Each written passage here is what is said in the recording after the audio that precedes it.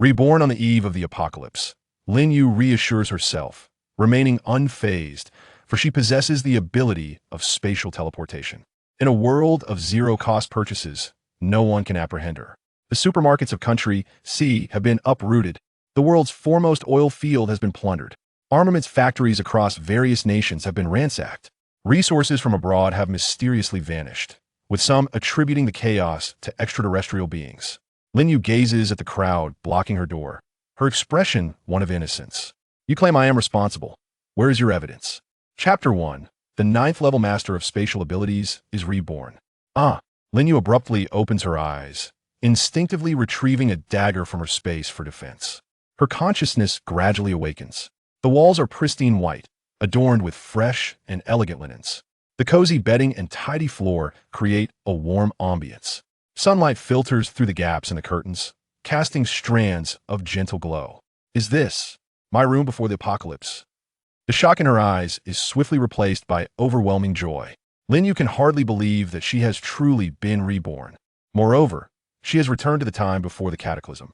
With a slight movement of her fingers, the teacup beside her is effortlessly severed in two. The cut is smooth and precise, clearly beyond human capability. Observing this, Lin Yu instinctively lets out a sigh of relief. Her assumptions were correct. Not only has she been reborn, but her spatial abilities have also accompanied her. Reflecting on her previous life's tragic conclusion, a tinge of melancholy rises within Lin Yu. It turns out that the so-called apocalypse was merely a grand deception, a deception aimed solely at the human race. The world where Lin Yu resides is known as Ancient Star, encompassing nearly 100 nations. In her past life, during the first year of the apocalypse, torrential rains persisted for over half a month.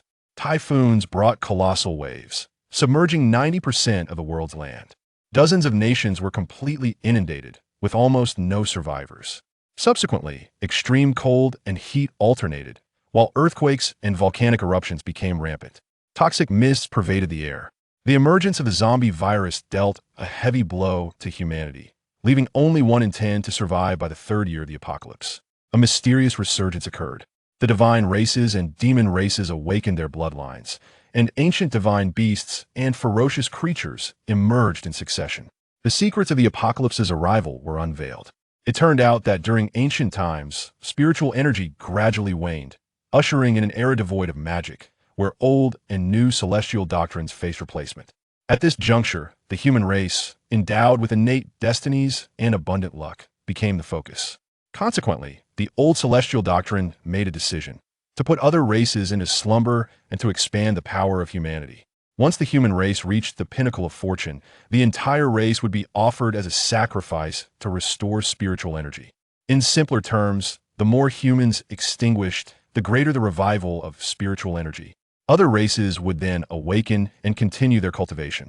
When Lin Yu first uncovered this secret, she was left utterly stunned. In the transition between old and new celestial doctrines, whom had humanity offended? It was merely a scheme to exploit humanity. In the 5th year of the apocalypse, various races raised their blades against the human race, leading to a drastic reduction in their numbers.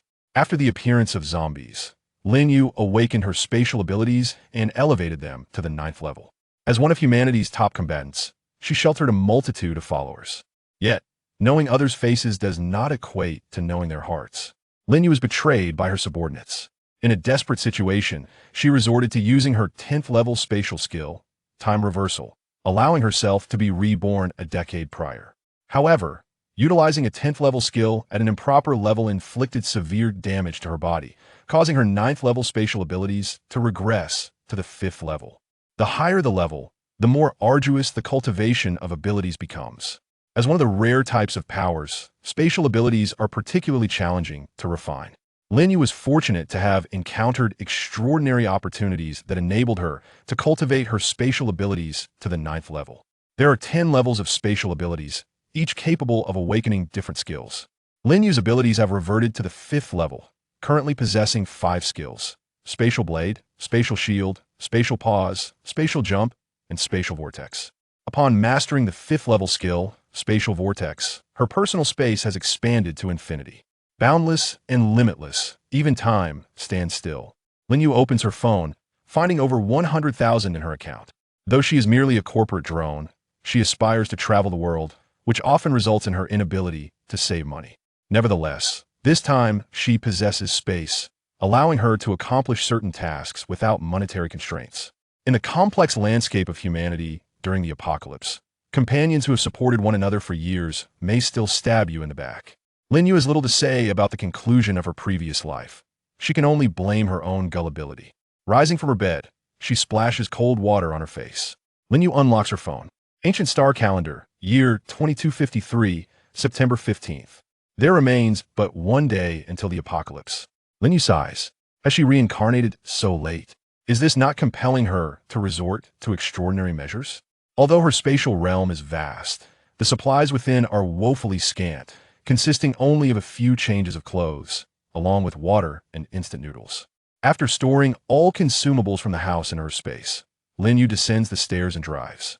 She converts the entirety of her 16,000 from her bank card into cash, placing it in her space.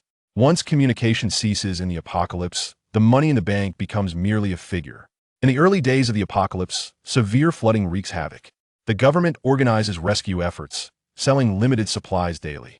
The condition is that cash must be used, leaving many young individuals accustomed to electronic payments lamenting their plight. After placing the cash in her space, Lin Yu begins to search for high-rise residential areas. The typhoon brought with it towering waves as it made landfall, accompanied by incessant torrential rain that could elevate water levels to the height of several stories. In her past life, the place where Lin Yu resided rapidly succumbed to flooding.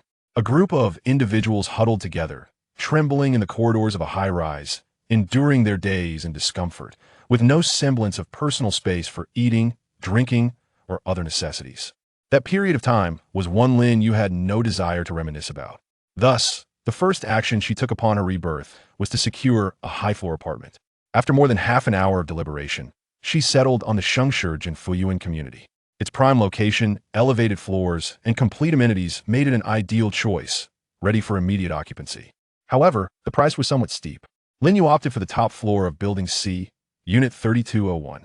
She paid a substantial deposit along with 3 months' rent in one go, amounting to over 60,000, averaging a monthly rent of 15,000. Such a price would have been unthinkable to her prior to the apocalypse. After bidding farewell to the agent, Lin Yu promptly descended and made her way to a street dedicated to renovations. Although she possessed a space for self-preservation, she could not live there indefinitely. Ultimately, humans are social creatures, and it is challenging to exist in isolation from societal groups. Lin Yu had attempted to live solely in her space, but the suffocating absence of communication drove her nearly to madness. Boss, I require this stainless steel double-layer anti-theft door, and also high-temperature explosion-proof glass. Upon hearing this, the proprietor inquired in detail about Lin Yu's needs. When he learned that she wished to enclose both the balcony and kitchen entirely, his eyebrows quivered in astonishment. You want explosion-proof glass for the balcony as well? Indeed. Lin Yu nodded, fabricating a casual excuse. I live alone, and if it isn't secured properly, I feel quite anxious. Seeing her concern, the boss refrained from dissuading her. The young lady's worries were not unfounded. Yet, she was a touch too cautious. The stainless steel double-layer anti-theft door cost 15,000, while the high-temperature explosion-proof glass was priced at 900 per square meter, totaling 21,000, which brought the overall expenditure to 36,000. Noticing Lin Yu's prompt payment, the boss agreed to complete the installation by that afternoon. Exiting the renovation shop, Lin Yu looked up. Occasional rumbles of thunder echoed in the sky, where dark clouds amassed ominously. It seemed that the downpour was imminent. Seizing the moment while the boss was still preparing supplies, Lin Yu drove to a nearby supermarket, heading straight for the candy aisle upon entering. Chocolates, energy bars. Lin Yu filled her shopping cart to the brim. Do not underestimate these sweets. They would prove to be of great significance later that evening. Chapter 2. The zero-cost purchase abroad. Once the security doors and explosion-proof glass had been installed, darkness enveloped the sky.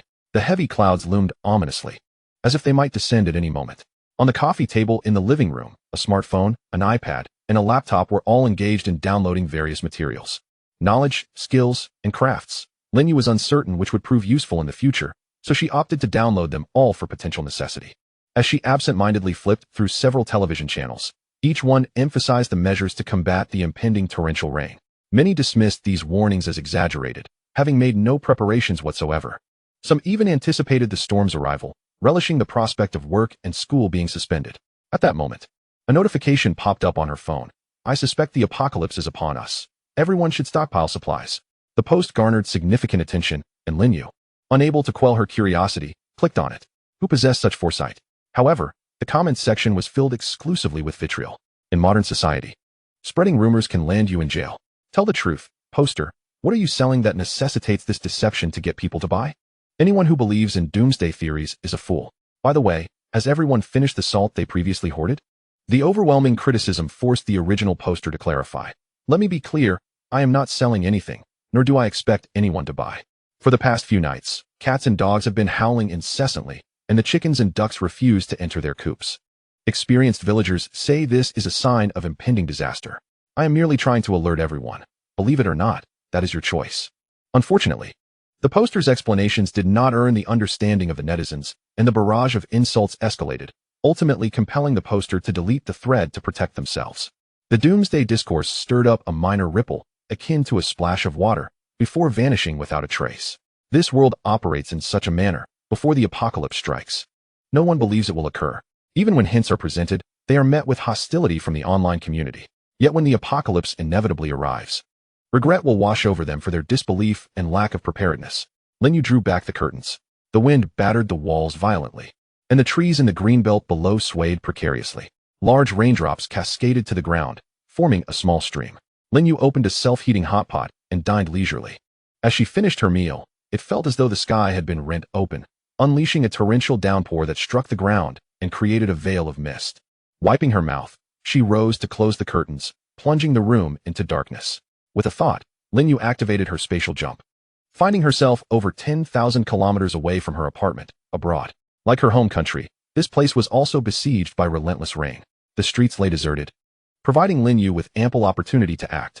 The rain poured down incessantly, but veered away just 10 centimeters from her head, as not a single drop could approach her. This was the power of spatial loss. Consulting her offline map, Lin You pinpointed her target, a towering supermall. It brimmed with food, clothing, and various daily necessities. Her hand rested against the wall as a three-dimensional map of the supermall materialized in her mind. Apart from the myriad goods, there were no signs of human activity within the mall. Lin You felt a wave of relief wash over her. A milky, luminous glow manifested in her palm, and astonishingly, the multi-story supermall vanished. Moments later, the area stood empty, leaving behind a massive pit several dozen meters deep. Lin You even cleared out the mall's underground parking lot, gathering all into her space. Country C, surrounded on three sides by the sea, was the nation most severely afflicted by the apocalyptic floods. Nearly all its cities had succumbed. The few surviving residents sought assistance from countries around the world, but other nations were equally overwhelmed. Thus, the survivors resorted to various means to smuggle themselves into other countries. Lin You was well aware of these circumstances as she had encountered individuals who successfully made the perilous journey. Since these supplies would eventually be submerged and lost to the ocean, it was far more prudent to secure them in her space now. However, Lin You did not wish to be overly merciless. While collecting from the supermall, she adhered to a principle of taking one while leaving one for the people of Country C. Even so, the provisions amassed within her space would suffice for multiple lifetimes. As time passed, the majority of supermalls on her offline map were absorbed into her space, totaling over 3,000. Lin You, with her pale visage, continuously fed herself chocolate to replenish her depleting mental energy. Both the spatial jumps and the incessant activation of her powers drained her mental faculties. To expedite her recovery, she needed to replenish her energy. Opening her offline map, she swiftly identified her next target, a gas station located a few kilometers away. In this new world, oil represented energy and power. Lin You glanced at the sky, noting that the torrential rains in Country C appeared far more severe than those at home. In her previous life, the water level had risen to the second floor by the second day of the rain. Lin You dared not wager whether the fuel at these stations would remain usable by the morrow. Enduring the pain, she activated her space once more. Inside her space, the flow of time was markedly slower, nearly a ratio of 1,000 to 1. After resting for 100 minutes within, only a single minute had passed outside. The energy provided by the chocolate was limited. The best course of action remained entering a state of hibernation. Due to the immense strain on her mental faculties, Lin You slumbered for over 50 hours, emerging to find merely half an hour had elapsed outside. With her mental energy restored, her pace in gathering supplies quickened significantly. After collecting from over 200 gas stations, Lin You executed a spatial jump to the world's largest oil field. Upon locating the warehouse, she directly absorbed the stored oil tanks into her space. Subsequently, she pillaged several large-scale oil fields, gazing at the billions of tons of diesel and gasoline within her space. Lin Yu paused, still unsatisfied. In the apocalypse, such refined oil was worth more than gold. Countless individuals would fight to the death for a single barrel of gasoline. Beyond oil, coal also served as a crucial energy source in the apocalypse, essential for heating and electricity generation. This time, Lin Yu employed a more astute strategy. Rather than collecting bit by bit, a waste of time, she resolved to head directly to the world's largest coal mine warehouse. After a few spatial jumps, her space was enriched with billions of tons of coal. At this juncture, time had advanced to just past 9 o'clock the following morning. The torrential rain intensified, and the biting wind stung her face, reddening her skin. Yet Lin Yu dared not pause for rest. There remained too many supplies to gather. Facing floods, typhoons, extreme cold and heat, earthquakes, volcanic eruptions, acid rain, toxic fog, and the looming threat of zombies and ancient beasts awakening. Each challenge posed an insurmountable test for humanity. Yet some matters lie beyond human capability, though modern technology can provide solutions. Chapter 3. Sealing the chaos. As the zombie virus emerged, humanity began to awaken unique abilities. Those endowed with powers could wield them in combat, while ordinary individuals had to rely solely on their physical strength and technology. In her previous life, a team composed entirely of ordinary people managed to repel a horde of beasts through sheer firepower. Lin Yu sought to amass weaponry. Yet the locations of national armories remained classified. The ordinary offline map could not possibly denote such sensitive information. With a sigh, Lin Yu lamented that what was once classified would soon be rendered worthless by water damage. With no other option, she shifted her focus to several renowned armaments factories worldwide. After visiting dozens of large-scale facilities and securing countless firearms and trillions of rounds of ammunition, Lin Yu found solace in her inability to plunder foreign armories. Simultaneously, she collected a variety of cold weapons, such as bows, crossbows, and sabers. Next on her agenda was pharmaceuticals. The locations of drug factories were marked on the map, allowing her offline map to once again prove its worth. Regardless of whether they were guarded, Lin Yu did not hesitate to gather supplies. Dozens of pharmaceutical factories were thoroughly looted, yielding not only vaccines, but also effective treatments. After collecting the medications, evening had already descended. Lin Yu rubbed her forehead and once again entered her spatial realm to replenish her mental energy. Half an hour later, she emerged, invigorated and refreshed. She filled her space with an abundance of vegetable and grain seeds, saplings of fruit trees, livestock ready for breeding and feed, all at no cost. In addition to her down jacket, she stocked up on warming devices such as heat packs, charcoal basins, electric heaters, hot water bottles, and thermal clothing. To combat the extreme heat, Lin Yu also prepared an ice-making machine. For outdoor equipment, she gathered tents, sleeping bags, ropes, toolboxes, a first aid kit, gas masks, protective suits, and more. On the water, she acquired a speedboat, inflatable rafts, fishing boats, fishing nets, and radar detectors. With her space being boundless, Lin Yu collected transportation devices without burden. Various types of vehicles, helicopters, and ships were amassed in tens of thousands. Furthermore, she gathered a substantial amount of glass and model homes to prepare against acid rain.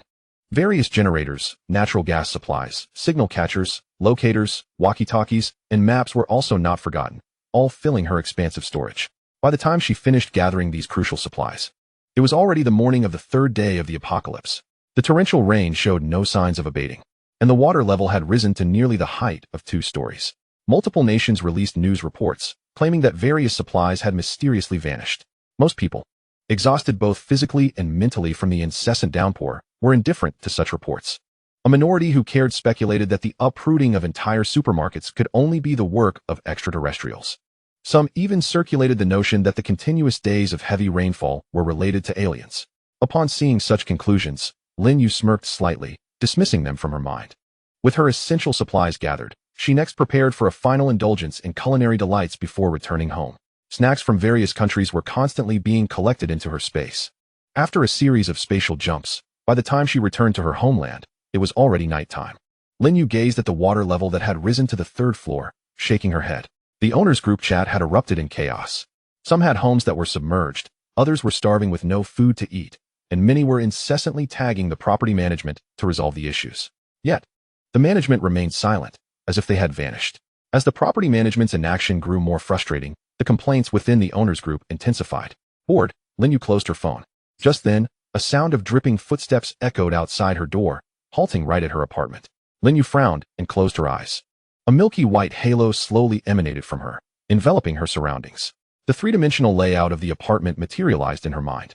This was the spatial rule she had comprehended when she ascended to the 7th rank of ability in her previous life.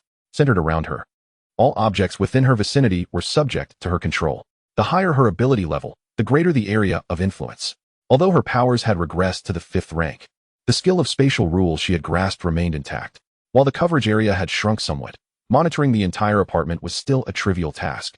This highlighted the difference between unique skills and abilities acquired through progression.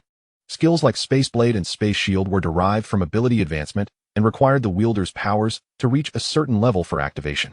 In contrast, the application of unique skills was not bound by ability levels. As the spatial rules unfolded, Lin You finally discerned the situation in the apartment corridor. Outside, a man was drenched, with his left hand carrying a dripping bag of rice and his right hand holding a box of instant noodles. The moment she recognized the man's face, Lin You nearly slipped. Her almond-shaped eyes widened in disbelief. Feng Che? How could it be that stingy man? Lin You instinctively covered her mouth, her heart racing. How could Feng Che be here? In her past life, they had only met after the outbreak of the zombie virus. Could it be that everything had changed due to her rebirth? Before Lin You could sort through her thoughts, she saw Feng Che press the doorbell. Noticing the familiar expression on his face, she quickly covered her ears. Here it comes. That annoying Feng Che was about to start again. Lin You considered pretending she wasn't home. However, half a minute later, her phone in the living room began to ring. It was a completely unfamiliar number. Lin You felt a premonition. This was probably Feng Che calling. Hesitating, she answered the call. Open the door, I know you're home. I'm the landlord. It was indeed Feng Che's infuriating voice. Wait, landlord? Tenant. Lin Yu's heart finally relaxed. She had thought Feng Che had also been reborn like her. She opened the double-layered security door, peering out cautiously. She met Feng Che's serious expression. Strangely enough, having grown accustomed to Feng Che's smiling demeanor, she found it somewhat novel to see him with a stern face. One looked revitalized and rosy, while the other was drenched, resembling a drowned rat. Feng Che tapped his fingers on the security door.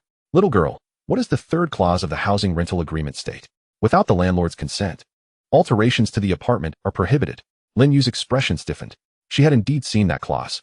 However, considering the apocalyptic floods, whether the landlord could survive was uncertain. Thus, she felt no qualms about breaching the agreement. Yet, the landlord not only survived, but was standing right in front of her demanding an explanation. In their previous life, their relationship had been relatively amicable.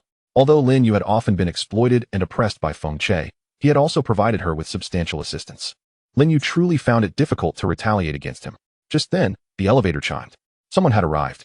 Feng Che's expression tightened, and he tossed the rice and instant noodles into the apartment, squeezing in after them. The security door closed behind them, leaving the two squeezed together, listening intently to the sounds in the corridor. Chapter 4. The Scapegoat Lin You. Feng Che used lip movements. Don't make a sound, and I can waive your compensation. Such a good deal. Lin Yu's eyes flickered. Who on earth was pursuing them with such fervor that even the stingy Feng Che was willing to forego compensation? The sound of heavy footsteps halted at the apartment door. A coarse voice declared, the water trail disappears here. The young master must have entered this room. You two, guard the stairs and the elevator. This time, we cannot let the young master escape. The doorbell rang.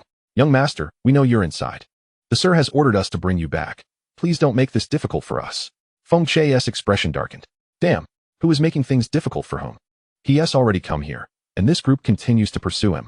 Seeing that no one inside the apartment responded, one of the men took out a wire and began to poke at the lock. Lin You. Isn't this illegal? Illegal? A trace of helplessness crossed Feng Che's eyes. In this apocalypse, who cares about such things? Suddenly hearing the term apocalypse, Lin Yu's pupils constricted. TSK. You better believe it.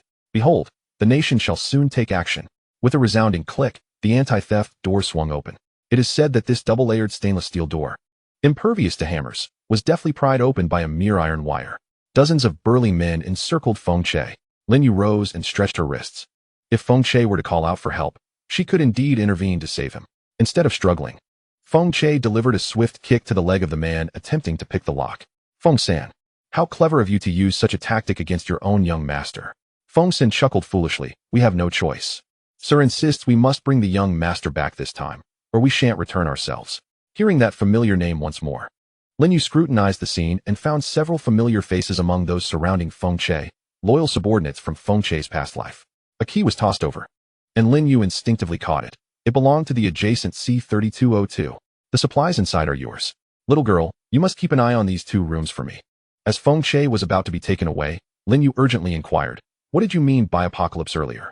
Feng Che waved his hand dismissively without turning back. It means what it says. The corridor fell silent once more, as if no intruders had ever been present. Lin Yu pondered Feng Che's words, realizing that not everyone was oblivious to the impending apocalypse. The anti-theft door was shut again. Lin Yu tossed the bag of rice and instant noodles left by Feng Che into the kitchen. With a leap through space, she found herself in the next room. The decor of this house was evidently far more luxurious than her own. A fine layer of dust coated the tables, indicating that the owner had not returned in quite some time. In the kitchen, she discovered 2 unopened bags of rice and flour. The vegetables in the fridge were wilted beyond recognition, having been stored for an unknown duration. In the freezer, Lin Yu found a selection of meatballs, fish, and shrimp. These must be the supplies Feng Che had mentioned. With a flick of her wrist, she stored the rice and flour, along with the refrigerator, into her spatial realm. Even the smallest mosquito is still a meal. Why would a fool pass up such an opportunity, especially when it pertains to Feng Che? Lin Yu gleefully scrolled through her phone. A trending video popped up, titled, Domestic Armory Burgled, Billions of Arms Mysteriously Disappear. Speculations arise linking it to foreign supply heists. Lin Yu exclaimed, what a colossal scandal. In the video, national leaders expressed their outrage over the theft from Long Nation's armory. The disappearance of billions worth of arms posed a significant economic blow to Long Nation. Regardless of the instigator, strong condemnation was directed toward such actions. Lin Yu thought to herself, this is an utter slander. Why target only foreign supplies if not to reserve domestic resources for their own compatriots? Rolling around in bed, she quickly grasped the government's intention behind releasing such news. With foreign supplies vanishing, Long Nation, as a major power, had suffered no losses, given the severe domestic flooding. If malevolent individuals were to redirect blame towards Long Nation, it would create genuine internal and external strife.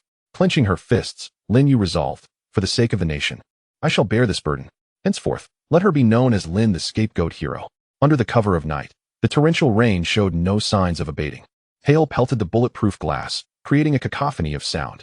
The power had long been cut off, but the signal remained. The homeowners group chat had quieted significantly, as they seemed to understand that no amount of complaints would elicit assistance from property management. Yawning, Lin Yu sank into the softness of her blankets, drifting into a dreamless sleep. Upon awakening, the world had transformed. Merely overnight, the water level had risen to the 6th floor. The torrential rain battered against the windows. Trees along the streets were completely submerged, disappearing from sight. Hailstones the size of fists struck the water's surface, sending ripples cascading outward. In the distance, a tornado, merging with the rain and carrying countless cars, trees, and buildings, advanced with a destructive fury. Lin Yu furrowed her brow. In her past life, she had lived in a low-lying apartment building where the water level had risen rapidly, yet they had miraculously avoided the tornado's wrath. Thus, she was aware of the tornado's existence, but not its specific path of destruction. Watching the tornado draw closer, Lin Yu's expression turned complex. In this new life, she still had not discerned the path she wished to take. The demise of humankind and the resurgence of spiritual energy, if everything was predestined. Was there still a need for her to resist? With her spatial abilities and supernatural powers, she could ensure her safety for a lifetime. To rebel or to acquiesce. These 2 conflicting thoughts warred within her. The tornado, however, did not wait for her deliberation. In mere seconds, it had traversed thousands of meters. As it approached, Lin Yu had no time to ponder further and swiftly retreated into her spatial realm. In her previous life, at the pinnacle of her 9th-tier spatial abilities, she would have been confident in confronting the tornado. However, now she was but a 5th-tier novice. When faced with a tornado, her only recourse was to flee. Within her spatial realm, witnessing the tornado's devastation left Lin Yu in shock. Overpasses were torn asunder, rooftops were ripped away, and entire buildings were cleaved in 2. As for the livestock, billboards, and cars that were swept away, they were beyond count. The Shengshi Jinfushi community was fortunate enough to narrowly escape the tornado's path. Although many windows shattered due to pressure differentials, compared to those neighborhoods reduced to ruins, their fate was relatively fortunate. Lin Yu emerged from her spatial realm. The bulletproof glass had withstood the pressure, remaining intact, and the room retained its previous state. The adjacent room, 3202, was far less fortunate. Glass lay shattered across the floor, and the room was in disarray. Chapter 5, Collecting Rent. Lin Yu, armed with binoculars, observed as the tornado wreaked havoc, demolishing numerous structures throughout the city. Corpses of animals began to drift onto the water's surface, yet no one dared to retrieve them. Animals drowned in the flood likely carried some bacteria, and consuming them could lead to illness. It was the fourth day since the torrential rain began, and most households still had sufficient provisions, not wishing to fall ill over a meal. In the distance, a few individuals clad in orange were braving the rain to conduct rescue operations. This rare deluge and tornado had left a lasting shadow in everyone's hearts. In the aftermath of the tornado, communication networks were severed. Humanity began enduring days devoid of water, electricity, and internet connectivity. Lin You closed her eyes, a milky white halo gradually enveloping the entire apartment. The first to the sixth floors were inundated. Overnight, the water level had risen 3 more stories. With 2 households per staircase, it indicated that at least 6 homes had been flooded, compounded by those previously submerged. A large throng of individuals was beseeching shelter from door to door. Most had witnessed the ferocity of the torrential downpour and feared their own provisions would prove insufficient. Coupled with the disruptions of water and electricity, every household found itself ensnared in hardship. With support slow to arrive, who would dare to take in outsiders, facing repeated rejections? The expressions on those faces gradually grew numb. Devoid of sustenance and homes, how were they to survive? Lin You sighed and opened her eyes. The pleas for refuge were not misguided, nor were the refusals. The true error lay with this world. The resurgence of spiritual energy demanded the sacrifice of the entire human race. Were they, the humanity, destined to be forsaken by the celestial order? The apartment was devoid of power, rendering the elevator useless. The individuals nearly crawled up to the 30th floor, only to be met with further denials. The resident on the left side of the 30th floor did not even open the door. Utilizing her unique abilities, Lin You glimpsed the situation within. Inside resided a young couple, once internet celebrities who hoarded an assortment of food before the apocalypse. Yet their wealth was not on display. They dared not open their door even slightly. On the 31st and 32nd floors, the doorbell rang. Lin You contemplated feigning ignorance. But the caller was a young woman accompanied by an infant who appeared scarcely a month old. As the security door swung open, the woman fell to her knees without uttering a word. She lived on the ground floor, among the first to be inundated by the floodwaters. Delayed in their search for refuge, she had found no willing host. Lin Yu's gaze fell upon her arms, crisscrossed with numerous wounds. A fleeting glance at the rosy-cheeked infant in her embrace sparked a troubling thought within Lin You. Were they feeding the child with blood? The words of rejection suddenly lodged in her throat. A pang of sorrow rippled through her heart. She turned back to her apartment, fetching a bag of milk and heating it with hot water before offering it to the woman. Bring them over. I have something to discuss. The woman's eyes flickered, and for the first time, a hint of emotion broke through her previously numbed expression. There are many of us. Indeed, many meant numerous troubles. Her willingness to express this to Lin You was a testament to her last vestige of conscience. Seeing the woman remain motionless, Lin You reluctantly descended the stairs to summon the group herself. Including the mother and child who had rung the bell, there were 19 individuals in total. They lined up neatly, and Lin You discreetly retrieved a firearm from her space. With a subtle movement of her fingers, a loud bang echoed as the bullet exploded against the wall. The atmosphere grew tense. Lin You blew gently at the gun's muzzle, revealing an innocent smile. I possess a firearm, so will you heed my words? A gun, and a genuine one at that. The faint scent of gunpowder lingered in the air. Several stood frozen, their minds racing with incredulity. Was this truly something they could witness? Were firearms not prohibited? How could this young girl carry one? Doubts began to fester among the group, prompting thoughts of retreat. Even sleeping in the hallway seemed preferable to engaging with this enigmatic stranger. Observing their stunned expressions, Lin You took the initiative to open the door to apartment 3202. The kitchen was empty, and she retrieved 2 200-liter plastic barrels, filling them with water. As for food and various necessities, the individuals outside carried their belongings wherever they went, leaving Lin You unconcerned. The only missing element was the cooking gas. Lin You extracted a gas canister from her space and connected it to the stove. The 3-bedroom apartment was significantly larger than her small unit. 20 or so individuals could certainly fit within. The shock of the firearm had left them in a state of compliance. Even as Lin You exited apartment 3202, the 19 remained standing orderly outside. She raised a finger. 1,000 yuan a day, cash only. Can you accept this? 1,000 yuan per day did not seem exorbitant, especially considering the average rental price of apartments in this affluent community exceeded 10,000 yuan. However, the money they possessed was trapped within cards or phones. The 19 exchanged glances, their expressions rife with hesitation. An elderly man with graying hair timidly raised his hand, asking, "Could we offer something else in lieu of cash?" Lin You nodded. The absence of cash did not equate to a lack of valuable possessions. Anyone residing in the prestigious Shengshi community was surely not impoverished. The elderly woman removed a translucent green bracelet from her wrist. "This is a family heirloom, young lady. How many days of rent could it cover?" Lin You accepted the bracelet impassively. Growing up in an orphanage, she had never encountered anything of value. In truth, if presented with a piece of glass and jade, she would struggle to make a choice. Estimating its worth was more daunting than facing death itself. Yet, one must not show weakness. Vulnerability invites exploitation. Considering the old woman's reverence for the bracelet, Lin You tentatively proposed a duration. 10 days. The audible gasps from the crowd indicated her assessment had been far lower than expected. It seemed this young girl was not only shrewd, but also rather callous. To value a bracelet worth millions at a mere 10,000 was indeed audacious. Had Lin You been aware of their mutterings, she would have protested her innocence. She had no notion of the bracelet's true worth. With this revelation, others began to produce their own luxury items. Diamond rings, emerald signet rings, gold bracelets, necklaces, jade pendants, and earrings. As anticipated, she appraised several million yuan gemstone rings, calculating a week's rent for them. The numbness in their expressions began to fray at the edges. Yet, at this juncture, wealth was merely a superficial concern. Securing a shelter from the elements was a considerable boon. Especially upon observing the filled buckets in the kitchen and the ignitable gas stove, several felt the price was not as steep as it initially appeared.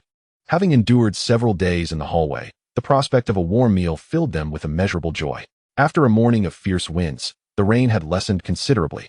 With the ominous clouds showing signs of retreat, many rejoiced, believing the deluge would soon pass. Only Lin You understood that this was but a temporary reprieve. That night, the torrential rains would resume, continuing intermittently for over a week. Then, one fateful morning, temperatures would plummet, reaching a chilling low of -60 degrees. The frigid cold would officially commence. Chapter 6. The Arrival of Relief Supplies. At 2 o'clock that afternoon, a light drizzle fell like silk. The wind dispersed some of the dark clouds, and outside, uplifting news emerged. The nation's aid had arrived. When that shade of green appeared outside the community, an inexplicable calm settled over everyone's hearts. This, perhaps, was the power of faith. Registration was required with identification. Each person was limited to one ration. The adult provisions included 2 bottles of drinking water, a bag of biscuits, a packet of instant noodles, and a small bag of rice weighing approximately 3 kilograms. Tinged slightly yellow, Lin Yu's gaze shifted. Having endured 9 years of apocalyptic living, she was particularly familiar with rice of this yellowish hue. This is rice salvaged from the water and subsequently dried. While the vast majority remain oblivious to the impending apocalypse, the government has already undertaken a salvage operation for supplies. Just as Lin Yu was lost in thought, a conflict erupted between the apartment residents and the rescue personnel. Someone hurled a bag of rice at the rescuers. Bah! Who would dare consume this? Its color has turned yellow. Who knows if it will upset one's stomach? Where is your supervisor? Bring him forth to speak with me. The individual responsible for distributing the supplies was a young man, appearing to be merely in his 20s. He was momentarily taken aback, his eyes glistening with unshed tears, clearly struggling to contain his emotions. The onlookers, captivated by the spectacle, refrained from intervening. In truth, they too were dissatisfied with the government's relief provisions. With such meager rations, how long could they possibly endure? An older rescue worker stepped forward to mediate, stating that everywhere had been inundated, and these supplies were all that could be salvaged, with the military risking being swept away to retrieve them from the floods. Indeed, the rice had been fished out and dried, but the government simply could not provide fresh, clean rice for everyone. A wave of disbelief washed over the crowd as they exchanged glances, struggling to comprehend that the rice they so disdainfully rejected had been obtained at the peril of others' lives. Had the situation deteriorated to such a dire extent? The instigator, realizing the gravity of the moment, quickly clutched the rice to his chest and retreated in shame. Just then, a piercing scream pierced the air. Someone had leapt from the 30-something floors above. Lin Yu's pupils constricted as she recognized the jumper's identity. A radiant, milky aura erupted, enveloping the descending woman. Water splashed everywhere as someone hastily dove in to save her. Lin Yu retracted her ability. The woman was rescued, and it turned out to be the mother who had moved into the adjacent 3202 with her infant. The woman coughed up water, sobbing uncontrollably. The young man responsible for the supplies staggered through the crowd. Sister-in-law, why put yourself through this? The woman's husband was the young man's squad leader. During the onset of the torrential rain, he had been on leave, but upon receiving an order from the organization, he immediately returned to the unit. For 2 consecutive days and nights, he had braved the downpour with his comrades to salvage supplies. Tragically, just yesterday, he was swept away by the current and had not been found since. Upon hearing the news, the woman, overwhelmed by despair, contemplated jumping. Despair loomed heavily. The onlookers averted their gazes, unable to offer comfort. How could one console her? Her home was submerged, her husband lost. Alone. She bore the weight of caring for a helpless infant. How would she survive? Conversely, the rescued woman began to regain a glimmer of hope in her dazed eyes. Xiao Gao, do not worry. Sister-in-law still has the child to care for. I will not act foolishly again. In the moment she fell, she had felt a strange energy enveloping her. Could it be him? Was he urging her to live steadfastly and care for their child? The woman, in a daze, returned to the apartment. The remaining crowd resumed queuing for supplies. After over 2 hours, the personnel distributing the supplies departed, leaving the apartment building enveloped in silence once more. The rescuers' words instilled a newfound understanding of the natural disaster among the residents. With the flood persisting, production and livestock farming could not resume. Even the salvaged grain would eventually be consumed. What then would they do when that time came? The dissipating clouds began to gather once more. Soon, heavy raindrops began to fall again. The torrential rain resumed. Despair settled in the hearts of all. In the dead of night, 2 shadowy figures stealthily ascended to the 32nd floor. After hastily tossing down a box as if it were a hot potato, they quickly fled the scene. Lin You recognized these two. They were the influencer couple from the 30th floor who made unboxing videos. Gazing at the discarded box, Lin You felt a sudden urge and appeared outside her security door. The contents of the box were numerous and varied, with a note indicating they were a gift for the mother and child in 3202. Bottles, 2 bags of adult milk powder, rice cereal, oats, a dozen packs of milk, and even diapers? Lin You blinked in astonishment. Do unboxing influencers really cover such a wide array of products, even diapers? Replacing the adult milk powder with 2 cans of infant formula from her space, Lin You yawned and returned to her bed. What a blunder. Those two, with their furtive demeanor, had come to do a good deed. Perhaps the words of the rescuers had awakened the residents' sense of responsibility. As dawn broke, someone went door to door, notifying each household to gather at C2002 for a meeting at 8 in the morning. As Lin You stepped outside, the door next door opened simultaneously. On the sofa, the woman was gently feeding her infant with a bottle. Seeing that the box of supplies had indeed reached her hands, Lin You couldn't help but breathe a sigh of relief. In the early days of the apocalypse, most still retained a shred of conscience deep within. The notice stated that each household should send a representative to the meeting. Living alone, Lin You had no choice but to attend by herself. The representative from 3202 was a middle-aged man whom Lin You recognized. He possessed remarkable leadership qualities and had quickly emerged as a central figure among the 19 residents in just a few days. Good morning, little landlord. The man greeted her with a smile. As the saying goes, one does not strike a smiling face. Sensing no malice from him, Lin You nodded in response. The two of them, possessing good stamina, reached the 20th floor in just 10 minutes. Observing Lin Yu's unruffled demeanor as she ascended 18 floors without breaking a sweat, the man silently admired her. Inside C2002, some representatives had arrived early and occupied the sofa.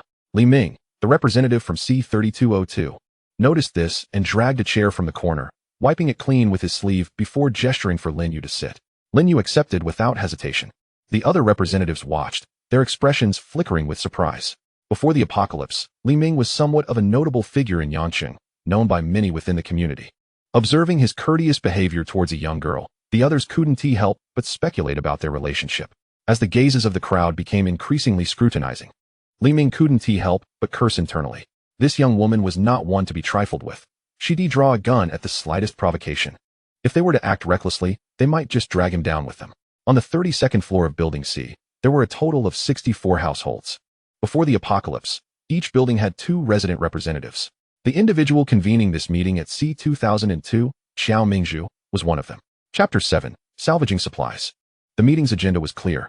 Among those distributing supplies today was someone acquainted with Xiao Mingzhu, who had inquired about the government stockpile.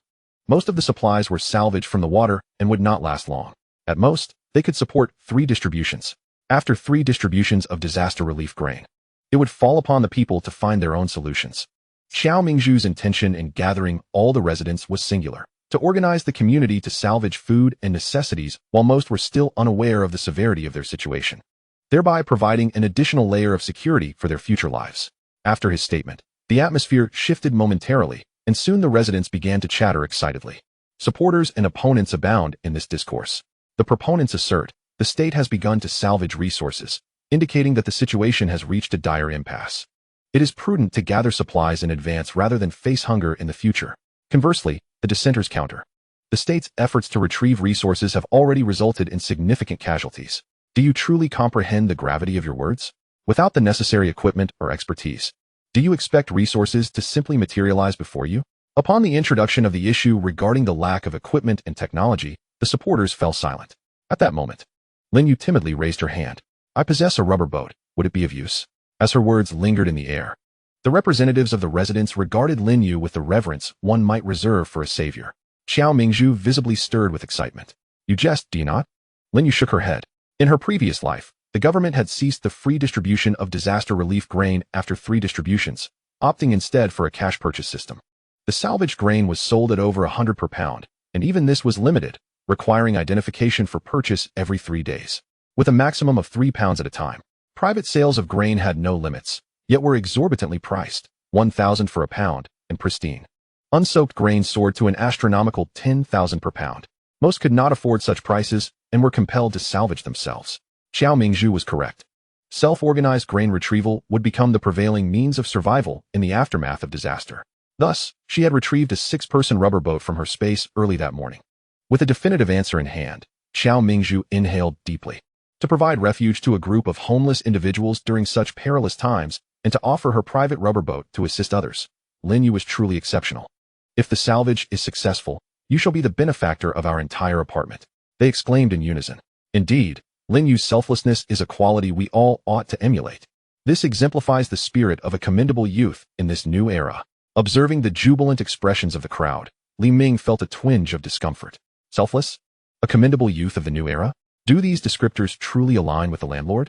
Quick to anger and merciless in negotiations, he doubted that the landlord would truly offer the rubber boat without charge. Amidst the accolades, Lin Yu neither nodded nor shook her head, but rather accepted them all with a smile. When the flattery had rendered them parched, Lin Yu finally spoke. The rental fee for the rubber boat is 10,000 a day. Is that acceptable? A gasp erupted from the crowd, and awkwardness ensued. After all this, it turned out she had no intention of offering it for free. Xiao Mingzhu cleared his throat, restoring a semblance of order. It is only right to pay. However, given the current circumstances, Lin Yu interjected, the rental price is 10,000 per day, no credit. Think carefully before contacting me.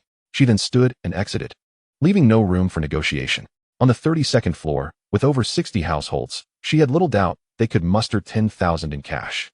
All their talk amounted to mere excuses. Witnessing their collective dismay, Li Ming felt a sense of relief. He had always asserted that the landlord was not the altruistic figure everyone believed. As Lin Yu left without hesitation, Xiao Mingzhu's expression darkened. It had been quite some time since anyone had publicly challenged him. After a lengthy pause, he sighed. As the situation grew dire, the difficulty of salvage would only increase. The paramount concern now was to secure Lin Yu's rubber boat for rent. Who among them possessed cash? Silence enveloped the room. No one was willing to be taken advantage of. In these critical times, the funds in their bank accounts were rendered useless. Their only bargaining chip was the cash they held. Who could predict when cash would become essential? Not a single person stepped forward. And Xiao Mingzhu felt a chill of disappointment. He had hoped for a collective effort. Those with money would contribute, those with strength would assist. Yet, even now, everyone seemed to be calculating their own interests. If no one was willing to spend, then this meeting served no purpose. I must declare, I have 2,000 in cash. Those interested in renting the rubber boat, please contact me promptly. If there are no further matters, you may take your leave. As the crowd dispersed, the room quickly became sparse, leaving fewer than 10 individuals behind. Xiao Mingzhu cast a disapproving glance at those remaining. What was the point of lingering? Everyone understood the situation. Li Ming settled into the now vacant spot on the sofa. Come now, Uncle Xiao, our apartment's residents are far from united. Why let their actions vex you? Lin Yu's demand is steep, but we are in extraordinary times. Without her, we wouldn't be able to rent a rubber boat, even for a fortune. Regardless of the circumstances, given her willingness to shelter them, he could not speak ill of her. Humph. Xiao Mingzhu chuckled lightly, his irritation dissipating considerably. Seizing the moment, Li Ming continued. Time waits for no one. We must gather our funds swiftly. Salvaging resources is of utmost importance. Once we have the supplies, we shall relish the envy of those who doubted us. Though the statement was coarse, its sentiment rang true. Minutes later, some contributed 5,000, others 600, and together, over 20,000 was pooled. They booked the rubber boat for 2 days with Lin You. Half an hour later, a rubber boat carrying 6 individuals set sail. That afternoon, countless pairs of eyes peered through windows, eagerly anticipating whether this group would successfully retrieve supplies. Later that night, under the cover of darkness, the rubber boat returned laden with abundant resources. To save space, the 6 were nearly submerged in water, pushing the boat back. Fortunately, all 6 were adept swimmers. With their abilities in play, The movements of those below could not escape Lin Yu's keen observation. The cargo strapped to the boat was equally clear to her. By the window, Lin Yu stretched lazily, a smile unconsciously gracing her lips.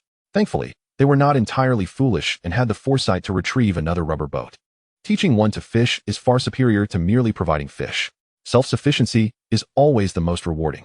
The rain fluctuated between heavy and light, and the water levels continued to rise.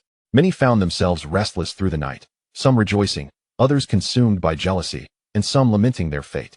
Chapter 8. The Eruption of Conflict. In the hallway, a silver-haired elderly woman suddenly shoved Li Ming. "You can reside here, so why can't we? Which wretch pushed me just now? If you have the guts, stand up and face me. My child is so small. What harm is there in him drinking a bag of milk? Must you act as though the world is ending?" The scene was bewildering. 19 individuals were being dominated by an unarmed elderly woman. Her fighting spirit was formidable.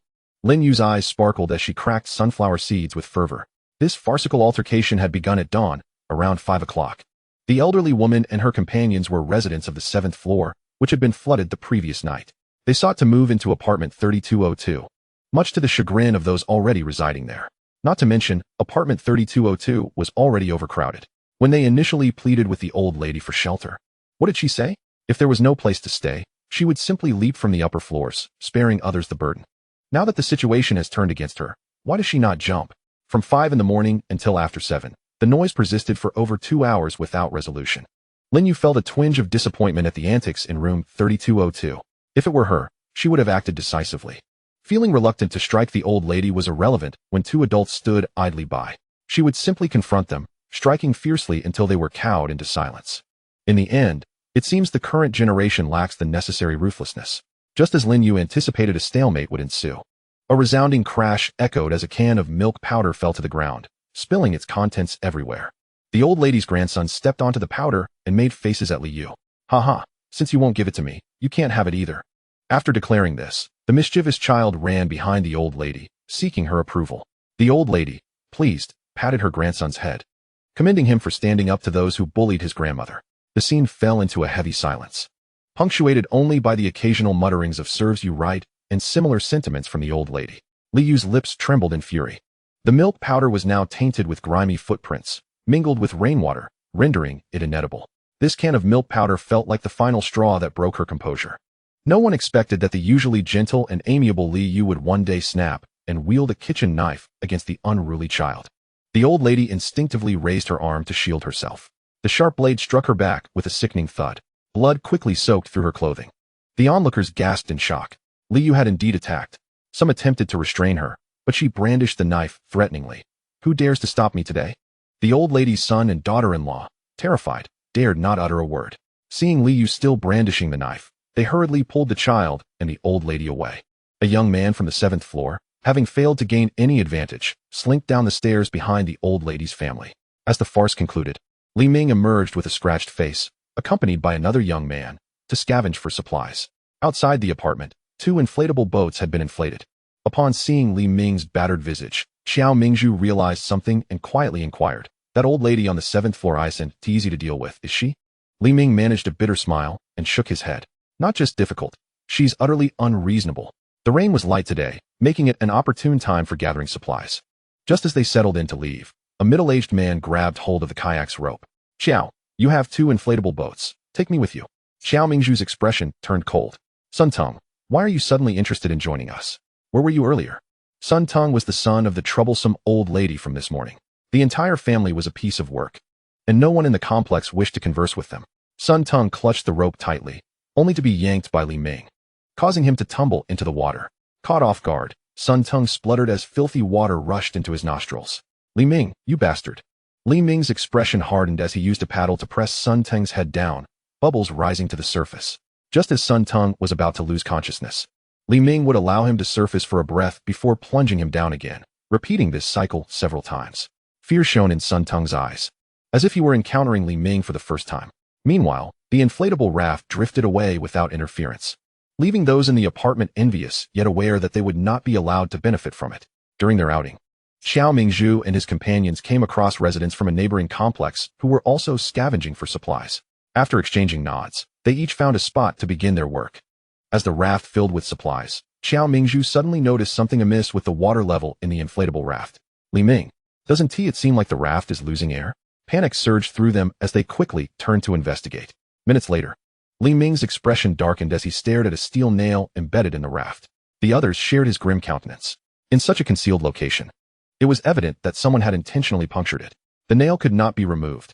Doing so would hasten the loss of air. Yet leaving it would jeopardize the raft's buoyancy as the air escaped, putting their hard-earned supplies at risk of capsizing. After all their toil, would they truly see it all go to waste? Ultimately, it was Qiao Mingzhu who made the decision to discard 2/3 of the less essential supplies. As the weight diminished, the raft slowly began to rise. They breathed a sigh of relief and pushed the raft forward through the water. At the entrance of Shengshi Jinfushi Complex, a significant crowd had gathered. Upon witnessing this scene from a distance, Qiao Mingzhu felt a wave of helplessness wash over him. The very situation he had dreaded had come to pass.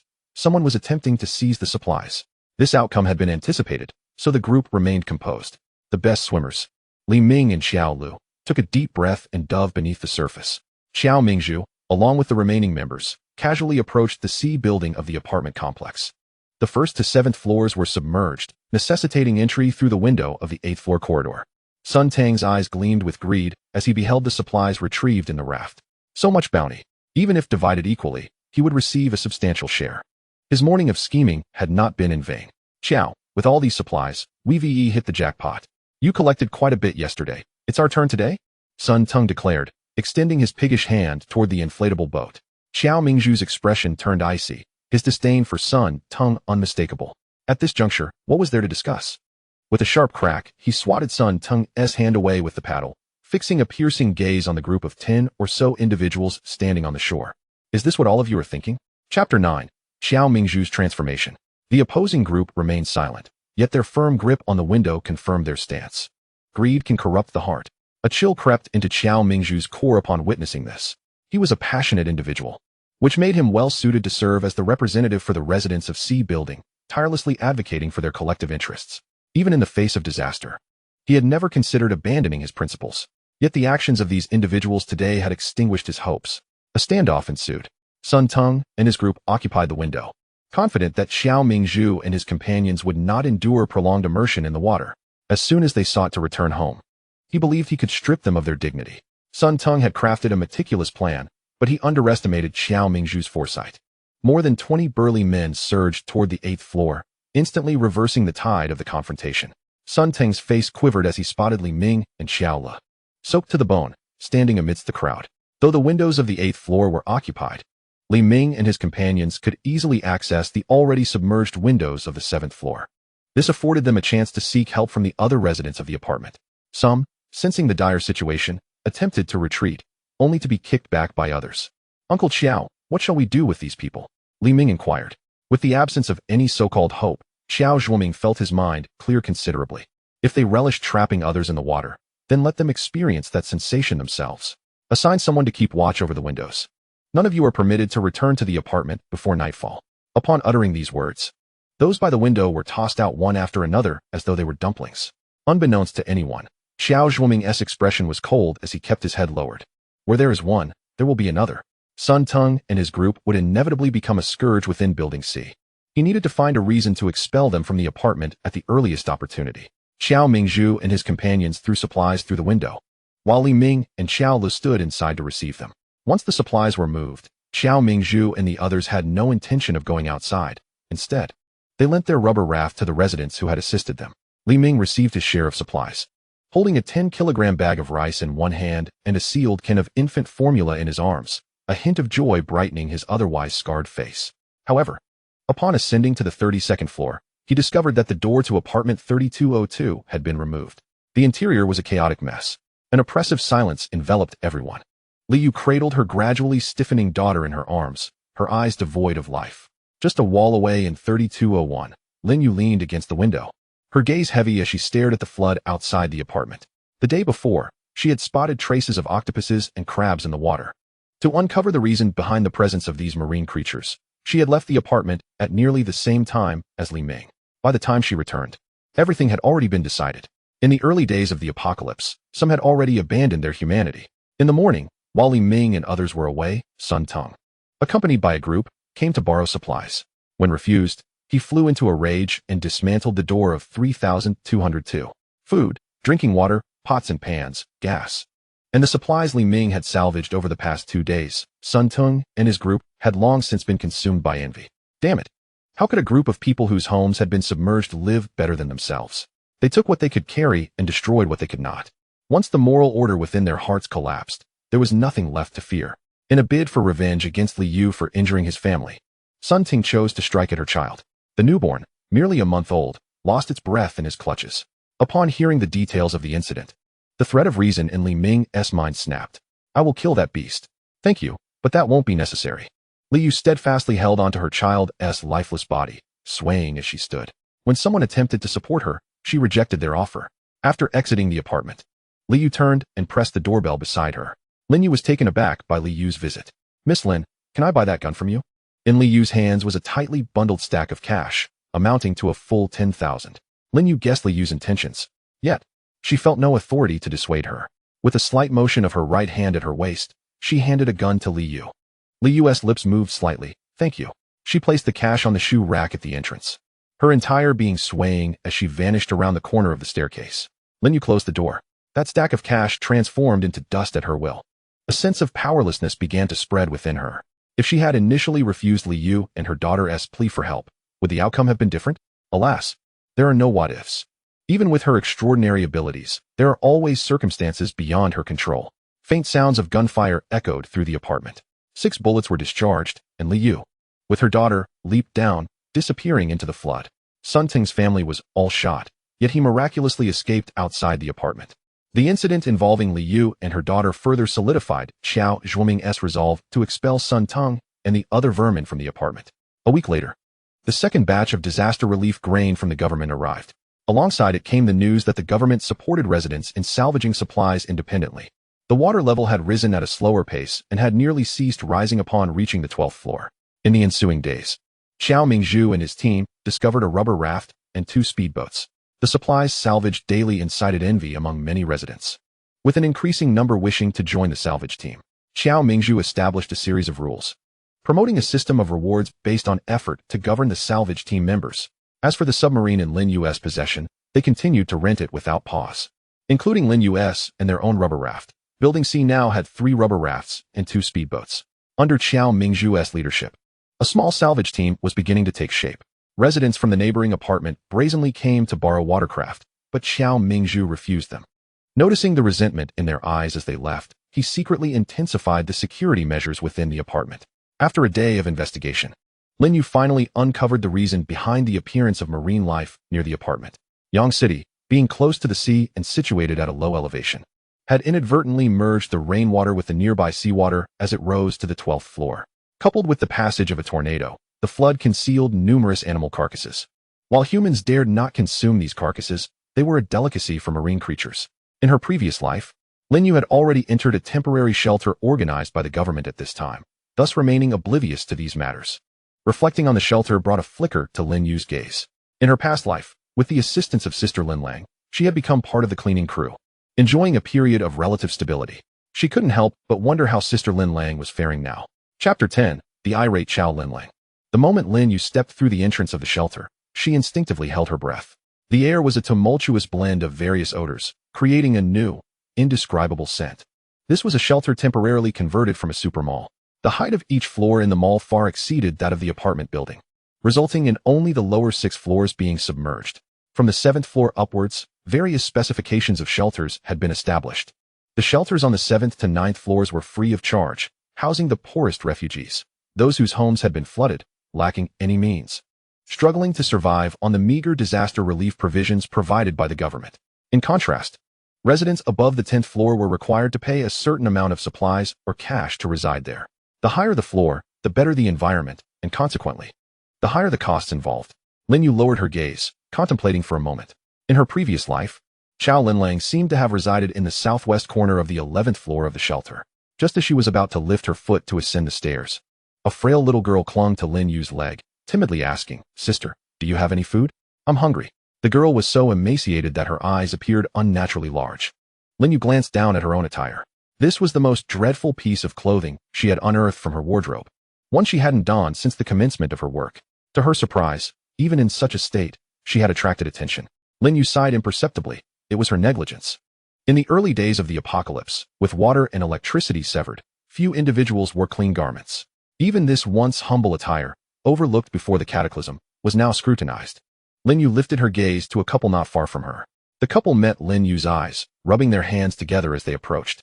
Their honest faces marred by a hint of discomfort. "I'm sorry, beautiful, but the child is far too hungry. We have no other choice." "Are these your parents?" Lin You disregarded the adults and turned her attention to the little girl clinging to her thigh. The small child bit her lip and, after receiving a kick from the woman, hesitantly nodded. Lin You furrowed her brow. The parents were plump, yet their own child looked so frail she could be swept away by a gust of wind. Was this reasonable? Catching a glimpse of the greed in the couple's eyes, Lin You shrugged. "As you can see, I have nothing to offer either." As Lin You attempted to depart, the man nonchalantly shifted a couple of steps to the side, conveniently blocking the staircase entrance. The woman dabbed at the corner of her eye, lamenting, "In these times, who isn't struggling? It's pitiful that the child has gone so many days without a proper meal, not even able to afford the 50 yuan per pound rice that had been soaked in water. You, dressed so cleanly, must have a fair amount of money, right?" Upon hearing these words, Lin You nearly succumbed to laughter. Strange characters appear daily, but the apocalypse breeds them abundantly. Just as Lin You was about to refuse, a familiar voice rang out from behind her. "How ridiculous. If your child cannot afford 50 yuan per pound rice, who do you blame? Of course, it's on the two of you." It was the familiar sharp tongue of Chow Linlang. A wave of joy passed over Lin Yu's face. In her past life, her overly kind nature had led to her being reprimanded by Chow Linlang countless times. Yet, in this new life, she had shed her naive tendencies and still found herself entertained by Chow Linlang's biting remarks. With a swift kick, Chow Linlang sent the several hundred-pound man sprawling over 10 meters away. "Every day you loiter around the stairs, I will deal with you each time I see you." She then turned her ire on Lin You. "Are you foolish? Do you believe everything they say?" Lin You appeared innocent. Could she claim she had no intention of allowing the couple to take advantage of her? Had Chow Linlang arrived just a minute later, she might have been the one to resolve the situation with a kick. A mere glance from Chow Linlang sent the couple fleeing in disarray. They even abandoned their child. The little girl had already released her grip on Lin You, and, upon catching Chow Linlang's gaze, trembled in fear. The moniker of Chow the Demon King was indeed well-deserved.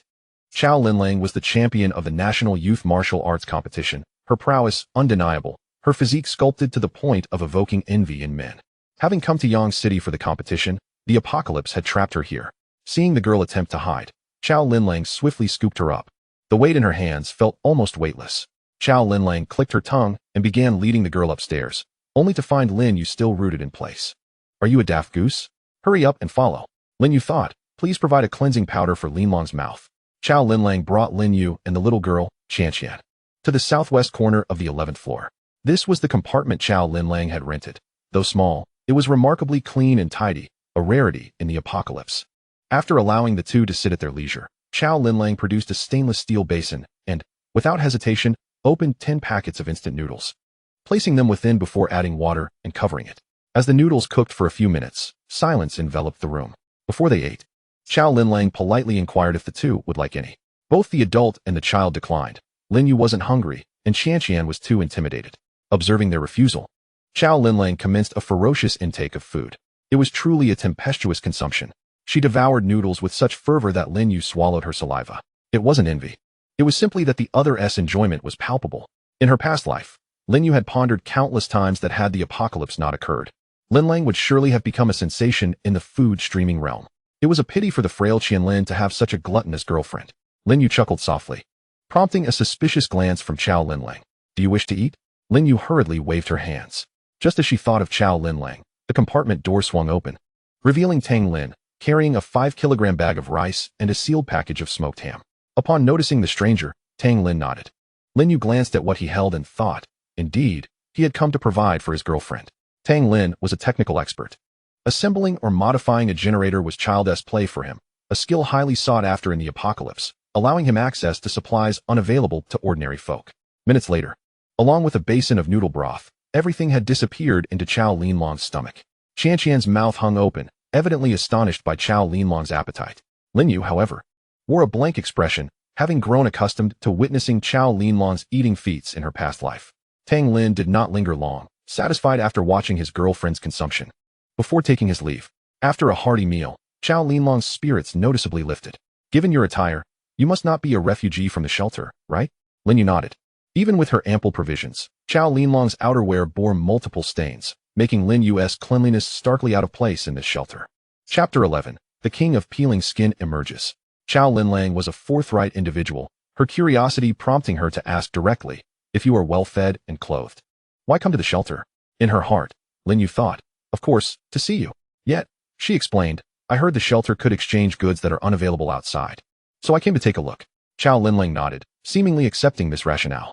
The shelter, backed by the state, possessed supplies unattainable outside.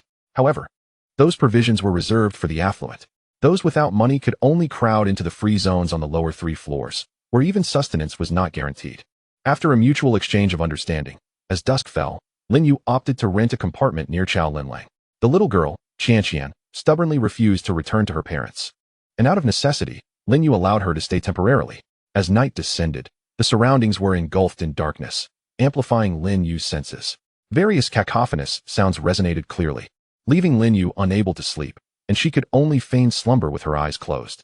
In the latter half of the night, Qian, who had been asleep, suddenly sat up, her large eyes wide open and quietly observing the room. Lin Yu remained silent, slowing her breath to portray a semblance of deep sleep.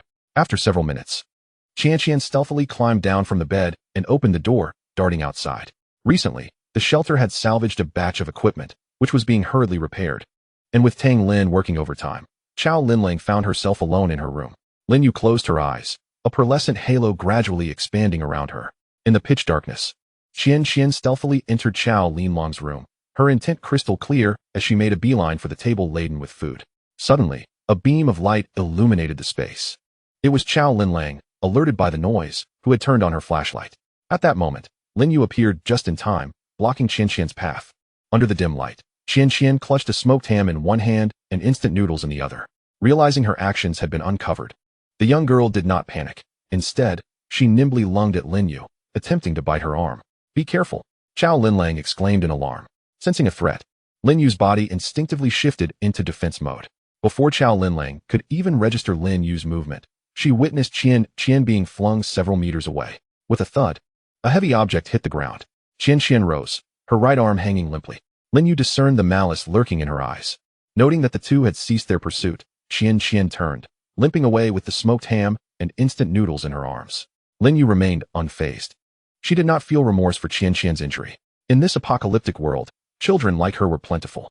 From the moment Lin Yu laid eyes on Qian, she understood the girl's approach was driven by ulterior motives. Unfortunately, Chow Linlong's arrival had disrupted her plan to rid herself of that family of 3. Half a minute later, Chow Linlang strolled over, yawning and holding the flashlight. Are you all right? Did I scare you? Lin Yu shook her head. Chow Linlang recounted Qian's story. In truth, this was not Qian's first attempt at pilfering Chow Linlong's supplies. A week prior, out of pity for Qian, Chow Linlang had taken her into her own room. However, upon returning from the restroom, she discovered that many of her supplies had gone missing. This was due to Qian's small stature, which limited her ability to carry away much. After the disaster struck, that couple had exploited Qian's pitiable condition, frequently deceiving others for food and drink. Yet, as the number of deceived individuals grew, the refuge began to shun that family. Eventually, the couple set their sights on unfamiliar faces arriving at the shelter. Clearly, Lin Yu was the target they had chosen. However, since Lin Yu's backpack was empty, Qian redirected her attention to Chow Linlang. Feeling responsible for the situation, Lin Yu offered to compensate Chow Linlang. Chow Linlang shook her head, merely advising Lin Yu to steer clear of such people in the future. The following day, Lin Yu arrived with 2 boxes of self-heating hot pot. Chow Linlong's eyes lit up, and despite her attempts to decline, she clung to the packaging. Having nearly forgotten the taste of hot pot after the disaster, Lin Yu, wishing to avoid further back and forth, left the 2 boxes behind and returned to her room. At noon, Chow Linlang knocked on the door, whispering, Yo, can you skin? Skin? Yes, sheepskin. Lin Yu nodded. For her, skinning sheep was not a daunting task. In her previous life, she had skinned a mutated tiger. That beast, over 10 meters long and massive in size, had yielded a hide that covered an entire room, perfect for braving the bitter cold. How many do you have? Chow Linlang held up 2 fingers. 20? Lin Yu guessed. If it were just 2, Chow Linlang could easily manage on her own without needing assistance. Sister, I'll give you another chance to guess boldly. Could it be 200 sheep? Chow Linlang nodded excitedly. I think I've counted, and there are over 200. Lin Yu thought, what extraordinary luck is this? In a world ravaged by disaster, where everyone struggled to find enough to eat, Chow Linlang had casually discovered over 200 sheep. Lin You felt a twinge of envy. The two navigated a speedboat, weaving left and right, taking nearly 2 hours to reach an area near Qing Mountain, half submerged in water, not far from the water's surface. A dense flock of sheep huddled together. When hungry, they grazed on the grass atop the mountain, and when thirsty, they drank from the spring that flowed from the crevices in the rocks. Lin You steered the speedboat around, soon realizing that this place had once been a sheep breeding base before it was flooded. The two quickly set up their tools and divided tasks. Chow Linlang would handle the slaughter and cleaning, while Lin You would take on the skinning. With subsequent sales managed by Chow Linlang, the profits split as they had previously agreed, 70-30. Nearby, a spring flowed from the rocks, conveniently allowing the two to wash the sheep's entrails. Drawing on her past experience in skinning mutated beasts and aided by her spatial abilities, Lin You worked swiftly and accurately, managing to skin a sheep in about 2 minutes. Chow Linlang, watching from the side, was left speechless. "Yo, have you practiced?" Lin You calmly nodded, her hands never pausing in their task. In the blink of an eye, another complete sheep hide was laid bare. Seeing this, Chow Linlang rushed toward the flock, fearing that any delay on her part would hinder Lin Yu's progress. The entire afternoon was spent in this rhythm of slaughtering, skinning, and cleaning the sheep. After stowing away the cleaned meat, the two climbed back into the speedboat, their arms exhausted to the point of immobility. Chow Linlang cast an envious glance at Lin Yu. After a full afternoon of slaughtering sheep, how was it that Lin Yu remained so pristine while she was covered in blood? Was this the disparity between people? Chapter 12. The Tale of a Stalker. As dusk fell, the two had processed 32 sheep. Even though their arms felt too fatigued to lift, their spirits soared, as if they could envision a bounty of supplies beckoning to them. Under the cover of night, Chow Linlang placed a portion of the processed sheep meat into the speedboat, intending to consult with Tang Lin about whether the higher-ups at the refuge would be willing to exchange supplies for sheep meat. Approaching the refuge, they concealed the meat with a large black plastic bag. An innocent man suffers for his treasure, in a time when others were starving. To boldly parade a sizable chunk of meat in front of them would be courting trouble. Upon arriving at the entrance of the refuge, Chow Linlang went inside to seek Tang Lin's opinion from the higher-ups, while Lin Yu stayed behind to guard the sheep meat, preventing anyone from making off with it. After Chow Linlang left, a roguish young man sauntered over. "Hey beautiful, what treasures are hidden beneath that plastic bag? Let me have a look." The man had been lingering around, watching the return of supplies, which typically involved robust men or organized groups. Finally spotting a solitary girl, he felt he couldn't let this opportunity slip by. As he spoke, he grinned and reached for the edge of the black plastic bag.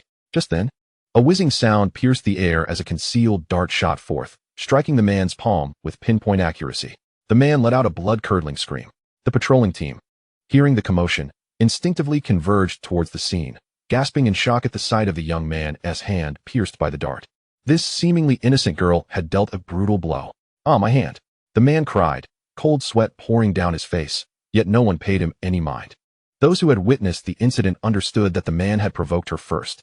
In the face of disaster, how dare he covet someone else's supplies? What does it matter to lose a hand? How many individuals have fought tooth and nail for a mere morsel of food? Observe Lin Yu's frigid countenance. Exuding an unmistakable air of intimidation, the patrol team uttered not a word, dragging the arrow-stricken man away. Following this incident, the predatory gazes surrounding them have significantly receded. After a span of over 20 minutes, Chow Linlang, accompanied by Tang Lin and a middle-aged man, hastily approached. Upon seeing Lin Yu perched calmly on the assault boat, Chow Linlang exhaled a sigh of relief. Had she encountered any trouble?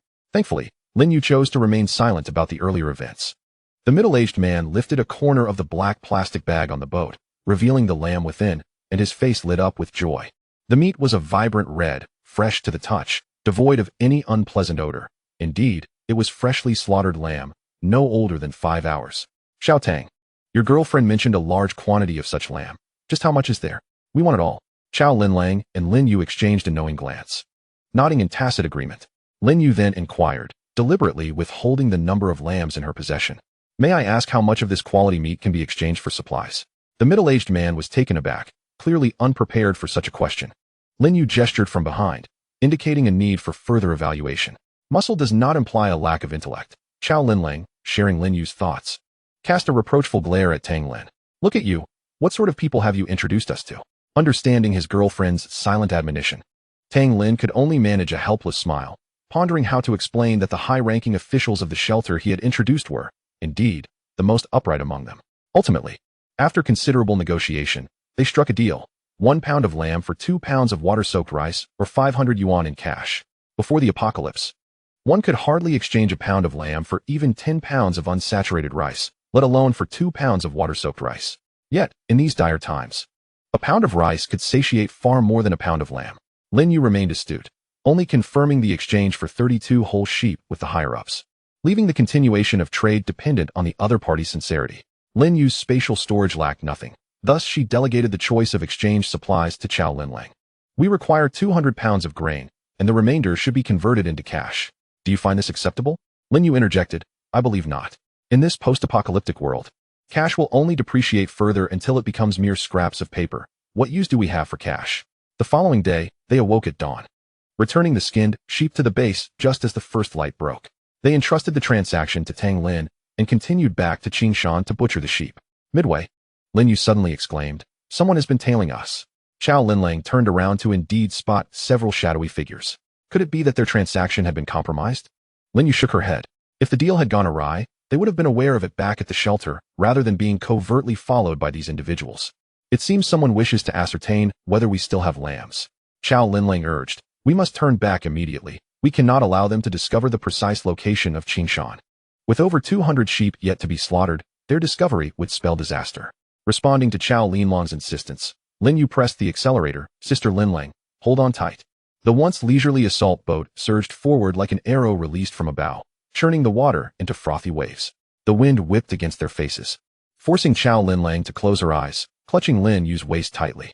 Goodness, so firm, Chow Linlang mused, recalling her own impressive 8-pack abs, contemplating the stark contrast between individuals. After a brief yet tense chase, they successfully evaded their pursuers, leaving behind a group of disgruntled individuals nursing bruises. The revelation of their lamb supply was a precarious situation. Without the involvement of the shelter's higher-ups, who would believe it? After all, only Lin Yu, Chow Linlang, Tang Lin, and that high-ranking official were privy to the transaction. Having failed to achieve their goal, it was certain that they would seek revenge at a later time. The two discussed their situation and concluded that they could not linger within the shelter any longer. They needed to find a way to escape the watchful eyes of its authorities. Without much deliberation, Lin Yu invited Chow Linlang and Tang Lin to stay at her place. Chow Linlang readily agreed.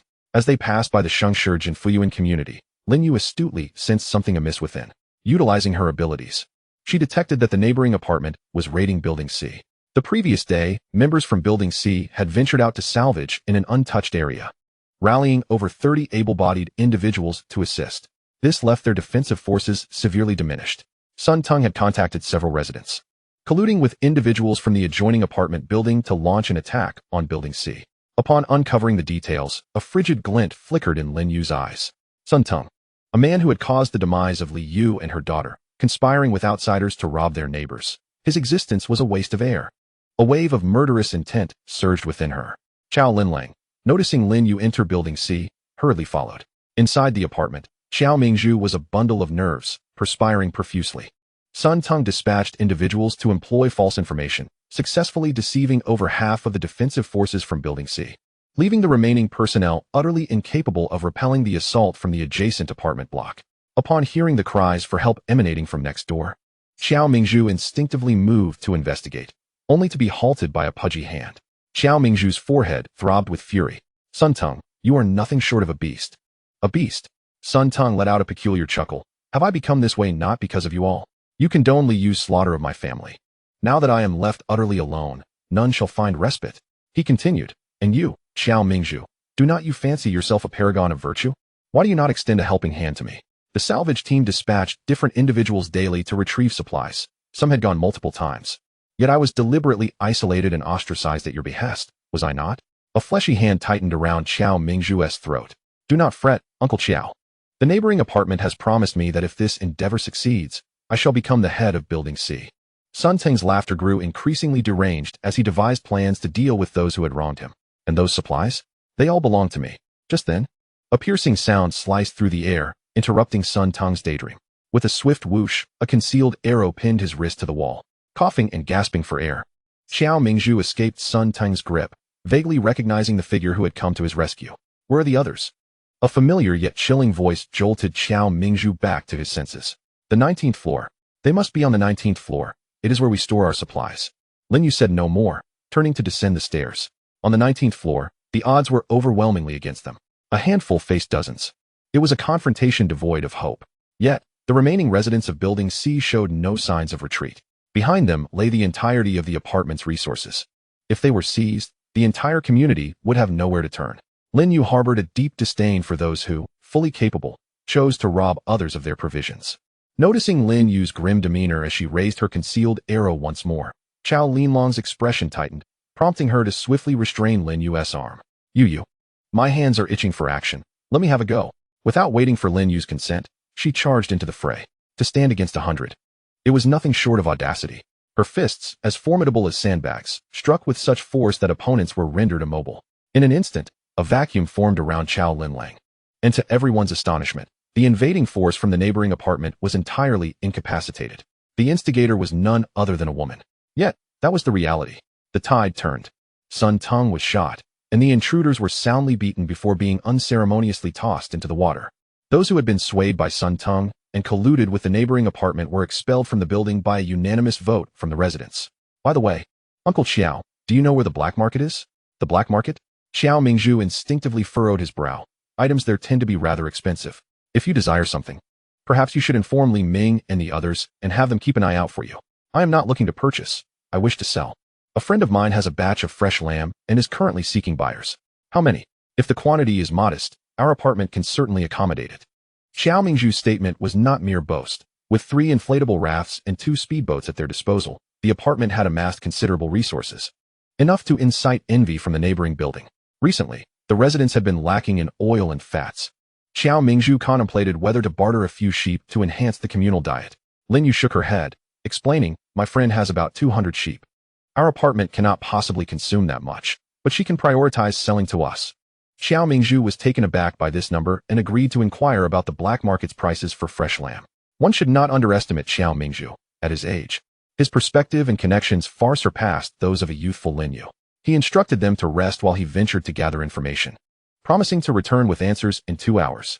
He did not forget to remind Lin You that the apartment's resources had significantly increased, and should they require anything, they could come to trade or purchase. After the events of the night, Lin You sensed that Xiao Mingzhu had grown considerably closer to her, which was not a negative development in her eyes.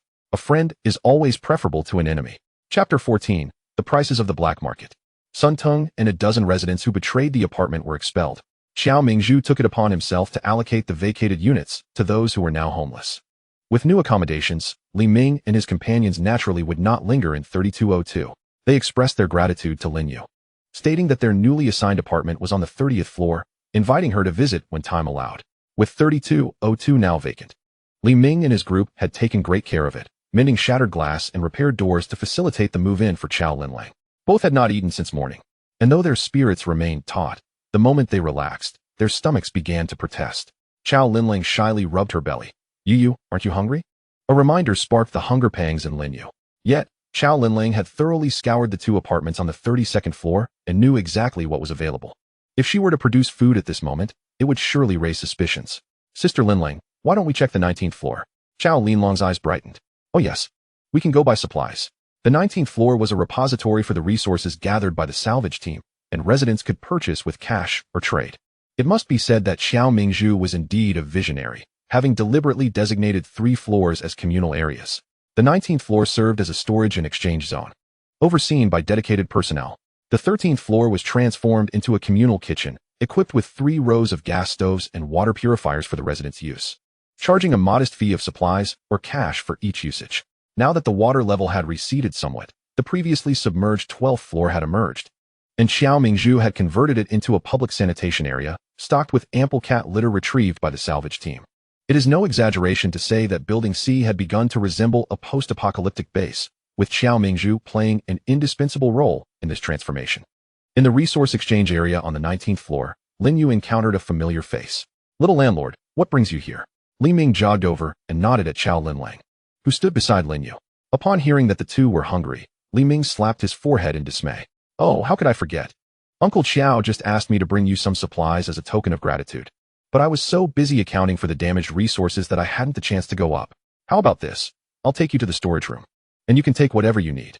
Hearing this, Lin You nodded, signaling to Chao Linlang to follow Li Ming to the storage room for a look. Lin You possesses ample resources due to her spatial abilities, yet the same cannot be said for Lin Lang. Today, after repelling the intruders from the neighboring apartment building, Lin Lang contributed her efforts as well, and Lin You cannot disregard her contributions merely because she herself is not in want of supplies. Lin Lang is not one to take advantage of others. She only took 2 self-heating hot pots and some water before leaving the supply warehouse. Once they found themselves alone, Lin Lang whispered to Lin You, "You know, it's truly a blessing to have met you. If it weren't for your introduction, I would have never discovered such a haven post-catastrophe. That supply warehouse was overflowing with goods. I didn't want to leave." Lin You replied, "Why didn't you take more?" Lin Lang chuckled, "That would be too presumptuous. If I took it literally, it would be seen as an offense." Upon returning to apartment 3201, the two had just finished their hot pots when Xiao Mingzhu arrived with news from the black market. Sensing the lingering aroma of the hot pot, Xiao Mingzhu instinctively swallowed hard. The black market is offering 1 pound of lamb for 3 pounds of grain. 3 pounds. Lin Lang glanced at Lin You, astonished that the black market's price exceeded that of the shelter by half. Indeed, they were offering 1 pound of meat for 3 pounds of grain. And they also accepted cash. The liaison mentioned they would take lamb, offal, and hides, but at a lower rate than lamb. "I suggest you trade as much lamb as possible for grain or other supplies. With the flood persisting, grain prices will only continue to soar." Xiao Mingzhu's words struck a chord with Lin Lang. Recognizing his reliability, Lin You decided to offer him some advice as well. "Uncle Xiao is right. Winter is approaching. In this bitter cold, sourcing supplies will become increasingly arduous, and grain prices could triple. Under the duress of hunger and cold, nearly 1/10 of humanity perished during the first year of the apocalypse due to the extreme cold." Hearing Lin Yu's words visibly darkened Xiao Mingzhu's countenance. Yangqing, situated in the north, has witnessed temperatures plunge below -30 degrees in previous winters, leading to the death of many livestock, while humans barely survived on air conditioning and heating. However, with interruptions to water and electricity, coupled with low temperatures, Xiao Mingzhu's expression tightened as he inquired, "Xiao Lin, how many lamb hides do you have left?" "Over 200. All right, I'll return shortly. Don't leave." Observing the 50-something Xiao Mingzhu dash off with the energy of a youth, Lin You couldn't help but smile. Lamb hides are neither edible nor drinkable, and they fetch a meager price at the black market, offering only 1 pound of grain per hide. Even that was contingent on the bulk of lamb meat. It would be wiser to cultivate goodwill with Xiao Mingzhu instead. More than half an hour later, Xiao Mingzhu had sent Li Ming with news. The apartment had decided to procure 200 lamb hides and 5 sheep, at prices matching those from the black market. Having ousted a few troublemakers, Building C had effectively become Xiao Mingzhu's stronghold. As long as he spoke, there was unanimous support among the residents, who trusted this leader capable of ensuring their sustenance. Seeing that Xiao Mingzhu had grasped her subtle hint, Lin You readily agreed to the transaction. Awaiting the return of Tang Lin from the shelter before embarking for Qingshan at dawn, the true nature of the shelter's hierarchy had been unveiled to both women.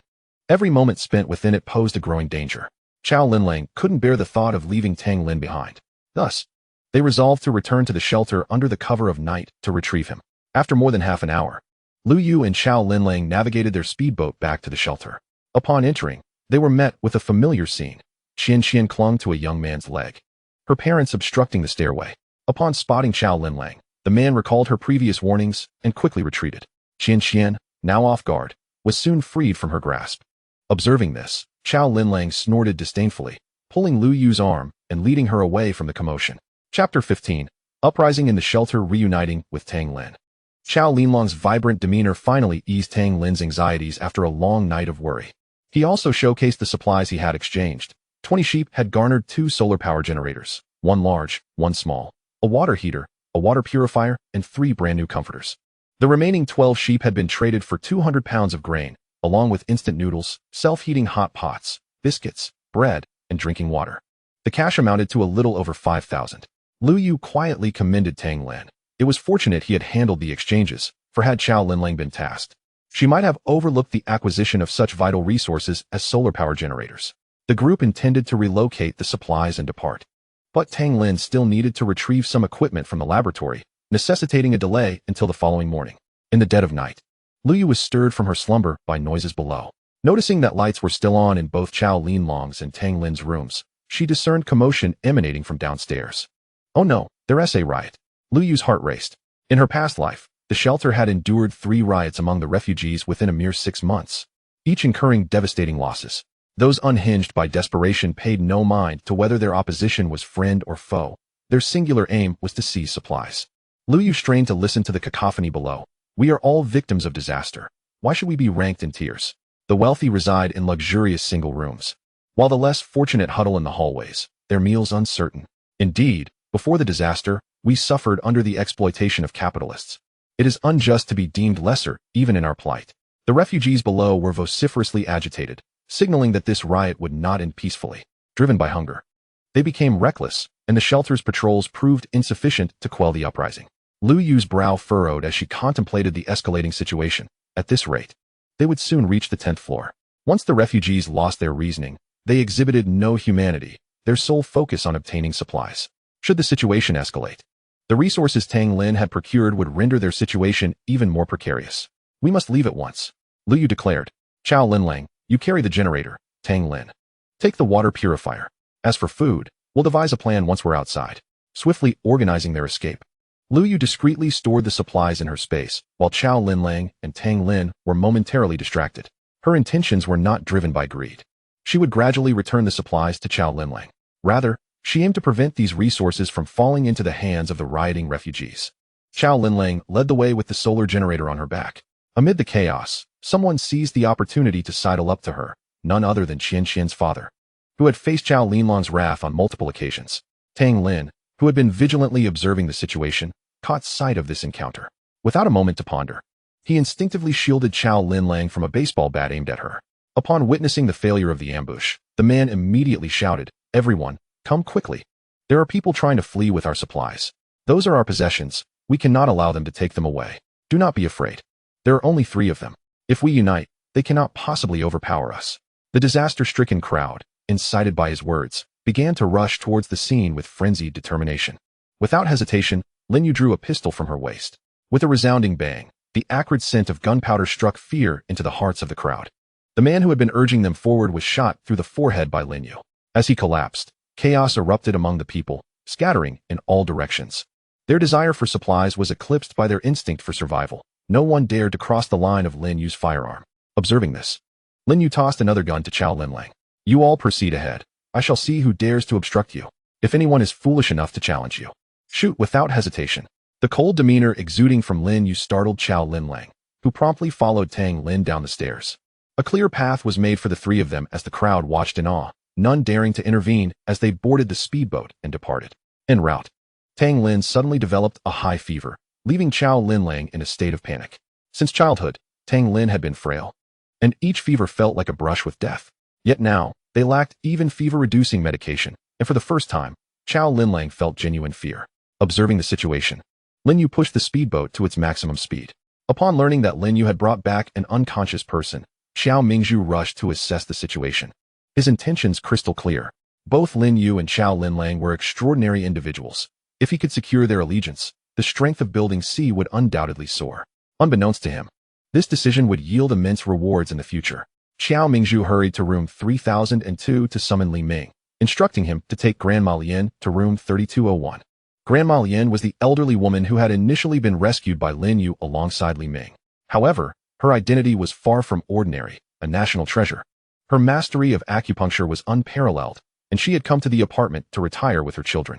Few in the apartment were aware of her true identity, but Xiao Mingzhu was one of the fortunate few.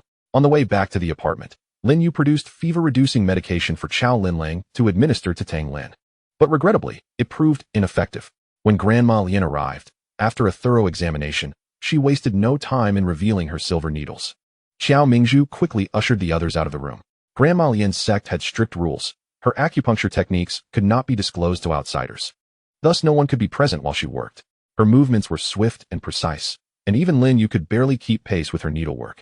At such a critical moment, you still cling to your rules. If this continues, my skills may very well be lost to time, she lamented. Hearing her complaint, Xiao Mingzhu's eyes lit up. Without hesitation, Grandma Lian doused his hopes with cold water. Don't get your hopes up. Your grandson lacks the talent to learn this craft. One must possess eyes that can keep up with my needlework. As she spoke, her gaze briefly flicked to Lin Yu. But Lin Yu was wholly absorbed in comforting Chow Linlang, oblivious to the underlying message. Chow Linlang, unable to leave Tang Lin's side, entrusted the task of escorting Grandma Lian home to Lin Yu. During the return journey, Lin You distinctly heard Grandma Lin huff softly, prompting an awkward smile from her.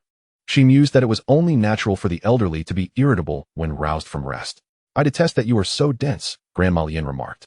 Chapter 16. The Desire for a Fishing Boat. The following day, Tang Lin awoke feeling an unprecedented lightness in his body. Am I not dreaming? He thought, glancing at his palm. Since he could remember, his life had been inextricably linked to medicinal concoctions. While a common cold might merely inconvenience others, it could spell disaster for him. Yet now, he felt as though the burdens that had shackled him for over 2 decades had vanished. Instinctively, he pinched his arm. Ouch. That really hurt. Chow Lin Lang, resting by his bedside, was jolted awake by his movements. What's wrong? Where does it hurt? Tang Lin glanced at his reddened arm, his face alight with joy. Lin Lang, this isn't a dream. I'm really healed. Did you give me some miraculous elixir? Seeing Tang Lin still capable of joking, the typically carefree Chow Lin Lang felt tears welling in her eyes. You idiot, who told you to save me? You know I'm tough as nails. I can withstand a few hits. But if you, Chow Lin Lang couldn't bear to finish her thought.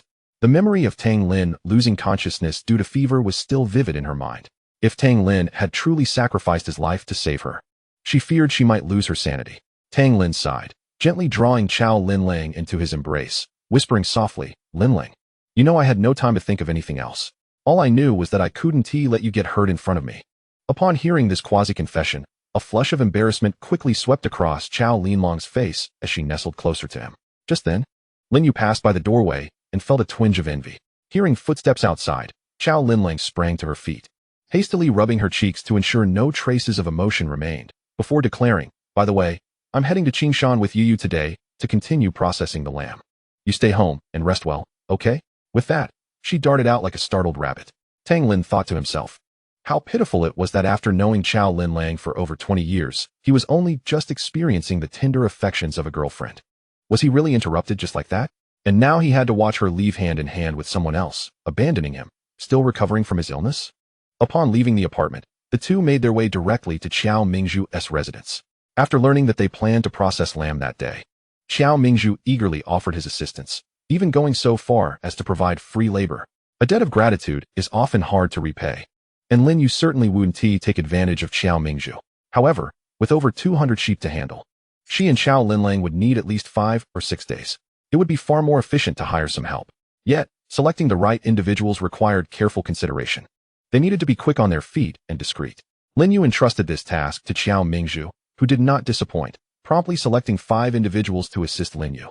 As the group prepared to depart, Chow Lin Lang cast a worried glance at the 32nd floor window. It's truly unbearable to watch, Lin You remarked. Before they set off, Qiao Mingzhu held a private meeting with the 5 workers, detailing their responsibilities. Despite their preparation, the sight of a sprawling herd of sheep left them all astounded. Goodness! What luck is this? How could we stumble upon such a vast flock? Lin You had been observing their reactions in silence. Noticing only genuine surprise and envy on their faces, she nodded inwardly, reassured that Qiao Mingzhu was indeed reliable. How long would it take 7 people to process over 200 sheep? 10 days? 5 days? The 5 individuals dispatched for this task were secretly speculating among themselves. However, once the proceedings commenced, they soon realized the extent of their misconceptions. Have you ever encountered a woman capable of sending a sheep flying with a single punch? Or one who can skin a sheep in a mere 2 minutes? Now they had witnessed such feats firsthand. The 5 robust men found themselves helplessly surrounding a spring that poured forth from the crevices of the rocks, pitifully washing sheep entrails. Utterly unable to find the opportunity to showcase their prowess as suggested by Qiao Mingzhu. Before nightfall, Lin You and her companions had successfully processed all the sheep. They had handled 198 sheep that day, and including the 20 sheep they had processed and hidden the previous day, the total reached 218. Upon receiving the news, Qiao Mingzhu arrived with all the watercraft from the apartment to transport the sheep meat. With the addition of the assault boat in Chow Lin Lang's possession, 3 assault boats and 3 inflatable rafts made multiple round trips before they finally completed the loading. This experience made Lin You acutely aware of the significance of possessing a large-capacity fishing vessel, especially when she witnessed the black market leader directing his subordinates to load 200 processed sheep onto the fishing boat. Her desire to own such a vessel reached its zenith. Initially, during the overseas zero-cost acquisition, watercraft like fishing boats and ferries were stored in units of 10,000, so Lin You naturally had no shortage of small fishing boats. However, retrieving a fishing boat from storage required a suitable justification. The black market leader proved to be quite trustworthy, seeing the large quantity of sheep meat. He did not attempt to lower the price and purchased the entire batch of 200 sheep at the previously agreed rate of 1 pound of sheep meat for 3 pounds of grain. The prospect of nearly 20,000 pounds of grain made Xiao Mingzhu's eyes glimmer with greed. Yet, recalling how Lin You had pinned Sun Tong against the wall without blinking, he instinctively shivered. It was not a confrontation he could afford. The storage of 20,000 pounds of grain posed a dilemma as well. With the elevator out of service, it was inconceivable to rely on manpower to carry this massive weight to the 32nd floor. In other words, even if they managed to transport it all, there would be no place to store it. The black market leader, being an old acquaintance of Xiao Mingzhu, took the initiative to alleviate Lin You and her companion's predicament by delivering the 20,000 pounds of grain directly back to the apartment. As for the sheepskins, since Xiao Mingzhu had ordered 200 of them, they were not sold to the black market. After handing over the sheepskins and meat ordered by Xiao Mingzhu, Lin You and Xiao Linlang were left with 13 sheep, dozens of sheepskins, and a considerable amount of clean sheep entrails. They distributed 1 sheep to each of the 5 helpers, along with 2 sheepskins and a bag of entrails for each. Xiao Mingzhu had indeed been quite helpful this time. He had even volunteered to ask old lady Lian to treat Tang Lin, a gesture that Lin You remembered well. In gratitude, she covertly gifted Xiao Mingzhu a sheep and a substantial bag of entrails. As for old lady Lian, her contributions were beyond measure. Not only had she saved Tang Lin, but she had also cured a long-standing ailment that had troubled him for years, an immense favor in Xiao Linlang's eyes. Upon returning to the apartment, Xiao Linlang eagerly dragged Lin You to deliver sheep meat and entrails to old lady Lian. Even with the availability of an empty room, Li Ming and his group had not dispersed. Instead, they found a larger apartment, continuing to share meals together. The person who opened the door was taken aback upon seeing Xiao Linlang carrying an entire skinned sheep. Chapter 17. Lin Yu's apprenticeship. Old lady Lian was a proud woman. She was simultaneously annoyed by Lin Yu's lack of initiative while unwilling to relinquish such a promising student. She had never entertained the thought that Lin Yu might not grasp her intentions. Upon seeing Lin Yu trailing behind Xiao Linlang, old lady Lian let out a cold snort. Lin Yu was somewhat perplexed, unsure of the source of old lady Lian's dissatisfaction. Could it be that she had charged too high a rent back then? That was the only reason she could fathom. Not wishing to offend old lady Lian, Lin Yu discreetly sought advice from her grandson, Meng Ting. Meng Ting had a vivid impression of the young landlord. When they first met, she had exuded a rebellious air, brandishing a gun to demand rent. Yet she had taken them in during their most difficult time. On that day, Meng Ting had accompanied everyone, knocking on door after door in search of shelter, only to be met with rejection at every turn. By the time they reached the final floor, he had lost all hope. Yet, unexpectedly, it was this seemingly fierce girl who welcomed them in. Despite her tough bargaining, she was unaware of the actual value of the Hetian jade bracelet versus the gold bracelet. Reflecting on that moment, Meng Ting smiled subtly, realizing that old lady Lian wished to take Lin Yu as her apprentice. But Lin Yu's lack of initiative had left her feeling embarrassed. Lin Yu instinctively glanced back at old lady Lian, only to find her maintaining an expression of disdain. Did she genuinely wish to take me as her disciple? Why did it seem like the old lady held me in contempt? Lin Yu felt no pressing need to gather resources. Without a crystal core, her abilities could not be upgraded. She often entertained the notion that if she did not find something to occupy herself, she might soon become utterly useless. The significance of medical skills in the post-apocalyptic world was undeniable. Now, with the nation's foremost healer desiring to take her as a disciple, could she allow such an opportunity to slip away? Lin Yu decided to approach the matter directly. Old lady, do you truly wish to impart your medical knowledge to me? As anticipated, old lady Lian nodded haughtily. Lin Yu continued, I've heard from Xiao Mingzhu that your standards for selecting disciples are quite high, which is why you have yet to find a suitable one even at your age. Could someone like her truly consider me? Lin Yu felt a flicker of doubt. Before she could ponder further, old lady Lian inquired, do you remember the bracelet I pawned to you? Lin Yu nodded. That serves as our sect's token. I hereby declare you the 96th disciple of our lineage. Is this it for becoming an official disciple? What about the initiation rites? The various tests and evaluations? Lin Yu was momentarily taken aback, her mouth racing ahead of her thoughts. Did you have your eye on me back then, intending to take me as your apprentice? A fleeting look of guilt crossed old lady Lian's face. Not exactly. It was simply that I was out of funds at the time and had only that bracelet on me, so I thought to pawn it for you. Lin Yu, you casually pawned the sex token? Old lady Lian, when you can't even afford a meal, who has the luxury to think further? Lin Yu, master. Your presence is a blessing to the sect. Old lady Lian replied with pride, of course. My master has declared that I am the most talented disciple the sect has seen in a century. Lin Yu, as long as it brings you joy, master. Regardless, Lin Yu had officially become a disciple of the nation's foremost healer. Old Lady Lin established a learning schedule for her, instructing her to come to apartment 3002 for lessons every morning and evening. She also tossed a comprehensive book on human acupoints into Lin Yu's hands, urging her to memorize it as soon as possible. Lin Yu, burdened by the hefty book thicker than her own head, wore a troubled expression. After a month of idleness post-rebirth, she found herself plunged into a whirlwind of activity. In the mornings, she studied the fundamentals of traditional Chinese medicine. In the afternoons, she ventured out with Chao Linlang and Tang Lin to gather resources, and in the evenings, she had quizzes to prepare for, all while squeezing in time to memorize the acupoint compendium. Old Lady Lin, hands clasped behind her back and holding a ruler, wore an expression of exasperation. Why do you keep making mistakes? Do I really need to repeat such simple problems? Every time this was said, Lin Yu would quietly retort, "You've only taught me one student." Yet, it was Ming Ting who, seeing Lin Yu being chastised, privately informed her that Old Lady Lin was, in fact, quite pleased with her as a student. Every day, after Lin Yu departs, she feels a pang of regret, wondering why she had not encountered such a promising talent earlier. Her stern discipline of Lin Yu stems from the teachings of her grandmother's mentor, who instilled such values in her. Lin Yu remarks, "So it's a family tradition." Then, with no spare time to waste, Lin Yu has no choice but to enter a rigorous mode of diligence. She studies tirelessly in the space, immersed in her studies day and night. The smiles on her grandmother's face have become increasingly frequent. The accelerated time flow of 1100 in the space allows her to make rapid progress. One day, while out gathering supplies, Chao Linlang and Tang Lin returned with a bounty of crayfish. Tang Lin is an exceptional chef, proficient in frying, grilling, and all forms of cooking, and Lin Yu indulged in the culinary delights for over a week.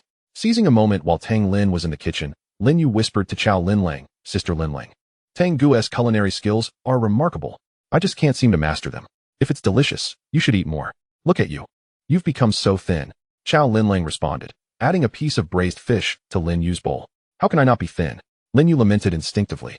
With only 24 hours in a day, she spends 8 hours learning from her grandmother during the day and over 20 hours in the evening memorizing in the space. Lin Yu could hardly believe she had persevered this far. "All right, you don't have any plans this afternoon, do you? Let me take you out for a bit." "Recently, Lin and I discovered a rich fishing ground where we can gather some supplies," she suggested. Since Tang Lin cannot handle spicy food, he prepared 2 flavors, setting aside a milder portion for Lin Yu to deliver to her grandmother. In the afternoon, Lin Yu finally had the chance to join Lin Lang and Tang Lin to collect resources. After leaving the apartment and traveling east for over an hour, the trio arrived at a coastal area. Yang City, being near the sea, is abundant in marine life. After setting the nets, they waited patiently. The first haul yielded a variety of species, including grouper, sea cucumbers, crabs, octopuses, and even a school of yellow croakers. Chao Linlang deftly placed the fish into a bucket.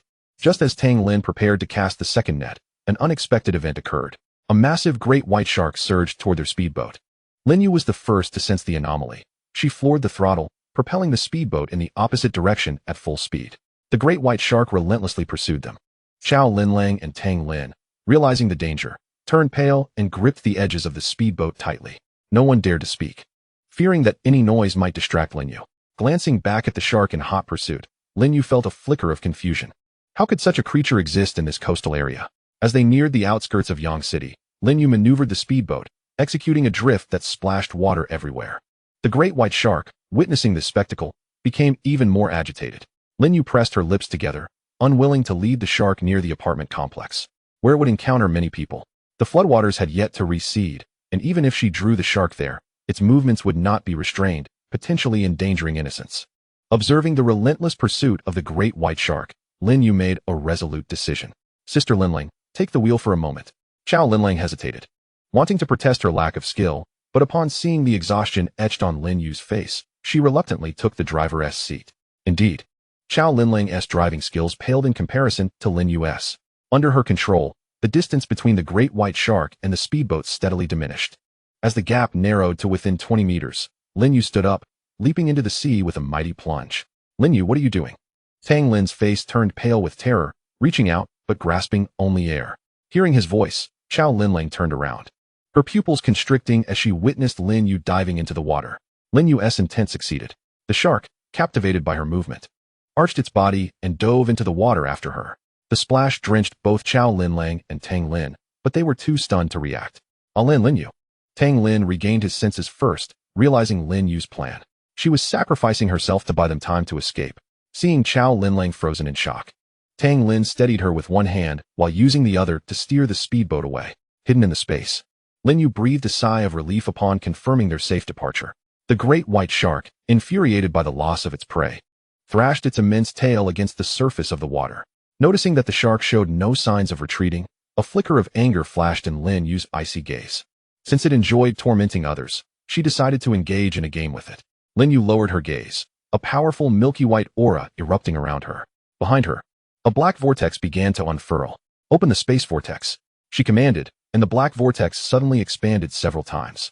The seawater, guided by an unseen force, changed direction. With the vortex appearing to be the ultimate destination for all the water, the great white shark sensed impending doom, its languid expression transforming into one of terror as it desperately swam in the opposite direction. Alas, in the face of the spatial vortex, all struggles proved futile. Regardless of how fiercely it fought, it remained ensnared by the vortex's pull. The black whirlpool seemed to toy with it, alternately easing and intensifying its grip.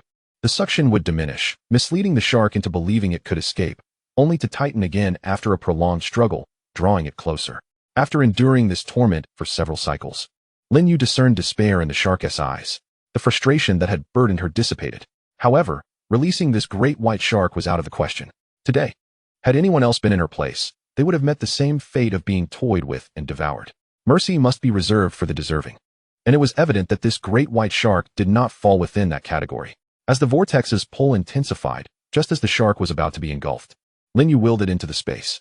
The black vortex connected to the void, capable of consuming all. Furthermore, objects swallowed by it could never be retrieved. This was the extraordinary ability Lin Yu had gained upon advancing to the 5th tier, spatial vortex. Some might wonder, if the spatial vortex could devour all, why not simply absorb the floodwaters that threatened human existence? The answer lies in the fact that removing the floodwaters would hasten humanity's extinction. Following floods, extreme cold and heat would follow. The floodwaters serve as a protective barrier against searing temperatures. Without them, the scorching heat would directly strike the Earth's surface. 3 months of extreme heat, with temperatures soaring to 60 or 70 degrees, would utterly devastate the soil's balance. Under the protection of floodwaters, temperatures would gradually evaporate moisture. Even when all floodwaters evaporated, the impact of 3 months of direct sunlight would differ significantly from a month. Lin Yu glanced at the great white shark she had just secured in her space. Unlike Lin Yu, all other creatures entering the space would have their consciousness shattered. The shark would be no exception. Lin Yu spared it from being absorbed by the spatial vortex purely because its flesh held some value. A 6-meter-long, 2-ton creature was far too precious to waste. It is indeed preferable to make full use of it. Lin Yu emerged from her space, rising to the water's surface. Noticing the absence of others around her, she retrieved a fishing boat from her space. The cargo ship, while substantial in size, was cumbersome to maneuver between the various apartments. In contrast, the fishing vessel proved far more practical. The boat Lin Yu procured was modest in dimensions, measuring 10 meters in length and 5 meters in width, with a carrying capacity of several tons. For the past few days, Lin Yu had been reclining in a lounge chair, reciting from a comprehensive guide to acupressure points. The fishing boat was equipped with advanced technology. A mere press of a button would deploy the nets without the need for manual labor.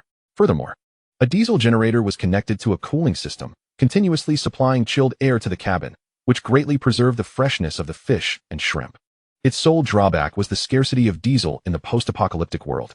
Contemplating the impending extreme cold disaster set to arrive in 5 days, Lin Yu let out a sigh. She needed to return swiftly and urged the residents of Building C to stockpile supplies. Not only supplies, but also weapons and equipment. As the brutal cold approached, the difficulty of finding resources would only escalate, lowering humanity's moral standards further. The supplies in Building C would undoubtedly attract the covetous gazes of many. They needed to enhance their defensive capabilities before others turned against them. With both her grandmother and Chao Linlang currently in Building C, Lin Yu would not be leaving anytime soon. However, the most prudent course of action was to empower Building C to stand strong on its own. Before the apocalypse, the seasons transitioned smoothly. After the apocalypse, the extreme cold and heat alternated, each dominating for 3 months, leaving humanity with merely half a year to recuperate.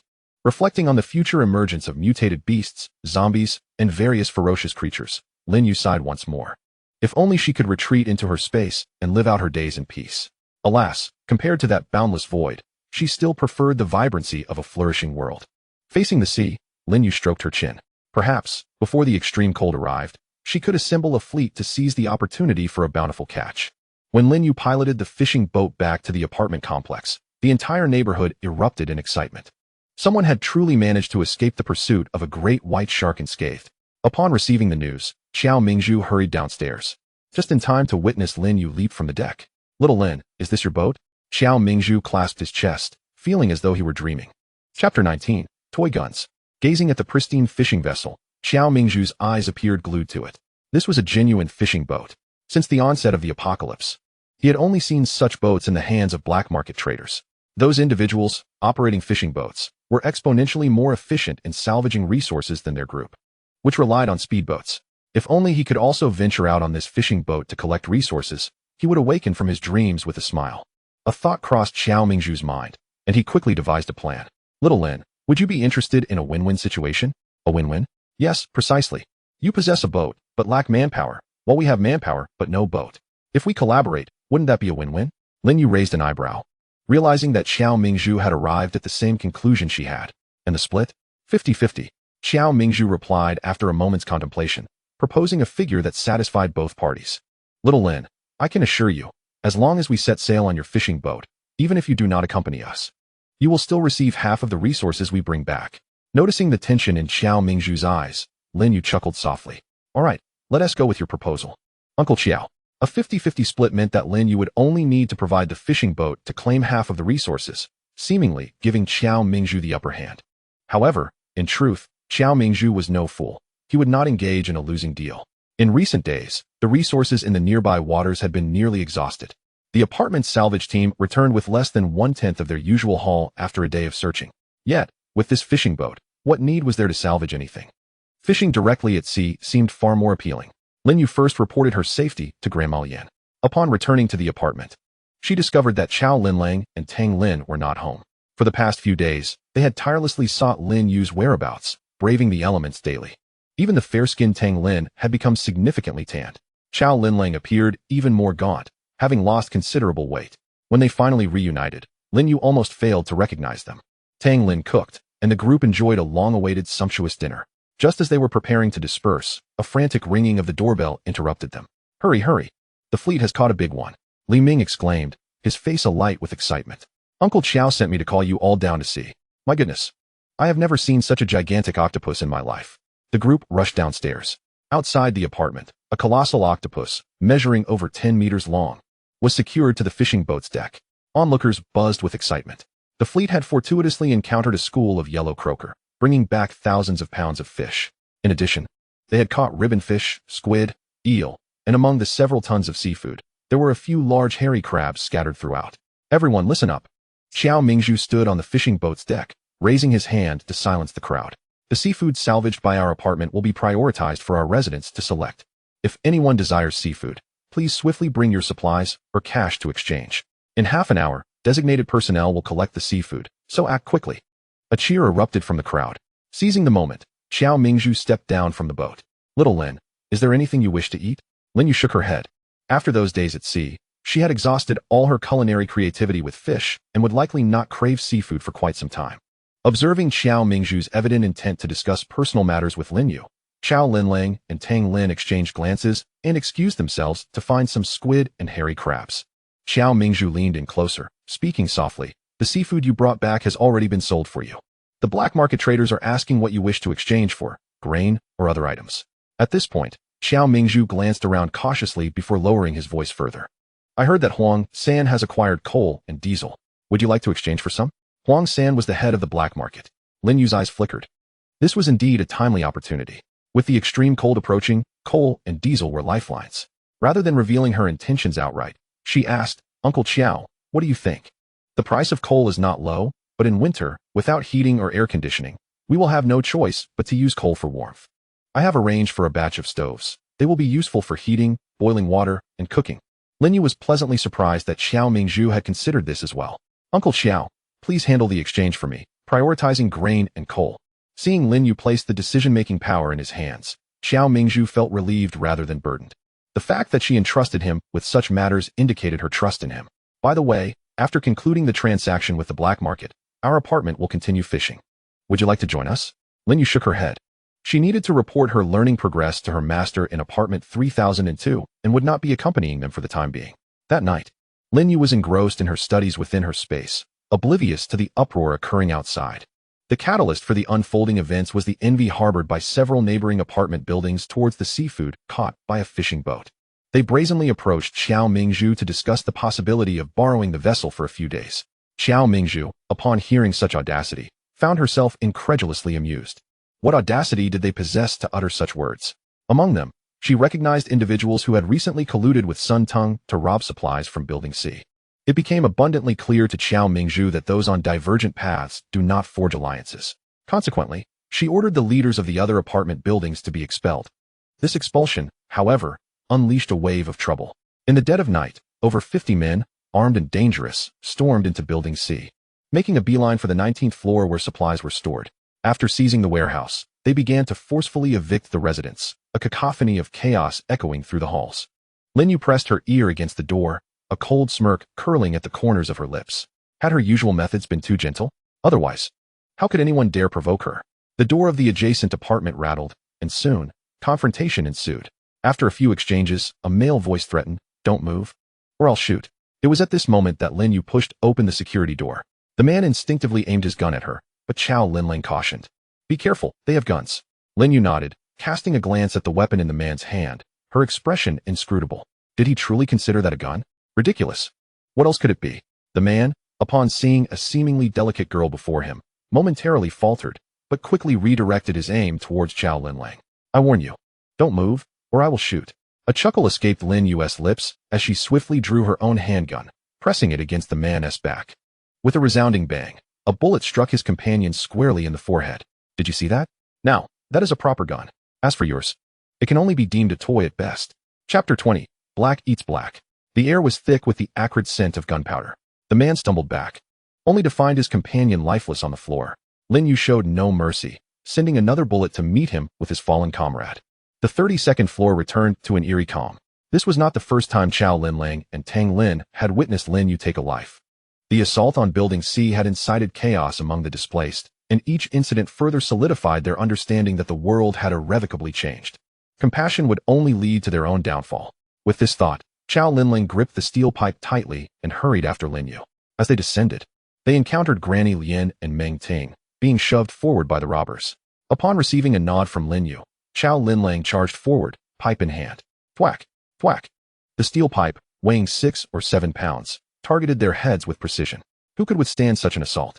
In the blink of an eye, 2 robbers lay unconscious. Someone picked up the weapon from one of the downed assailants, cursing, "Damn, it's fake." Lin Yu scanned the crowd and spotted Granny Lin, persuading her and Meng Ting to return to their apartment while she continued downwards. On the 19th floor, the supply warehouse of Building C lay in disarray, water pooling on the ground. Xiao Mingzhu glared at the 6 individuals fawning over the leader of the criminal faction, his eyes burning with fury. These 6 were none other than the apartment leaders who had been ejected when they sought to borrow the boat. "Thanks to your assistance, Brother Peng, this operation has gone smoothly," one of them remarked. "We wouldn't have resorted to such drastic measures had they not hoarded resources, thinking themselves untouchable." Concealed in the hallway, Xiao Linlang clenched her fists at their treachery. Lin Yu shook her head, signaling Tang Lin to keep an eye on Xiao Linlang, preventing her from acting rashly. She remained pressed against the wall, listening intently to the commotion within. The man at the center, Brother Peng, bore a conspicuous black mole on his cheek. Unfazed by the flattery, his expression remained unchanged. With the authorities cracking down on their kind, he hadn't encountered such a bounty in ages. If it weren't for their insider knowledge, this operation would have been far less successful. One can nurture a sheep while simultaneously shearing it. Contemplating the abundance of supplies, Brother Peng considered whether to spare the lives of these individuals. Since the plan has succeeded, shall we adhere to our agreement of a 70-30 split? One of the apartment leaders proposed. The smile on Brother Peng's face vanished, and he tightened his grip on his finger ring, his tone darkening. "When did I ever agree to share?" The apartment leaders exchanged worried glances, fully grasping the threat veiled in his words. Black eats black. Yet, who would be content to have made a fruitless trip? One leader stepped forward bravely. "Brother Peng, we've all faced hardships. You can't let us leave empty-handed." "Indeed." Brother Peng nodded thoughtfully, addressing those around him. "If they don't want to leave empty-handed, let us ensure they learn a lesson." The man beside Brother Peng grinned wickedly, his knife flashing in the dim light. In mere seconds, the closest apartment leader clutched his neck and collapsed, blood gushing forth. What a swift blade! Lin Yu was taken aback. Brother Peng appeared oblivious to the scene, continuing to twirl his ring. Half a minute later, none of the apartment leaders surrounding him were left breathing. Observing the pool of blood, Brother Peng frowned, and immediately, bodies were dragged away and tossed out of the window. Xiao Mingzhu watched in horror, his face paling as he foresaw his own grim fate. Brother Peng brushed off non-existent dust from his clothing, as if only now noticing Xiao Mingzhu's presence. "You are the leader of this apartment?" Xiao Mingzhu instinctively nodded. "With your ability to amass such resources, I see potential in you. How about this? I offer you a chance to join us. In return for your loyalty, I will ensure the safety of your building." "What do you say?" Brother Peng's voice was low, imbued with an unsettling sense of danger. Silence enveloped the room. The bloodstains on the floor were glaringly vivid, as if warning Xiao Mingzhu of the dire consequences of a poor choice.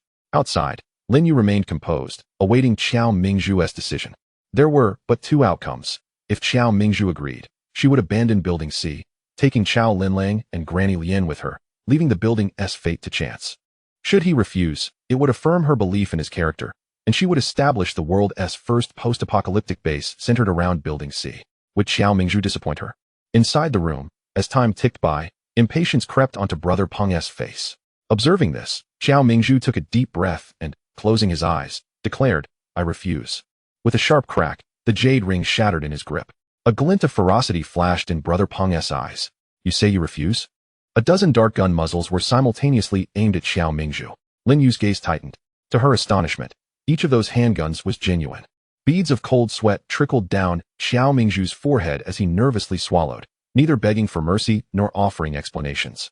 Those who comply thrive, while those who resist perish. This band of nefarious villains would never permit anyone who opposed them to survive. Hadn't he seen the fate of those in the apartments? Yet, even in the face of death, Xiao Mingzhu refused to conspire with these malevolent forces. Having obtained the answers he sought, Lin You hesitated no longer. Bullets and concealed darts were unleashed, targeting Brother Peng. The dark-faced man reacted swiftly, intercepting the critical shots aimed at Brother Peng. At that pivotal moment, Chao Linlang and Tang Lin simultaneously pulled their triggers, successfully executing a surprise attack. Half of Brother Peng's subordinates fell instantly. The others wielded fake firearms, posing little threat. Only the dozen or so henchmen surrounding Brother Peng possessed real weapons. Brother Peng's expression darkened as he seized a chair and hurled it towards the source of the incoming bullets. Lin You deftly evaded, drawing the majority of the enemy's fire. Under the influence of spatial laws, the bullets aimed at Lin You consistently veered off course at critical moments. Observing the substantial firepower directed at Lin You, Chao Linlang and her companion seized the opportunity to strike again. The others, clutching their fake guns, sought refuge behind large supplies as Brother Peng's countenance grew increasingly grim. He found himself in an open space, devoid of any cover.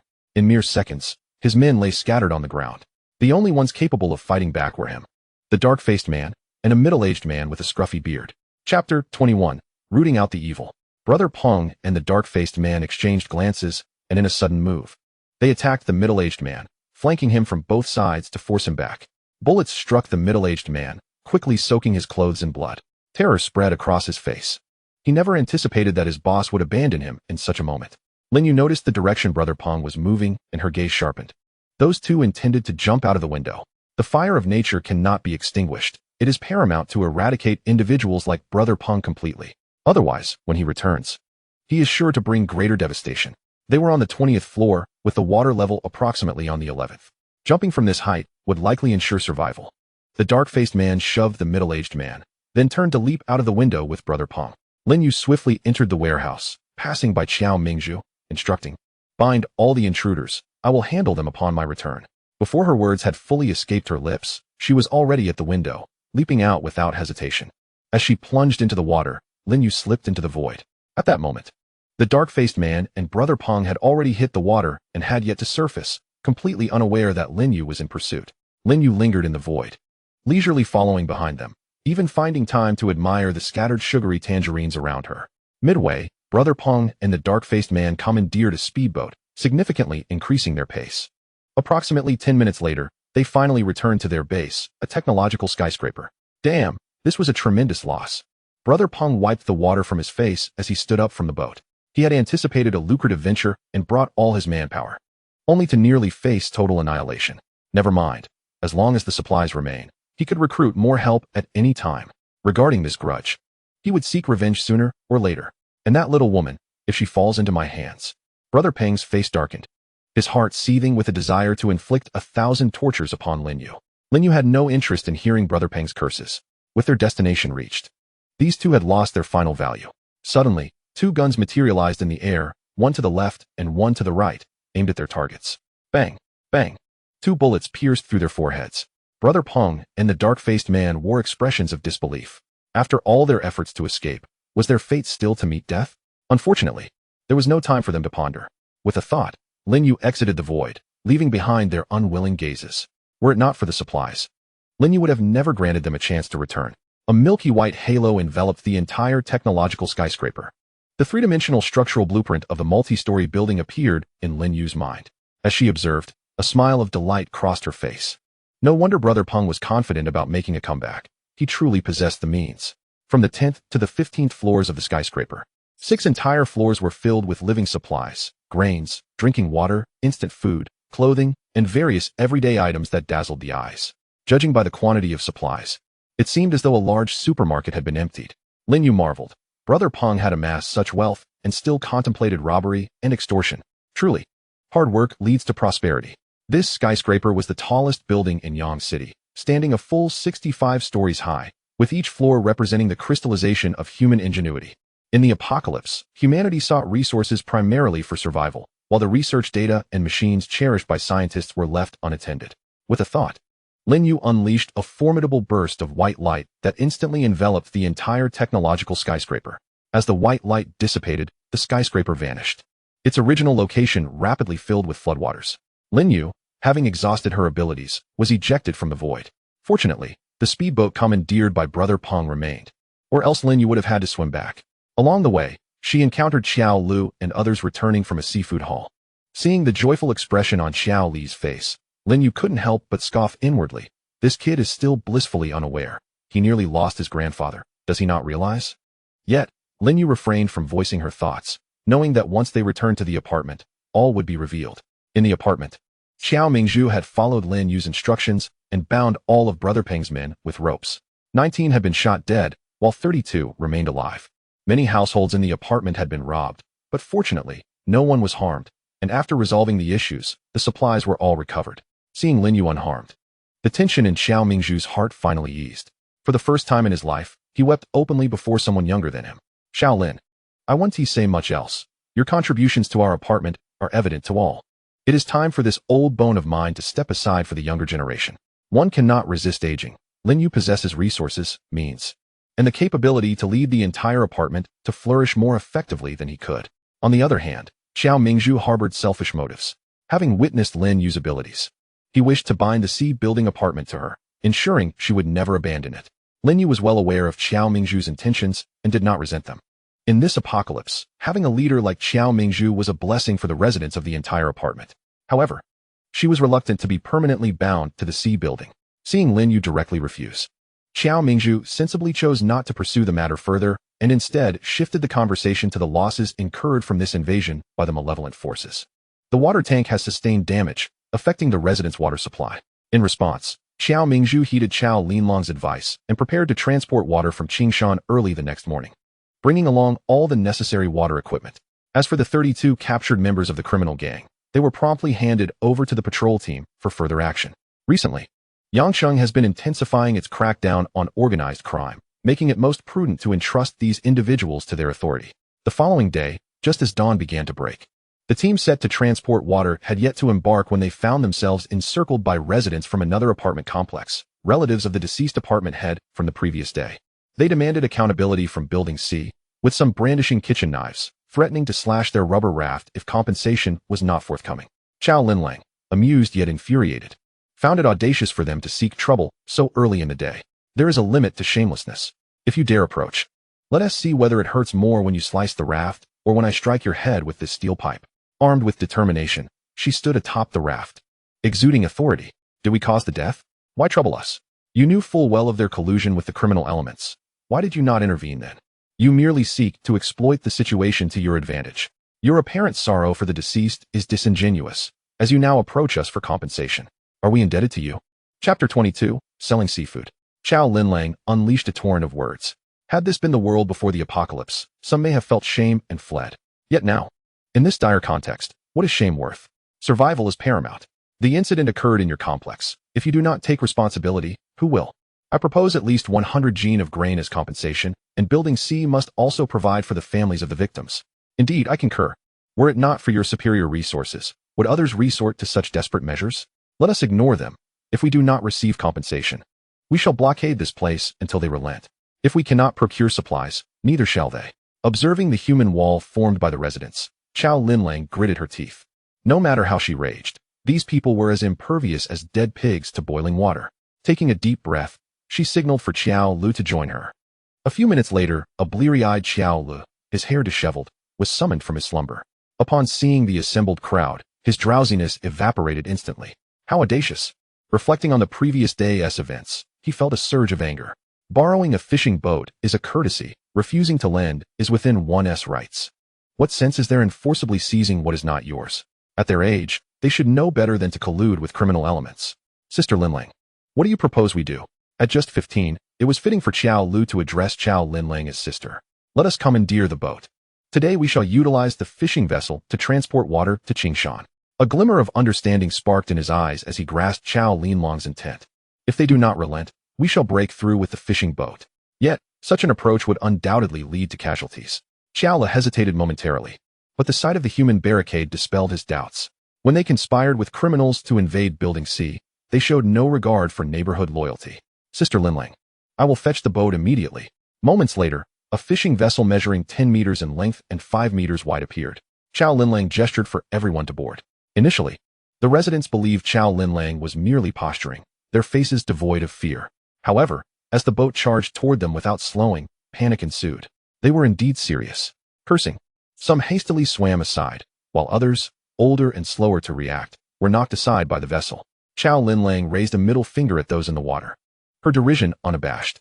Anger erupted among the crowd. An elderly man, his hair white, cried for help after being struck by the boat. No one paid him any mind. All swam begrudgingly back to their apartments, even the elderly man's relatives. Desperately, the old man called for his grandchildren, but the young couple, fatigued and impatient, retorted, "Stop calling. At your age, what good is it to eat more? You should save rations for your great-grandchild." Stunned by this remark, the elderly man fell silent. Before the calamity, he had enjoyed a comfortable retirement, with his descendants dutifully attending to him. After the disaster, he sensed their growing impatience but never imagined that, in a moment of peril, they would abandon him merely to conserve a portion of food. Despair etched across his face. He ceased his cries for help, surrendering himself to the depths. Lin You sat by the window, her gaze heavy. She felt no pity for the old man. Those who evoke sympathy often harbor their own flaws. At over 70, his involvement in today's events was less than honorable.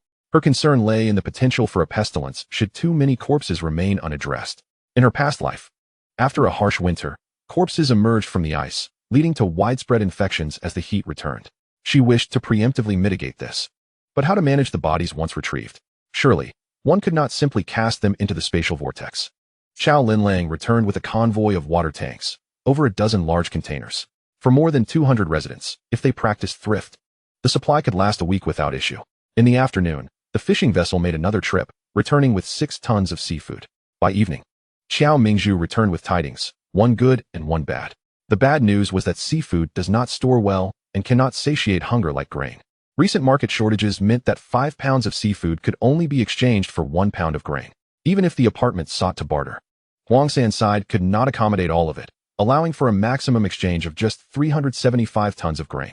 The good news was that the state had fully liberalized the market, permitting seafood sales, with 3 pounds of seafood fetching 1 pound of grain.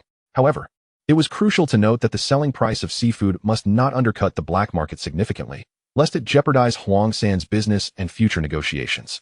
In the ensuing days, Xiao Mingzhu took several individuals to the market in search of buyers, while Lin You and her crew worked tirelessly, utilizing their abilities to cast nets with precision. In just 3 days, they netted 382 tons of seafood, trading 19 tons with the black market for over 3 tons of grain. Xiao Mingzhu also connected with a buyer in the market, Chen Aimin, the head of a neighboring complex. They had discovered a canning factory that had salvaged thousands of well-sealed fruit cans.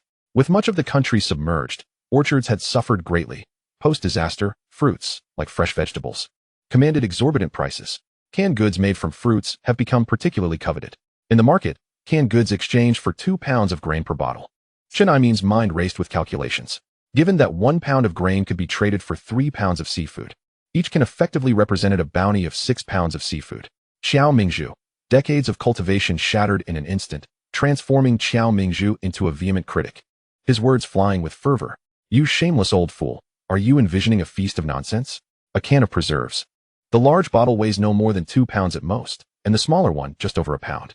The seafood, once cooked, could certainly serve as a meal. What purpose does it conserve? And you expect 6 pounds of seafood in exchange for a single can? Your imagination is truly soaring. Why not aim for the heavens? I declare, even if I were to perish from craving, I would never consume your pitiful can of preserves in exchange for 6 pounds of seafood. Chen Aimin wiped the spittle from his face, stammering his explanation. Old Xiao, please don't take offense. I merely made a suggestion. We can negotiate the price.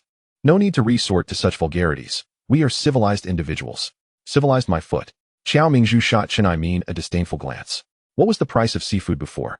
And what is the worth of your wretched peach preserves? I reckon 1 pound of seafood is worth 2 cans at best. For heaven's sake.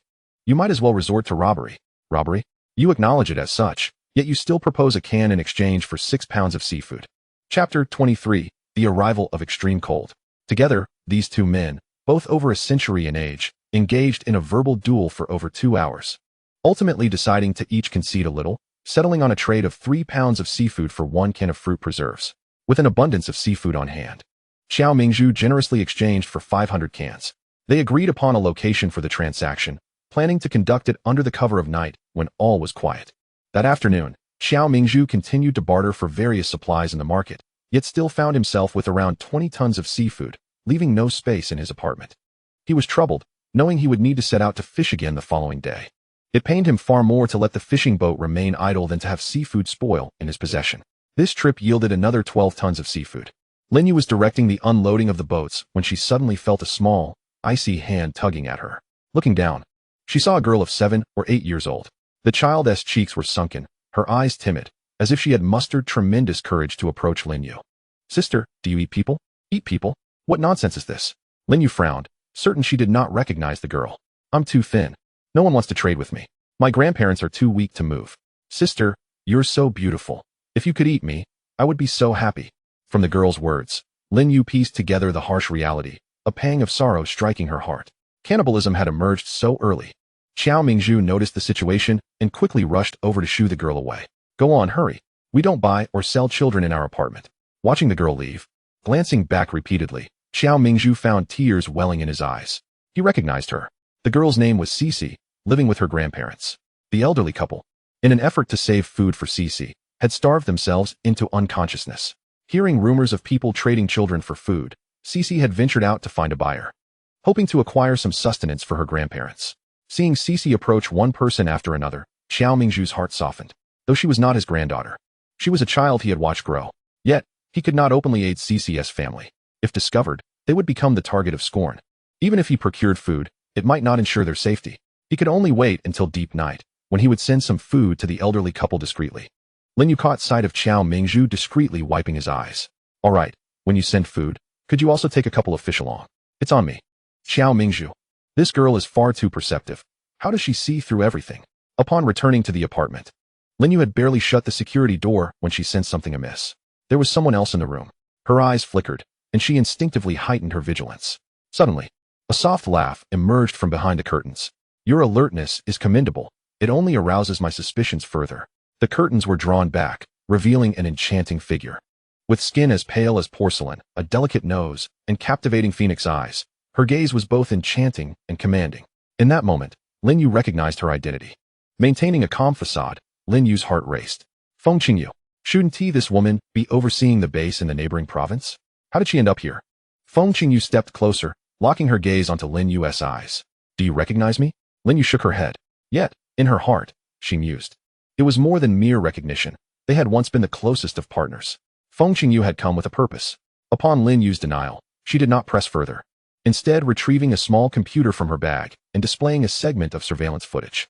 The video showed Lin Yu piloting a speedboat past the camera. The science and technology building has been our target for some time. We had planned to launch an operation to reclaim it from the clutches of the underworld. Now, however, it has inexplicably vanished. Miss Lin, during that time frame, you were the only one present. We suspect your involvement in its disappearance. We request a reasonable explanation. What do you need me to explain? The truth behind the disappearance of the science and technology building. How absurd, miss. Perhaps you have indulged in too many mythological tales. Lin Yu's cold gaze sparkled with sarcasm. If I possessed the ability to move mountains and fill seas, would I still be here? Then why did you pass by there? Feng Qingyu's gaze was piercing, scrutinizing every nuance of Lin Yu's expression. Having partnered with Feng Qingyu for many years, Lin Yu was well-versed in her interrogation techniques. At this moment, Feng Qingyu was employing psychological suggestion to hypnotize her. Lin Yu found it amusing. In her past life, Feng Qingyu had taught her how to break free from hypnosis. Yet years later, this tactic was now being turned against her.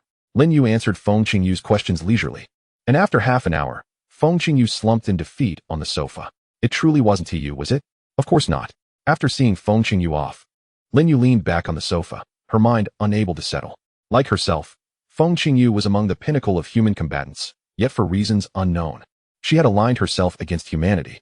Her kindness toward Lin Yu was genuine, yet her betrayal was equally true. In this new life, Lin Yu had not yet determined how to treat Feng Qingyu, but now she had sought her out.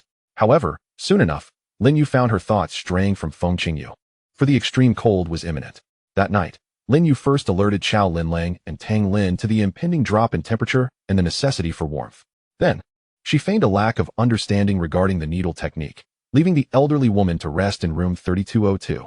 The mentor and student lay together on a single bed, with heating pads tucked under thick blankets. Won't it be too warm with all this? I have a cold constitution. I fear the chill. I examined your pulse when you first entered. How could I not know your condition? Lin Yu, please, master, grant me some face.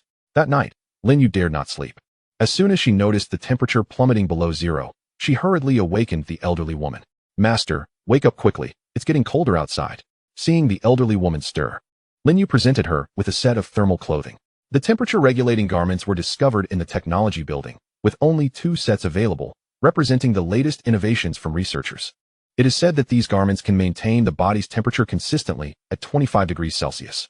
The other set is designed for children, which Lin Yu could not wear, so she had to forego it. After seeing the elderly lady dressed in her garment, Lin Yu remembered that the space still had a water heater. So she made an excuse to wander around the living room and returned with a small stove. She filled the stove with coal, but feeling uneasy, she knocked on the doors of the neighboring apartment and the one below, and only after hearing a response did she feel reassured enough to return to her warm bed. The most terrifying aspect of extreme cold is not merely the low temperatures, but rather the drastic drops in temperature that can catch humanity off guard, sometimes even leading to people freezing to death in their sleep. Chapter 24, Breaking Steel Pipes. The following day, the entire world lay encased in ice, with temperatures plummeting to over minus 30 degrees Celsius. In just one night, a thick layer of frost had formed on the windows, and the floodwaters outside had completely frozen, solid enough to support human weight.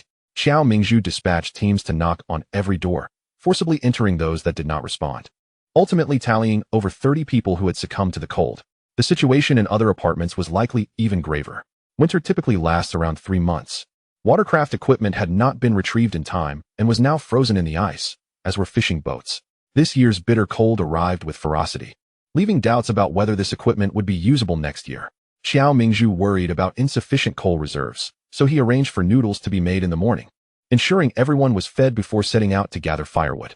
Saws, axes, and kitchen knives, anything that could be wielded to chop wood, were taken along. The elderly and children remained at home, while the able-bodied were split into 2 groups, one to guard the apartment and the other to venture into the woods for firewood. They would switch tasks upon returning to the apartment at noon.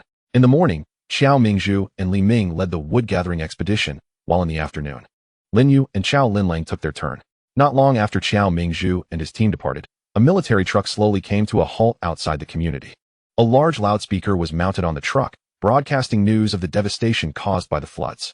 According to reports from global organizations, this natural disaster had submerged over half of the 127 affected countries, with the remaining nations also suffering significant losses in urban areas, rendering less than 1/10 of their land usable. Following the catastrophe, 89 countries declared bankruptcy, and the global human population plummeted from 6.39 billion to 2.76 billion. In just one day of torrential rain, more than half of humanity had perished. The Dragon Nation, known for its vast population, accounted for 1/5 of the world's populace. In response to this calamity, the government actively initiated rescue efforts, yet the losses remained severe, with over 3.5 billion people unaccounted for, and the surviving population now under 8.2 billion. Amidst the crowd, Someone could not help but weep, but as the cold wind blew, the tears froze instantly, prompting that person to fall silent in fear. Lin You stood at a distance from the military truck. Even if she were to relive this moment, hearing the news again would inevitably darken her spirits. 1/3 of the domestic population was unaccounted for. Among them, how many had been directly buried beneath the floodwaters? The subsequent extreme cold, sweltering heat, toxic mists, acid rains, and the threat of zombies and ferocious beasts. Each challenge was formidable. Lin You sometimes pondered whether those who could not withstand the initial disaster were, in fact, the fortunate ones, spared from enduring the subsequent apocalyptic tribulations. After listening to a long string of statistics, the residents of the community finally received uplifting news. The government would be distributing relief food. A person jumped down from the passenger seat of the truck, holding a small megaphone, proclaiming, "Tomorrow morning at 9 o'clock. Please bring your identification and come to the community entrance to receive your relief supplies. Additionally, please spread the word, due to the current food shortage. The government has issued a directive that any organization or individual obstructing the distribution of relief supplies will face execution on site. Please keep this in mind." After delivering the necessary information, the military truck revved up and gradually faded into the distance. At noon, Xiao Mingzhu returned with a group of people. Someone among them, a skilled craftsman, had ingeniously constructed 2 wooden carts equipped with wheels. Each cart was neatly stacked with firewood. Upon seeing the carts, Lin You could not help but marvel at the ingenuity of the laboring people. In the afternoon, Lin You led a team of 20 individuals to the mountains a few miles behind the community. Saws, axes, and kitchen knives were employed in succession, filling the air with the sound of chopping.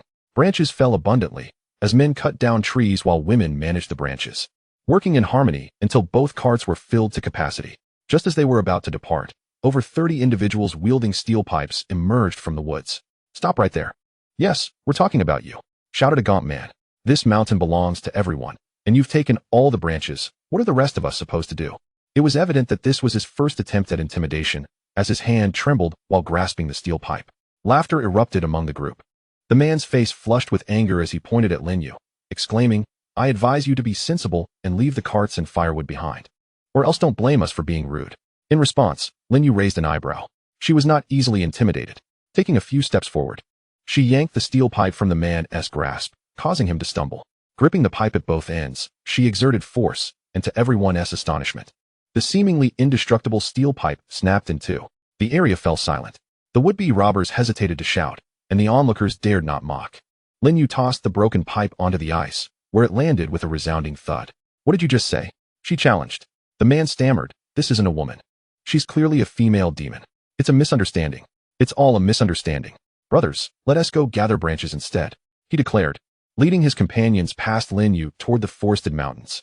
Lin Yu's decisive action not only deterred their aggression but also instilled fear in the onlookers, allowing her group to return to the apartment unimpeded. Upon noticing that Lin Yu returned more than an hour earlier than him, Xiao Mingzhu looked puzzled. "Did they trouble you?" he inquired. Lin Yu nodded, affirming, "Everyone was quite friendly and did not cause any trouble." A team member trailing behind Lin Yu remarked, "Had we not witnessed someone snap a steel pipe, we might have believed her words." Once back in the apartment, Lin Yu promptly turned on the electric heater. Grandma had moved back to apartment 3002 just the previous morning. Although Lin Yu's room was warm, she frequently needed to go out, leaving Grandma alone at home, which could be quite dull, so she decided to move back. Clad in the temperature-regulating garment, Grandma was not greatly affected by the extreme cold, yet Lin Yu, concerned for her elderly relative, laid down water heating in Grandma's room, circulating warmth through the space.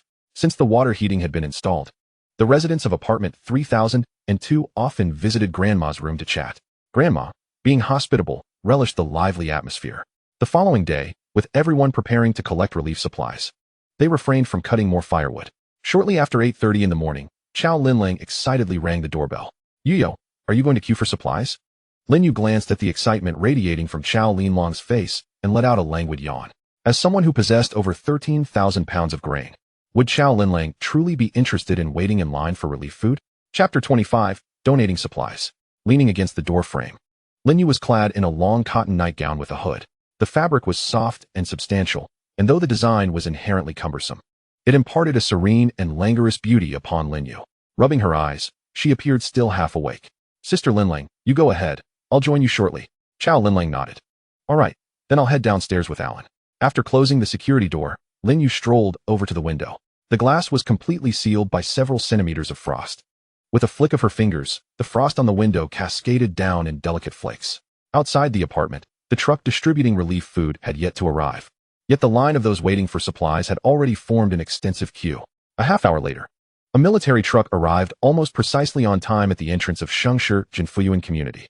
They've come. The relief food is here, cheered some, while others waved their bags excitedly.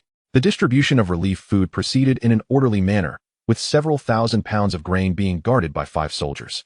Some attempted to harbor nefarious intentions, but upon facing the dark muzzles of rifles, all thoughts of mischief vanished. Lin You took her chance to descend when the crowd was thin, and within a mere 10 minutes, it was her turn. First, she filled out a form, then collected her relief food. The verification of her appearance, along with her identification information and address, was conducted meticulously. 1 pound of grain equated to a week's worth of food for an adult, and no one dared to be careless. Just as Lin You was about to submit her form, a sudden gasp erupted from the relief food distribution area.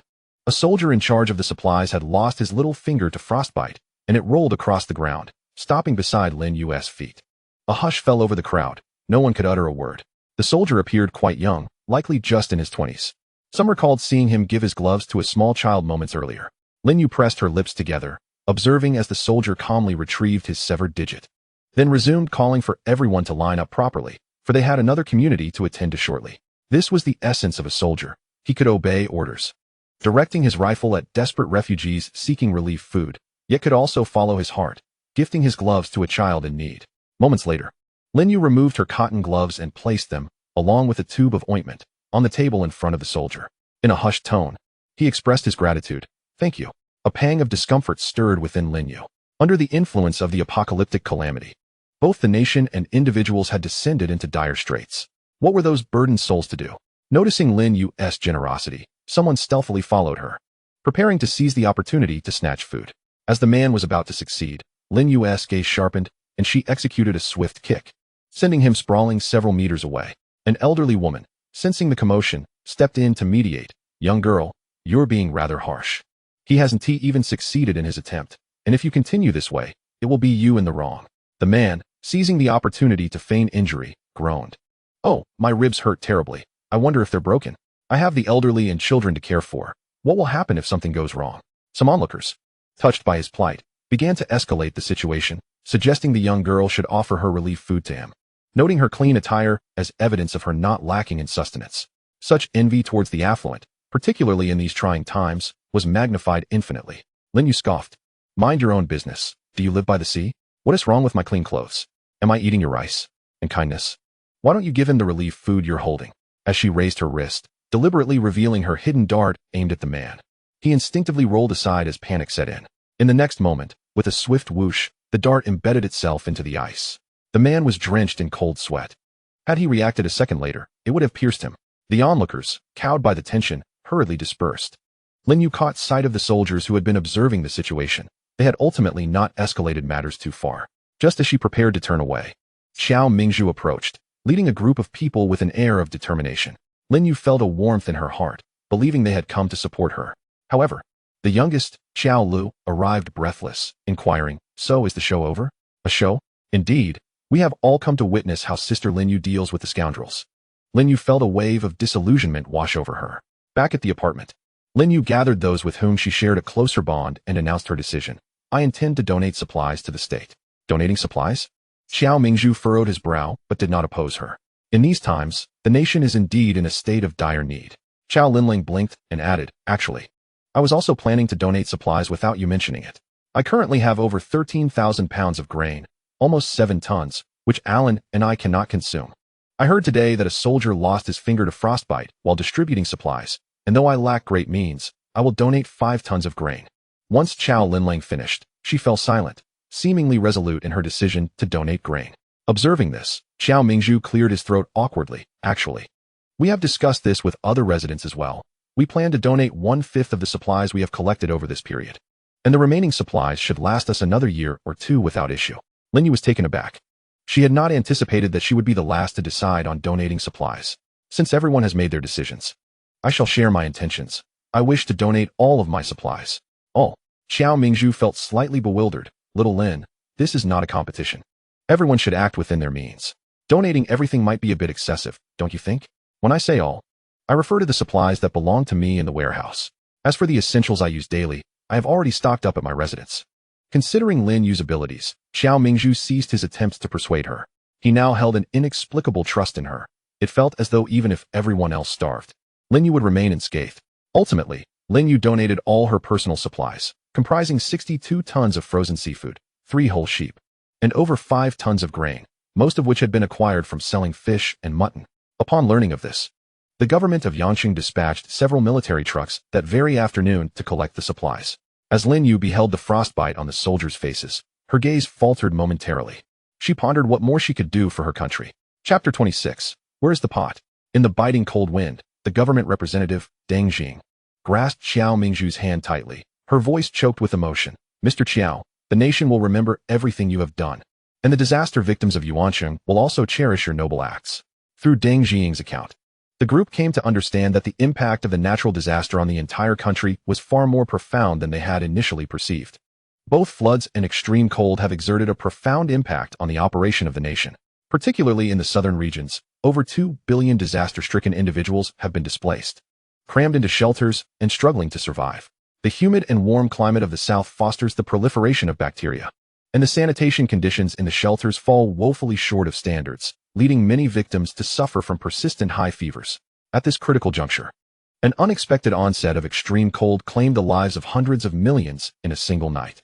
Many were awakened by the cold only to discover that those lying beside them had inexplicably ceased to breathe. The atmosphere was heavy with despair, as everyone was struck by the gravity of the news. In just one night, hundreds of millions had perished. If the extreme cold were to persist, what path lay ahead for the Dragon Kingdom? What future awaited humanity? Deng Jing departed, carrying the supplies donated by all the residents of Building C, heading towards Yuanqing. Once the crowd dispersed, Xiao Mingzhu immediately organized the residents of the apartment to gather firewood. Lin Yu returned to her room, weighed down by an indescribable heaviness. In her memory, the extreme cold would last for 3 months. Just one night had taken the lives of hundreds of millions. What would the subsequent 3 months entail? Had she been her former self, without resources or a space to retreat to, even upon learning this news, she would have felt utterly powerless. Yet now, she possessed resources in abundance beyond imagination. Even sustaining the entire Dragon Kingdom for years would pose no problem. Lin Yu gazed out the window and chanced upon Xiao Zhuoming leading a team toward the mountains behind the community. Each individual was exerting their utmost effort to survive. With a flicker of determination in her eyes, Lin Yu resolved to act. She found a scrap of paper and, after scribbling a note indicating she would be away for a few days, tucked it into apartment 3202. A flash of white light enveloped her, transporting her thousands of miles away to Yuanqing. This was the area most severely affected by the disaster, where a substantial portion of the supplies donated from Building C was being dispatched. As she walked through the city center, Lin Yu felt overwhelmed by the grim scenes surrounding her. The northern climate may be frigid, but the inhabitants are equipped with means to endure it: cotton jackets, stoves, coal, heating, and air conditioning. The southerners, accustomed to warm and humid weather, were caught completely off guard by the sudden onslaught of extreme cold. The streets were lined with corpses. The shelters were overwhelmed with victims suffering from relentless fevers, and the government was simply unable to manage the deceased. Every community lay desolate, devoid of life. As all the victims had been herded into shelters, no one wished to abandon their homes, yet the shelters provided hot soup and water. With a thought, Lin Yu arrived at the Yuanqing shelter. The entrance was tightly secured, obscuring any view of the interior. She pushed against the door, only to find it barricaded. A sense of unease washed over her. Without time for further contemplation, a milky white halo swiftly enveloped the entire shelter. Upon glimpsing the interior, Lin Yu's pupils constricted in alarm. A plague. It was indeed a plague. Within the shelter, people of all ages huddled together, desperately coughing. High fevers persisted, accompanied by severe diarrhea. Lin Yu was well acquainted with these symptoms, having unwittingly contracted the same plague during her previous life while working with a body retrieval team. It was only through the intervention of Chow Linlang that she had obtained the medication that saved her life. 1 capsule required 20 gene of grain. Chow Linlang had provided her with 3 capsules, amounting to 60 gene of grain. At that time, Lin Yu had worked tirelessly for a month in the body retrieval team and earned merely 5 gene of grain. 60 gene would require her to labor ceaselessly for an entire year. This memory lingered vividly in her mind, and thus, upon her rebirth, she had stockpiled 1,000,000 boxes of this miraculous medication abroad.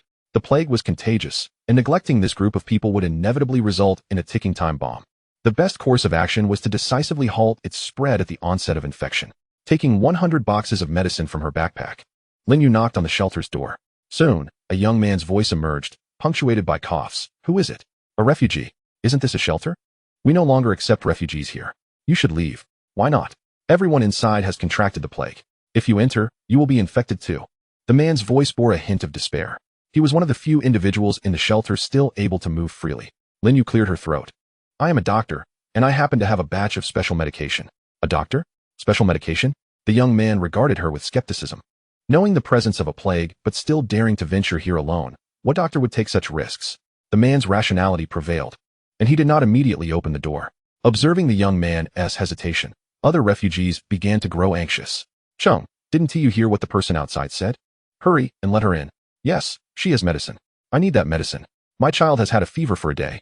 When Chung Ziqing remained still, a man, exasperated, exclaimed, if you won't open the door, I'll do it myself. If you don't want to live, we all want to. No. Chung Ziqing seized the man urgently. His expression fraught with concern. We cannot go out. The identity of the person outside is unknown. We can't risk it. Since the natural disaster, the internal chaos within the country had been immense, and Chung Ziqing feared that the person outside might be a foreign spy intending to spread the epidemic further. At this critical juncture, they could not afford to create more trouble for the nation. To hell with you. The man forcefully shook off Chung Ziqing's grip. I've had enough of your reasoning. You talk about not creating trouble for the nation while you've confined us all here. And where is the national relief? Who has ever cared for us? The man let out a mournful cry, revealing that just that morning, his only relative had succumbed to the plague and remained unconscious. Yet to awaken. Now, the only opportunity lay before him. What was he to do? Chung Ziqing staggered back, held down by several refugees. Someone shouted, Dai Wei. Just go ahead and open the door. Chung Ziqing attempted to intervene, but his body, ravaged by the plague, possessed no strength, leaving him to watch helplessly as young Dai Wei opened the shelter door. A beam of sunlight streamed into the room. Everyone instinctively squinted their eyes, having not seen the sun for days since the onset of extreme cold. As Lin Yu approached against the light, all held their breath. A cool, clear voice broke the silence. Where's the pot? The pot. Are you going to brew medicine? The crowd exchanged glances, uncertain of Lin Yu's intentions. Lin Yu had no choice but to explain, this medicine is highly stimulating to the stomach. It needs to be consumed with food. Upon hearing this, the disaster-stricken individuals turned their eyes toward Chung Ziqing. Overwhelmed by pressure, Chung Ziqing reluctantly produced a small bag of broken rice, estimating it to be no more than 10 jin. 10 jin for thousands of people? Lin Yu's gaze flickered, gaining a new understanding of the dire situation within the Yuanqing shelter. Chung Ziqing nodded, painfully watching as Lin Yu poured the small bag of broken rice into a metal bucket. He hadn't even had the chance to speak. That small bag of rice was the food supply for the disaster victims for 3 days. The relief grain, originally expected to arrive 10 days ago, has yet to make its appearance, leaving us to ration our food. Lin Yu nodded, turning her backpack upside down on the table, causing a cascade of medicine boxes to tumble out. This epidemic in Yuan City is primarily caused by bacterial infections, characterized by high fever, severe diarrhea, and overwhelming fatigue among patients. For those with mild symptoms, a single capsule may suffice, while more serious cases could require medication for up to 35 days. Lin Yu instructed that the capsules be distributed to the refugees, one per person, assessing their conditions to determine the necessity for continued medication. Within the shelter, there is no pot. The only vessel for cooking is a metal barrel capable of holding 50 liters of water. However, without a heat source, the food remains uncooked. Lin Yu glanced around and discovered a wooden cabinet in a corner. With a few sharp cracks, the tightly fitted wooden boards were pried apart by hand. Chung Ziqing, standing behind her, gasped in astonishment. How could such a heavy cabinet, weighing several hundred pounds, be so easily broken? Once a fire was lit, the water in the pot quickly reached a boil. The disaster victims gazed greedily at the steam rising from the pot. The aroma of porridge wafted through the air, prompting many to swallow hard in anticipation.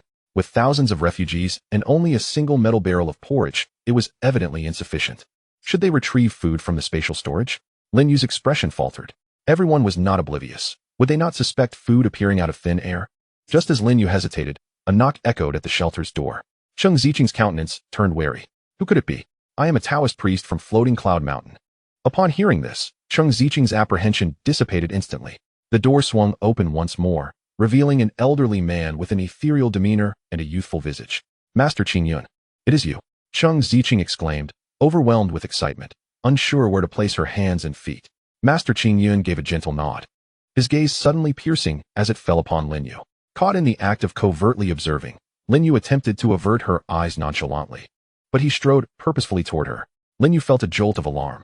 Stopping a meter away from her, Master Qingyun waved his sleeve, and 5 bags filled with rice materialized from thin air. Lin Yu's heart raced. Could he also possess spatial abilities?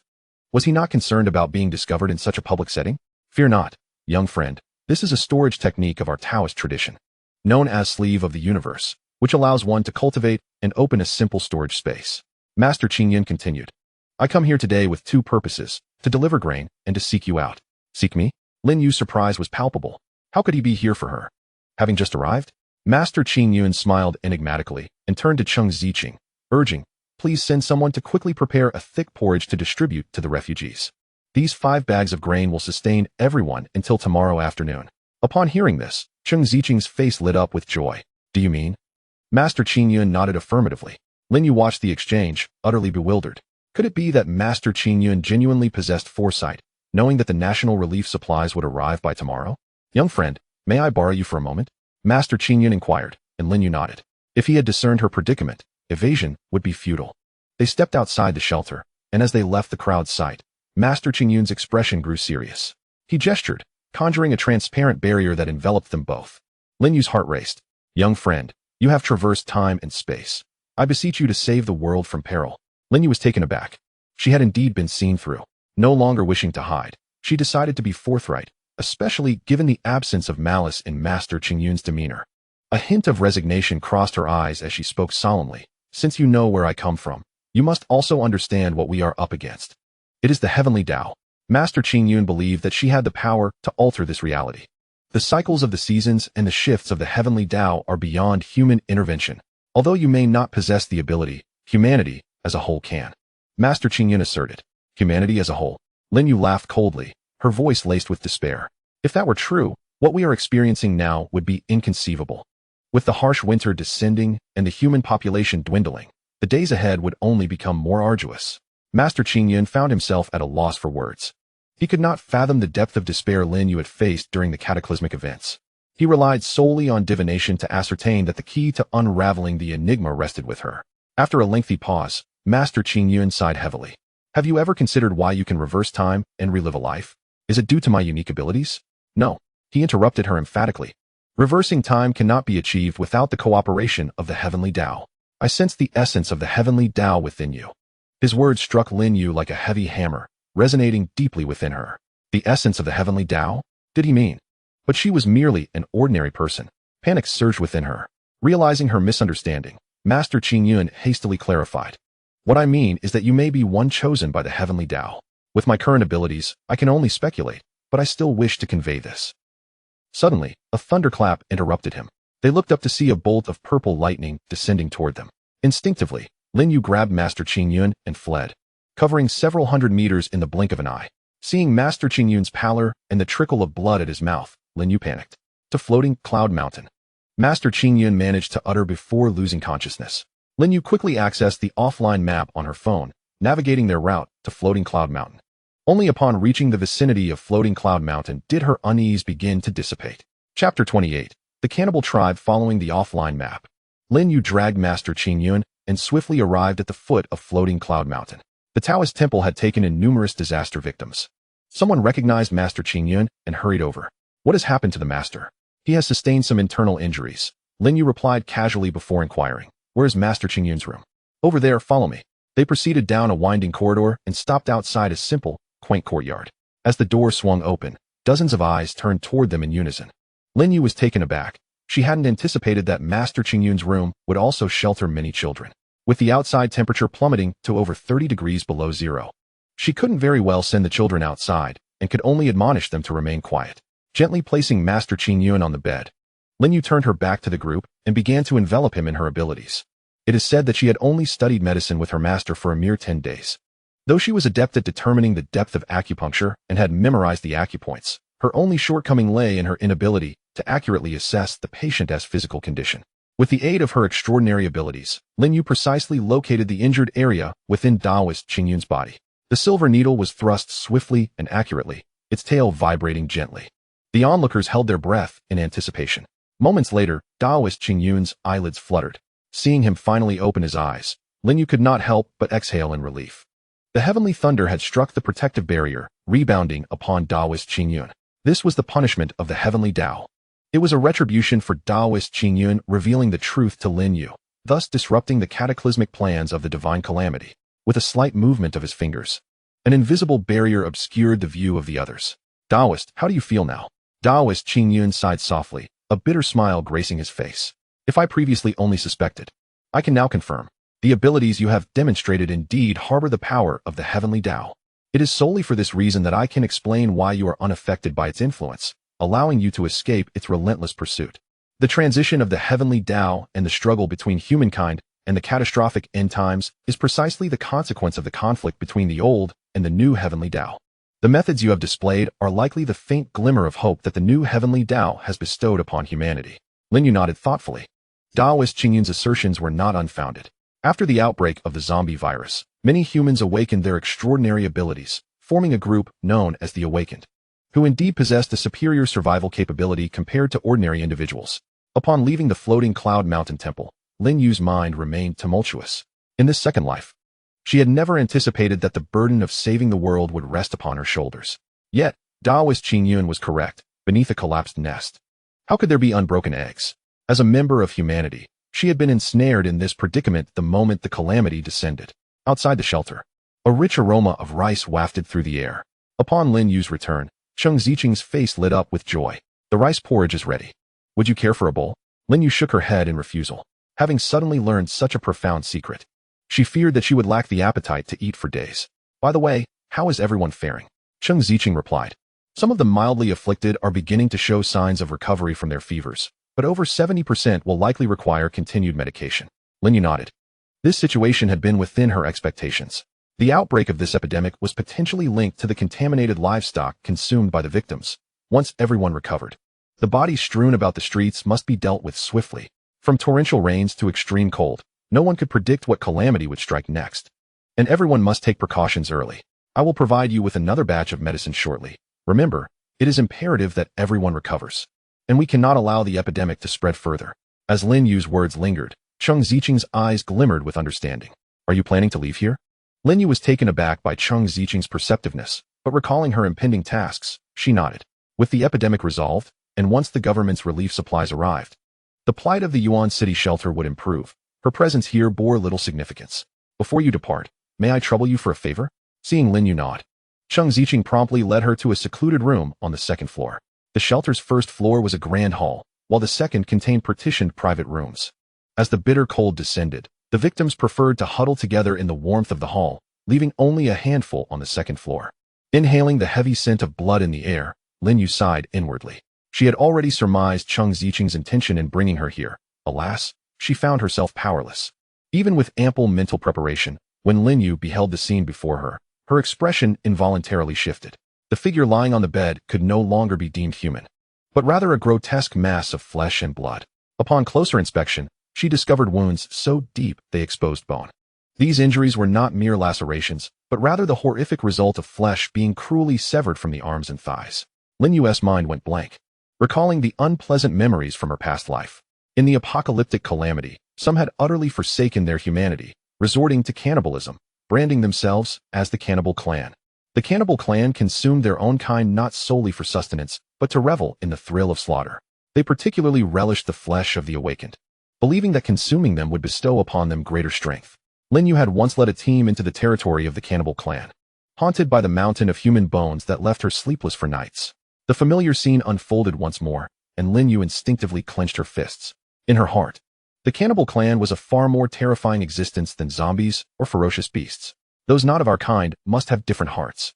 While humanity remained vigilant against zombies and monstrous beasts, they often fell prey to the traps set by the cannibal clan out of misplaced compassion. Women and children were frequently used as bait by the cannibal clan. Lin Yu had once watched a video in which the cannibal clan used sharp blades to slice the flesh of a young woman piece by piece, inflicting excruciating pain while ensuring she would not die immediately, all the while the perpetrators danced around her in jubilant celebration. The video was so gruesome that Lin Yu could only endure a few seconds before succumbing to horror. This video became the spark igniting the war between humanity and the cannibal clan.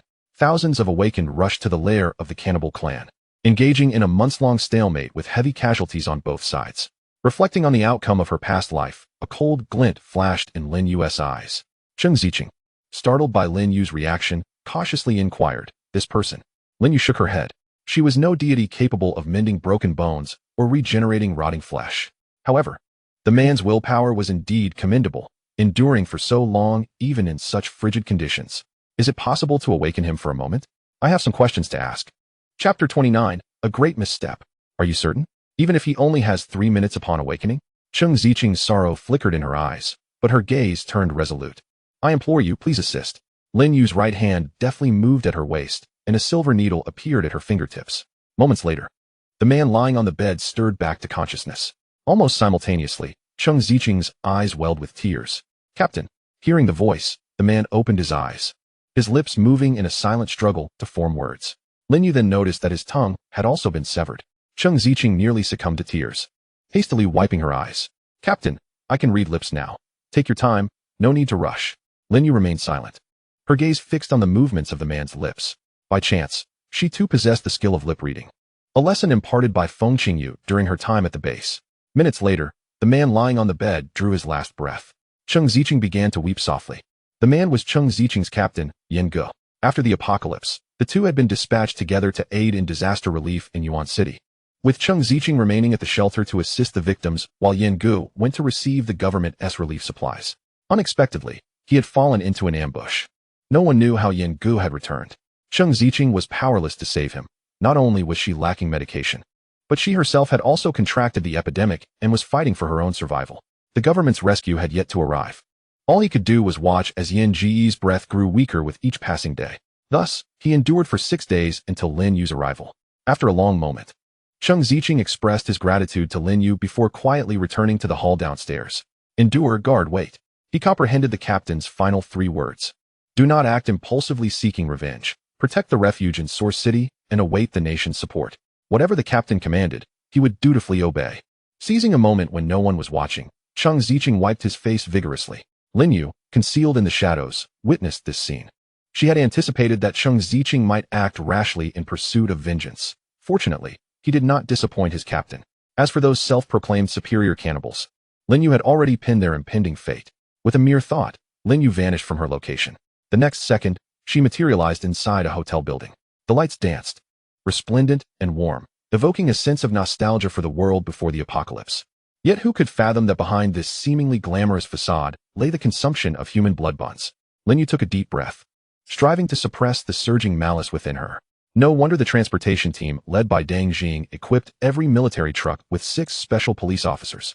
They were evidently fearful of these individuals. A milky halo spread, and Lin Yu quickly pinpointed the exact location of this group. In a vast banquet hall on the 9th floor, over 100 men and women, scantily clad, wore intoxicating flushes on their faces. Lin Yu glanced at them, then disdainfully averted her gaze.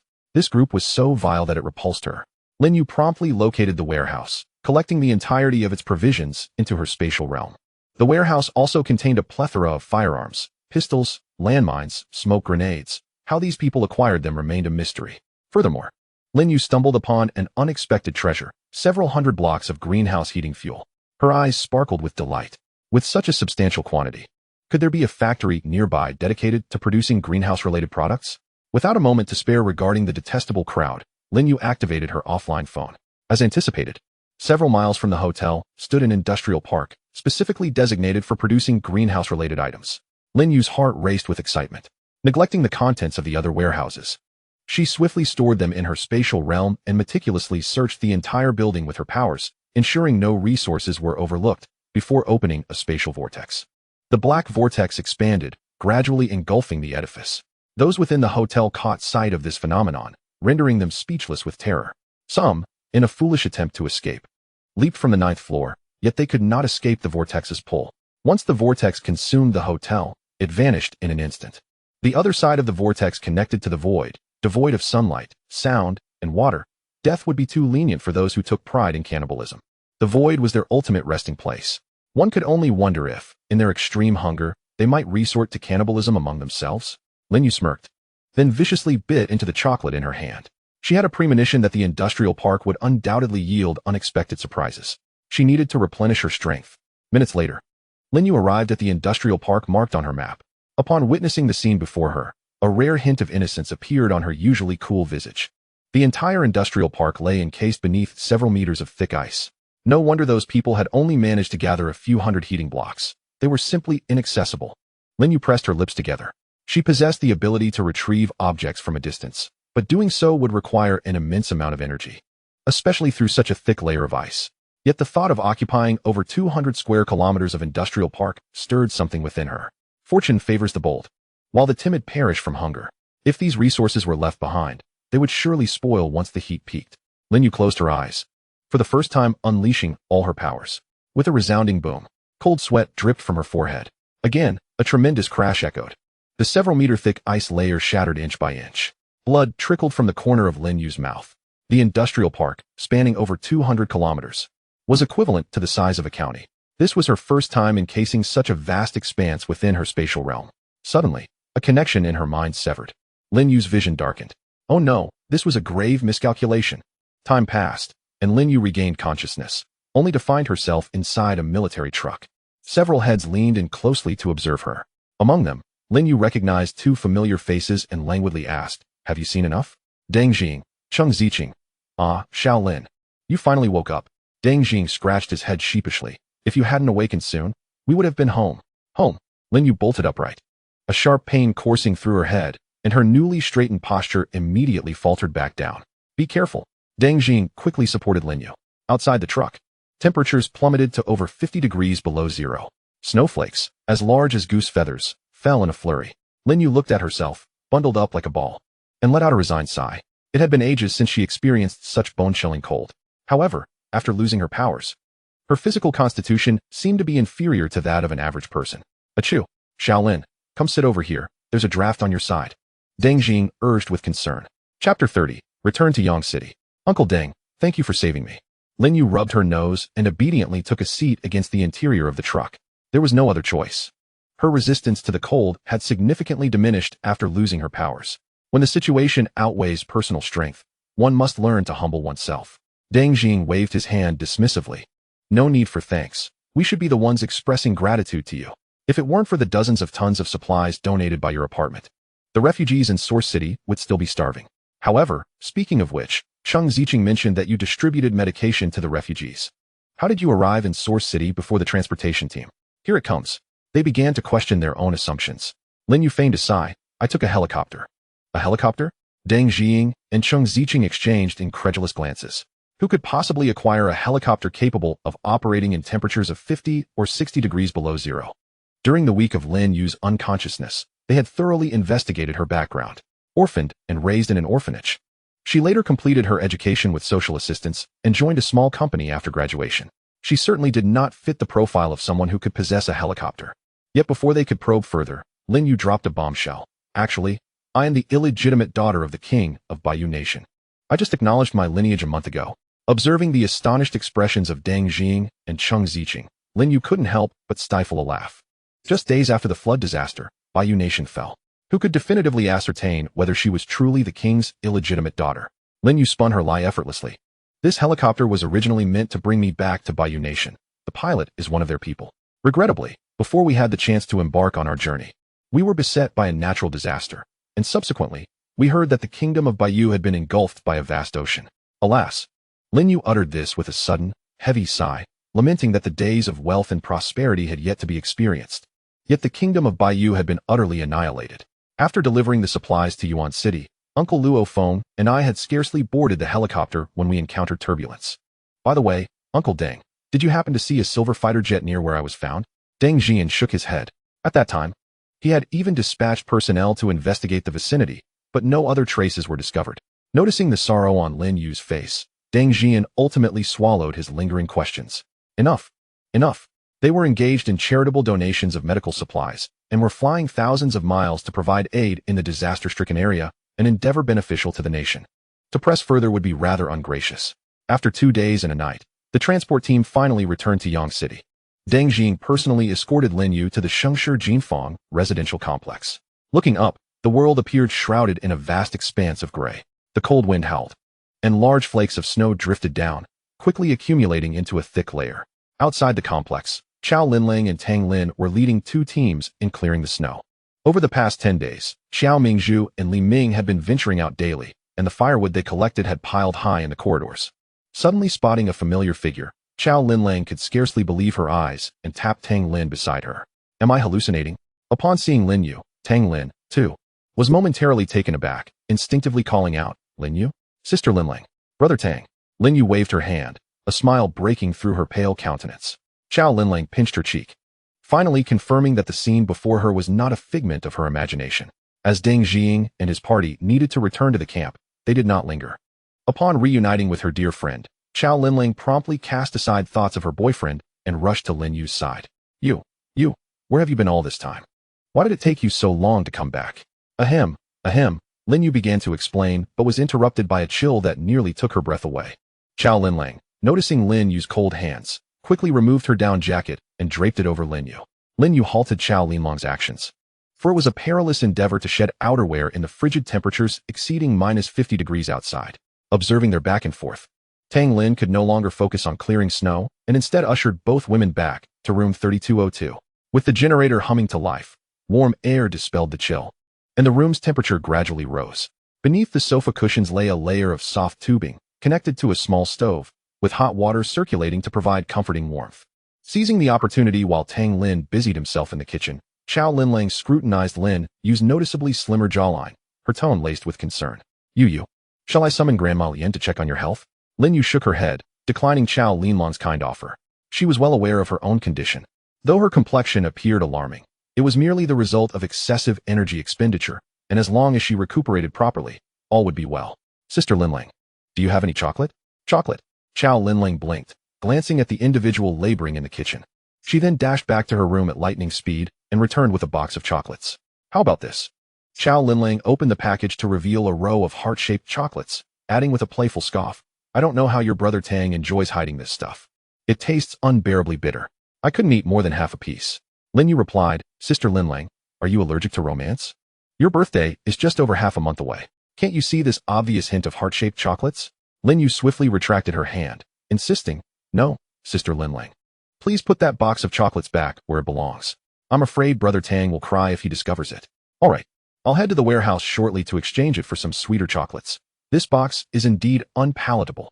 Xiao Linlang took the chocolate packaging back to its place, and then returned to Lin Yu's side. Half an hour later, Tang Lin called the two to the dining table for a meal.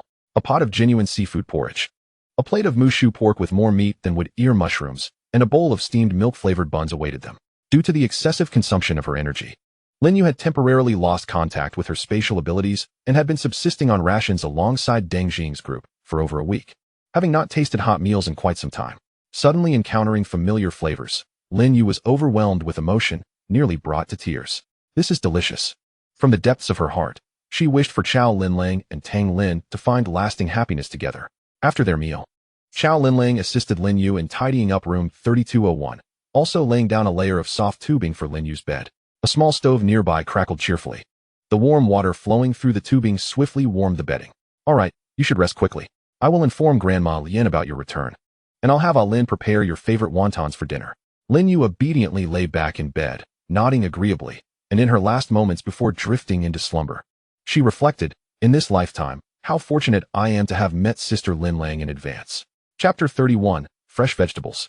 Awakening from a deep sleep, Lin Yu noticed that the outside world had already succumbed to darkness. Perhaps having finally enjoyed a restful slumber, she felt considerably revitalized, and even her connection to the spatial realm began to slowly re-establish itself. At this rate, it would likely take no more than 2 days for her powers to be fully restored. Contemplating the entire industrial park she had stored within her space, a flicker of anticipation crossed Lin Yu's face. It encompassed an area as large as a county, and surely, it was brimming with supplies. In the living room, a thermos was set out alongside several unopened boxes of chocolates. Lin Yu peeled back the label affixed to the thermos. You, the wontons are warming in the thermos. Remember to eat once you awaken. Upon opening the thermos, an enticing aroma wafted up to her nostrils. It was still filled with seafood filling. Lin Yu swallowed hard. If Tang Lin were not engaged in scientific research, he could certainly thrive by opening a restaurant. After a satisfying meal, Lin Yu returned to her bed to rest. The best way to replenish her energy was through sleep. She experienced a night devoid of dreams. The following morning, Lin Yu awoke at the break of dawn. Outside the apartment building, Li Ming was leading a group in shoveling snow. within the Shengshi Jinfang community. It seemed that only the residents of Building C possessed the means to undertake such a task in sub-zero temperatures. However, it wasn't merely about clearing snow. It was primarily to collect and store snowmelt. In extreme cold, all available water sources outside were solidly frozen, and humanity could only resort to melting snow for water. As Lin You watched with interest, she suddenly saw Li Ming rushing back to the apartment in haste. A few minutes later, Qiao Mingzhu emerged. Not only that, but Qiao Linlang and Tang Lin, separated by only a wall, were also dressing to head outside. Just as they were about to inform Lin You, the anti-theft door of room 3201 swung open. You're awake. Yes, just woke up. Lin You, clad in an elongated and thickened down jacket with a hat concealing her ears, revealed only her round, sparkling eyes. Qiao Linlang's heart softened. She longed for a little sister as cuddly as this. How are you feeling today?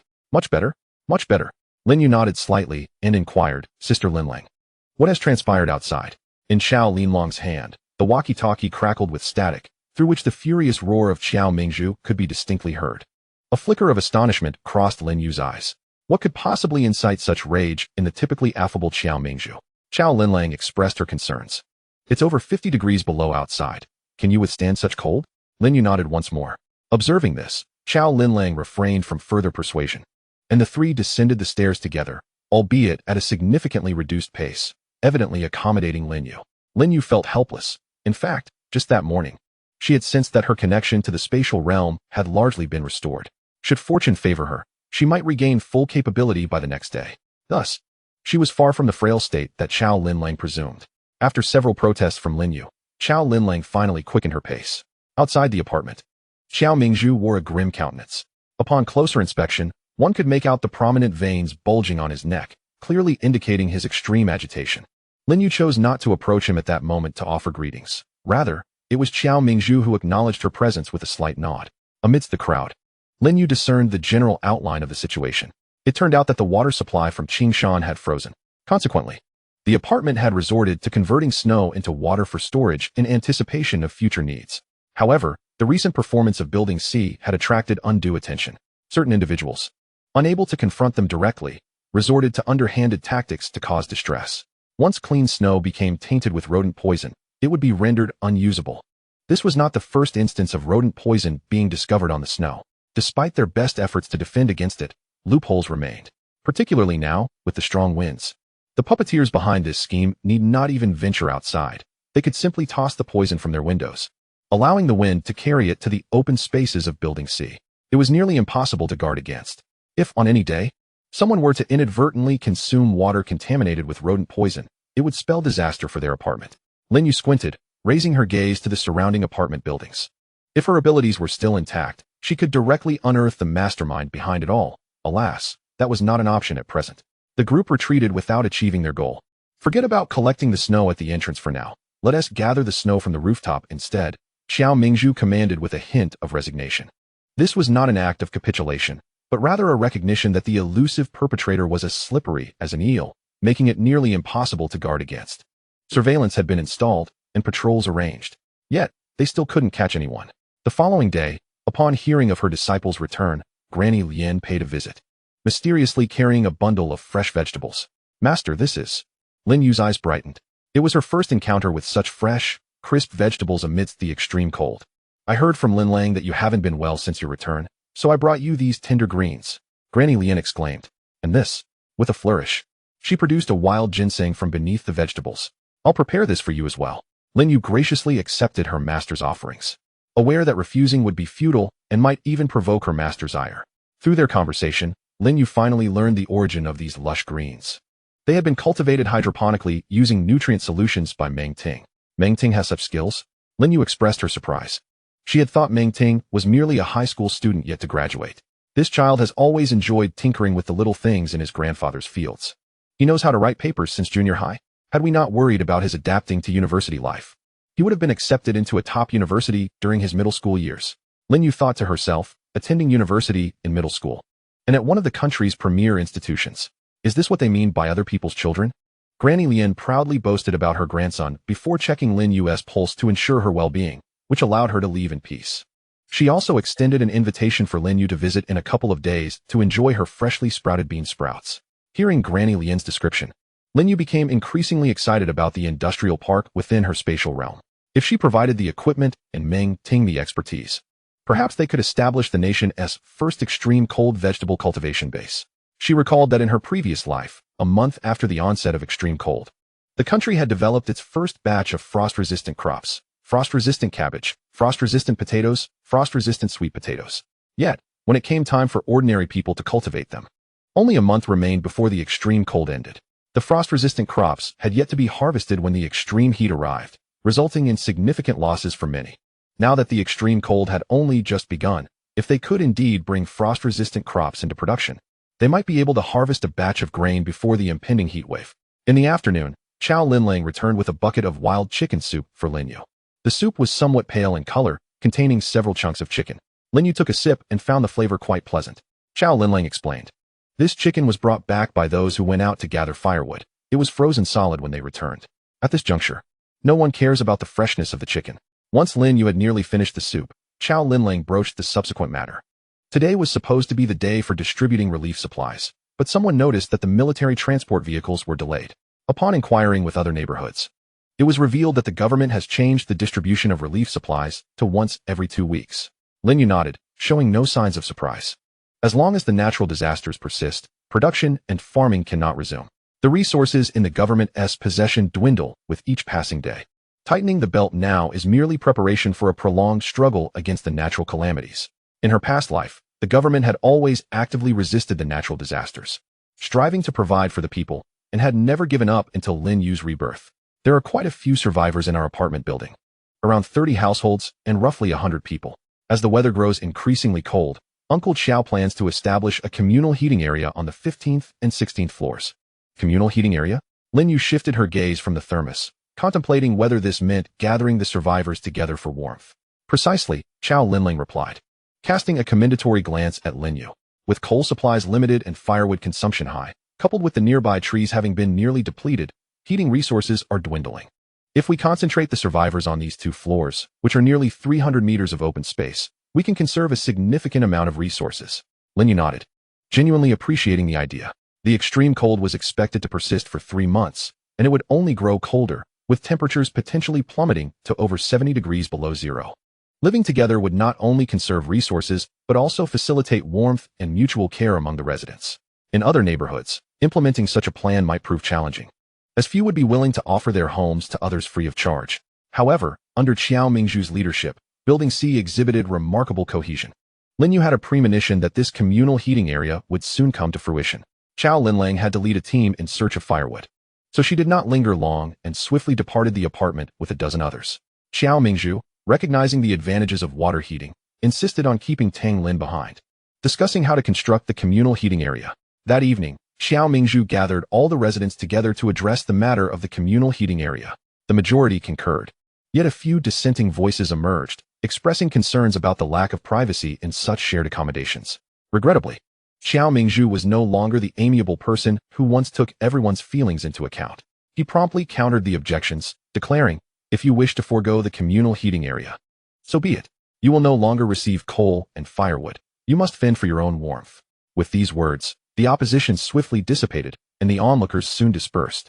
Lin Yu and Chow Linlang walked side by side, while Tang Lin was once again conscripted by Qiao Mingzhu for labor. "What shall we do, Yu?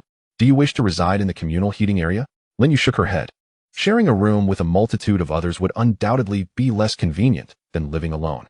Moreover, with the spatial capability she possessed in this lifetime, she did not wish to impose upon herself. That night, Lin Yu once again felt the presence of her personal space. Eagerly, she entered it and was astonished by the vast industrial park that sprawled before her, covering several hundred square kilometers. The map's description, likening its area to that of a small county, was indeed no exaggeration. As her hand pressed against the wall, a three-dimensional blueprint of the entire industrial park materialized in her mind. To her disbelief, this industrial complex encompassed thousands of factories, all dedicated to agricultural production. From planting to harvesting, it produced everything one could imagine: various machinery, seeds, soil, fertilizers, and pesticides. It seemed the manufacturers, wary of potential damage from torrential rains, had taken emergency measures. Everything that could be sealed was, and all that could not was rendered waterproof. Lin Yu's heart raced with excitement upon discovering all of this. The manufacturers might have merely intended to minimize their losses, yet they were blissfully unaware of the hope their efforts bestowed upon humanity's survival. Lin You located the factory that produced heating fuel blocks for greenhouses and discovered hundreds of workshops within. The sealed fuel blocks in the warehouse alone amounted to millions of tons. She refrained from inspecting other supplies, knowing she needed to compose herself. Exiting the space, she gazed out at the flurry of snowflakes outside. She possessed the means of self-preservation, and her resources were abundant. Whether to construct her own base or donate supplies to the state had previously left her in a state of indecision. Now, however, clarity washed over her. Both paths ultimately converged on a single purpose: to better withstand the cataclysms of the apocalypse. With this realization, a glimmer of determination sparkled in her eyes. Undeniably, resources, when allocated by the state, would yield their utmost efficacy. A fraction of the supplies from her space would serve as a test of her commitment to the national base. Should the outcome prove satisfactory, she would gradually donate half of her resources.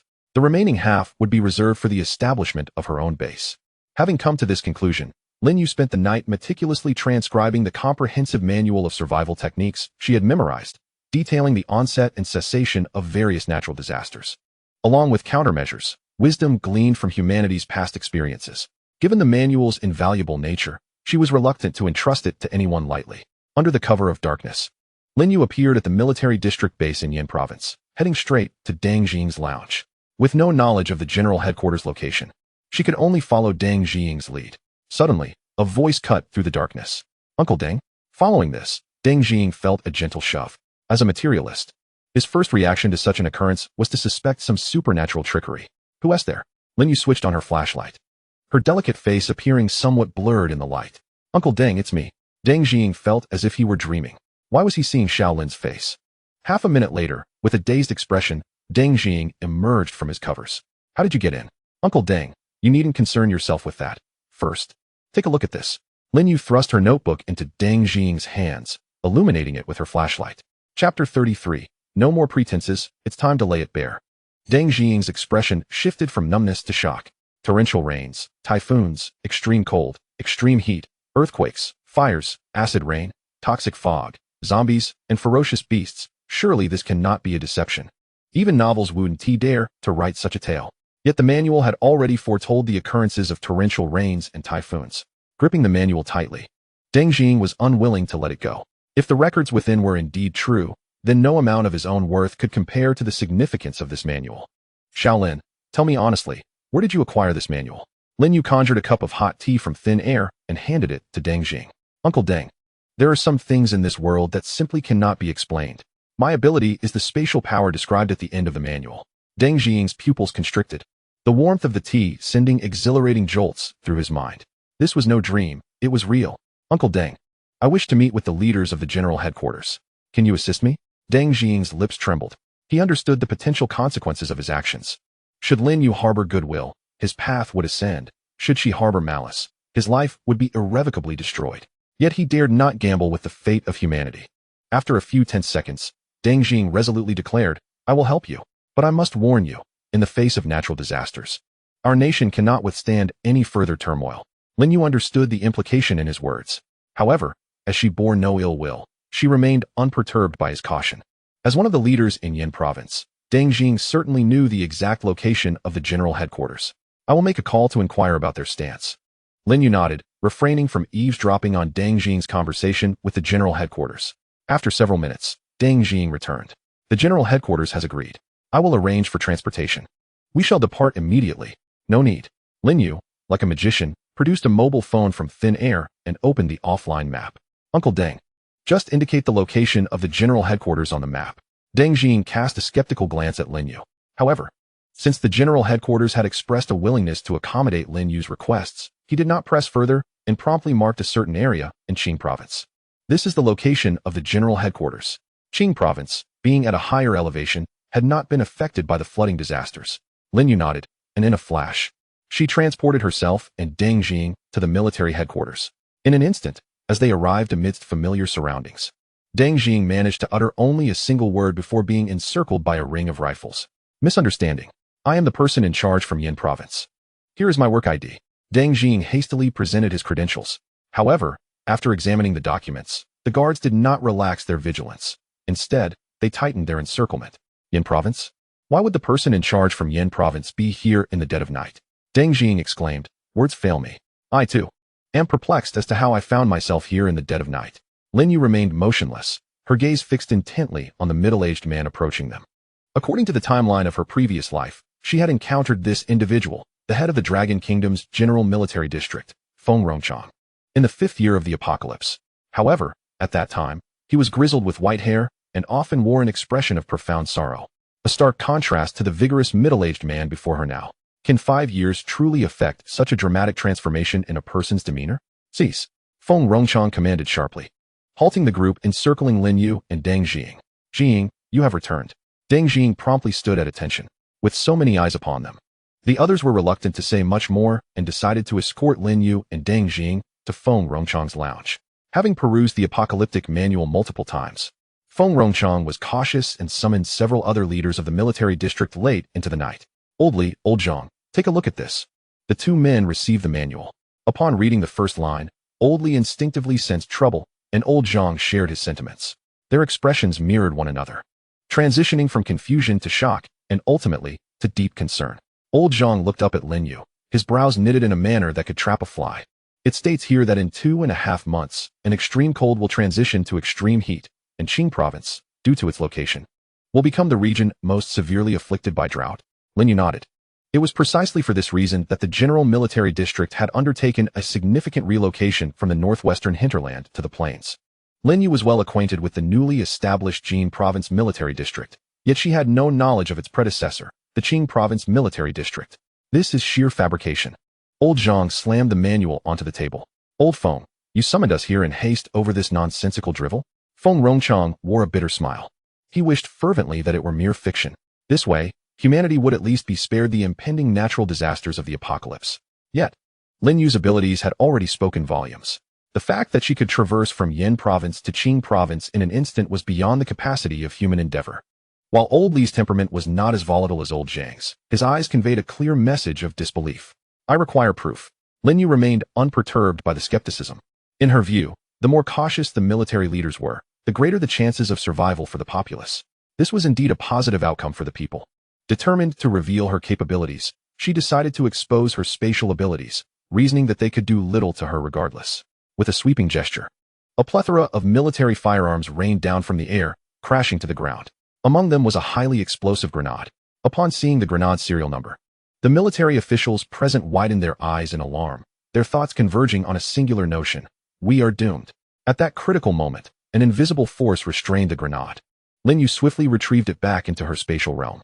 After the false alarm, Feng Rongchang was the first to grasp Lin Yu's intentions. You did this deliberately. Lin Yu feigned innocence with an open-handed shrug. As long as she did not acknowledge it, she remained untouchable. Those present had risen to their current positions for a reason. They were not fools. Everyone understood Lin Yu's purpose.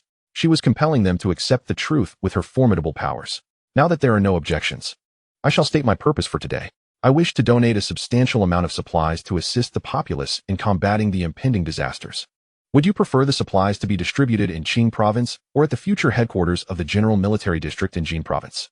The reactions of Old Feng, Old Zhang, and Old Li were nothing short of astonishment. Was this the sensation of being unexpectedly nourished? Feng Rongchang pondered seriously before responding. We must confer with the other leaders of the military district regarding this matter. May we provide you with an answer by dawn? Lin Yu glanced at the sky outside and shook her head in refusal.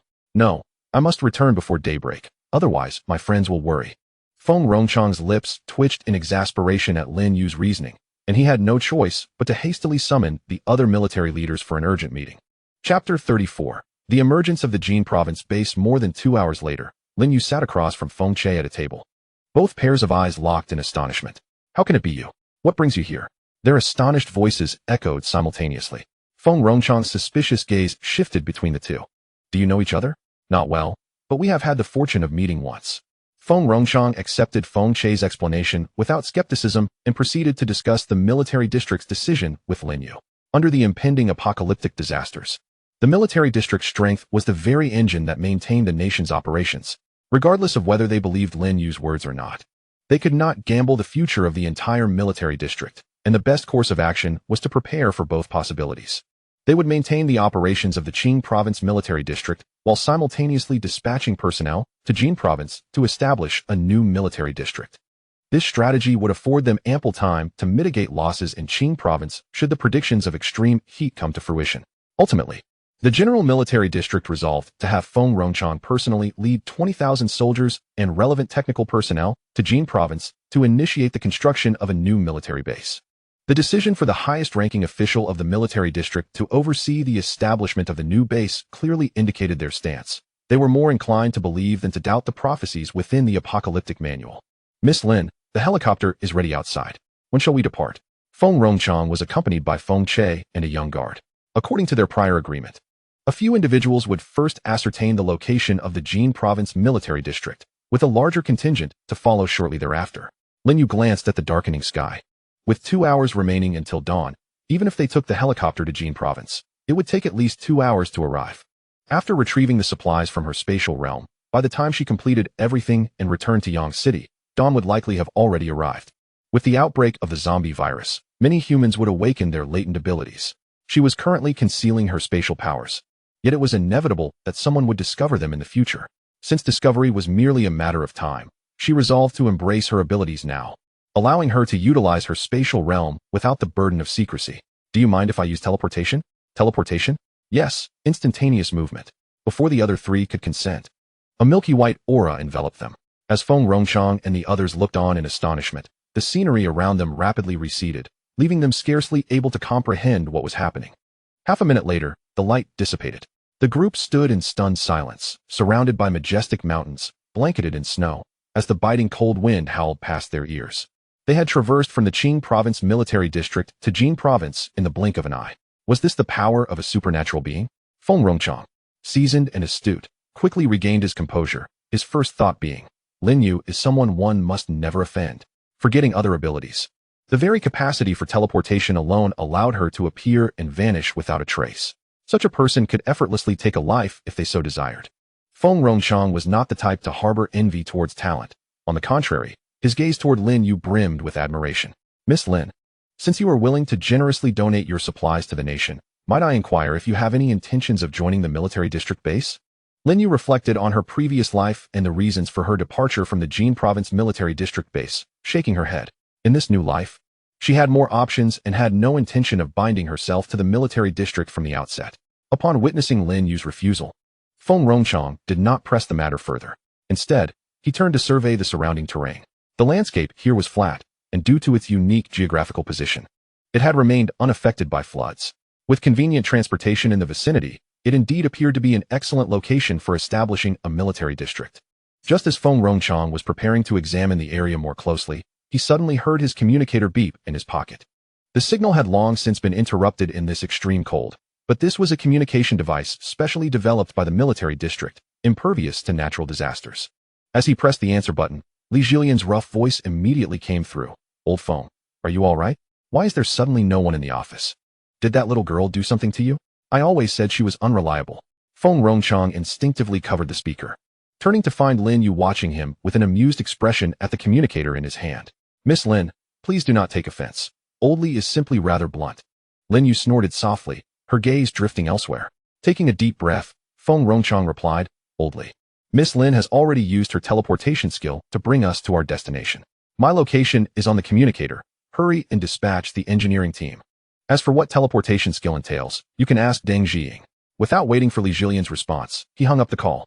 On the other side, Lin You appeared to be lost in thought, yet she was actually recalling the layout of the Jin Province military district base from her previous life. Following her initial plan, Lin You decided to donate 10% of the supplies from her space. However, she needed to carefully consider which supplies to contribute. While Feng Rongchang and the others were aware that Lin You possessed a personal space, none besides her knew its true extent. A few tons? Several dozen tons? Or even several hundred tons? Yet, as the towering buildings materialized out of thin air, Feng Rongchang realized his perspective had been too narrow. A multi-story supermall, a soaring technological skyscraper, warehouses for oil and coal, medical supplies, military aircraft, thousands of off-road vehicles, and even an armory. Seeing all this left Feng Rongchang utterly astounded. Feng Che and the guards were even more exaggerated expressions, their jaws nearly dropping to the ground. Nevertheless, Lin Yu's hands continued to move without pause. 30,000 model homes were swiftly arranged for the accommodation area. 1/10 of the supplies gathered from Source City was extracted, including various seeds, fertilizers, humus soil, machinery, and materials for greenhouse planting, such as fuel blocks, iron frames, plastic film, glass, and insulation felt. Lin You constructed the prototype of the Jin Province Military District base according to the distribution of various departments from her previous life. When Feng Rongchang and his son saw the materials labeled in multiple languages, they were struck dumb. So this was the truth behind the collective disappearance of foreign supplies. However, they wisely refrained from asking further questions and silently resolved to keep Lin Yu's secret. Even if it was a member of their own faction, they could not allow any leaks. Should anyone dare to disclose this information, they would face military justice. As for those who deemed Lin Yu's clandestine collection of foreign supplies unethical, who cared?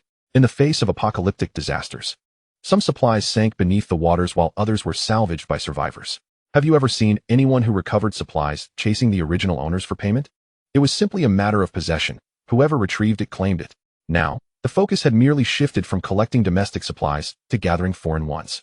If the roles were reversed, and it was someone with foresight of disasters and special abilities collecting supplies, they would likely be even more relentless than Lin You. Chapter 35, Retribution. Alright, these are the supplies for donation. The dawn was approaching. Will you remain here or return to the Qing province base? It was only at this point that the others snapped back to reality. We won't return. The first batch of the engineering team will arrive this afternoon. We'll wait for them here. Miss Lin, you have helped our military district immensely. Is there anything we can do for you? Lin You pondered seriously. I would like some seeds of the cold-resistant crops currently being developed by the military district. Cold-resistant crops. Upon hearing these words, Feng Rongchang's serious demeanor was momentarily replaced with surprise. He felt even more convinced of Lin Yu's ability to foresee the future. Cold-resistant crops were part of a research plan that had only been approved a few days prior and had not yet been publicly announced. Only a few officials within the military district were aware of it. As an outsider, how could Lin You possibly know that the military district was developing cold-resistant crops unless she possessed prophetic abilities? Miss Lin, you are too modest. Once the cold-resistant crops are developed, the military district will prioritize sending the first batch of seeds to you. Seeing that Feng Rongchang was relatively easy to communicate with, Lin You kindly added, not only cold-resistant crops, drought-resistant crops should also be developed promptly to prepare for the impending extreme heat disasters. After their communication was settled, Lin You lifted her gaze toward the eastern sky, now tinged with dawn's light, and teleported away. Only 3 remained at the scene, along with a base that had taken the shape of a new military district. The seriousness returned to Feng Rongchang's face. Xiao Che, activate the video communication device.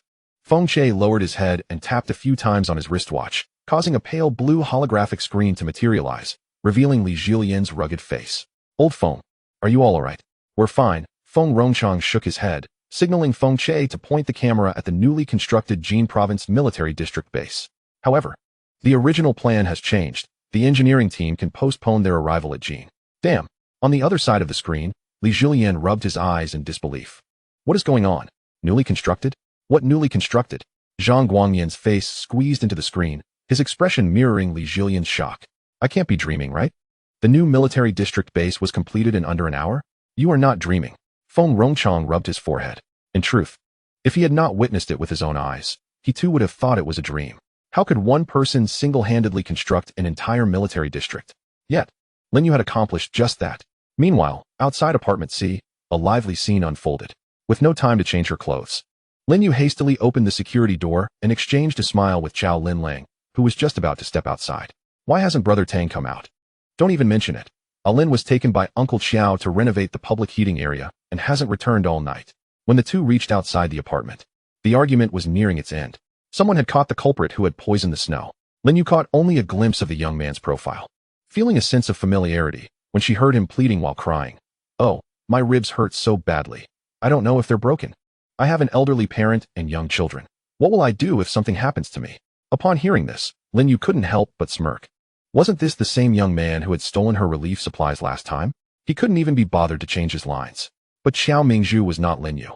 He possessed a far greater understanding of the community than she did. With a cold expression, Xiao Mingzhu directly called out the young man's name. Han Yu, didn't you sever ties with your parents long ago to become a son-in-law? How can there be a child when your wife has never been pregnant? Han Yu's expression stiffened. His lowered gaze filled with venomous resentment. Just as he was about to plead for mercy, Xiao Mingzhu had already denied him that opportunity. Yang Chun, Zhao Yu restrain him. As her words fell, Two robust young men stepped forward, one on each side, pinning Han Yu down. Xiao Mingzhu turned to the onlookers in the apartment, pointing at the snow on the ground that had been tainted with rat poison, and spoke coldly. Whoever forces this snow down Han Yu's throat, I shall grant them 1/2 pound of grain. Initially, no one dared to step forward. The thought of sacrificing their lives for a mere 1/2 pound of grain was one that few could entertain. Moreover, they were already well aware of Han Yu's collusion with the Doomsday Society, making them even more reluctant to offend him. Seeing no one willing to come forward, Han Yu shot a triumphant glance at Xiao Mingzhu. Little did he expect that an elderly woman, trembling with age, would rise at that moment.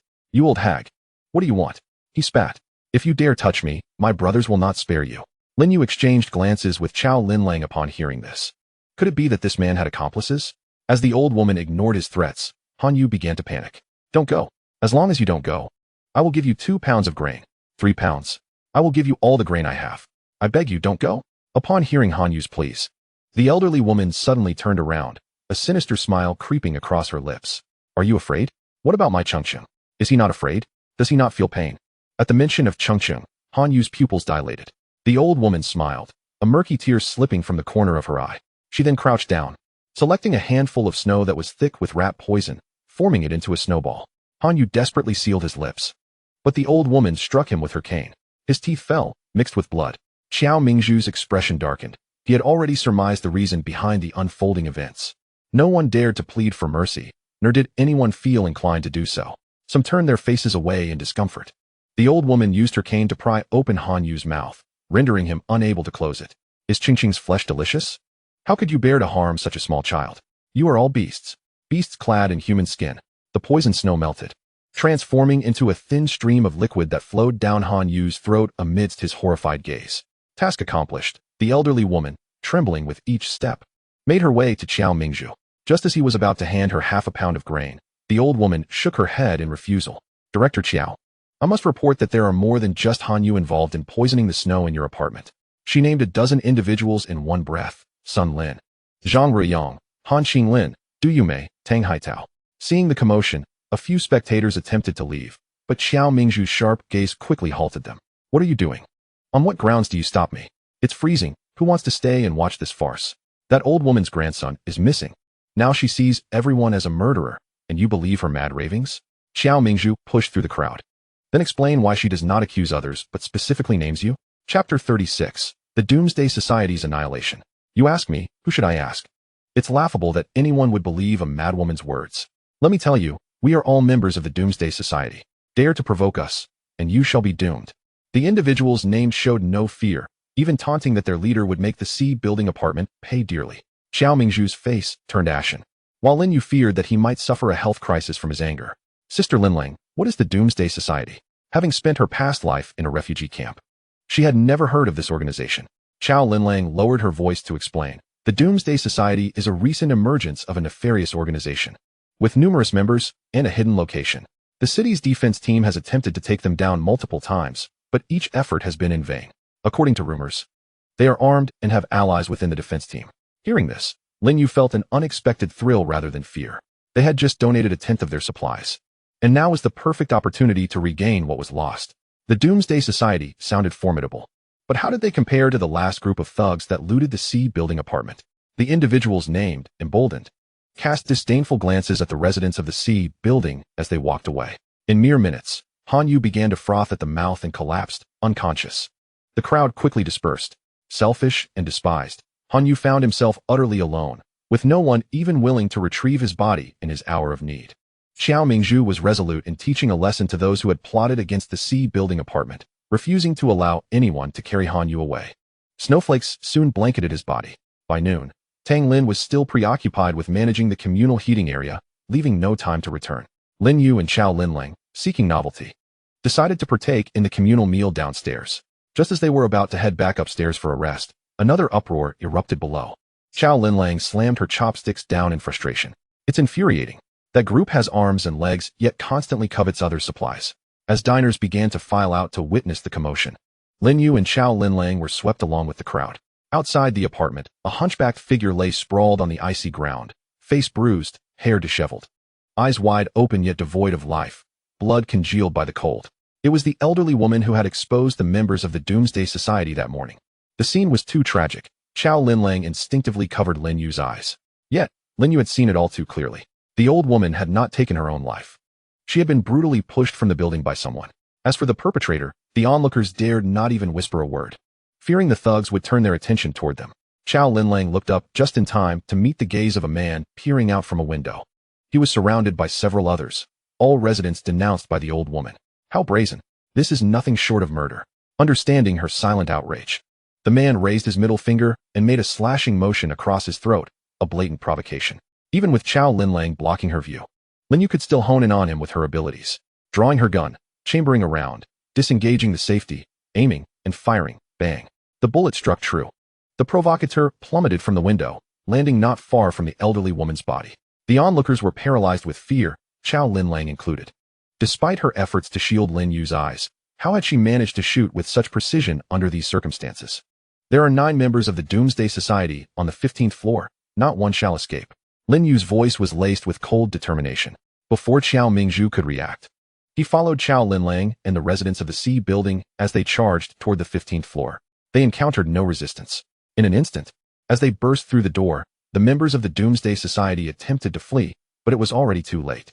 Inside the room, Chow Linlang discovered several small child skeletons, their flesh meticulously stripped away. Upon seeing the rosy complexions of the perpetrators, it was clear what had transpired. Chow Linlang stifled a scream, nearly retching up her lunch. Others had also emerged after lunch to witness the spectacle. Thus their reactions mirrored that of Chow Linlang. 9 members of the Doomsday Society were bound in the community square, alongside Han Yu and the man who had been shot dead. As the snowflakes grew heavier, Lin Yu ordered their clothes to be stripped away. In the bitter cold, those individuals could not endure even half an hour, and they all transformed into ice sculptures. As for their families, they dared not speak out, fearing that their oppressive actions against their neighbors would implicate them as well. Once it was confirmed that they had all turned to ice, Lin Yu commanded that the ropes be untied, and the corpses were unceremoniously discarded at the entrance of the security team. Since the Doomsday Society had their stronghold in the back mountains, they could resolve the matter themselves. Should the Doomsday Society dare to trouble her, she was confident she could ensure they never returned. However, before Lin Yu could act, the national SWAT team arrived. A convoy of 5 trucks, with over 100 armed SWAT officers, surrounded the entrance of the security team. That evening, not only were the traitors within the security team apprehended, but the entire Doomsday Society was also eradicated. The following morning, over 200 members of the Doomsday Society were brought to trial. To prevent any disturbances, the entire court was surrounded by SWAT officers, equipped uniformly with rifles and brand new military vehicles. Spotting this scene, Lin Yu's gaze momentarily faltered.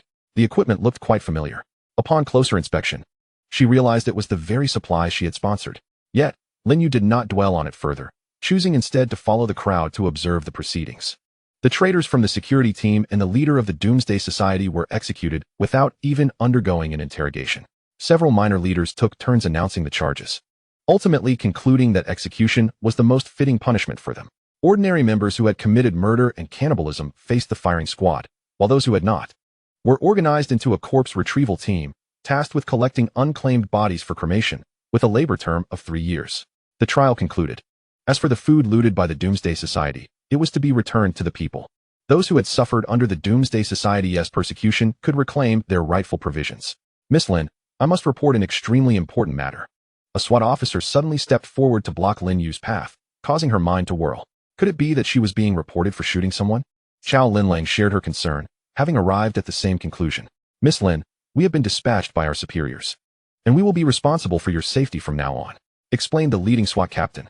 No need, I can ensure my own safety. Lin Yu shook her head, knowing that with her spatial abilities, even 100 SWAT captains would be no match for her. The nation was currently in a state of turmoil. With various criminal forces emerging, such talents were needed elsewhere. As Lin Yu turned to leave, the leading officer hastily followed. Miss Lin, we have come to Yang City under orders from our superior, who stated that you will be our direct commander from now on, and we must heed your directives at all times. Superior? Could it be Feng Rongchang? Lin Yu pondered the implications of Feng Rongchang's actions. Was this truly a gesture of gratitude for her donations, or was it a means to monitor her actions? The latter thought brought a hint of irritation to her brow. She disliked being surveilled, and even more so living under the watchful eyes of others, even if it was ostensibly for her protection. Furthermore, Lin Yu intended to establish a base. What was the purpose of having a cadre of military SWAT officers following her? Would the base ultimately belong to her, or to the military? Lin Yu was a person of pure intentions. She preferred to keep matters uncomplicated. If she was unwilling, she would simply refuse. Why allow a problem to grow into a towering tree when it could be resolved at the outset? Suddenly, she turned around, her expression impassive, and asked, "You said you would heed my directives at any time?" "Indeed." The leading officer responded without hesitation. "And what if I commanded you to assault a military base?" The officer's face registered surprise, clearly taken aback by Lin Yu's question. "See." Lin Yu spread her hands in exasperation. "You just claimed you would follow my every command." She let out a light laugh, seemingly mocking the officer's earlier bravado. No sooner had she taken a few steps alongside Qiao Linlang than the leading officer caught up with her again. "Miss Lin, I can accept any of your commands. But I cannot become a traitor to the nation. We cannot violate our principles." Lin Yu felt a sense of helplessness, recognizing the determination on the officer's face. She decided to rephrase her stance. "I understand that is your principle, and I can appreciate that. However, what if one day the military base poses a threat to me? Which side will you stand on?" The officer remained silent, his demeanor revealing everything. Lin Yu bore no malice. She was simply stating the facts. "You see, your expression has already conveyed your decision. If you were in my position, would you willingly tether such a group of ticking time bombs to yourself?" The officer was rendered speechless, left to watch as she turned away once more. "Miss Lin, will you pose a threat to the military in the future?" Hearing the question from behind, Lin Yu paused. Would she become a threat to the national military? She thought not. No one was foolish enough to oppose the entire nation, provided the military did not jeopardize her interests. Otherwise, Lin Yu shook her head, muttering softly, "Let us see how you perform." Her voice was neither loud nor soft, just enough to reach the leading officer's ears. Before donating the supplies, Lin Yu had contemplated the potential outcomes of her generosity. Gratitude? Or suspicion? Human nature was inherently complex, something beyond her control. Preserving the strength of humanity was her reason for donating the supplies. Qiao Linlang was indifferent to the relationship between Lin Yu and the military. In her mind, Lin Yu was inherently different from them, possessing abundant resources, wielding firearms, and even escaping the jaws of a great white shark. She could effortlessly produce a fishing boat. None of these feats were achievable by an ordinary person. With the Doomsday Society eradicated, the criminal elements receded once more, and Yang City returned to a semblance of tranquility. Even Grandma's bean sprouts thrived brilliantly, and she even harvested a crop of spinach. Not only Lin Yu, but also Qiao Mingzhu recognized the opportunity to cultivate food and vegetables under extreme cold conditions. Days later, Lin Yu counted the days on her fingers. According to the timeline from her previous life, the first batch of cold-resistant crops would soon be developed. Potatoes, wheat, radishes, celery, and spinach. These 5 crops thrived in low-temperature environments, making them easier to modify. Even so, the researchers required a month to alter the properties of the crops. If the military kept their word, the first batch of cold-resistant crops should be delivered to Lin Yu within a week. In a previous life, when cold-resistant crops were first developed, their numbers were limited, and most people were unable to acquire them. Typically, it takes 2 to 3 months for potatoes to grow from planting to harvest. However, thanks to the modifications made by researchers, the growth cycle of cold-resistant potatoes was shortened to about 50 days. Yet, with this reduction in maturity time, the size of the potatoes also diminished. In that past life, Lin Yu was fortunate enough to secure the first batch of cold-resistant potatoes distributed by the government. Unfortunately, due to a lack of foresight, the potatoes had only grown to the size of glass beads before someone stole the entire pot. In the face of extreme cold weather, large-scale cultivation of crops would best be conducted within greenhouse structures. Lin Yu had already determined the ideal location for these greenhouses, the barren land behind her apartment, stripped bare of trees and roots. Once again, she gathered Qiao Linlang, Tang Lin, and Xiao Mingzhu together, this time adding Meng Ting to their ranks. Despite his youth, Meng Ting, who had been exceptionally admitted to Capital University at the tender age of 16, possessed agricultural knowledge that far surpassed that of the others. "What? You intend to build greenhouses?" The attendees were astounded by Lin Yu's proposal. Constructing greenhouses in temperatures below -70 degrees, had Lin Yu lost her mind? Or were they the ones losing their sanity? Ignoring the astonishment etched on their faces, Lin Yu turned her gaze towards Meng Ting. "What do you think, Xiao Ting?" It was Meng Ting's first encounter with Lin Yu's idea. After careful contemplation, he responded thoughtfully, "It is indeed possible to cultivate crops in extreme cold, provided that adequate preparations are made." "What preparations are necessary?" Lin Yu calmly took a sip of water. The supplies in the industrial park within her space were substantial. What preparations could possibly be lacking? The primary considerations for planting in frigid temperatures are light and temperature. Once these 2 challenges are addressed, the establishment of the greenhouse would be halfway to success. Currently, the sun had not appeared for over half a month, so the issue of light needed to be resolved independently. It was advisable to use supplemental lighting, and since water and electricity were interrupted, a generator would also be required for power. For temperature control, a multi-layer covering method could be employed to provide artificial warmth. This method involves using highly transparent glass for the outer layer of the greenhouse and constructing small arches within. As for artificial heating, there were numerous options, such as adding several layers of insulation film, covering with thermal blankets, or using fuel blocks for warmth. Apart from Lin You, the others were left dumbfounded by Meng Ting's frequent use of technical jargon. They had initially wondered why Lin You had included a mere child in this meeting, but now they realized that Meng Ting was indeed the key figure in their discussion. Chapter 38, Recruitment. After spending some time together, Lin You deemed Xiao Linlang and the others trustworthy. Thus, she laid her cards on the table. She placed a copy of the Apocalypse Manual, identical to the one given to the military district, on the table and revealed the secret of her space to them. Everyone present was left speechless in shock. They had suspected Lin Yu's peculiarities before, but they never anticipated the truth to be so extraordinary. A cataclysmic apocalypse, zombies and ferocious beasts. Could humanity truly endure all of this? No one knew the answer, not even Lin Yu herself. All they could do was prepare in advance for the next impending disaster. Xiao Linlang was the first to regain her composure, unhesitatingly choosing to trust Lin Yu. To be honest, we're all here because of you. So in this life, I, Xiao Linlang, acknowledge you as my sister. Whatever you need, just say the word, and I will do my utmost. Tang Lin, seeing his girlfriend's stance, quickly voiced his agreement. I share the same sentiments as Linlang. Meng Ting, though somewhat shy, felt obligated to support Lin Yu due to his grandmother's connection to her. For pairs of eyes then turned to Xiao Mingzhu. Xiao Mingzhu shot a disgruntled glance at the younger ones. Just because I'm older doesn't mean I'm slow to react. Is it necessary to look at me like a traitor?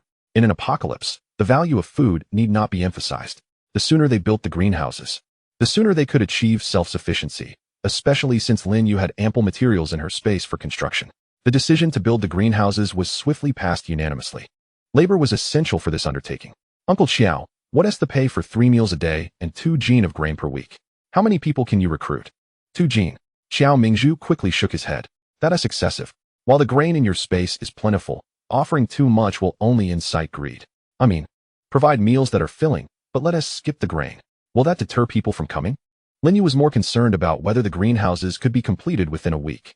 After all, as time passed, food would become increasingly scarce. Xiao Mingzhu, wary of wasting grain, proposed a compromise. In addition to meals, let us offer a jin of seafood. Seafood isn't as precious as grain, and its quality diminishes over time. Speaking of seafood, Lin Yu recalled the great white shark in her space. With a thought, she summoned the massive creature. Measuring 6 meters in length and weighing approximately 4 to 5 tons, nearly filling half the living room. The memory of being chased by the great white shark surged back. Xiao Linlang's complexion paled in fear, while Tang Lin reacted even more dramatically, leaping to his feet. This isn't that shark, is it? Seeing Lin Yu nod, the two were left stunned. They had believed Lin Yu had merely escaped the shark by sheer luck, unaware of the truth behind her survival. Meng Ting's reaction was no better than Tang Lin's. He cautiously circled the great white shark, his gaze toward Lin Yu akin to that of a spectator witnessing a monster. Xiao Mingzhu hesitated for a few seconds before commenting. This creature appears to be a second-class protected species. Lin Yu replied, is that really the main point? Meng Ting quietly interjected, Uncle Xiao, those wild chickens you chopped up a few days ago were also second-class protected species. Xiao Mingzhu retorted, have you all not had soup or meat? So what if they're second-class protected species?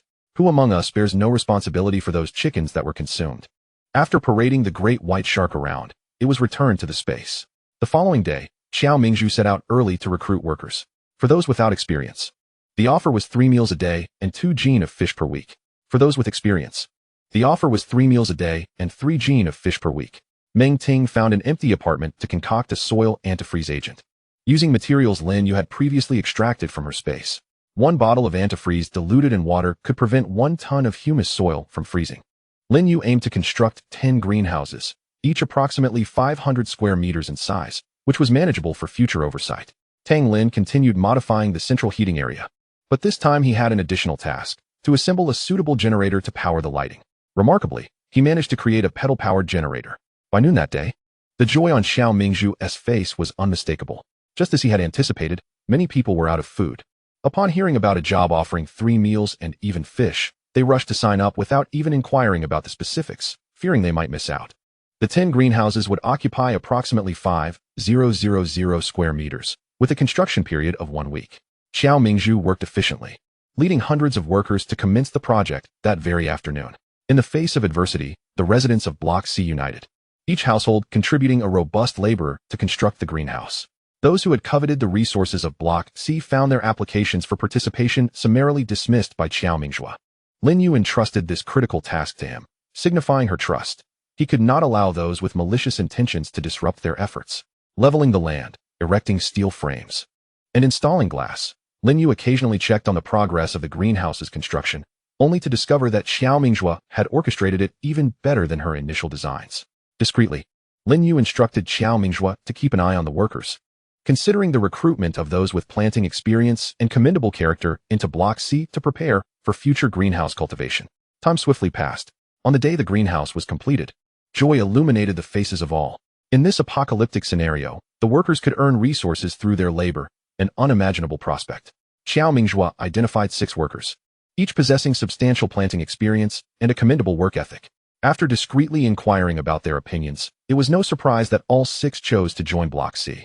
During this period, the public heating area was also renovated, transforming several hundred square meters into a cozy refuge filled with personal belongings for relaxation. Folding beds, lazy sofas, double beds, tatami mats, tents, and even sleeping bags. The apartment provided 2 complimentary meals a day. However, acquiring additional resources required ingenuity, such as collecting firewood for trade. Not everyone opted to crowd into the public heating area. Many were well stocked with supplies. Recently, Lin You noticed individuals loitering persistently outside Block C. Curiosity prompted her to inquire, only to be met with a look of disgust from Qiao Linlang. It's a solicitation for prostitution. Lin Yu's pupils dilated in shock. Could it be as she feared? Someone was brazenly soliciting clients outside their apartment? How audacious! Did Uncle Qiao not intervene? Intervene? How could he? Qiao Linlang scoffed. I heard from Alan that Uncle Qiao tried to intervene yesterday and nearly got cornered by a middle-aged woman who offered him a night for a pound of grain, scaring him into hiding for 2 days. Lin Yu exclaimed, is this the new norm? To sell oneself is one thing, but to force one's wife into it is utterly repugnant. Qiao Linlang gestured for Lin Yu to look outside. Do you see that man? He's the one who brought his mistress home and forced his wife to sell herself. A pair of scoundrels living off the profits of his wife's degradation. Lin Yu was taken aback. What an eye-opener. Chapter 39. The successful cultivation of cold-resistant crops. Is that woman truly allowing them to mistreat her? Lin Yu pondered. Her husband has brought his mistress home, and yet she endures? What choice does she have? The weather is frigid outside, and without shelter, it's a dead end. Besides, that man lashes out at their daughter when displeased, and even contemplated selling her for grain. As a mother, how could she bear to let her daughter suffer such a fate? She has no choice but to endure. Qiao Linlang clenched her fists. If it weren't for Tang Lin repeatedly advising me not to meddle, I would have already dealt with such a man myself. After Qiao Linlang's explanation, Lin Yu finally grasped the situation. Those individuals circling Block C were merely attempting to extort resources from its residents. Qiao Linlang sighed. However, they are destined to waste their efforts. Uncle Qiao has made it clear that anyone caught trading with outsiders will be expelled from Block C. 2 days later, military trucks finally arrived. Feng Rongchang proved to be trustworthy, delivering a substantial quantity of cold-resistant crops and their seeds, a bag of wheat seeds, 3 bags of iron-skinned potatoes, along with several seeds of celery, spinach, and coriander. The delivery was made by the same team leader, the special police officer, who had previously conversed with Lin Yu. Miss Lin, I apologize for not introducing myself last time. My name is Qi Pengqing. He smiled sheepishly. Hello. Lin Yu nodded, about to respond when a disheveled woman suddenly pushed past her, exclaiming, Officer, please help me. There has been a murder and dismemberment in that apartment. Upon hearing the words murder and dismemberment, Qi Pengqing's gaze hardened, and a sense of duty compelled him to take action. Xiaoshan, come with me to investigate. Lin Tong, stay behind to assist Miss Lin. Noticing that the woman was not from Block C, Lin Yu chose to ignore her. At that moment, Qiao Linlang leaned in and whispered, You remember the man I mentioned the other day? She's the mistress. I heard the man sold his daughter for 10 pounds of grain. When the wife found out, she broke down and stabbed him, then dismembered him. The mistress was fortunate to be out when it happened. Upon hearing this, Lin Yu's expression flickered, but she remained silent. The path one walks is one's own, and whatever the outcome, one must bear it alone. Lin Yu did not follow the aftermath closely. Her thoughts were wholly consumed by the cold-resistant crops and seeds. She entrusted the professional tasks to the experts. Potatoes needed to be sprouted first, and soaking the cold-resistant crop seeds in a solution would enhance germination. Ever since obtaining the cold-resistant potatoes and seeds, Meng Ting remained in the greenhouse daily, utterly absorbed in his work, even neglecting to return home, which prompted numerous complaints from his grandmother. It must be said, Meng Ting's agricultural talent was truly unparalleled. Lin You had only given him a small portion of seeds for experimentation, yet to her astonishment, all of them sprouted. Witnessing the verdant patches covering the ground, Lin You could hardly contain her excitement. She promptly entrusted all her remaining seeds to Meng Ting for management. Cold-resistant potatoes, also known as iron-skin potatoes due to their hard exterior, were not particularly palatable. Their texture was somewhat coarse compared to ordinary potatoes. The sole advantage was their short growth cycle and high yield. Lin Yu recalled that in her previous life, it took her 2 weeks to sprout cold-resistant potatoes, while Meng Ting managed to achieve it in just a third of the time. Moreover, the seedlings nurtured under Meng Ting's care appeared more vigorous. It was only after all the cold-resistant crop seeds in the greenhouse had sprouted that the government announced their existence. Scarce in number, they required identification for purchase and were exorbitantly priced. 1 pound of grain could be exchanged for 2 sprouted cold-resistant potatoes, while other cold-resistant crop seeds were sold by weight. Yet, despite the high prices, people flocked to buy the filling, high-yielding cold-resistant potatoes and cold-resistant radishes, while other vegetable seeds languished in neglect. As the cold-resistant crops successfully sprouted, Xiao Mingjue exhibited even greater enthusiasm than Lin Yu. He declared that he would treat Lin Yu and Meng Ting to a hot pot dinner that evening, featuring lamb from the sheep Lin Yu had gifted him, which had been preserved for nearly a month. Had it not been for the sudden arrival of extreme cold, the meat would have spoiled long ago.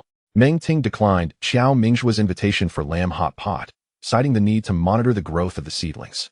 Ultimately, only Lin Yu, Qiao Linlang, and Tang Lin attended.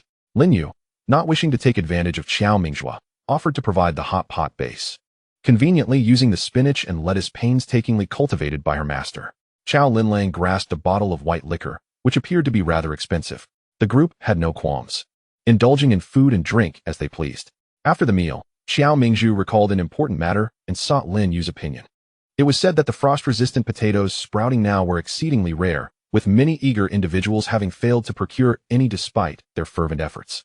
Consequently, they turned their attention to Lin Yu's greenhouse, hoping Xiao Mingju could inquire whether they might purchase some of her frost-resistant potatoes upon maturity at the state-regulated price. Lin Yu did not decline. Her extensive cultivation of frost-resistant crops served 2 purposes: to achieve self-sufficiency and to counter the exorbitant market prices of vegetables. As long as she could grow them, sales would not pose a problem. After all, it mattered little to whom she sold. Moreover, having Xiao Mingju make such a request indicated a significant bond of friendship. It is always better to have an ally than an adversary. Today marked the opening of the market, and seeing that the day was still early, Lin Yu decided to explore the bustling bazaar. In the distance, she spotted a stall surrounded by a throng of eager customers. They were selling frost-resistant potatoes at an astonishingly low rate, 3 potatoes for every pound of grain. With a commendable taste, even cheaper than the state's prices. Unlimited purchases, no identification required. Come quickly before they run out. The vendors' shouts were resounding. As Lin Yu approached, she scrutinized the produce. Were these truly frost-resistant potatoes? They were no larger than a chicken egg, with thin skin and a somewhat dull hue. It was well known that frost-resistant potatoes were characterized by their thick skin and poor texture. These did not fit the bill. Yet, in this era, the cultivation of frost-resistant potatoes had not yet become widespread, and most people were unaware of their true attributes. Thus, these unscrupulous sellers found an opportunity to exploit the unsuspecting. In extreme cold, ordinary potato seedlings would perish within hours of being planted. Upon noticing Lin Yu's contemplative gaze, the vendor's heart raced with anxiety. Surely, she wouldn't uncover his deceitful sale of fake frost-resistant potatoes? Hey, what are you staring at? If you're not buying, then move along and don't waste my time. Lin Yu had initially intended to walk away, but upon hearing this, she paused. What did you say? I said to stop loitering and don't impede my business. Just as she prepared to retort, a figure intervened. Apologies, my daughter is a bit naive. I'll take her away now. The vendor waved his hand dismissively, secretly sheathing a knife hidden beneath the cart. Chen Aimin guided Lin Yu through a maze of turns until they could no longer see the vendor's figure. Spitting onto the ground, he muttered, "Damn it. What a heartless scoundrel, acting so high and mighty." Lin Yu's gaze flickered. It seemed she was not the only one who had noticed the vendor's fraudulent potatoes. Girl, next time you see such a person, keep your distance. They lack any sense of humanity. Lin Yu nodded, secretly wishing that the vendor would not escape so easily. Having sold so many counterfeit frost-resistant potatoes, he must have profited handsomely. Last time, the Apocalypse Society had been intercepted by the special police. She hoped not to face the same fate again. With a glimmer of determination in her eyes, Lin Yu hurriedly bid farewell to Chen Aimin and returned to the vendor's previous location. Chapter 40. Traitor to the Nation. It seemed Lin Yu's reaction had aroused suspicion. Upon retracing her steps, she discovered that the once bustling stall was now deserted, leaving only a mess behind. Where is everyone? Did the vendor flee? What of her plan to turn the tables on him? Just then, a disheveled middle-aged man noticed Lin Yu's return and beckoned her over. Hey, beautiful, come here. Lin Yu turned to find a short, portly man, resembling a large gourd, leering at her with an unsettling demeanor. Quickly rifling through her memories, Lin Yu confirmed she did not recognize him. Did you call for me? Beautiful, are you interested in purchasing frost-resistant potatoes? The plump man pinched his sleeves and discreetly produced a sprouted potato. The sprouted potato was the size of an egg, with thick skin and ridged protrusions, definitely authentic. How do we trade? 3 pounds of grain for 2 sprouted frost-resistant potatoes. How many do you want? Naturally, I'll take as many as you have. Seeing Lin Yu's seemingly affluent demeanor, the man regarded her as a fool, his calculating gaze scarcely concealed. We have plenty, but it's not safe here. Let us discuss in a more private location. He gestured toward a narrow alley across the street. The alley was dark and narrow. Who knew what kind of monstrous entities lurked within? A subtle smile crept across Lin Yu's lips. Very well. Let us proceed to conduct our business there. The man, eager, hurried ahead while Lin Yu followed at a leisurely pace. After walking for approximately 3 minutes, Lin Yu began to grow impatient. How much longer until we arrive? Is this the place? Almost there, just a bit further. Hearing the man's dismissive tone, Lin Yu raised her gaze. Her vision pierced through the darkness effortlessly. About 50 meters ahead, several tall men lay in wait, concealed in the shadows. A smirk played on Lin Yu's lips. She had assumed the vendor had fled, but it appeared he had merely hidden himself here, going to great lengths to lure her into this trap. Yet, this was fortuitous, as it spared her the trouble of searching for them. Suddenly, the portly man came to a halt. Hey, why have you stopped? Are we there yet? It's so dark. I can't see anything. Where are the frost-resistant potatoes? Lin Yu played along, continuing the charade. In the darkness, a hand lunged unexpectedly at Lin Yu. She deftly sidestepped. The man, undeterred, lunged at her slender figure, only to crash against the wall. Realizing he had failed repeatedly, he shouted, "Damn it, the little lady has caught on. Everyone, attack her." Footsteps approached from all directions. Lin Yu leaned against the wall, and at the critical moment, she vanished into her spatial realm. The men all lunged forward, missing their target. Damn, where did that little lady go? The man spoke, panic creeping into his voice as he kicked one of his companions nearby, only to discover he had kicked a corpse. The man froze, bewildered. Moments later, a scream pierced the air. Lin Yu rubbed her ears, the spatial blade she had released effortlessly severing the man's throat. One by one, the men collapsed. The portly man sensed the gravity of the situation and quickly held his breath, collapsing to the ground in feigned stillness. Surprisingly, he played his part convincingly. Lin Yu emerged from her spatial realm and nudged the portly man with her foot. He was the first to dare feign death before her. With her spatial powers aiding her, no changes in her surroundings escaped Lin Yu's notice. Besides, she was well aware of the spatial blade she had unleashed. The portly man was deliberately left alive. A flashlight beam illuminated his face, revealing the sheer terror in his eyes. Lin Yu's expression remained impassive, but a glimmer of murderous intent flickered within her lowered gaze. Are you from the Thunder Nation? Why have you come to my Dragon Kingdom? Initially, Lin Yu harbored no murderous intent. She merely intended to quietly seize the goods acquired through deceit by the vendor. However, the appearance of the short and stout fellow altered her resolve. His Mandarin was quite commendable, yet upon closer inspection, one could still discern the accent of the Thunder Nation. In the aftermath of the cataclysm, that group even assisted the stout fellow in deceiving their compatriots. What purpose does it serve to allow such individuals to remain? Traitors deserve to be eradicated. In temperatures plummeting below 70 degrees Celsius, the stout fellow was drenched in cold sweat by Lin Yu's ruthless determination. If she could so readily strike against her own countrymen, what mercy could one expect her to show to her subordinates? As he closed his eyes and reopened them, a flicker of resolution crossed his face. Since escape was futile, let him perform one final act for the Thunder Nation. Gritting his teeth, he pushed open his jaw with his tongue, revealing the poison concealed within his dentures. Just as he prepared to bite down, an unexpected occurrence transpired. A milky halo suddenly enveloped him, and he lost all control over his body. His pupils constricted in fear. Simultaneously, a casual mockery echoed above him. TSK, TSK. So it was true that he intended to poison himself. Despair washed over the stout fellow's face as he gazed at Lin Yu, his eyes filled with terror. Is it truly within human capability to silently control another's body? To prevent any mishaps, Lin Yu encased the poison with her abilities, ensuring the stout fellow could not shatter it. Although she did not resort to harsh torture, she possessed a simplistic mastery of hypnosis. In her previous life, She had gleaned some insights from the renowned hypnotist Lin You. It proved ineffective against those with resolute wills, but the stout fellow, having just endured a significant trauma, was in the perfect state for hypnosis. After several minutes, Lin You exited the pitch-black alleyway. As for the stout fellow and his cohort of traitors, they would forever remain within its depths. The stout fellow was an agent of the Thunder Nation, tasked with acquiring a vast collection of antiques amidst the chaos. Following the cataclysm, those antiques worth millions could scarcely procure a pound of grain. He had amassed a batch of inferior common potatoes, masquerading them as frost-resistant varieties to sell at exorbitant prices to ordinary people, subsequently using the exchanged grain to purchase antiques at a bargain. This maneuver not only yielded a substantial grain supply, but also allowed him to smuggle numerous valuable antiques back to the Thunder Nation. Upon learning that he had already transported 2 batches of antiques back, Lin Yu's teeth ground in fury. An eye for an eye. If the rulers of the Thunder Nation dared to exploit the turmoil in the Dragon Kingdom, they should not blame her for retaliating. Upon reaching a deserted area, Lin You vanished in an instant, arriving at the stout fellow's hideout in the Dragon Kingdom, a secretive warehouse. Outside the warehouse, a dozen burly men stood guard. Whether they were citizens of the Dragon Kingdom or the Thunder Nation, they had already positioned themselves against the Dragon Kingdom. Lin You, disinterested in entangling with them, swiftly silenced them with her spatial blades, leaving no trace behind. Chapter 41, A Big Catch. The guards suddenly felt a chill at their throats. The next moment, blood gushed uncontrollably from their necks. Several figures collapsed.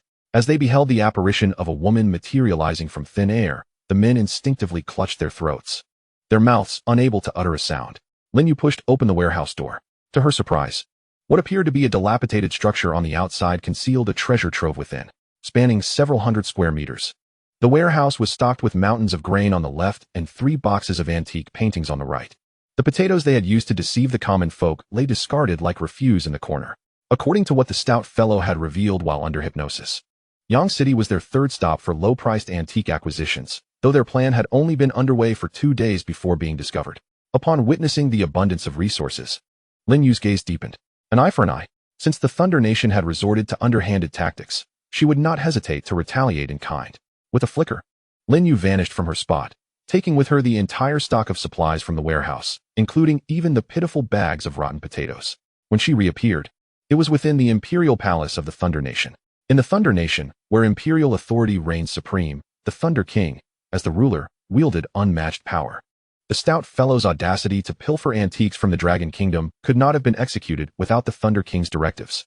Lin Yu's expression was frosty as the milky halo permeated through layers of guards, precisely enveloping the entire treasury of the Thunder Nation. The next instant, before the eyes of the onlookers, the treasury vanished. Lin Yu replicated this feat with the Thunder Nation's granaries and armories. Within half an hour, the treasury, armory, and granary of the Thunder Nation successively disappeared. Remarkably, in the locations where the warehouses had vanished, bags of black-skinned, wilted potatoes appeared. A guard presented the potato bags to the Thunder King. To his astonishment, upon a mere glance, the Thunder King recoiled in fright. The guilty conscience of a thief was unmistakable. The rotten potatoes were a clear message of retaliation from the Dragon Kingdom. Yet, he found himself unable to raise an outcry. Should the matter be exposed, the Thunder Nation would risk annihilation. Thus, the theft from the national treasury was quietly suppressed. Upon returning to her apartment, Lin You finally had the leisure to recount her recent gains. What had begun as an intention to deal with a few unscrupulous vendors had unexpectedly led to a substantial haul. Within her spatial realm, Lin You discovered a vast collection of treasures from the Dragon Kingdom displayed prominently in the treasury, likely the very 2 batches the stout fellow had mentioned. The armed forces of the Thunder Nation were notoriously ineffective on the global stage. Thus, Lin You held little interest in the weapons she had acquired. Her focus lay on the granaries of the Thunder Nation. As a major grain exporting nation, the Thunder Nation's agricultural industry and its military reputation were polar opposites. The inadequacy of its armed forces contrasted sharply with its flourishing agriculture. Regarding gold, silver, and jewels, Lin You merely collected a token warehouse as a lesson for the Thunder King. However, with the granaries, she had completely emptied the Thunder Nation of 25 warehouses filled with sparkling, translucent long-grain rice. Even so, the Thunder King did not sever ties with the Dragon Kingdom, indicating that the loss of this grain had not yet reached a critical threshold for him. One can only hope the Thunder King remembers this lesson and refrains from extending his grasp where it does not belong. The following afternoon, the public heating area underwent complete renovation, and Tang Lin finally found some respite. The duo, having subsisted on communal meals for a week, breathed a sigh of relief. Ever since Chao Linlang and Tang Lin had moved in, the two households had been cooking together, with Chao Linlang providing the ingredients, Tang Lin supplying the culinary skills, and Lin You merely contributing her appetite. However, Lin You possessed resources, thus not entirely living off others. She occasionally supplemented the two with essential supplies. After a week, Tang Lin once again donned her bare apron. Scallion stir-fried sea cucumber, spicy crayfish, sausage clay pot rice, saliva chicken, human beef, assorted shrimp, sweet and sour fish. Ladies, with this many dishes, are you certain you can finish them all? Tang Lin groaned, glancing at the mountain of ingredients at her feet, decisively removing her apron. I suddenly remember there are matters in the public heating area that need my attention. Chao Linlang, seated on the sofa, raised an eyebrow. Darling, what did you just say? Tang Lin hurriedly waved her hands. Nothing. I'm going to cook right now. As Tang Lin deftly retied her apron and hastily retreated into the kitchen, Lin You gazed in astonishment, exclaiming, Sister Linlang, impressive. What's so remarkable about that? Chao Linlang replied with a hint of pride, flipping her hair back. Once you have a boyfriend, I shall impart to you a few tricks. Me? Lin You was taken aback, unsure how the conversation had shifted to her. Indeed, it was customary for men to marry and women to wed. Was that not a natural course of life? Chao Linlang instinctively cast a glance at the busy Tang Lin in the kitchen, a glimmer of warmth flickering in her eyes. Just like me and Ah Lin, having known each other since childhood, falling in love in our youth, and accompanying each other in our old age. Do you not think that is a beautiful thing? Lin You nodded. The bond between Chao Linlang and Tang Lin was indeed enviable, a sentiment she did not deny. Yet, in a world ravaged by catastrophe, all affections had morphed into trials. Family turned against one another, and friends betrayed trust. The lover who gazed lovingly just a moment ago could just as swiftly plunge a knife into your back. Having lived a second life, she had witnessed too much darkness. She had fought her way to this point, no longer daring to entrust her back to another. Feng Qingyu had once remarked upon her demeanor, suggesting that while she appeared amicable with all, few could truly penetrate her heart. Contemplating that vibrant and assertive woman, Lin Yu's gaze softened considerably. In her previous life, she had encountered 3 benefactors. Chao Linlang was the first, Feng Qingyu the second, and the masked figure the third. In this life, she eagerly anticipated their reunion. 2 hours later, the trio was dining when a commotion erupted from the adjacent apartment. The sound of the security door being pounded was urgent and insistent, clearly signaling an emergency. Lin You hastily set down her chopsticks and opened the door, discovering Xiao Lu on the other side. Sister Lin, hurry. We need to go downstairs. Someone is bleeding. Bleeding? Who? Chao Linlang swiftly followed Lin You outside. Xiao Li's face was flushed, whether from urgency or something else, it was unclear. With Granny Lian not at home, he had no choice but to seek Lin Yu's assistance. Lin Yu grabbed the first aid kit from her apartment, preparing to head downstairs, while Chao Linlang, feeling anxious, trailed behind. Instead of heading to the communal heating area downstairs, Xiao Lu stopped on the 25th floor. In the hallway, Xiao Mingzhu's expression darkened upon seeing Lin Yu, his anger directed at his grandson. Did I not tell you to call Granny Lian? Why did you bring little Lin instead? Xiao Lu ducked behind Chao Linlang, peeking out to explain. Granny Lian went to deliver food to Meng Ting. She wasn't home, so I had no choice but to call Sister Lin. Chapter 42, The Small Umbrella. You. Xiao Mingzhu stammered for a moment, failing to articulate his thoughts. Lin Yu grew impatient. Is this really the time for idle chatter? Uncle Xiao, step aside. I need to assess the situation. Faced with Lin Yu's determination, Xiao Mingzhu's anger morphed into embarrassment. Little Lin, this matter. How should I put it? You are just a young girl. Chao Linlang perceived the awkwardness on Xiao Mingzhu's face and cast a thoughtful glance toward the room. Is this a matter of life and death? With such a dire situation, Uncle Xiao, why are you still standing there? Lin Yu was baffled by Chao Linlong's insinuation. Xiao Mingzhu, exasperated, glanced at the room. How could he explain this to a young girl? Forget it, Uncle Xiao. A healer's compassion calls for you to let her through. Persuaded by Chao Linlang, Xiao Mingzhu reluctantly opened the apartment door. Upon entering the room, Lin Yu detected a faint metallic scent of blood in the air. In the bedroom, a woman was writhing in pain, cold sweat beading on her brow, with blood soaking a large portion of the sheets beneath her. Beside her, a man knelt, clutching her hand tightly, offering comfort. Lin Yu had never encountered such a scenario, but her theoretical knowledge immediately informed her. The woman was miscarrying, and the situation was grave. As a man, Xiao Mingzhu felt it inappropriate to enter, so he called from the doorway, Little Lin, just let me know if you need anything. Lin Yu felt a surge of anxiety. She knew how to stop the bleeding, but she had yet to learn the subsequent steps from her master. Left with no choice, she resorted to using silver needles to help the woman halt the bleeding and alleviate her pain. Seeing Lin Yu emerge, Xiao Mingzhu hurriedly followed her, inquiring, "Little Lin, how is the situation?" "Not well. I need to find my master." Lin Yu's complexion was grave. She quickly discerned the cause of the miscarriage. How could a couple engage in such activities while the wife was pregnant? "The room is too cold, Uncle Qiao. Please call someone to warm it up and boil some hot water. I will find my master and return shortly." With urgency, Lin Yu dashed ahead and, in the blink of an eye, disappeared. Staring in disbelief at Lin Yu's sudden vanishing act, the elderly couple, still at the dining table, were left stunned. "Master, there's no time for a meal. Come with me." Without even wiping her mouth, Granny Lin was whisked away by her apprentice back to the 25th floor hallway. "Master, there's no time to explain. A woman is miscarrying, and the situation is critical." Upon hearing the term miscarriage, Granny Lin regained her composure and hurriedly pushed open the bedroom door. Seeing the silver needles on the woman, Granny Lin nodded, then promptly ordered everyone else out. The woman's husband, unwilling to leave, received a resounding slap from Granny Lin. Only then did he realize the gravity of the situation, fearing the repercussions of his negligence. "Let me make this clear. If anything happens to your wife, it is your fault." After being roused and reprimanded, the man was forcibly pulled out by Chao Linlang. Over 2 hours passed. Finally, the bedroom door swung open. Lin Yu assisted Granny Lin out. "Wife, how is she?" The man rushed forward, his expression fraught with worry. Seeing Lin Yu nod, he eagerly pressed on. "What about the child?" "The child?" Granny Lin, having stood for more than 2 hours, was already fatigued, and upon hearing this, her anger flared. "The child? You dare ask about the child? Do you realize your wife nearly lost her life?" The man faltered. I didn't know she was pregnant at first. Otherwise, I wouldn't have." Granny Lin's gaze bore into him, akin to that of a beast. "In this current situation, you still dare to think of having children? Do you possess the means to care for them or provide a proper living environment? With nothing to offer, you still wish for a child? Do you believe that once we leave this apartment, no one will care if you starve?" Clearly infuriated, the elderly woman turned and walked away. Lin Yu intended to follow, but was intercepted by the man. "Miss Lin, I would like to ask, will my wife's body be able to recover? Can she conceive again?" Lin Yu. With a resounding thud, the man was kicked away. Chao Linlang brushed her foot against the ground as though something vile had clung to it. "My apologies, I slipped. Yu, let's leave." Lin Yu was pulled away by Chao Linlang, while Qiao Mingzhu sighed and departed as well.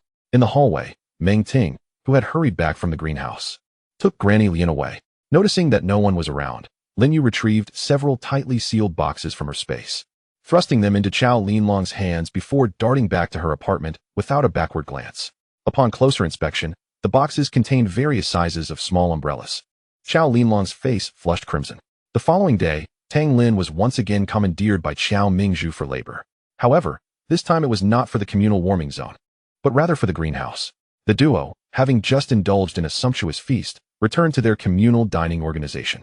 Chao Linlang caught sight of a frail figure and, in disbelief, rubbed her eyes. "Hey, you look." Lin Yu, who was gnawing on a potato, turned around, equally stunned.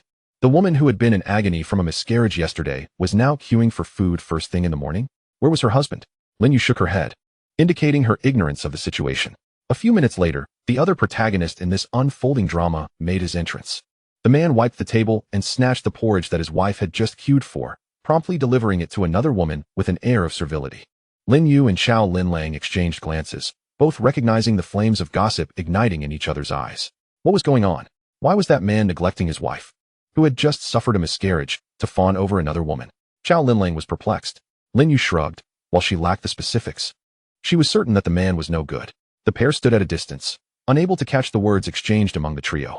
Although Lin Yu understood lip reading, the two main characters had their backs turned to her, rendering her unable to discern their expressions.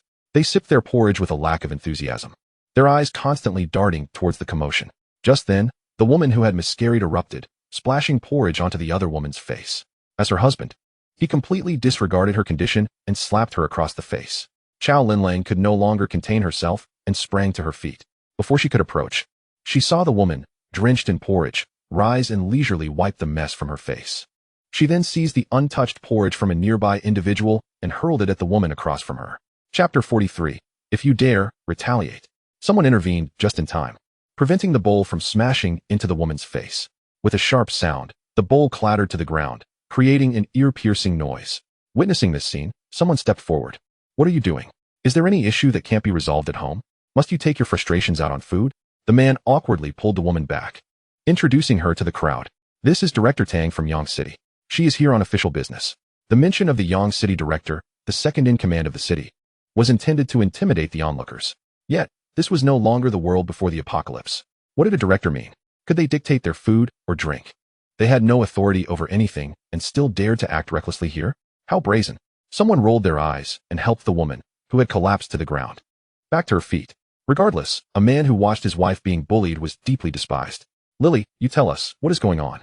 Lily, the man's wife, stared at him with an expression of unfamiliarity. It was at this moment that the man seemed to realize how inappropriate his earlier actions had been. Lily, we didn't mean it. If you hadn't acted against Director Tang. Lily remained silent, gazing at her husband, leaving his wife, who had just suffered a miscarriage.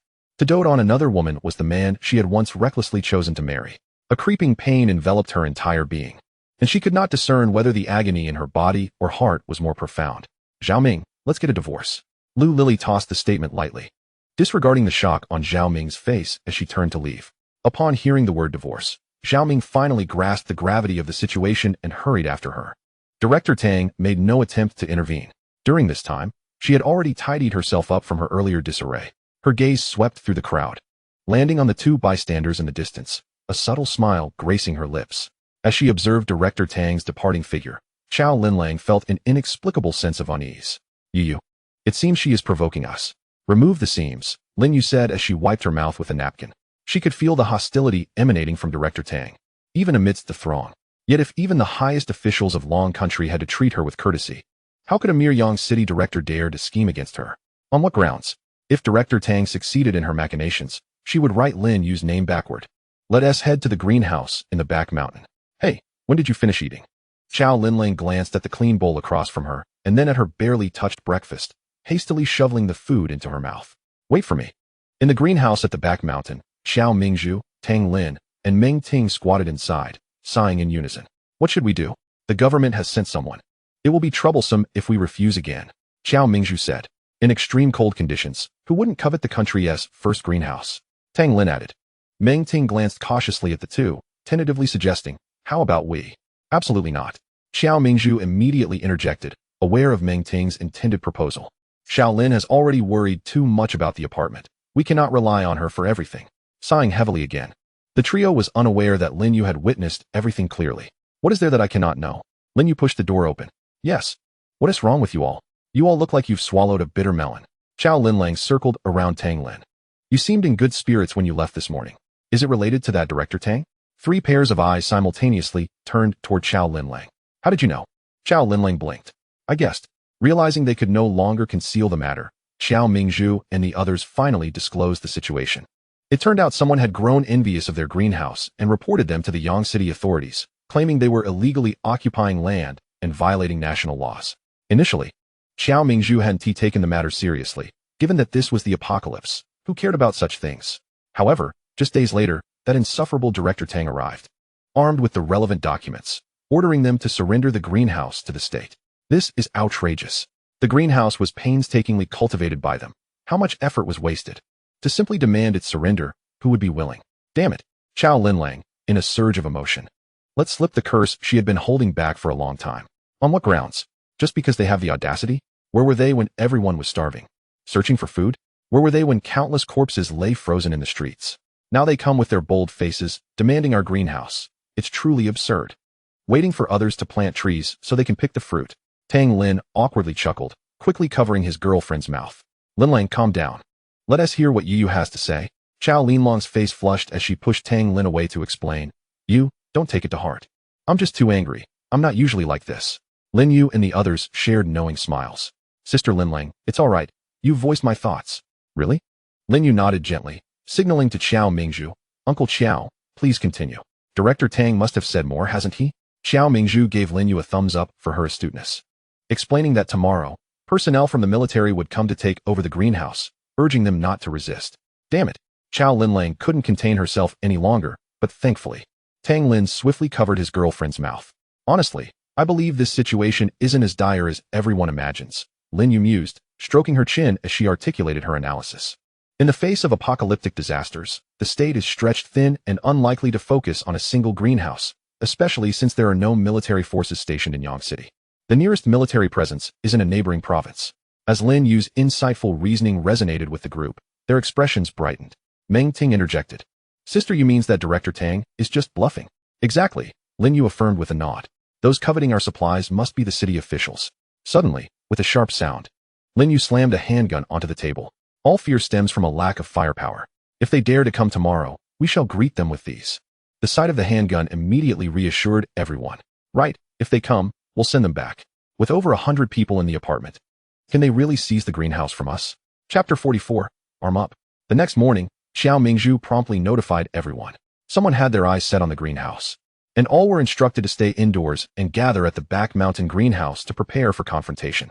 The residents of the apartment were taken aback. What? Is there someone who dares to target the greenhouse? Brothers and sisters, arm up.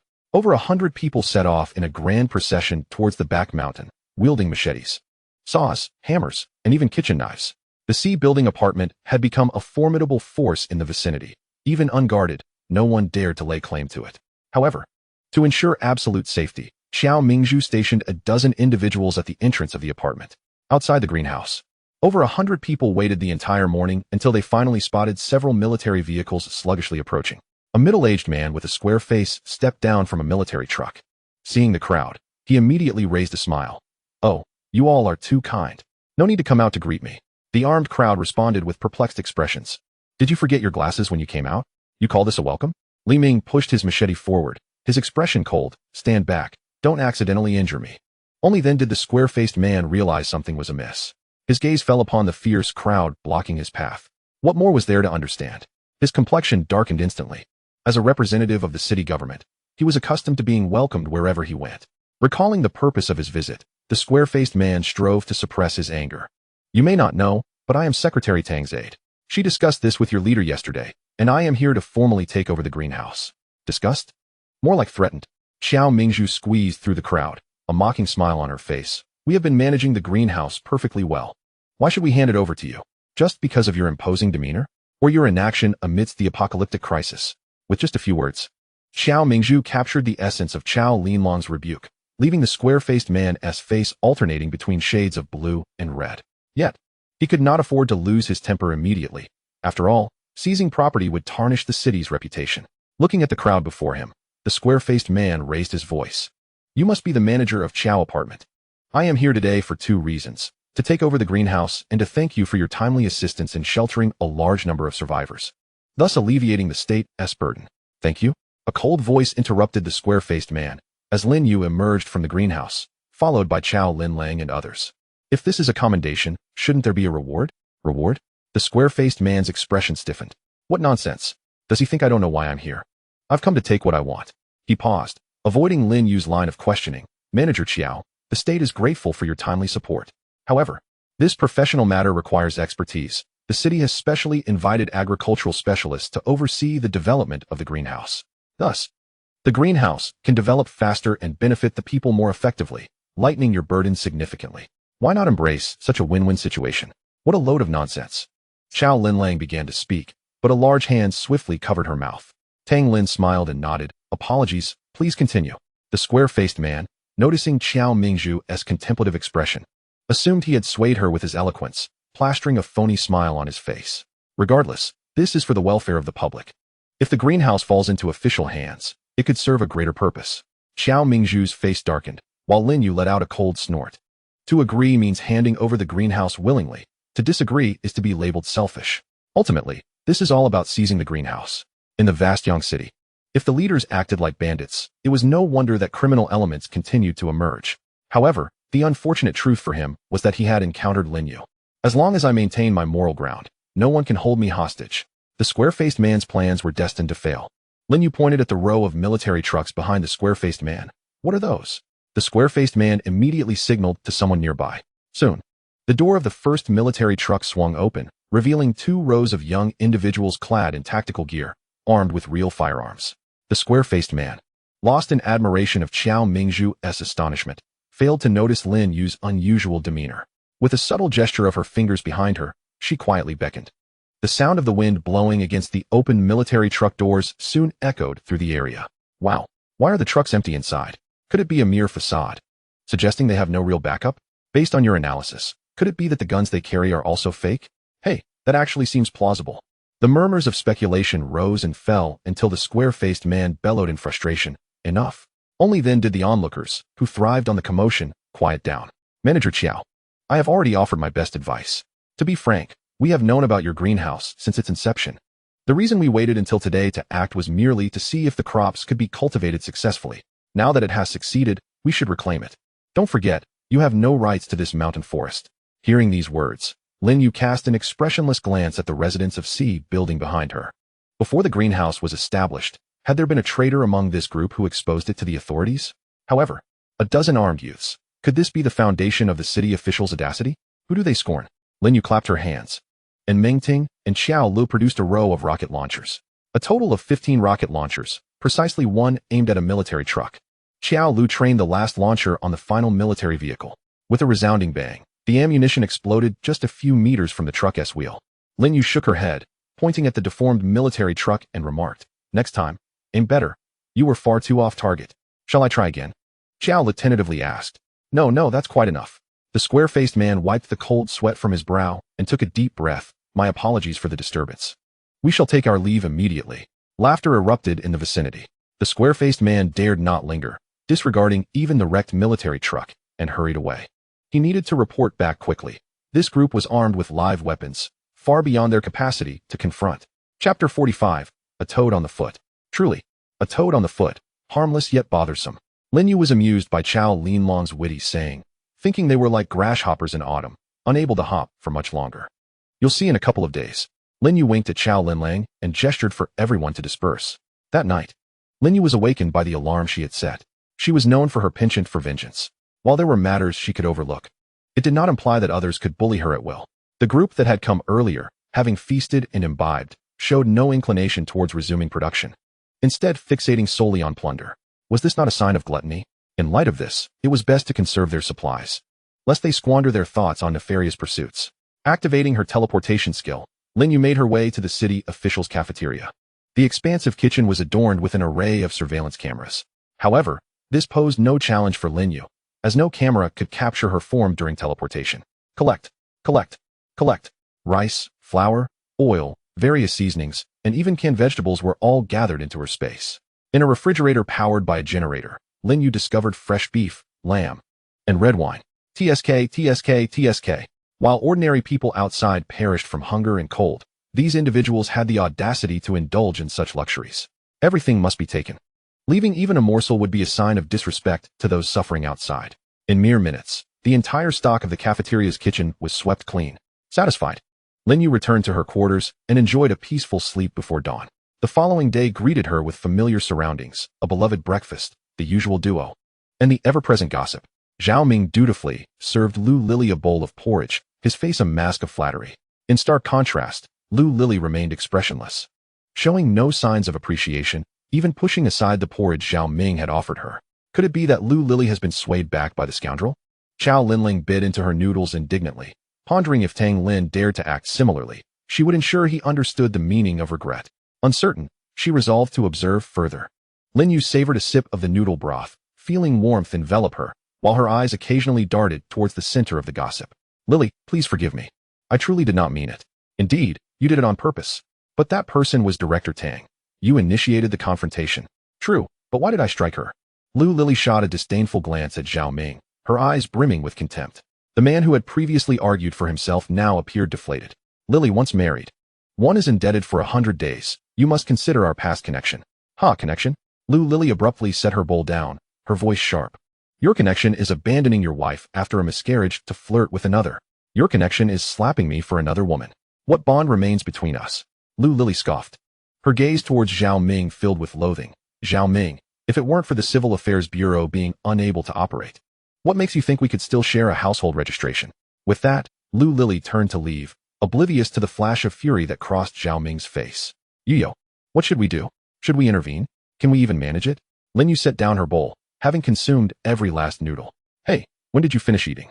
Chao Linlang exclaimed, anxious as she had barely touched her own breakfast. "While you were preoccupied," Lin Yu waved her hand dismissively. "Sister Linlang, I have matters to attend to. I'll be stepping out for a while. Enjoy your meal." In the blink of an eye, Lin Yu disappeared. Chao Linlang had long since grown accustomed to such occurrences. At the entrance of the Jin province base, Lin Yu retrieved the communicator left by the special police team leader from her last visit.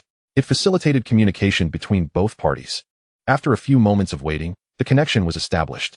Good morning, Chief. Feng Rongchang observed Lin You on the screen, his eyes narrowing slightly. Miss Lin, good morning. Are you outside the base? Upon Lin Yu's nod, Feng Rongchang quickly added, then I shall send someone to fetch you. Great. A few minutes later, Feng San, who had previously met Lin You, was dispatched to escort her into the Jin Province Military District. Miss Lin, please wait a moment. The chief is currently on a call with the Jin Province Military District. As soon as Feng San finished speaking, a commanding voice resonated from the office. No need. Simply let Miss Lin in. Inside the office, Feng Rongchang's communicator remained active. Li Zhiliang and Zhang Guangyan from the Qing Province Military District were sharing the device. Miss Lin, your visit today is... Noticing the spark in Feng Rongchang's eyes, Lin You mercilessly declined. I'm not here to donate supplies this time. Feng Rongchang's face flushed with embarrassment. Was his intent that transparent? Li Zhiliang and Zhang Guangyan on the other end burst into laughter. Then what brings you here today? Miss Lin? Lin You recounted the previous day's attempt by city officials to forcibly seize the greenhouse. What? Feng Rongchang's eyes widened in surprise as he abruptly rose from his chair. Did you just say those cold-resistant seedlings have already grown to the height of a finger? Is that the crux of the matter? Lin You retorted. Isn't the real issue that someone is attempting to exploit their position for personal gain and seize the greenhouse? Old Zhang, old Li, I still have matters to discuss with Miss Lin. Let us pause the meeting. With that, Feng Rongchang disregarded the protests from Li Zhiliang and Zhang Guangyan, swiftly disconnecting the call and fixating his eager gaze on Lin You. Miss Lin, could you possibly assist me with some insights into planting techniques? Insights? Lin You felt awkward. After all, she had hardly played a role in the establishment or cultivation of the greenhouse. The greenhouse was constructed by Qiao Mingzhu's team. The heating and lighting were designed by Tang Lin, and the seedlings were solely managed by Meng Ting. She had done nothing. Miss Lin, if you can help us overcome the technical challenges of planting, not only would we grant you the rights to develop the mountain forest, but we could entrust the entire Yang City to your governance. Stop. Lin You interlocked her hands and quickly interrupted Feng Rongchang. Do not think I am oblivious to your intentions. You wish to acquire technology while also having someone manage the refugees. What a fanciful notion. Grant me the rights to develop the mountains and forests. Feng Rongchang cast a cautious glance at Lin You. Help. But the condition is the next batch of drought-resistant seeds. You. Feng Rongchang was taken aback. How could she possibly know that the drought-resistant seeds could be developed before the sweltering heat set in? So, will we make the exchange? Absolutely. Feng Rongchang gritted his teeth and agreed, but with the stipulation of an additional session on cultivating drought-resistant crops. Chapter 46. Another illegitimate daughter. Lin You was at a loss for words, utterly astonished that such a prominent national leader could be so miserly. What did being miserly even mean? Feng Rongchang glared, his hand holding the official seal, pausing momentarily. You no longer desire the rights to develop the mountains and forests? I do. Lin You chuckled awkwardly, waving her hand to reveal the supplies she had scavenged from Yang City the previous night. Look, Chief. These are all items I found in the kitchen of the Yang City government, and I even discovered red wine and beef in the refrigerator.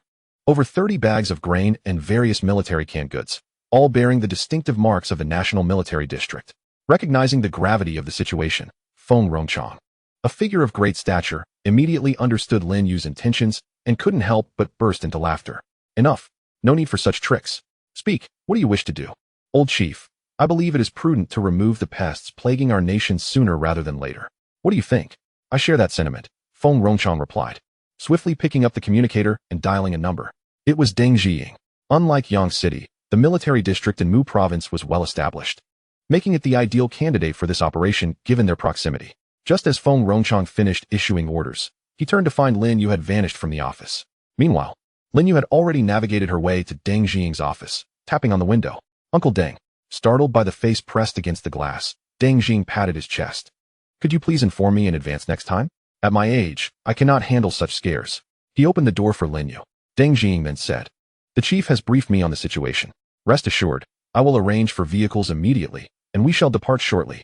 It would take at least half a day to drive from Mu Province to Yang City, and given the snow blocking the roads, departing now would likely mean they wouldn't arrive until the following day, with temperatures plummeting to a chilling -70 degrees outside.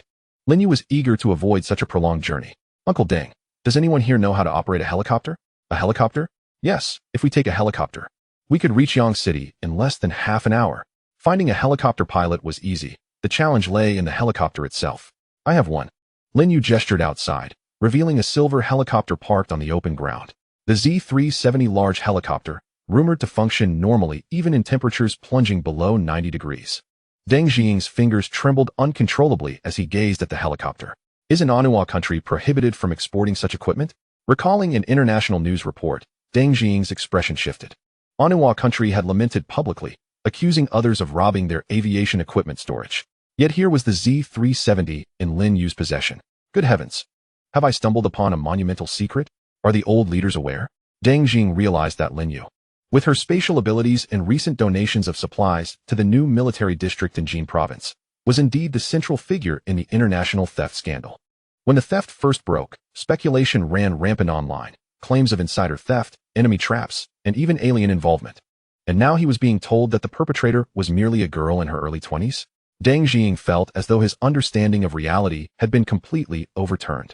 Seeing Deng Xiying frozen in place, Lin Yu urged, "Uncle Deng, this helicopter has a capacity of 30. Besides the two of us, you only need to find 28 more." "Oh right, I'll find 28 more people." Hearing the urgency in her voice, Deng Xiying mechanically walked outside, but the biting cold air jolted him back to clarity, prompting him to retreat into the office. "Lin Yu, this helicopter, you didn't acquire it from Anua country, did you?" Deng Xiying hesitated, swallowing the word steal to preserve the young girl's dignity. "You obtained it from Anua country, right?" "Indeed," Lin Yu nodded, pleasantly surprised by Deng Xiying's discernment. Anua country was renowned for its superior aviation equipment, a fact not lost on Lin Yu, who had benefited from an unexpected acquisition. "How can you so brazenly bring it out?" Deng Xiying exclaimed, concern etched on his face. "Many in the team are aware of the Z-370 helicopter. Are you not worried about raising suspicions?" Lin Yu felt a warmth spread through her, reassuring him, "Uncle Deng, what is the current state of Anua country? Currently? Was it not long ago submerged by floods?" "Exactly. Who would dare trouble me now?" Lin Yu waved her hand dismissively, nonchalantly adding, "If anyone inquires, I shall simply claim to be the illegitimate daughter of Anua's prime minister." Deng Xiying, the illegitimate daughter of Anua's prime minister. He recalled her previous claim of being the illegitimate daughter of the king of Baiyu country. Overwhelmed, Deng Xiying felt a profound sense of defeat wash over him. "Lin Yu, do your parents know you speak so recklessly in public?" "Huh." Lin Yu momentarily froze, unsure how the conversation had shifted. "They probably don't know. Since I grew up in an orphanage." Hearing this, Deng Xiying felt a pang of guilt, fearing he had inadvertently touched upon a sensitive subject. But seeing Lin Yu's dismissive demeanor only served to make him scold himself. Why worry? That girl is as unfeeling as they come. Soon, 28 special police officers were selected. Likely informed by Deng Xiying, they showed no surprise upon seeing the Z-370 helicopter, nor did they cast wary glances. The Z-370 took off swiftly, piloted by an experienced aviator, while Lin Yu settled into a corner and Deng Xiying closed his eyes to rest. "Do not speak to me. I am utterly fatigued." Half an hour later, the Z-370 landed near the Yang city government. The group rushed inside, only to find it completely deserted. "Oh no." Lin Yu's gaze sharpened. She had a dreadful inkling of where the others had gone. The Z-370 took off again, quickly reaching the greenhouse's vicinity. True to her suspicions, Xiao Mingzhu and his group were indeed confronting the tenants of the apartment alongside Director Tang. Perfect. Neither side had yet made a move. Lin Yu's return was impeccably timed. The Z-370 descended smoothly. "Uncle Xiao, why haven't the rocket launchers been brought out?" Upon seeing Lin Yu, Xiao Mingzhu regained his composure. Straightening his back, "I don't know who that scoundrel is, but they've hidden all the ammunition for the rocket launchers. We've been searching since morning and still haven't found them." Chapter 47. If not given, then seized. Lin Yu cast a glance at the crowd from Building C. The ability to stealthily remove all the ammunition suggested the issue lay within their own ranks.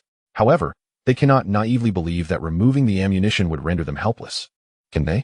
Lin Yu hesitated, contemplating whether to use the rocket launcher or to bombard them directly with the tank. Suddenly, a light scoff came from the opposing side. "Director Qiao, is this the reinforcement you have been waiting for, a delicate little girl?"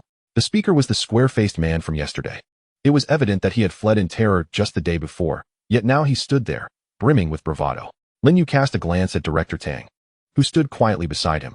So, a dog had brought its master to seek trouble. Director Tang raised a hand, halting the square-faced man's impending remarks. "Lin Yu, I have awaited you for quite some time." "Awaited me?" "Indeed, I know you are the one capable of making decisions." Lin Yu nodded. It seemed that the traitor had leaked quite a few secrets, while Xiao Mingzhu ostensibly handled all affairs of the apartment behind the scenes. It was Lin Yu who made most decisions. However, upon seeing Director Tang here, Lin Yu formed a rough guess about the traitor's identity. She leaned in to whisper a few words to Chow Linlang. Sister Linlang, I will trouble you. Chow Linlang nodded without further inquiry and hurriedly led Tang Lin away from the crowd. Observing this scene, Director Tang's eyes flickered with intrigue. Delay could yield unforeseen changes. It seemed she needed to hasten her actions. Lin you do not have the development rights to this mountain forest. I now represent the municipal government to seize the greenhouse. No sooner had she finished speaking than dozens of dart gun muzzles were aimed at Lin Yu. Xiao Mingzhu, flustered, instinctively moved to shield Lin Yu, only to be restrained by Meng Ting. He had witnessed Lin Yu's capabilities and understood that firearms posed no threat to her. However, Xiao Mingzhu's involvement could potentially distract Lin Yu. Huh? Lin Yu suddenly laughed. Is this how your officials operate? Special treatment during special times. I trust Miss Lin can comprehend this. Nonsense. It was merely a group of hired assassins masquerading as soldiers, truly believing they could run rampant in Yang City.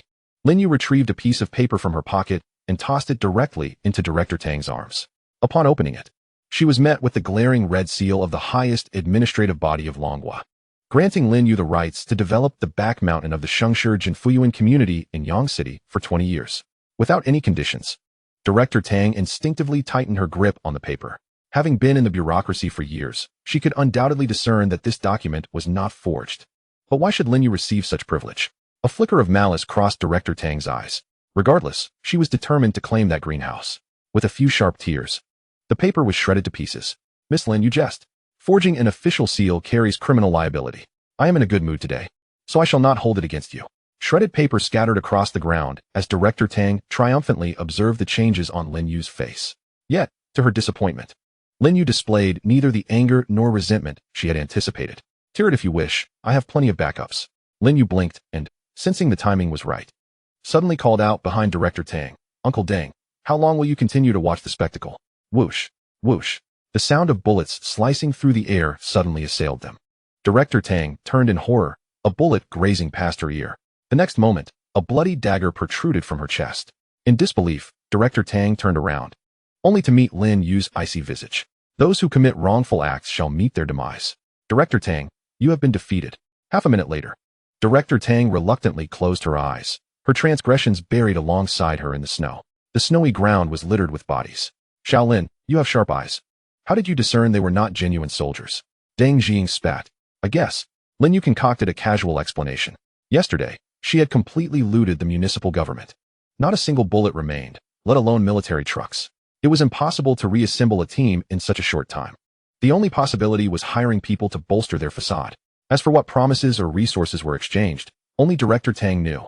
In an effort to foster goodwill with Deng Jing, Xiao Mingzhu earnestly invited several people to stay for a meal, a steaming seafood stew. Although the seafood had been stored for quite some time, amidst the apocalypse, having anything to eat was a blessing. Who cared about freshness? Following the group from Building C, Deng Jing and his companions entered as if they were Lu Laolao stepping into the Grandview Garden. This will be our lunch today, seafood stew with rice. Please, everyone, help yourselves, Xiao Mingzhu announced. How enviable. They have been gnawing on dry rations at the camp for days. Deng Jing's group responded. This is our communal heating area. Tang Lin added. Jealous. After the extreme cold, their bedding has never been warm again.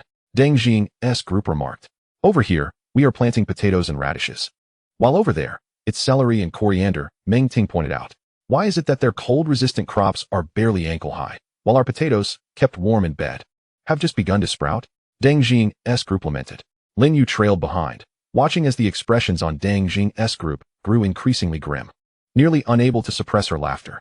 Uncle Xiao, let us call it a day. Uncle Deng and the others need to return quickly. Is it time to leave already? Xiao Mingzhu halted, clearly reluctant. I had hoped to show you the newly established hydroponic area in the greenhouse. We'll be harvesting the first batch of hydroponic vegetables in just a few days. Hearing this, Deng Jing's face turned pale. He could no longer bear the sight of their smug expressions. Goodbye.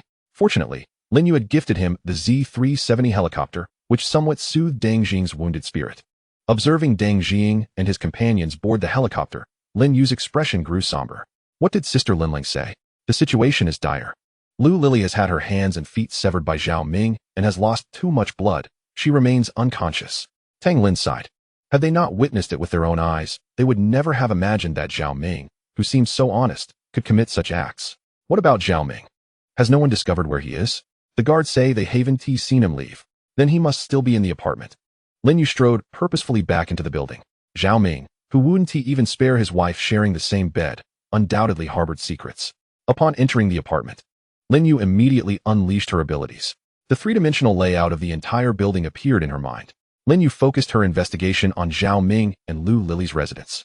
After a thorough examination of the kitchen, bedroom, and bathroom, she indeed discovered something unusual. A mattress? Could someone be hidden inside? Chapter 48, Agricultural Expert. It turned out, beneath the mattress truly lay a hiding spot. Zhao Ming and Lu Lily lived together in the master bedroom, while the guest room had remained empty. Zhao Ming had carved a hole over a meter long in the guest room's mattress, curling himself within. The searchers had only checked the wardrobe and under the bed, never considering that Zhao Ming would conceal himself within the mattress. The bloodstains in the living room had yet to be cleaned. Lin You paid them no mind and headed straight for the guest room. The moment she pushed the door open, her keen eyes caught the mattress shifting slightly. As expected, he was indeed concealed within. Zhao Ming was dragged out. You vile wretch. That wretch truly betrayed me. Are you referring to Lu Lily? Who else could it possibly be but her? Zhao Ming's eyes blazed crimson, seemingly incited by some unseen force. I should have severed her throat without hesitation at that moment. Lin You fixed her gaze upon Zhao Ming, her voice imbued with an otherworldly chill, as if it possessed an enchanting power. Why must you kill Lu Lily? She intends to divorce me. She will undoubtedly betray me. She will certainly expose my secrets. As Zhao Ming spoke, his strength appeared to multiply, nearly overwhelming several adults attempting to restrain him. What secrets? Lin Yu's voice softened, subtly intensifying the hypnotic influence. Secrets? Zhao Ming's gaze faltered, his expression turning vacant. What secrets? The secrets you harbor within your heart. Secrets, secrets, Zhao Ming incessantly repeated, suddenly collapsing to the ground, writhing in agony. Lin You imperceptibly shook her head. It seemed as though he had been ensnared by some invisible constraint. Upon contact, his psyche would unravel. This man has lost his sanity. Send someone to expel him from the apartment. Make sure to throw him far away. Tang Lin acquiesced, then inquired, and what about Lu Lily? After all, she was Zhao Ming's closest confidant, and no one could ascertain whether she posed a threat. Lin Yu paused momentarily, suggesting they would decide once she regained consciousness. Thus, the matter reached its conclusion. Lin Yu relished a rare, few days of tranquility. During this interlude, a resident attempted to bring a relative to reside in Building C, only to be met with a severe reprimand from Qiao Mingzhu, nearly inciting a mob of other residents. Resources were limited. Each individual received a meager portion. If one were to claim their share, allowing relatives to encroach upon another's allotment would be met with hostility. The individual feigned distress, claiming their relative had gone days without food, insisting they could not stand idly by while they starved.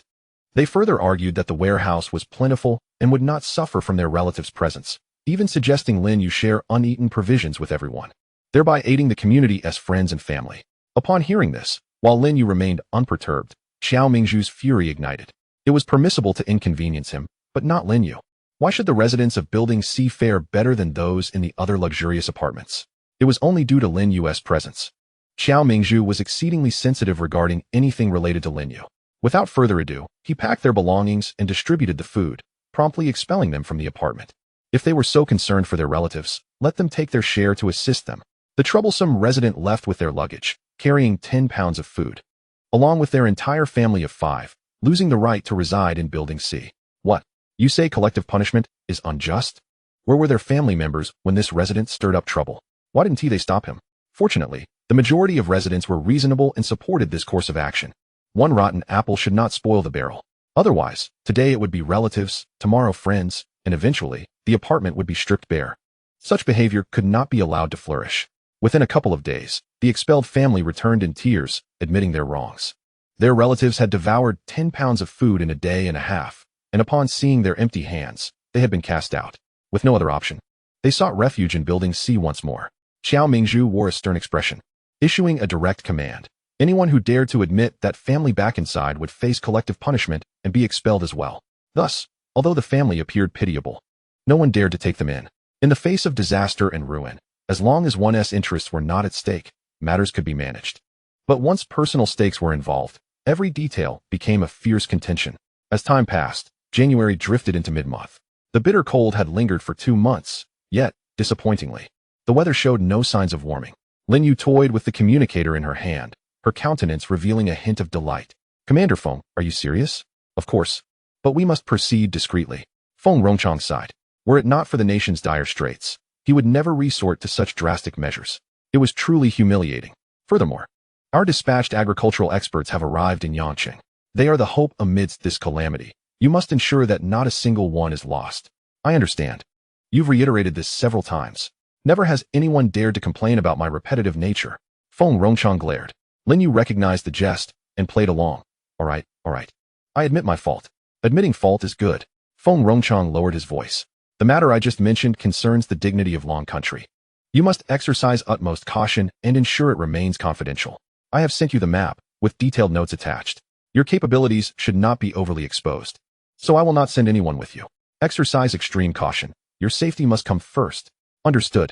Lin Yu closed the communicator, sitting by the window, lost in thought as she gazed at the snow outside. Feng Rongchang had anticipated the timing of the disaster, knowing that after the bitter cold would come an intense heat. Thus, he ordered that snow removal should not take place, provided it did not hinder travel. After a few days, they would distribute water storage tools, preserving the snow as a backup water source. In Building C, preparations for snow water storage had already commenced. For this, Xiao Mingzhu had spent a considerable sum purchasing 5 water purifiers and a multitude of storage barrels from the black market operative Huang San. Some of the collected snow water would be allocated for the residents of the apartment, while another portion awaited melting to gather floodwater for irrigating crops in the greenhouse. At the Research Institute, a new batch of cold-resistant crops had been successfully developed, including cabbage, cucumber, leeks, peas, and rapeseed, which would arrive in Yangcheng alongside the agricultural experts.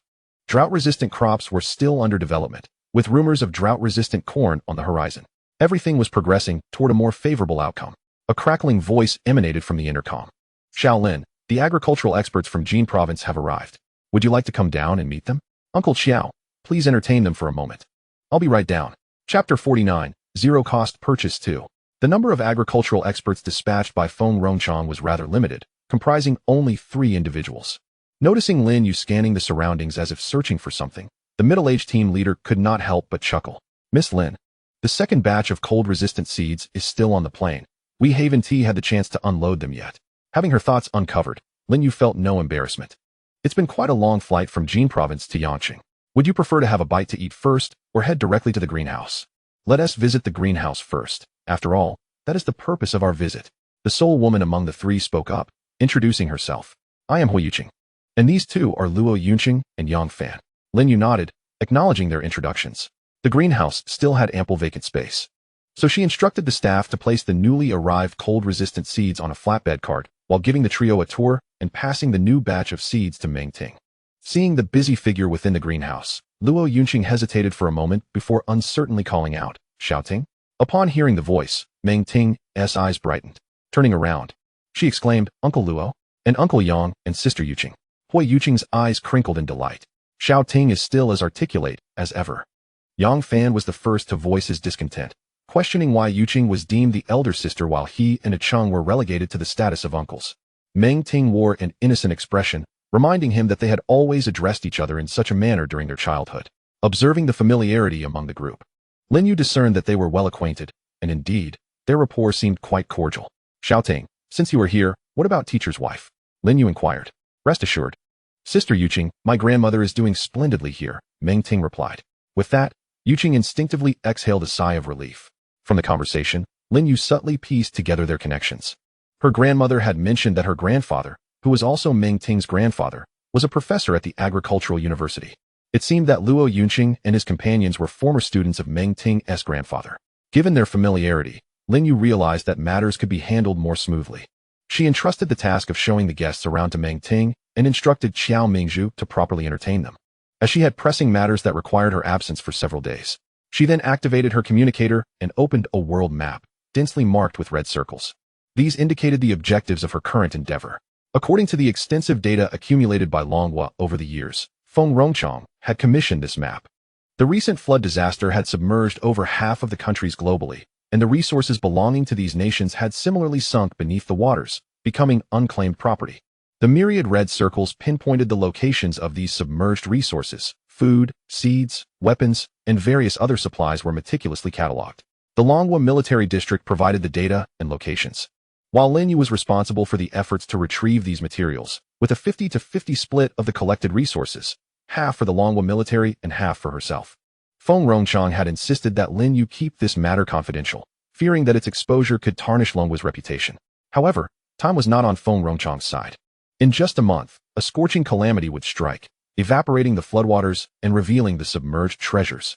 At that point, acquiring resources from other nations would be fraught with complications. Not only would the surviving citizens of those countries likely object, but the international outcry could be overwhelming.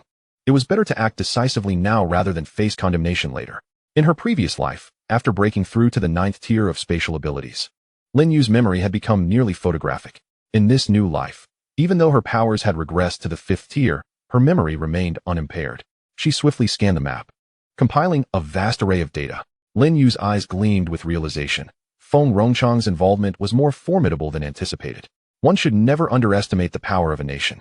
According to her recollections, Lin Yu arrived at a staggering conclusion. There were 621 sealed grain depots, 981 armories, and 199 national seed banks, along with over 30,000 strategic supplies, including energy resources, medical supplies, and thermal insulation materials. The sheer volume of resources was overwhelming, even accounting for a high loss rate of 50. The materials collected would likely far exceed what she had gathered during her initial foray into zero-cost procurement. Initially, Lin Yu had believed she could complete her task within a week, but it now appeared that a month would be necessary. Communication signals were restricted abroad, making it impossible for Lin Yu to vent her frustrations to Feng Rongchang. For an entire month, she had scarcely paused for rest. Whenever her abilities were nearly depleted, she would retreat to her space for a brief respite before returning to diligently collect resources. However, her efforts yielded tremendous results. After traversing every red circle on the map, the supplies in her space had expanded tenfold compared to a month prior. Such an abundance of resources would sustain the entire population of Longhua for many years. Lin Yu refrained from criticizing Feng Rongchang's approach as excessively greedy, for he left no lifeline for other nations. The areas marked on the map were entirely submerged, verging on national annihilation.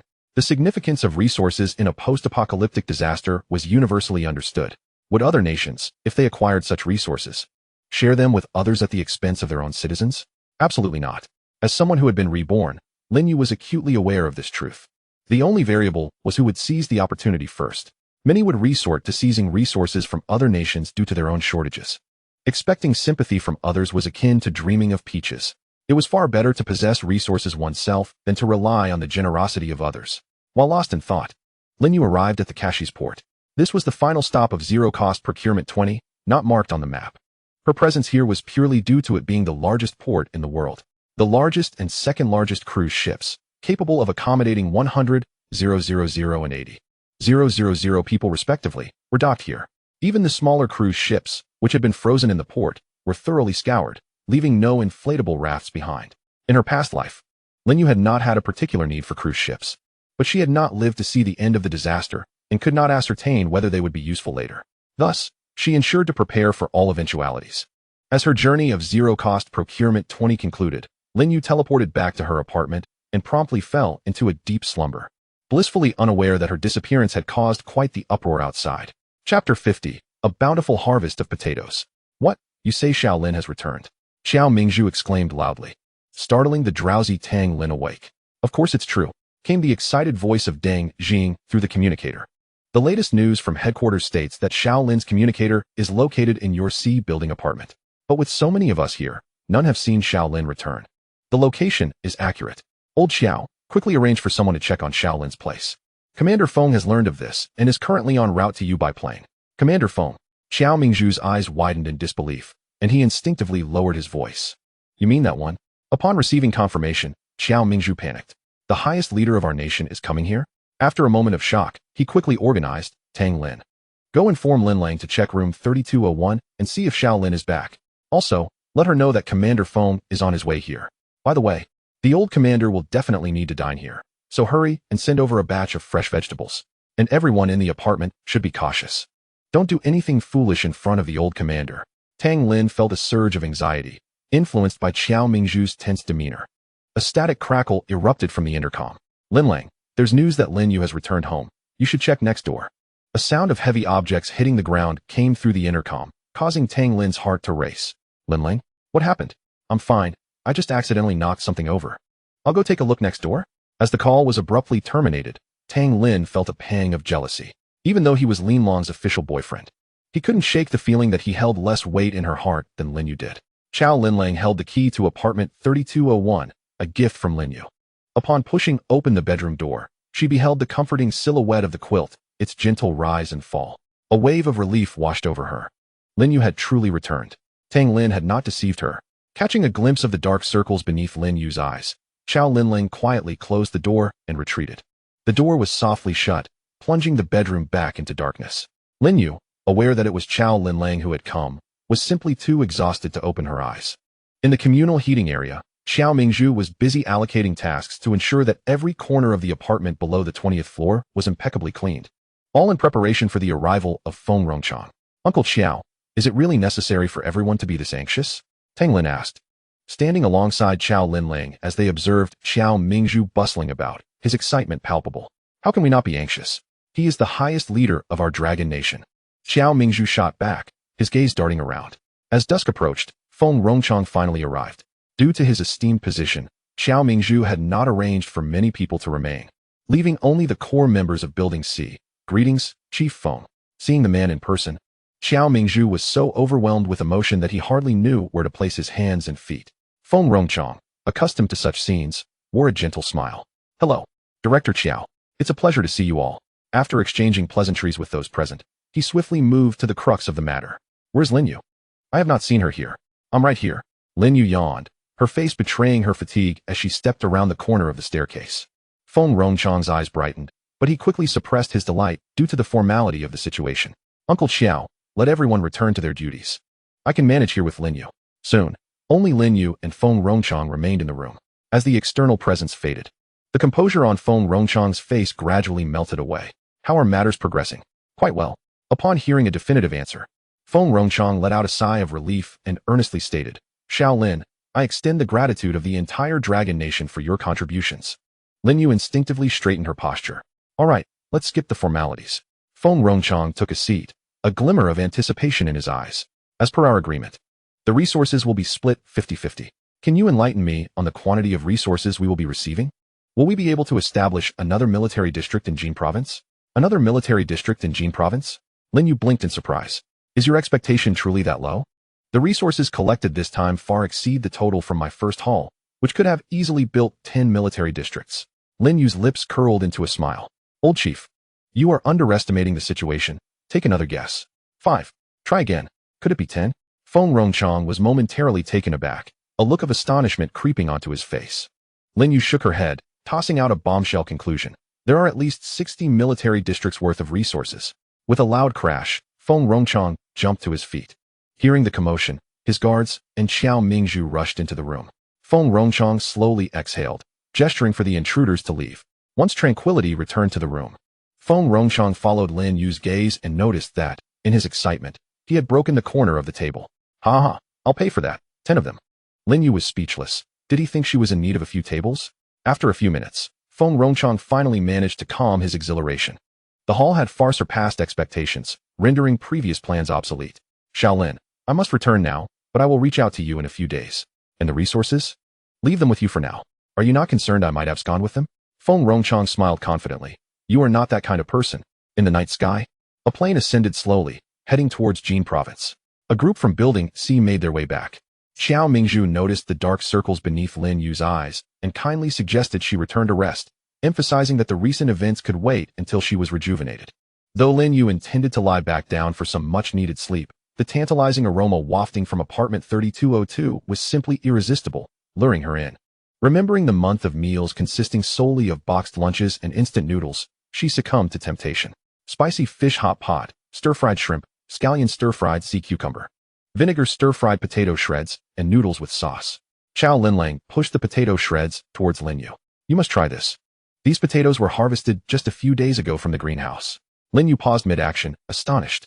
The greenhouse potatoes have already been harvested? Indeed. Over 6,000 pounds were gathered. Meng Ting claimed it was a bountiful harvest. The celery and coriander have also grown significantly. During the new year, we'll be feasting on dumplings filled with these two ingredients. Chapter 51. Huang San's Sincerity. Lin Yu lamented silently, having been away for a month. She had missed the greenhouse's grand harvest. Xiao Linlang's chatter was relentless, as if attempting to compensate for the time lost over the past month. Uncle Xiao mentioned he has already secured buyers for the grains harvested from the greenhouse. P.S. Just waiting for your return to finalize the decisions. And then there's Hui Yuqing and her friends. They've been living off our provisions. Yet when they departed, they attempted to poach from us. Poach? Lin Yu's interest was piqued. Who were they trying to poach? Meng Ting. Chao Linlang bit into a piece of fish, indignantly stating that with Meng Ting's talents, he would surely make a greater contribution in the Jin Province military district. Thankfully, Meng Ting was steadfast and did not succumb to their persuasion. Upon hearing the outcome, a hint of pride graced Lin Yu's features. She had not misjudged his character. Chao Linlang continued to recount various happenings from the past month, while Lin Yu nodded along. Savoring her meal, the two agreed to visit the greenhouse together the following day. As night fell, Lin Yu found herself unable to sleep, likely due to her lengthy daytime nap and the fullness from her meal. Currently, the harsh winter was nearing its end. Within a week, temperatures would rise above zero, swiftly climbing to a peak of 60 or 70 degrees. The ground would become so warm that shoes would begin to peel off. Even more alarming was the impact of high temperatures on the human body, which could lead to heat stroke and various illnesses. After enduring 3 months of extreme cold, once the ice melted, the refuse and bodies hidden beneath would surface, and in the warm environment, bacteria would proliferate at an alarming rate, severely affecting public health and hygiene. All of this was detailed in the Apocalypse Manual, and it remained uncertain what policies the government would enact. In her previous life, local authorities had formed retrieval teams for corpses and epidemic prevention squads, with the former responsible for collecting bodies and debris from floods, while the latter disinfected and sterilized the streets daily. With Chao Linlong's assistance, Lin Yu joined the retrieval team. Due to the extreme daytime temperatures, their working hours were limited to 2 shifts, from 5 to 9 in the morning and from 6 to 10 in the evening. They received a monthly subsidy of 5 pounds of grain, which, combined with government aid for disaster victims, was sufficient for her sustenance. Beyond the concerns of basic sustenance, another pressing issue related to the weather has emerged. In the sweltering heat, temperatures soaring to 50 degrees have become the limits of air conditioning cooling capabilities. Thus, should the temperature rise further, the air conditioning units will enter protective mode and cease operation. If the indoor environment is already so unbearable, one can only imagine the conditions outdoors. Xiao Mingzhu had hoped to take advantage of the greenhouse to cultivate another batch of potatoes. But such aspirations are likely to be dashed. Under these extreme temperatures, potato seedlings cannot possibly survive, even if one were to devise ways to preserve them. The high heat would prevent the seedlings from flowering and bearing fruit. This starkly illustrates the difference between cold-resistant and drought-resistant crops. The hope for now rests on the Agricultural Research Institute to expedite the development of drought-resistant crops. Contemplating these matters, Lin Yu became increasingly distressed, her thoughts spiraling, making sleep elusive. In a moment of desperation, she decided to retreat into her spatial realm. Since sleep was beyond her reach, she might as well delve into studying the comprehensive guide to acupoints that she felt she had yet to fully grasp. After a night of intense study, Lin Yu emerged looking even more fatigued than the previous day, much to the surprise of Chao Linlang and Tang Lin as she joined them at the dining table. Tang Lin took the initiative to return to the kitchen to prepare a bowl of hot soup. Lin Yu did not hesitate. After consuming the soup, she felt warmth enveloping her entire body. Following the meal, Lin Yu and Chao Linlang ambled slowly across the icy surface. Chao Linlang pointed excitedly at an ice sled nearby, asking, "You want to give it a try?" Upon realizing what Chao Linlang was referring to, Lin Yu's expression faltered. Were they truly old enough to engage in such frivolity? She remained silent. Chao Linlang interpreted Lin Yu's silence as consent and eagerly approached the owner of the sled, negotiating with him, and to Lin Yu's astonishment, the man actually lent it to her.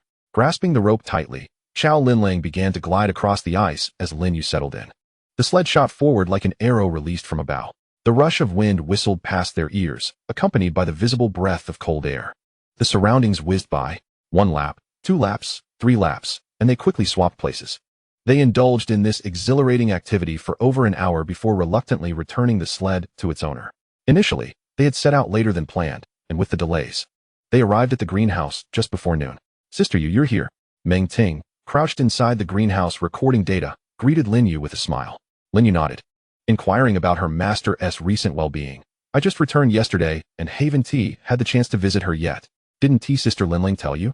Grandma went to the military base in Jin Province, traveling by plane with Sister Yuqing and the others." Stunned by this news, Lin Yu was taken aback. Grandma went to the military district in Jin Province? Could it be that Awakens and her group, unable to persuade Meng Ting, had lured Grandma away instead?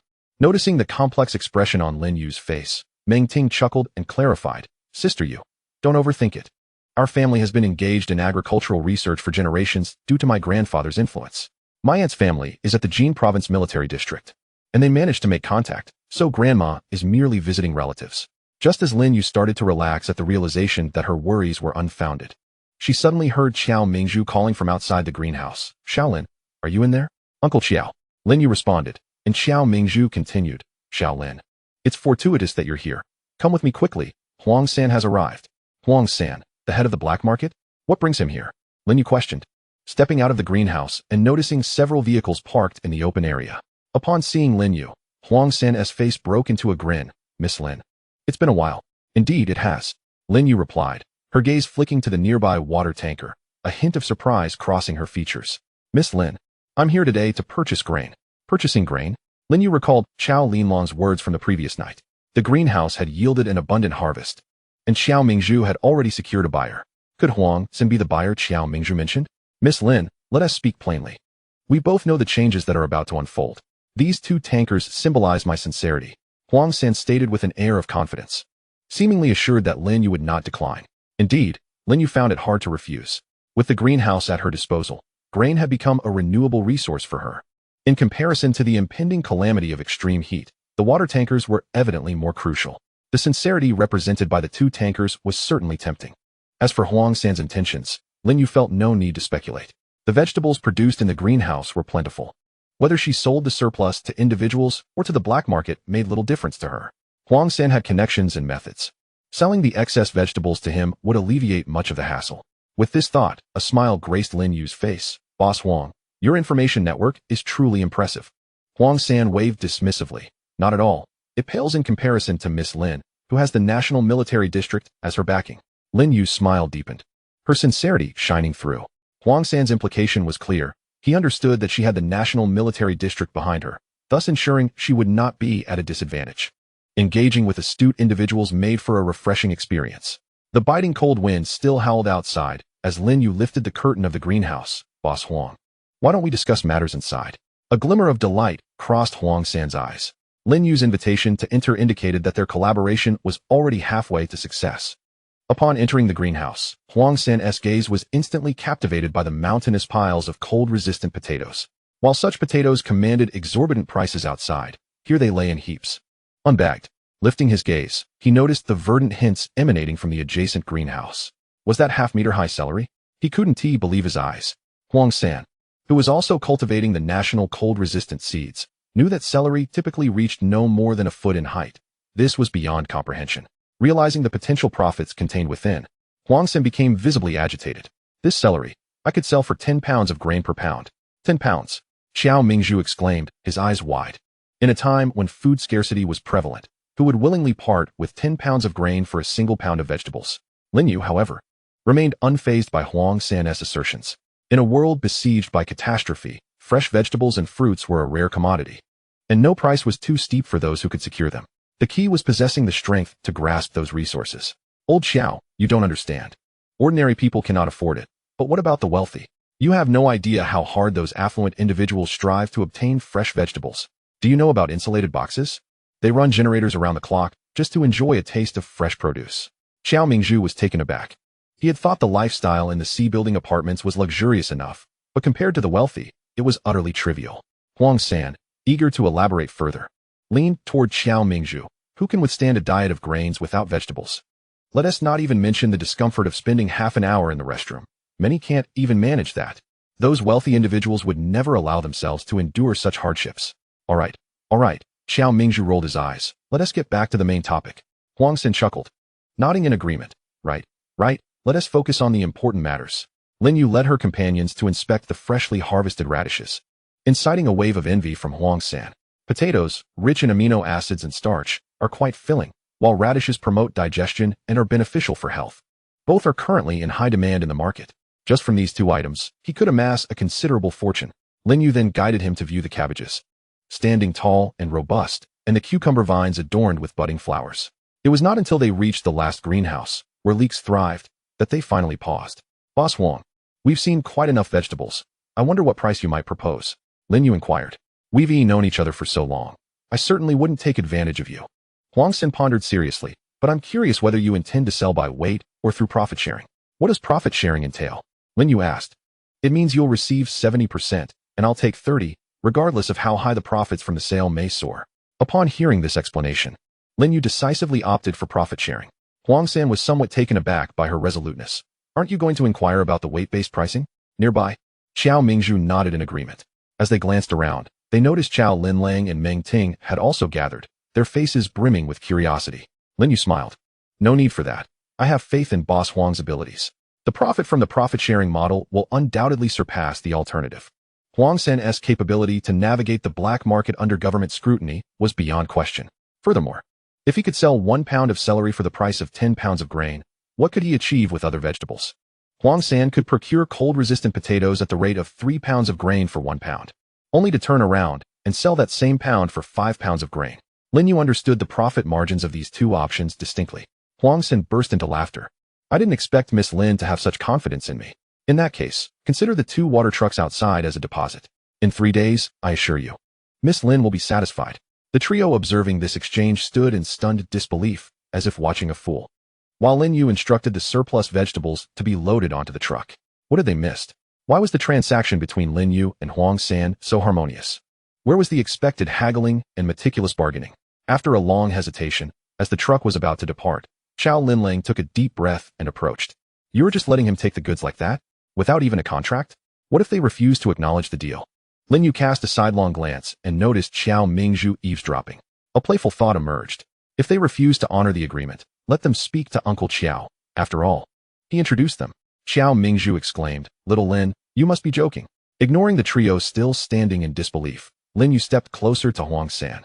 Once the vegetables are sold, assist me in exchanging for some other supplies. What shall we exchange for? Huang San inquired, intrigued by Lin Yu's intended stockpile. With the state military district backing her, she possessed insights that ordinary people lacked. Accompanying Lin You in stockpiling supplies was bound to be profitable. Ice makers, photovoltaic solar panels, electric fans, cooling patches, and essential oils. What about air conditioners? Huang San asked. Lin You shook her head. Air conditioners ceased to operate at around 50 degrees. During extreme heat disasters, stockpiling them is of little use. Huang San felt a jolt of surprise. Ever since he learned of the impending extreme heat disaster, he had amassed a large stock of air conditioners, eagerly anticipating a substantial profit. Now, it seemed Lin You believed stockpiling air conditioners was futile. Panic set in for Huang San. With Lin Yu's connections to the military, her knowledge was undoubtedly more comprehensive than his. If she deemed air conditioners useless, they likely were. Realizing he had tens of thousands of air conditioners, Huang San resolved to sell them before the general populace realized their ineffectiveness. Otherwise, if they were left unsold, all his efforts for the year would be in vain. Chapter 53. Is this a scam? With tens of thousands of air conditioners weighing on him, Huang San had no time for idle chatter and quickly departed after bidding farewell to everyone. Lin You estimated that the drought-resistant seeds would be ready for cultivation in a few days, so she instructed her team to till the vacant plots. Awaiting the arrival of drought-resistant seeds from the Jin Province Military District, there had been no news from Feng Rongchang's side, leaving her uncertain about their plans. The following afternoon, Qiao Linlang invited Lin You to the market. The C-building apartment had ample supplies, but the tools for the greenhouse were somewhat lacking, prompting Xiao Mingzhu to suggest that Qiao Linlang try her luck at the market. Everyone was aware of Lin Yu's abundant resources, including agricultural tools. Yet the residents of C-building had privately agreed to strive for self-sufficiency and not to trouble Lin You unnecessarily unless absolutely essential. Lin You welcomed this development. Teaching them to fish was far better than merely providing fish. She could not guarantee her constant presence at C-building. It was entirely possible she might disappear for a month, just as she had previously. The trading area established by the government, essentially a market, was conveniently located near the adjacent community. The two walked for a little over 10 minutes until they arrived. Qiao Linlang first exchanged 20 pounds of grain tickets at the market administration office. Paper currency had long been abolished, and grain tickets were a new form of currency introduced by the state, allowing ordinary citizens to trade them for supplies with vendors, who would then exchange them for grain at the market administration office. Due to the frequent occurrences of criminal activity, survivors in this small area of Yangcheng were particularly cautious when venturing out. Most vendors at the market were selling thick clothing, with the weather warming. Such garments were temporarily unnecessary. Those struggling with food shortages planned to trade thick clothing for grain to meet their immediate needs. Some savvy individuals even set up second-hand clothing buyback points, offering low prices for thick apparel. Lin You observed this scene and let out a barely perceptible sigh. Selling warm clothing at a low price now would mean having to repurchase it at a high price during the next year's extreme cold. The poor would become poorer, and the rich would grow richer. This, perhaps, was the reason. The two had decent luck, as they did not have to browse for long before they encountered a vendor selling agricultural tools. The elderly vendor's hands were rough, likely accustomed to hard labor. As they bent down to select items, they failed to notice the previously amiable old woman suddenly change her demeanor. "You two should leave quickly. I'm not selling anything." "Not selling?" Chow Linling clutched a hoe. "Why not?" "We're not refusing to pay." Yangcheng, being near the coast, had a thriving fishery, and there were few engaged in agriculture. Thus, common tools like hoes and rakes were in high demand. Scanning the entire market, they hardly saw any other vendors selling agricultural tools. Chow Linling pressed her lips together. "I genuinely want this hoe. Please name your price. No matter how much you offer, I won't sell it to you." The old woman snatched the hoe back, turning her back to the two. Chow Linling was about to continue negotiating when Lin You restrained her. "Sister Linling, look over there." Turning around, they noticed a man glaring at the old woman from less than half a meter away. Chow Linling immediately grasped the situation. They had been targeted, and the old woman had been warning them. Yet, feeling guilty about leaving without helping, Chow Linling hesitated. She feared that once they were gone, the man would vent his anger on the old woman. "Don't worry, let us check out other places." Lin You shot Chow Linling a reassuring glance, and the two continued to wander through the market. Before long, the man from earlier was trailing them at a distance. Chow Linlong's eyes betrayed a hint of irritation. Given her temperament, encountering such a situation would likely lead her to seize the individual and deliver a sound thrashing. However, that was not an option now. The state had deployed patrol teams to every marketplace. Engaging in violence in front of them would undoubtedly create an unfavorable impression, and she had no desire to invite trouble. The best course of action was to wait for the individual to expose their own misdeeds, thus enabling her to catch them red-handed. A few minutes passed, and the man could no longer contain himself. With a sudden burst of speed, he charged forward. Chow Linlang was prepared at the moment of impact. She executed a shoulder throw, sending him sprawling. The man, evidently skilled, managed to recover with a swift maneuver and immediately fled. Linlang instinctively intended to pursue him, but was obstructed by several customers nearby. It was then that she realized she had stumbled upon a gang operation. "You handle this, Yu. I will pursue that scoundrel." Chow Linlang, having trained in martial arts since childhood, recognized that the man's accomplices were merely ordinary individuals. The true threat was the one fleeing. Thus, she felt reassured in trusting these commoners to Lin You. "Don't worry, Sister Linlang." Lin You signaled an okay with her hand. With Chow Linlong's prowess, breaking through the encirclement was hardly a challenge. Lin Yu's task was to ensure that none of the remaining individuals escaped and that they were delivered to the patrol team. Seeing only a delicate young girl left, the group of men revealed their sinister smiles. "Hand over your ration tickets, or do not blame us for being ruthless." Lin You felt a wave of disgust at their greasy threats. How presumptuous they were, thinking themselves formidable, especially the man with a sharp, monkey-like face, who leered at her with a lascivious gaze. When they failed to see fear on Lin Yu's face, the burly men felt a twinge of disappointment. One of them, a scar-faced brute with a gash stretching from his brow to behind his ear, exuded a menacing presence. They assumed that dealing with a frail girl would require fewer of them and pushed the scar-faced man forward. Unfortunately, Lin You was no ordinary girl. Before the scar-faced man could steady himself, she delivered a powerful kick, sending him flying several meters away. Witnessing his comrade's sudden downfall, the monkey-faced man exclaimed, You lack martial ethics." Lin You flexed her wrist and landed a punch squarely in the monkey-faced man's abdomen, sending him to join the scar-faced man. "Martial ethics? Do you think you are worthy of such a concept?" The monkey-faced man clutched his stomach, gasping in pain, unable to utter a word. The remaining 3 men stood frozen, bewildered. This was no delicate girl. She was a veritable demon. "Don't come any closer." One of them stammered, his legs trembling in fear. Lin You smirked. "Now you choose to be afraid? Just moments ago, you were so brazen." With a few well-placed strikes, the men found themselves begging for mercy. Lin You paid no heed to their pleas, delivering a kick that sent one of them crashing into the scar-faced and monkey-faced duo. As she prepared to confront the next individual, the crowd gasped as one of the burly men collapsed with a resounding thud, the sound enough to make anyone's teeth ache. Lin You was momentarily stunned. Remarkably, she had not even laid a finger on him. This was not her doing. Checking for a pulse, she discovered he had merely fainted from fright, and she let out a silent sigh of relief, shifting her focus to the last remaining man. Chapter 54, A Variety of Lessons in Discipline. Just a glance from Lin You made the man tremble. "You need not trouble yourself. I will handle this." With that, he slapped his own face several times before hastily dragging his unconscious companion back towards the scar-faced man. The 5 of them formed a circle, obediently squatting on the ground. Those who had been kicked, those with broken ribs, and those who had fainted. Onlookers were astonished to witness such a diverse array of consequences for misdeeds. Lin You was momentarily dazed but quickly regained her composure. At that moment, Xiao Linlang returned, dragging the man who resembled a dead pig behind her. The crowd began to cheer, evidently having endured much from these individuals. The patrol team squeezed through the throngs of people. Upon seeing them, the 6 men appeared as if they had found salvation. I confess, I was robbing. Please take me away. Yes, where are the handcuffs? Put them on me. Why did it take you so long to arrive? Tears welled in the eyes of the robbers, looking at the patrol team as if they were family. The patrol officers were bewildered. This is a robbery gang? Why do they seem more like victims? Their gazes swept over the crowd. Who did this? The onlookers instinctively stepped back, revealing Lin You and Xiao Linlang. You two? Just a couple of young girls? The patrol officers were clearly skeptical. Yet, this was the undeniable truth.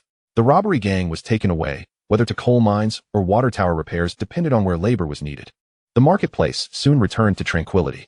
Lin You and Xiao Linlang, lacking any desire to linger, returned to the stalls selling agricultural tools, purchasing a hoe and a rake for 2 pounds of ration tickets. On their way back, Lin You recognized Chen Aimin, who was still selling canned goods at the roadside. Goodness, he had been selling from the floods to the impending heat wave and still had stock left. By evening, a military truck arrived to distribute supplies. Every half-month, each person received a pound. Lin You opened her bag to find roughly 1/3 new rice mixed with 2/3 old rice. Initially, there were complaints about the meager portions, with people lamenting that the state did not care for ordinary citizens' survival. But now, who dared to protest?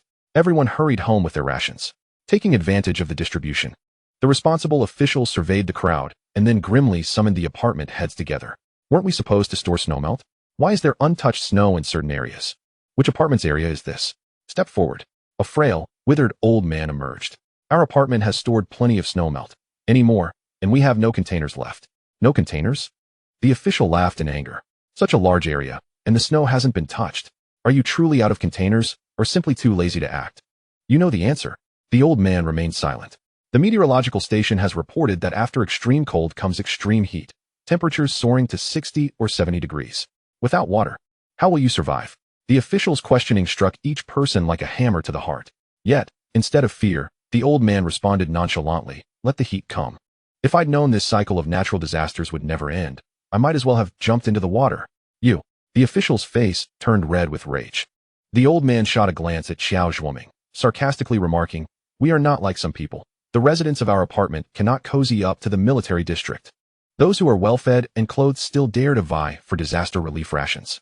The atmosphere grew tense. They had all witnessed the military district delivering anti-cold seeds. Everyone knew who the old man was referring to. Yet, upon introspection, did they truly harbor no resentment towards Xiao Mingzhu? All were in the same plight. Why should apartment C enjoy abundance while establishing the nation's first greenhouse? Was it merely because Xiao Mingzhu had encountered a fortunate tenant? Xiao Mingzhu maintained a stoic expression, refraining from offering any defense. At that moment, a delicate hand emerged abruptly, effortlessly snatching away the relief supplies tightly gripped by the old man. If he were truly indifferent to life, why squander food? Startled, the old man instinctively attempted to reclaim it, only to be restrained by Xiao Mingzhu's firm grasp on his arm. A glimmer of coldness flickered in Lin Yu's eyes. You and all of you? Do you understand why I chose Uncle Xiao and not you? Because you are unworthy. As fellow apartment heads, what were you doing while your residents faced bullying, robbery, and hunger? You were shutting yourselves away, living your own lives, indifferent to the plight of those in the apartment. Months ago, when the floods began to recede, and Uncle Xiao organized residents to salvage supplies and actively sought self-rescue, what were you doing? You were shamelessly begging others for this and that. When the greenhouse was recruiting workers, Uncle Xiao, considering neighborly ties, prioritized asking you first. But what did you do? Not only did you raise the stakes, but you also banded together to threaten Uncle Xiao, insisting on a pay raise or you wouldn't work, forcing him to seek laborers from outside the community. And just recently, when someone borrowed food and, finding it denied, harbored resentment, leading the charge to isolate Uncle Xiao. You people, each of you in your 50s, have lived long enough to know better. Upon hearing Lin Yu's words, Xiao Mingzhu could not suppress the tears welling in his eyes. He had contemplated helping the neighbors living in the same community, yet he had thought he concealed his intentions well, unaware that Lin Yu was fully aware of every single incident. Uncle Xiao, the world has long since changed. The lives and deaths of others should not burden you. Why must you bear the weight of everyone on your shoulders? Lin Yu had already discerned that Xiao Mingzhu was a man of deep loyalty. In the face of apocalyptic calamity, this trait would attract many followers, but it also left him vulnerable to harm. Xiao Mingzhu took a deep breath, a strained smile gracing his face. I'm sorry, Xiaolin. I must have disappointed you. Lin Yu remained silent. Rest assured, this will be the last time. It won't happen again. Upon hearing Qiao Mingzhu's assurance, Lin Yu nodded and turned to leave. Qiao Mingzhu abandoned the crowd and hurried after her. The remaining onlookers exchanged glances. The leader sighed. You've truly hurt old Qiao this time. Apartment head Yen. The leader specifically called out to the old man squatting on the ground, collecting relief supplies. Do you think I am so idle that I patrol the community just to find fault with you? What does your collection of snow water have to do with me? It was old Qiao who, seeing your lack of enthusiasm in gathering snow water, specifically asked me to awaken you to your negligence. What a pity. The leader shook his head, having said all he needed to. Just as that young lady remarked, in a time of disaster, the lives of others should not burden oneself. Why should one carry the weight of the unrelated? Meanwhile, Qiao Mingzhu continued to apologize profusely, to the point that Lin Yu felt her ears would develop calluses. Uncle Qiao, I am not angry. If you find yourself with too much time on your hands, please allocate my share of supplies. I will find a moment to store them. Chapter 55, Stockpiling Snow Water. Each of Lin Yu's contributions demanded recompense. For instance, the materials and seeds for the greenhouse were her responsibility, while the construction and daily management were handled by Building C. The profits would be split 70-30, with Lin Yu taking the larger share. This arrangement had been mutually agreed upon from the beginning. Unconditional giving would only foster greed. Appropriate collaboration could lead to a win-win situation. Lin Yu felt no shame in claiming 70% of the profits. At this moment, she was akin to a company owner, allocating 30% of the total profits to employees as wages. 30% was no small sum. Qiao Mingzhu shared this sentiment. He followed Lin Yu partly out of gratitude and partly due to his recognition of her capabilities. Rest assured, your share has already been set aside. I intended to inform you after distributing the supplies that Huang San would bring in a couple of days. As night fell, Lin Yu sat up. In 2 days, a scorching disaster would descend. Unable to sleep, she sought something to occupy her mind. Downstairs, a ghostly figure suddenly appeared, gazing at the half-meter thick blanket of snow. Lin Yu waved her small hand, nearly sending a cloud of dust from her space soaring. However, she restrained herself at the last moment. While the old man was indeed detestable, she could not allow her frustration to waste the water source. Yet, leaving the snow for that old man was something Lin Yu refused to accept. How could he suffer no consequences after his actions and words? Lin Yu closed her eyes, a milky white aura radiating from her. The next instant, all the snow surrounding the community vanished without a trace. Observing the crystalline snow within her space, a flicker of regret crossed Lin Yu's face. How could she have forgotten? The preservation capability of her space allowed the snow to remain in solid form indefinitely.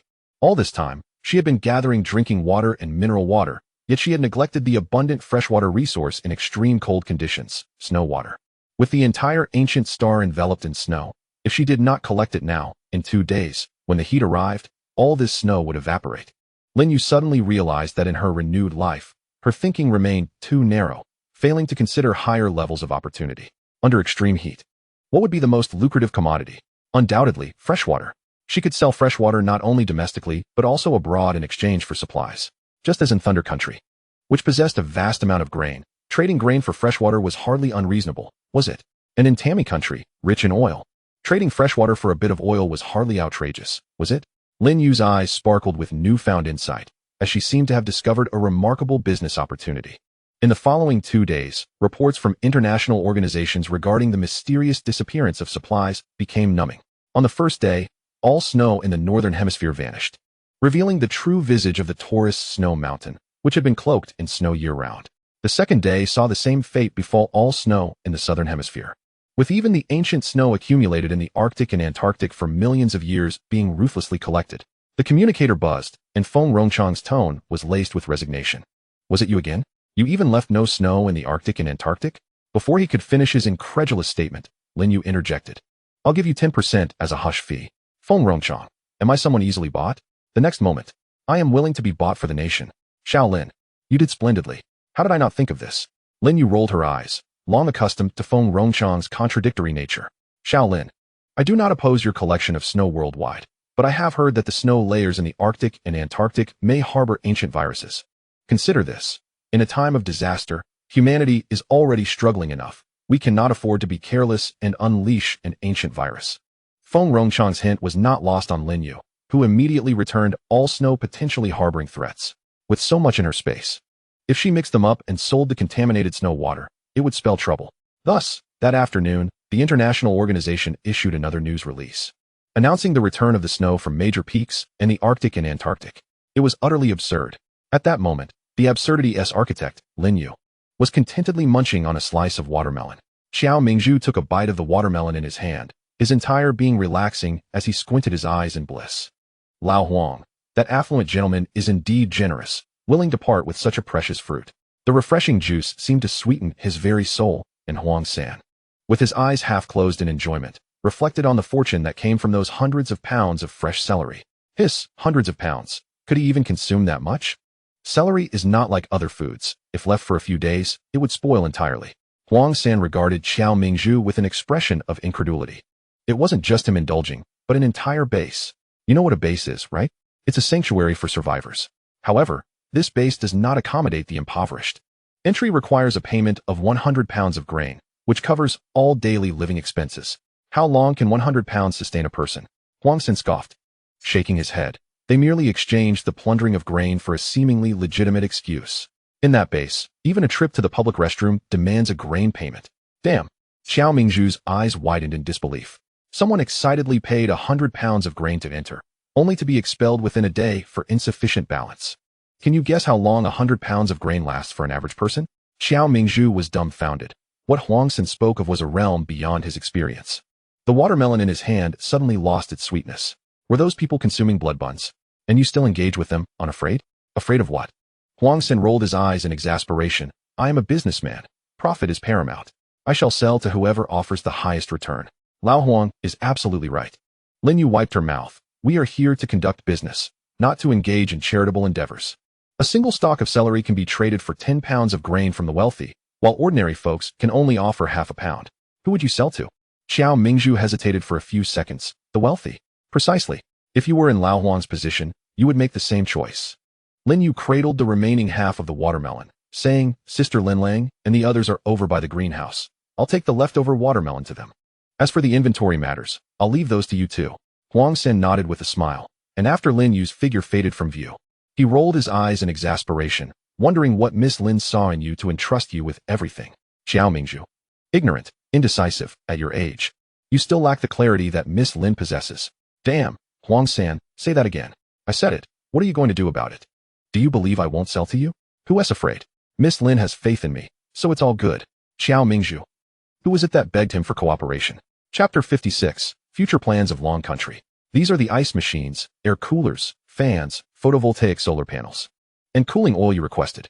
With Huang San's voice, truckloads of supplies arrived at the entrance of Building C. Lao Xiao, when you see Miss Lin, please ask her if she needs greenhouse insulation cloth. I have some connections. It's second-hand and reasonably priced, but to cover all greenhouses, we would need at least over 1,000 pounds of grain. Upon hearing this, Xiao Mingzhu's eyes glimmered.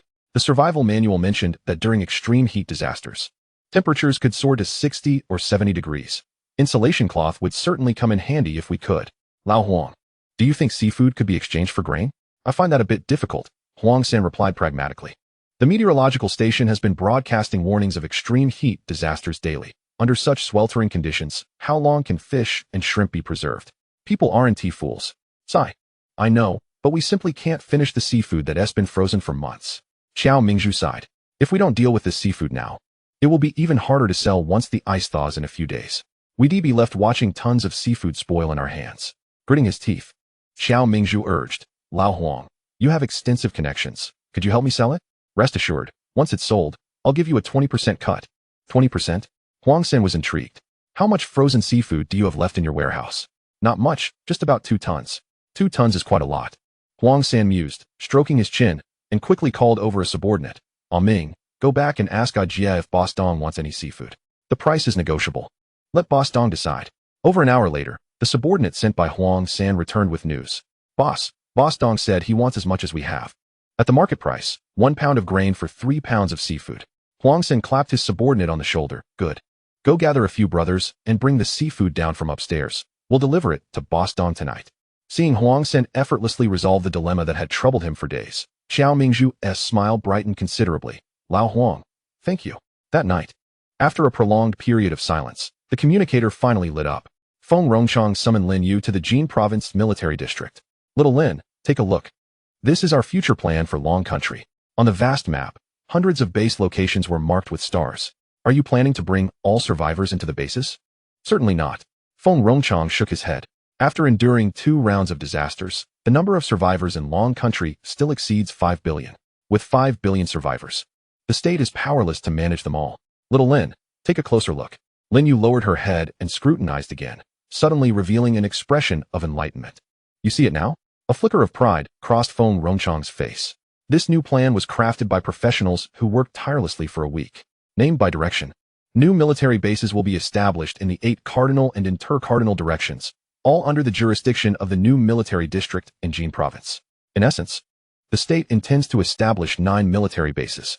Furthermore, local governments will organize reconstruction efforts, accept survivors, and establish official bases.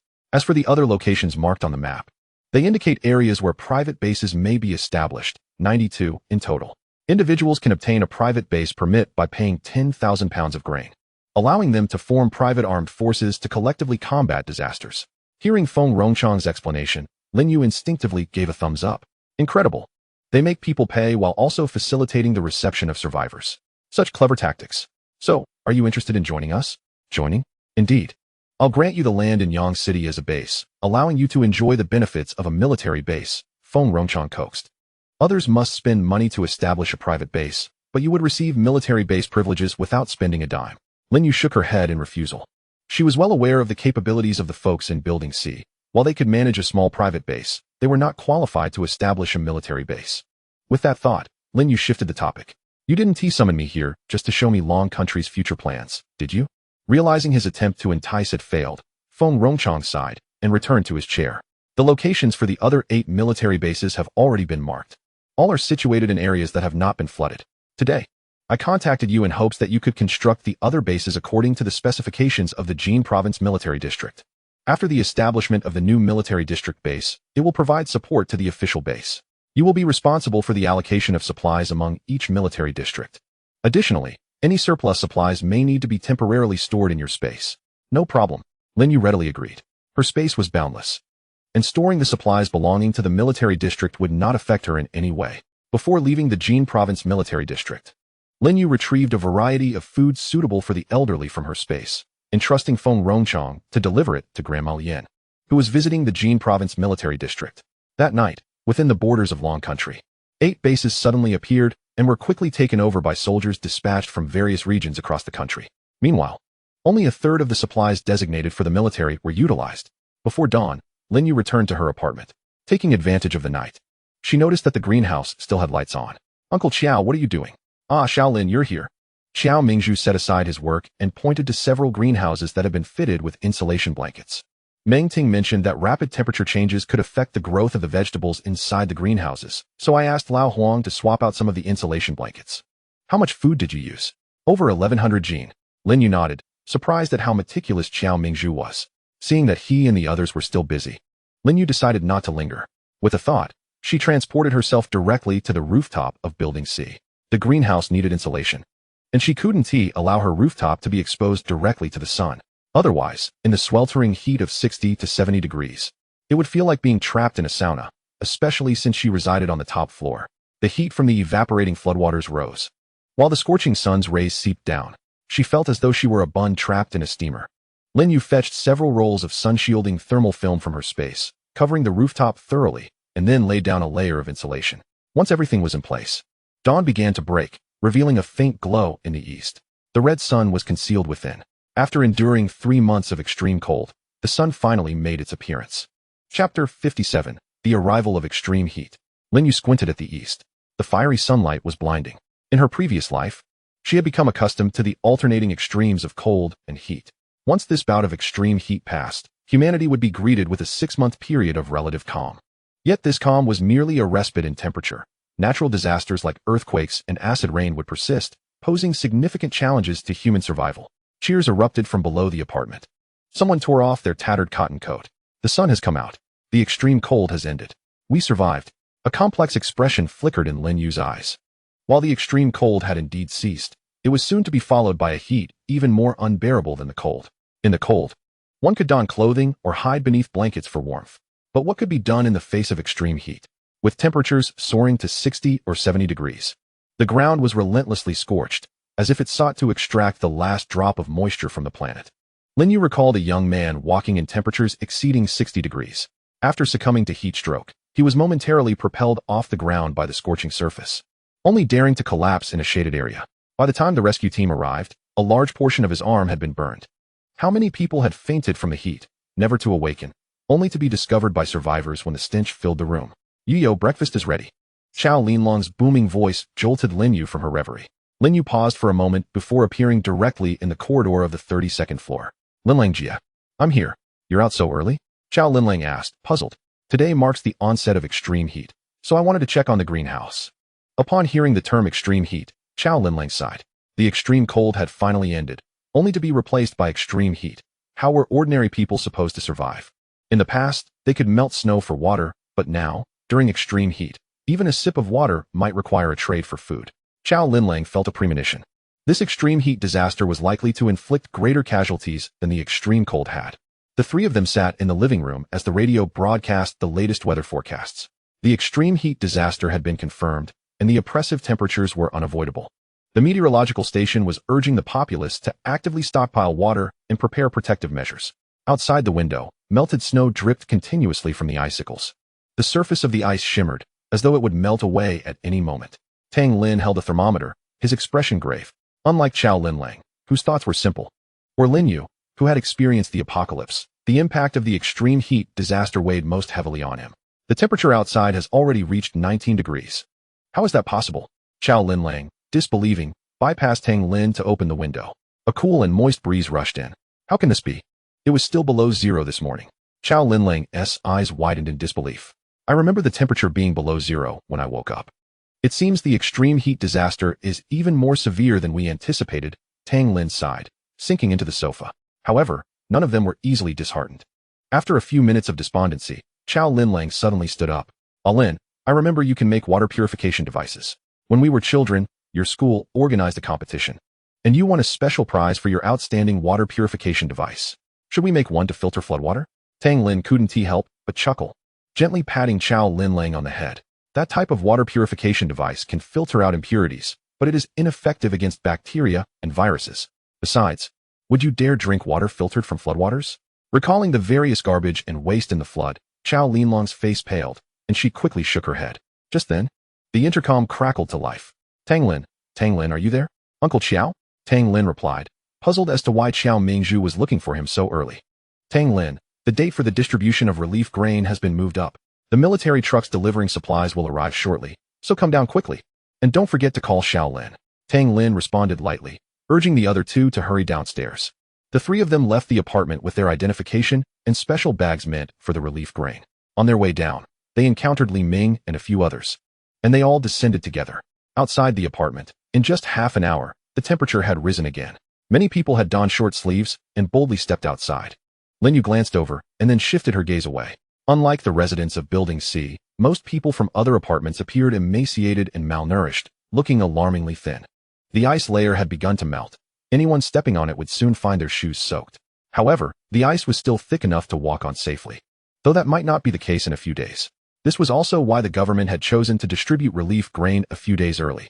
In addition to the grain, each apartment was also provided with 5 water purification tablets, capable of disinfecting 1,000 kilograms of water when used. As for where they would be used, that need not be elaborated upon. Furthermore, the person in charge of distributing the relief grain also brought news of job openings. As the current ice layer melts, debris and bodies from the floods will soon float to the surface. The recovery teams are understaffed, thus offering a meager monthly compensation of 5 pounds of food in exchange for 2 meals a day to recruit new members. Upon hearing this news, many hearts stirred with anticipation, including those residing in Building C.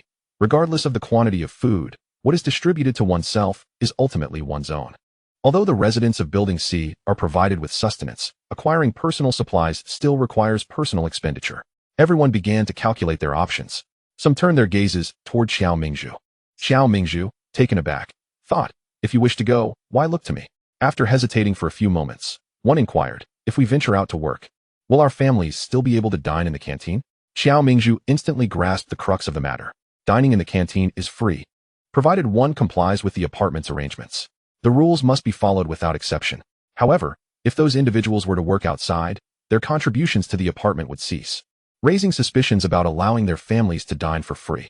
Yet, with over 100 residents in the apartment, more people idled than worked. Xiao Mingzhu instinctively glanced at Lin Yu, who also recognized the flaws within the apartment system. Noticing that Lin Yu had yet to form a decision, Xiao Mingzhu sternly addressed the residents behind him. Please line up to collect the relief rations. As for the matter of external work, I shall provide an answer at noon. Just as Xiao Mingzhu finished speaking, a scoff erupted from the crowd. You residents of Building C have no worries about food, yet you still seek to seize opportunities from others. How unbecoming. Following the sound, it was the apartment head, Yan, who had an ongoing rivalry with Xiao Mingzhu. Chapter 58, The Greenhouse Inferno. Xiao Mingzhu scoffed, ignoring the provocations. Only the incompetent would resort to petty verbal sparring. Upon returning to the apartment, Xiao Mingzhu urgently contacted the core members. The number of idle residents exceeded those engaged in tasks, and supporting a group of loafers was a distressing burden. Although the government relief food had been confiscated, a monthly allocation of 4 to 5 pounds was insufficient even for children. Was it not the apartment that needed to supplement this? What should be done? Should everyone be sent out to work? Xiao Mingzhu looked to Lin Yu for guidance, hoping she would provide a solution. Lin Yu furrowed her brow, tapping her fingers lightly on the table. Unlike Xiao Mingzhu's concern over insufficient resources, Lin Yu contemplated how to maximize benefits. Rather than sending those few individuals out to toil under the scorching sun for just 5 pounds of food, it would be wiser to think of ways to utilize them to produce more food. Based on past experiences, it would not take long before the floodwaters evaporated entirely, and the submerged 112 floors would once again bask in sunlight. Presently, there are only about 30 households in Building C, with nearly half the floors unoccupied, and Lin Yu intended to make use of these vacant spaces for planting crops. Within the community, the temperature indoors was already cooler than outside, and as long as there was sufficient water, ordinary vegetables and grains could be cultivated. Considering the broader picture, with fewer than 20 buildings in the Shengshe Jinfu community, if all were utilized, Lin Yu's gaze flickered. However, that was not feasible at the moment. One must not sow discord before desperation set in among the other buildings. Reflecting on the past events, a faint smile appeared on Lin Yu's lips. The opportunity to gather support would soon arrive. The residents were not actively collecting snowmelt. It would not be long before they faced a water crisis. At that point, it would be time to rally their hearts. Uncle Xiao, besides the personnel needed for the greenhouse, how many are idle? There are 21 people responsible for greenhouse planting and patrolling, and when combined with the guards, warehouse managers, canteen personnel, and cleaning staff, the total is 39. In total, the apartment has 137 residents, leaving 67 with nothing to do. Over half were idly consuming resources. No wonder Xiao Mingzhu supported residents seeking outside work. The prospect of applying for jobs was dismissed since it was merely 5 pounds of food, yet the apartment could not sustain them indefinitely. Uncle Xiao, please inform the residents that in order to enjoy the apartment's benefits, they must contribute a set amount of food, 10 pounds per person each month and 5 pounds for the elderly and children. Everyone stared at Lin Yu, astonished. As she appeared serious, Xiao Linlang spoke up. The relief food we receive is only a little over 4 pounds each month. 10 pounds is likely unattainable for most. Lin Yu smiled, turning to Xiao Mingzhu. Uncle Xiao, you've always managed the canteen. How much food does an adult consume in a day? Over a pound. And in a month? Silence enveloped the room. Over the past 3 months, the warehouse's supplies had dwindled by 1/5. The reality of insufficient resources was undeniable. Everyone aimed to establish private bases, yet as Huang Laoda pointed out, what was the situation of their apartment compared to others? Continuing as they were, the warehouse would eventually be exhausted. As the apartment head, Xiao Mingzhu was most aware of this. Upon hearing Lin Yu's words, he was the first to express his support. Xiao Lin, tell me what to do. I will back you up. Xiao Linlang and Tang Lin also voiced their agreement. Lin Yu nodded, feeling justified in her efforts to elucidate the reasoning. The heat was already upon them. Constructing water reservoirs and towers required manpower. Although the floodwater was unsuitable for drinking, it could be used for irrigation, and the greenhouse needed hands for seedling cultivation. There were many vacant floors in their apartment that could be utilized for planting crops. As Lin Yu elaborated, Xiao Mingzhu and the others' eyes began to brighten. Having said all this, do you still believe the residents of the apartment will be idle? The group unanimously shook their heads. Not only would the residents remain occupied, but they would also likely need to recruit additional hands from outside. In the future, a point system would be implemented. The more work done, the more one would receive. Less work would yield less. The workload for an adult would equate to 10 work points, corresponding to half a pound of food. After several minutes, they finally comprehended the significance of Lin Yu's point system. An adult could earn a maximum of 15 pounds of food in a month. But after handing over 10 pounds to the apartment, only £5 would remain. It appeared comparable to seeking outside employment, yet this work genuinely contributed to the apartment. All right, I will notify the residents downstairs right away. Xiao Mingzhu's gloom dissipated instantly. With the same pay, yet the option to work nearby. Who would still wish to join the recovery teams? In a neighboring apartment, a burly man with a beard squinted his eyes. Yin Laotu, it's been half a day. Not a single resident from Building C has gone out to apply? Yin Minghua shook his head. This group had somehow learned that Building C had recently harvested a batch of potatoes, and knowing the animosity between him and Xiao Minghua, they had approached him directly. They demanded he report every movement of Building C in exchange for 10 pounds of rice. Looking at his malnourished grandson, Yin Minghua hesitated. A glimmer of greed flickered in his small, beady eyes. Wealth can tempt the heart. Those individuals who remain steadfast in the face of a mere 5 pounds of grain each month, indeed, demonstrate that their stores are ample. This evening, lead the residents of Building C to the greenhouse. Once the task is accomplished, I shall reward you with 100 pounds of potatoes. Upon hearing the promise of 100 pounds, Yin Minghua instantly adopted a sycophantic smile, assuring, rest assured, I shall see to it that this matter is handled impeccably. As night fell, Lin You had just reclined on his bed when the intercom emitted a crackling sound. The greenhouse is ablaze. Upon receiving the news, the residents of Building C sprang into action, leaving only a handful of guards behind. Lin You, confident in Xiao Mingzhu's capabilities, chose not to follow. Half an hour later, drowsiness once again enveloped him, prompting an instinctive yawn. Suddenly, a gunshot shattered the stillness, instantly dispelling his lethargy. Lin You sighed. Considering the inexplicable fire at the greenhouse, what else could he deduce? It was evident that someone was unable to contain themselves any longer. With a swift movement, Lin You vanished from his spot. At that moment, the overconfident robber had just turned the corner on the 15th floor. The bearded man and his accomplice were laughing heartily as they ascended the stairs, wholly unaware of the silent figure that had materialized behind them. Chapter 59, The Wolf Grandmother. Zhao Linlang makes her entrance. The spatial blade cleanly sliced through the intruder's throat. Hearing the heavy thud of a body hitting the ground, the bearded man spun around, only to witness the gruesome sight of the spatial vortex consuming the corpse. Lin You clapped his hands, closing the vortex with a sigh. How dull it was to be discovered. In the next instant, an invisible blade rested against the bearded man's neck. Sensing the chilling aura at his throat, he was rendered paralyzed by fear. Soon, an unknown liquid began to drip down his pant leg onto the floor. Lin You, unusually silent, instinctively stepped back a couple of stairs. The terror in the bearded man's eyes was palpable, yet the spatial blade held firmly at his throat, ready to strike at any moment. Furthermore, the shadow of his comrade being consumed by the spatial vortex loomed over him, rendering him mute and immobile. Being the last remaining witness, Lin You intended to keep him for interrogation. After ensuring he was incapacitated by severing his tendons, he directly teleported to the entrance of the apartment. There, he found several guards sprawled on the ground, all unconscious. Upon checking their vitals, he confirmed they were alive, albeit seemingly drugged. The most severely affected among them had a bullet lodged in his arm, bleeding profusely. Lin You extracted a silver needle to staunch the bleeding and utilized his mental prowess to remove the bullet. Just as Lin You exited the apartment, he noticed a shadow racing toward him. With his enhanced vision, he quickly identified the figure. It was Yin Minghua. What trickery was that old man up to now? Could it be related to the greenhouse fire? Frowning, Lin You swiftly flung a small stone, striking Yin Minghua's knee and sending him tumbling.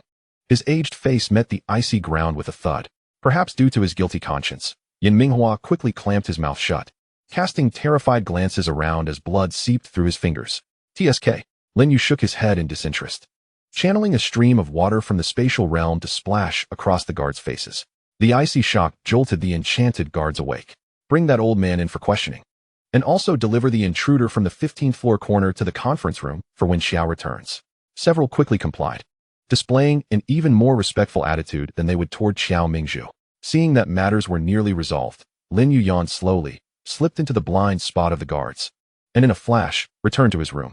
As he drifted into slumber, he pondered the potential forces behind the bearded man and whether they warranted his intervention. Upon Xiao Mingzhu's return, he swiftly extracted the identity of the bearded man. He was a resident of Longyuan community, notoriously known as a den of villains. Unlike the affluent Shengshi Jinfu community, the residents here were highly united. During the catastrophic floods, Xiao Mingzhu had dealings with these individuals, none of whom were virtuous. The entire community was comprised of scoundrels? Zhao Linlang was taken aback. Alas, those who were unwilling to conspire were swiftly silenced by a discreet cut across the neck from Xiao Mingzhu, the implication unmistakable. Is no one going to intervene? Xiao Mingzhu scoffed. Who could possibly manage such a community? I cannot fathom how many there are. Xiao Linlang shuddered, pointing at the battered Yin Minghua, barely recognizable, and inquired. What shall we do with this old wretch? He dared to douse our greenhouse in gasoline. He must be taught a lesson. Xiao Mingzhu grimaced.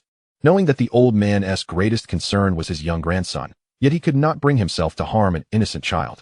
It was reported that the bearded man had offered him 10 pounds of rice as a bribe.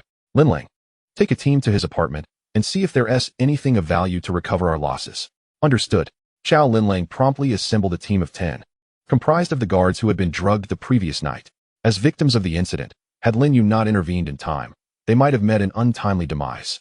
Thus, they harbored a deep-seated disdain for Yin Minghua, who had colluded with the bearded man. Upon hearing Xiao Linlang calling for volunteers, they all stepped forward without hesitation. A group of over 10, all brimming with righteous indignation, followed Xiao Linlang as she kicked open the door to Yin Minghua's residence. The other surviving residents of the apartment peered out, yet no one dared to speak. Yin Minghua's wife cowered in a corner, clutching her young grandson, too fearful to utter a word. Meanwhile, her son and daughter-in-law had hastily gone to enlist with the corpse retrieval team upon hearing of the recruitment. Xiao Linlang strode directly into the kitchen, which was starkly empty, save for a half-full bucket of water. Cabinets, drawers, everything was devoid of content.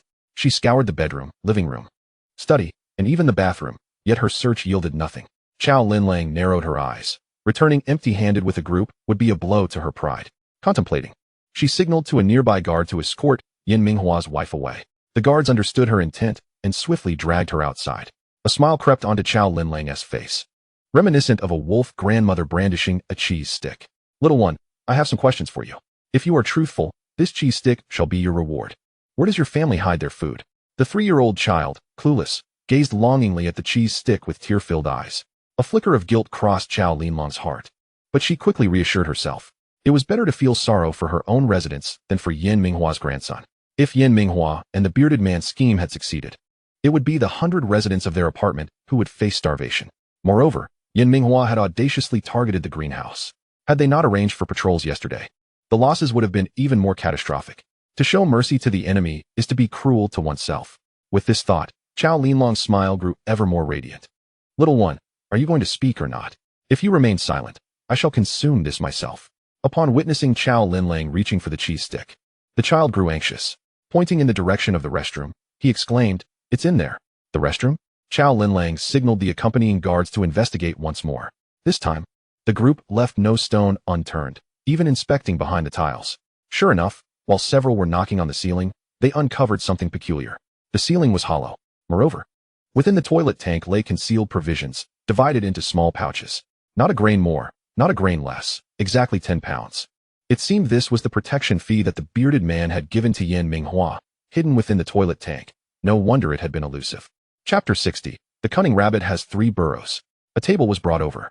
Xiao Linlang stood atop the table, removing the tiles from the restroom's suspended ceiling. Numerous bags of provisions emerged, ranging from 2 pounds at most to 1 pound and half-pound packets. In addition, Xiao Linlang discovered a pile of branded gold jewelry. Weighing them in her hands, they amounted to over 20 pounds of food and several pounds of gold adornments. Xiao Linlang exchanged a knowing glance with the others. Time to wrap things up. The moment Yan's wife beheld the bags in Xiao Linlang's possession, the color drained from her face. She rushed forward, grasping Xiao Linlang's feet. You can't take those. They are the lifeblood of our family. The lifeblood of your family? Xiao Linlang thought to herself, amused. Your life is sacred, yet ours is not. Do you not know what that old man Yin Minghua was up to last night? I shall declare this, not only today, but in the future, every time your family receives relief rations or your son and daughter-in-law's wages, we shall seize them. Xiao Linlang kicked Yan's wife aside, her fierce expression sending the onlookers scuttling back in fear. Upon returning to apartment C, Xiao Linlang proudly showcased her spoils to Lin You. Lin You chuckled lightly. Did you not just claim there was nothing in the kitchen, save for half a barrel of water? Indeed, you were deceived. What you found was not the true supplies of the Yin family.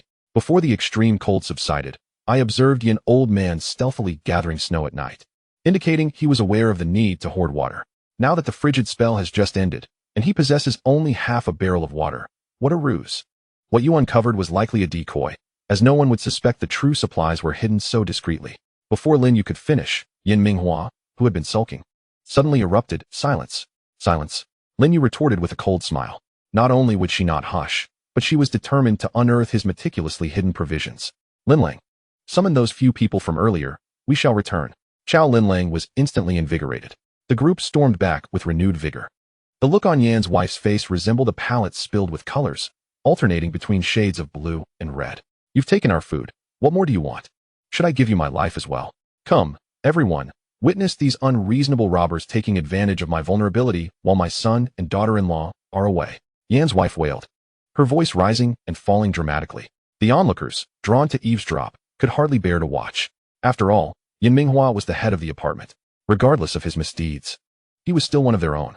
You've taken their food and taught them a lesson. Perhaps it would be best to let this matter rest. In these calamitous times, every household struggles with scant rations. If you continue to rummage, you likely won't find anything of worth. Lin You tilted her head towards the youth who spoke, smiling. Let us hope you do not regret your words later. Regret? What do I have to regret? The young man was left baffled by Lin Yu's gaze.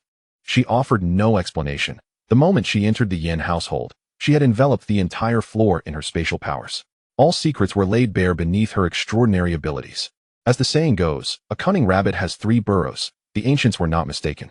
Behind the wardrobe in the Yan family's master bedroom lay a narrow hidden chamber, 5 meters long and over a meter wide, brimming with food and water. Additionally, the kitchen housed a 2 cubic meter storage area filled with rice, flour, and oil, along with over 20 unopened barrels of bottled water. Closing the door and blocking the corner seam with a refrigerator made it virtually undetectable. However, against Lin You, who possessed spatial abilities, their luck had run dry. The moment Lin You revealed the location of the kitchen storage, Yan's wife erupted in a fit of despair, brandishing a knife and charging at her in a frenzy. 2 young men quickly restrained her, while the spectators looked on with sympathy. Internally denouncing the robbery tactics of Apartment C, Lin You sensed their discontent but paid it no mind. The rules are dictated by the strong, while the weak must comply. Look at these onlookers. No matter how much they resent the situation, they can only swallow their grievances. Yet soon, their ire would shift towards the Yin family.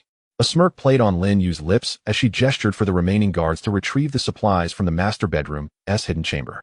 At that moment, the last glimmer of hope faded from Yan's wife's eyes. A chill surged from her feet to her head. If her earlier rants had merely served to confuse the crowd, now she truly felt despair. This person knew every secret hiding place of the food.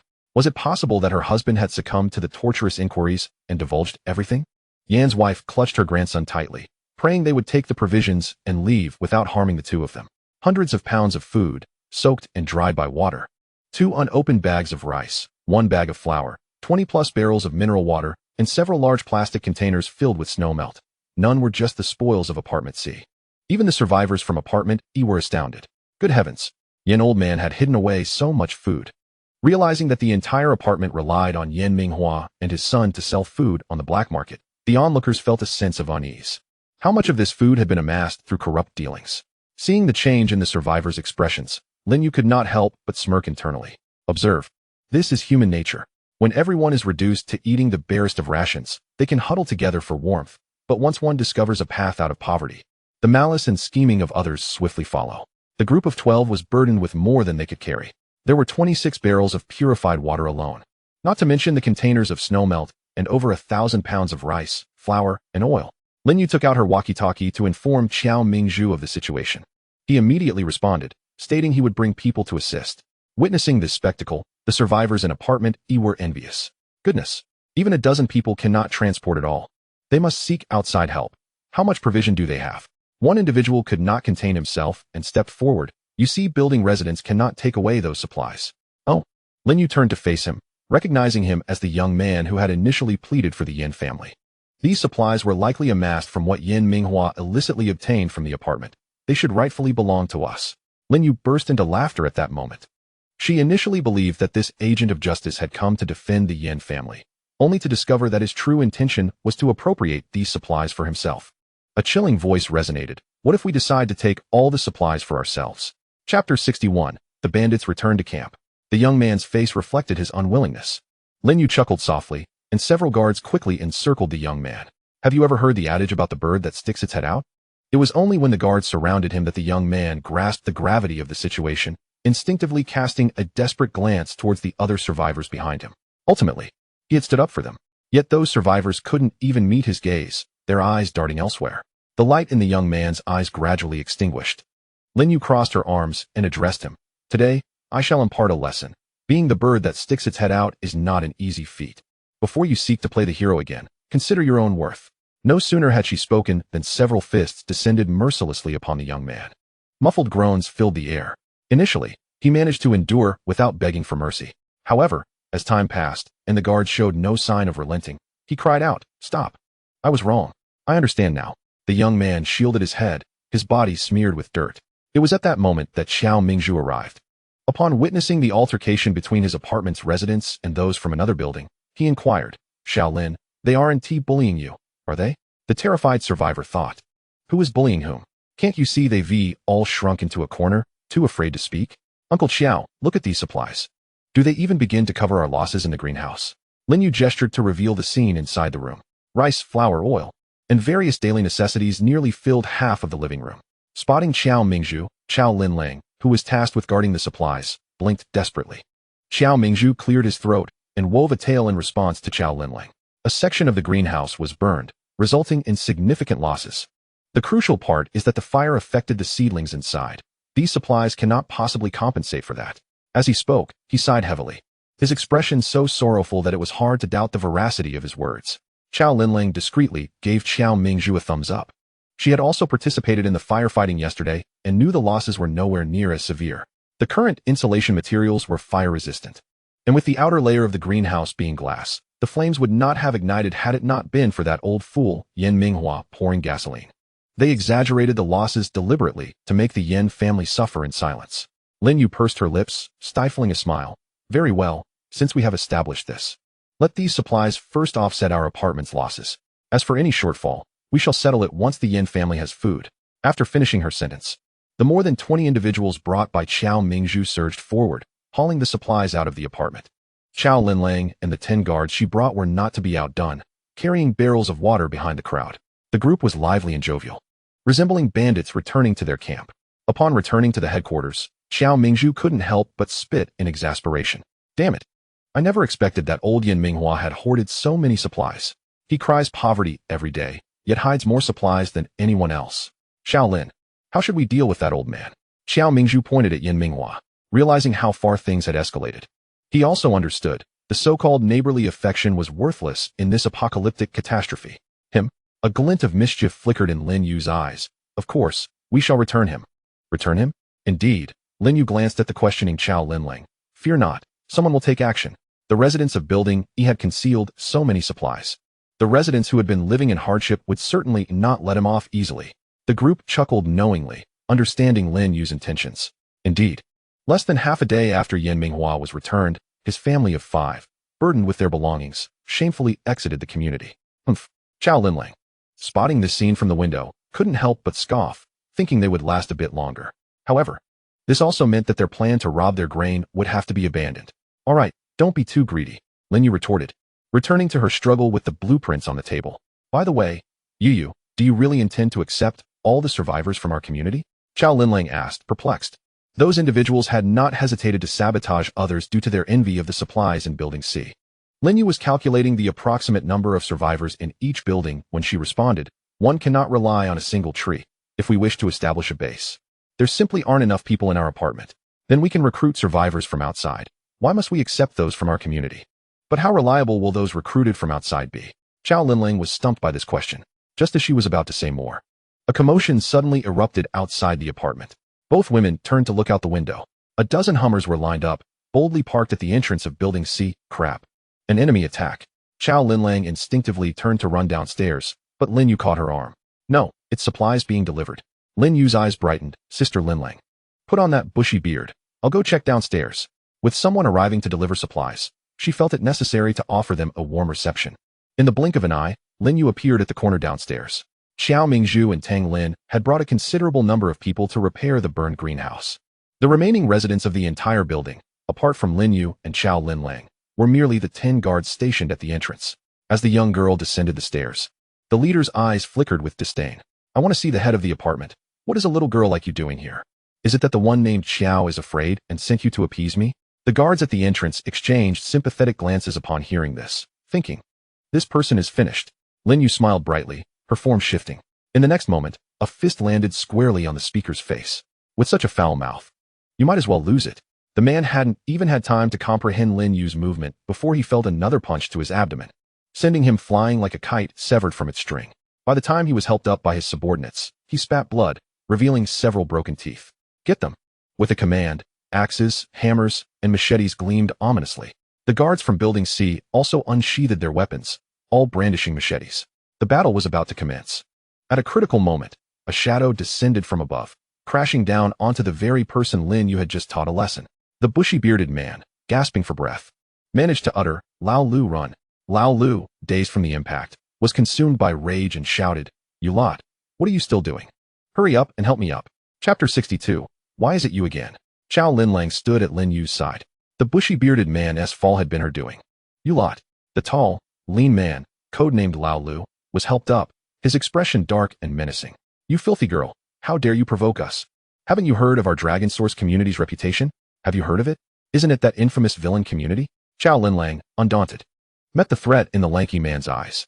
Once she had placed someone on her ominous blacklist, she had yet to witness anyone emerge unscathed. The lanky man shrugged off the support of his subordinates, limping menacingly towards Lin Yu. He had been careless moments ago. He could not believe he would be bested by this wretched woman. Moreover, he still had a precious surprise up his sleeve. Upon seeing the lanky man's movements, the bearded man turned pale with fear. Lao Lu, come back. The lanky man glanced back, his fingers brushing against his waist. Sengu, just watch. I shall avenge you. The bearded man, panic-stricken, pleaded, Lao Lu, don't be impulsive. That woman wields sorcery. All of us brothers have fallen prey to her. I saw it with my own eyes. A gigantic black mouth swallowed a person whole. The bearded man's throat was nearly hoarse from his urgency. But the lanky man paid no heed. Had it been in the past, the lanky man might have paused to listen. But now, a man rendered useless with severed tendons was hardly worthy of his concern. Sengu, have you lost your wits? Since the establishment of the Republic, it has been forbidden for spirits to manifest.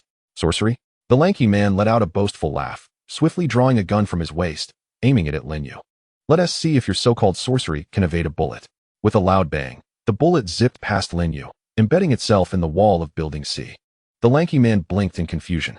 With a snap, his gun hand fell limply, the prized firearm clattering to the ground. No one discerned how Lin Yu had moved. When she reappeared, she stood beside the lanky man. With a swift kick, she sent the gun skidding to Chow Linlong's feet, disregarding the terror in the lanky man's eyes. And with a beaming smile, she asked, is a handgun so impressive? I have already tested the power of your gun. Now, let us see you try mine. The dark muzzle was now aimed at the lanky man. Seeing this, the bearded man closed his eyes in resignation. The outcome was inevitable. Another gunshot rang out, the scent of gunpowder thick in the air. The lanky man collapsed. With their leader down, his subordinates scattered like headless flies. Yet again, another gunshot sounded.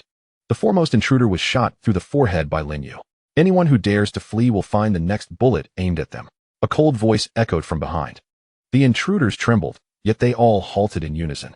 No one wished to become a target. The guards of Building C rushed forward enthusiastically, spontaneously binding the intruders with ropes. Sister Linling, take people and drive these Hummers to the greenhouse. The ice layer has begun to thaw.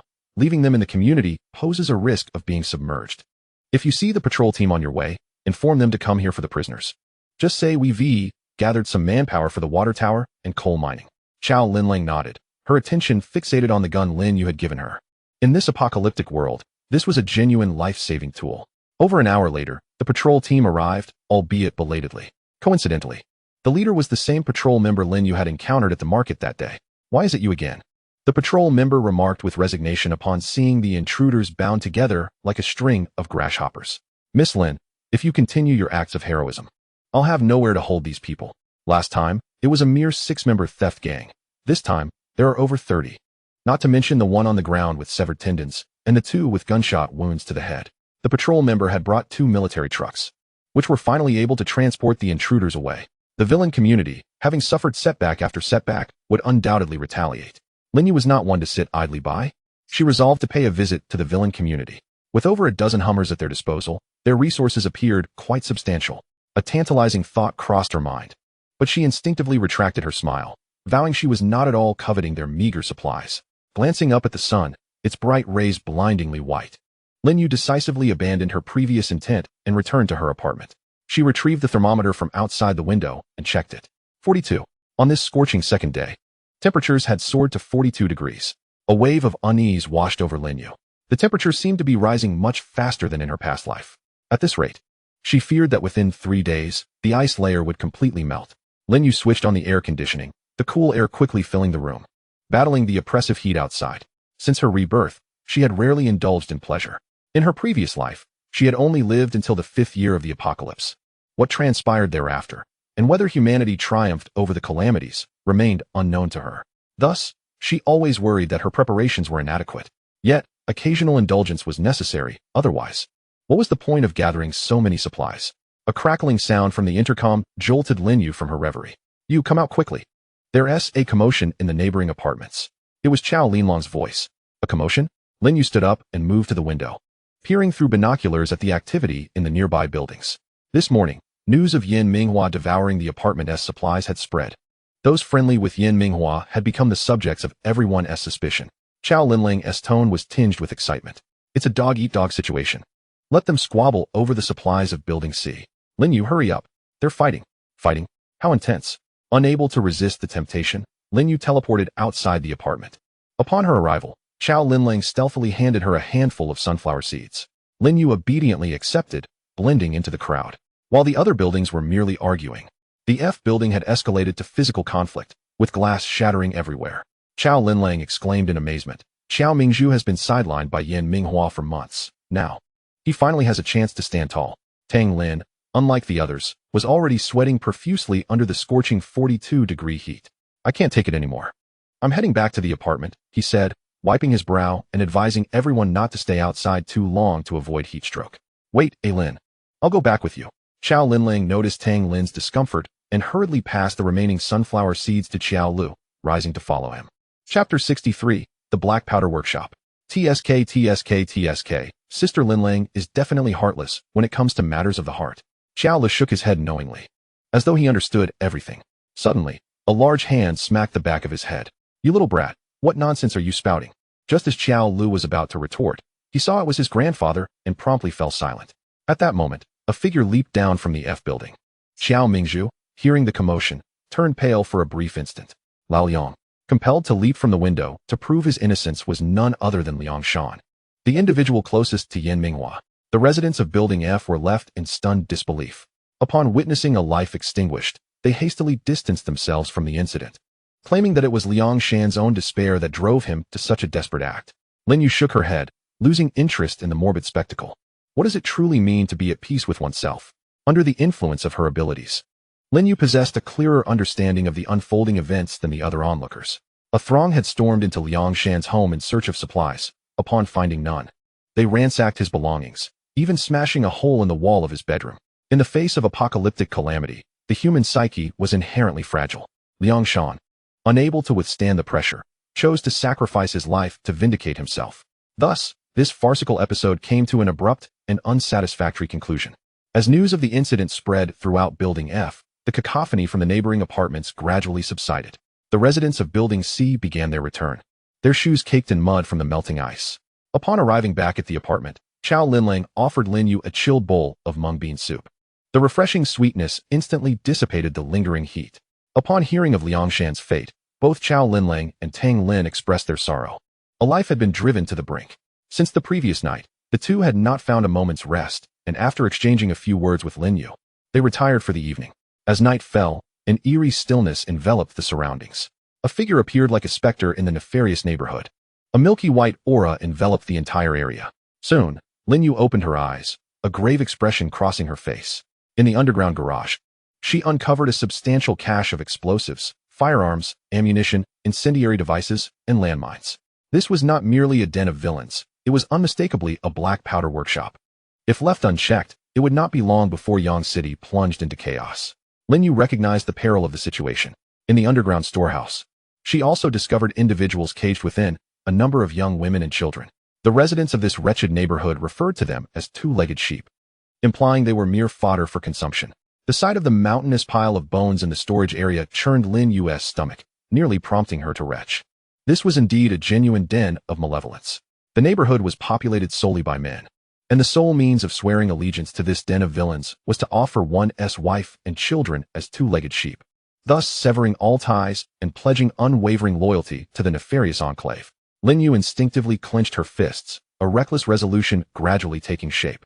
She approached the massive cage containing the two-legged sheep, the milky white glow obscuring her features, rendering her unrecognizable. A transparent blade sliced through the guards. The man assigned to watch over them fell, his face contorted in terror, unable to utter a sound.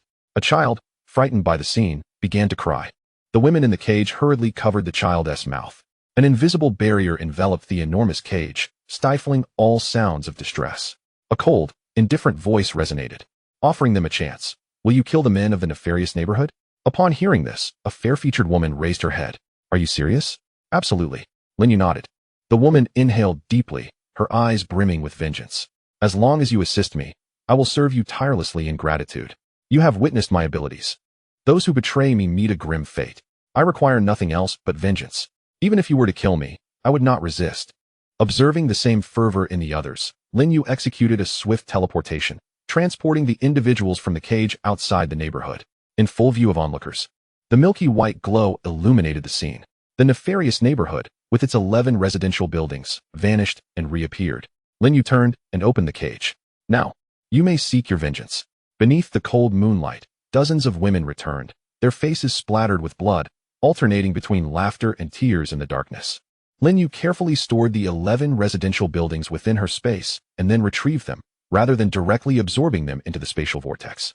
Intending to provide these women with a sanctuary, the space possessed a purging function towards all living beings except Lin You, obliterating their consciousness.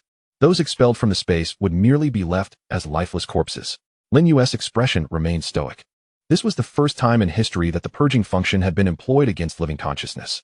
Lin Yu was more accustomed to drawing her enemies directly into the spatial vortex, allowing them to languish in endless despair within the void. Once the women regained their composure, they knelt before Lin Yu. The leading woman, still the fair-featured one, expressed their everlasting gratitude for Lin Yu's salvation and assistance in avenging them. Tomorrow, contact the patrol team to remove the bodies. Additionally, the matter of the black powder workshop must be reported accurately. The food and weapons can be retained as a safeguard for the future. After issuing a few straightforward commands, Lin Yu departed. She had already secured 4/5 of the supplies from the nefarious neighborhood. This reward was more than sufficient. She hurried back to enjoy a well-deserved rest. Upon awakening the next day, the sun had already risen high. The radio was broadcasting a weather warning. The impending extreme heat was forecasted to exceed 70 degrees, urging residents to prepare for the approaching sweltering temperatures. The meteorological station specifically noted that under the influence of the intense heat, the ice layer was showing signs of cracking, and walking on it was strictly prohibited. Hearing this, Lin Yu stole a glance outside the window. After 2 consecutive days of scorching heat, the ice layer was rapidly thinning. Compared to the several meters of ice formed during the extreme cold, the current layer had become so thin that the flowing water beneath was visible. Occasionally, fish could be seen swimming beneath the ice, peering upwards. In this apocalyptic disaster, food was scarce. Survivors, having gone months without sustenance, could no longer contain their desire upon seeing the fish beneath the ice. Despite the continuous warnings from the meteorological station, groups of survivors relentlessly ventured onto the ice, chiseling holes to fish. One hole after another appeared on the ice, requiring careful navigation. Even aware of the dangers of such actions, Lin Yu found no grounds to mock them. In the face of apocalyptic disaster, a morsel of food could cost a life. Not everyone possessed her fortune, which allowed for a second chance, along with spatial abilities and ample supplies. Chapter 64, Drought-Resistant Seeds. The temperature was rising swiftly, even through the window. One could feel the oppressive heat outside. The sunlight reflecting off the ice was blinding. Lin Yu cast a glance at the thermometer just outside her window. It read precisely 45 degrees, and it was still only around 7 in the morning. A wave of intense unease washed over her. In her previous life, having joined the corpse recovery team for survival, Lin Yu was acutely aware of the temperature fluctuations throughout the day. It was only after half a month of extreme heat that the morning temperature would surpass 40 degrees. Yet now, the extreme heat had just begun 3 days prior. Could her rebirth have altered the course of the apocalyptic disaster? Lin Yu tightened her grip on the curtain.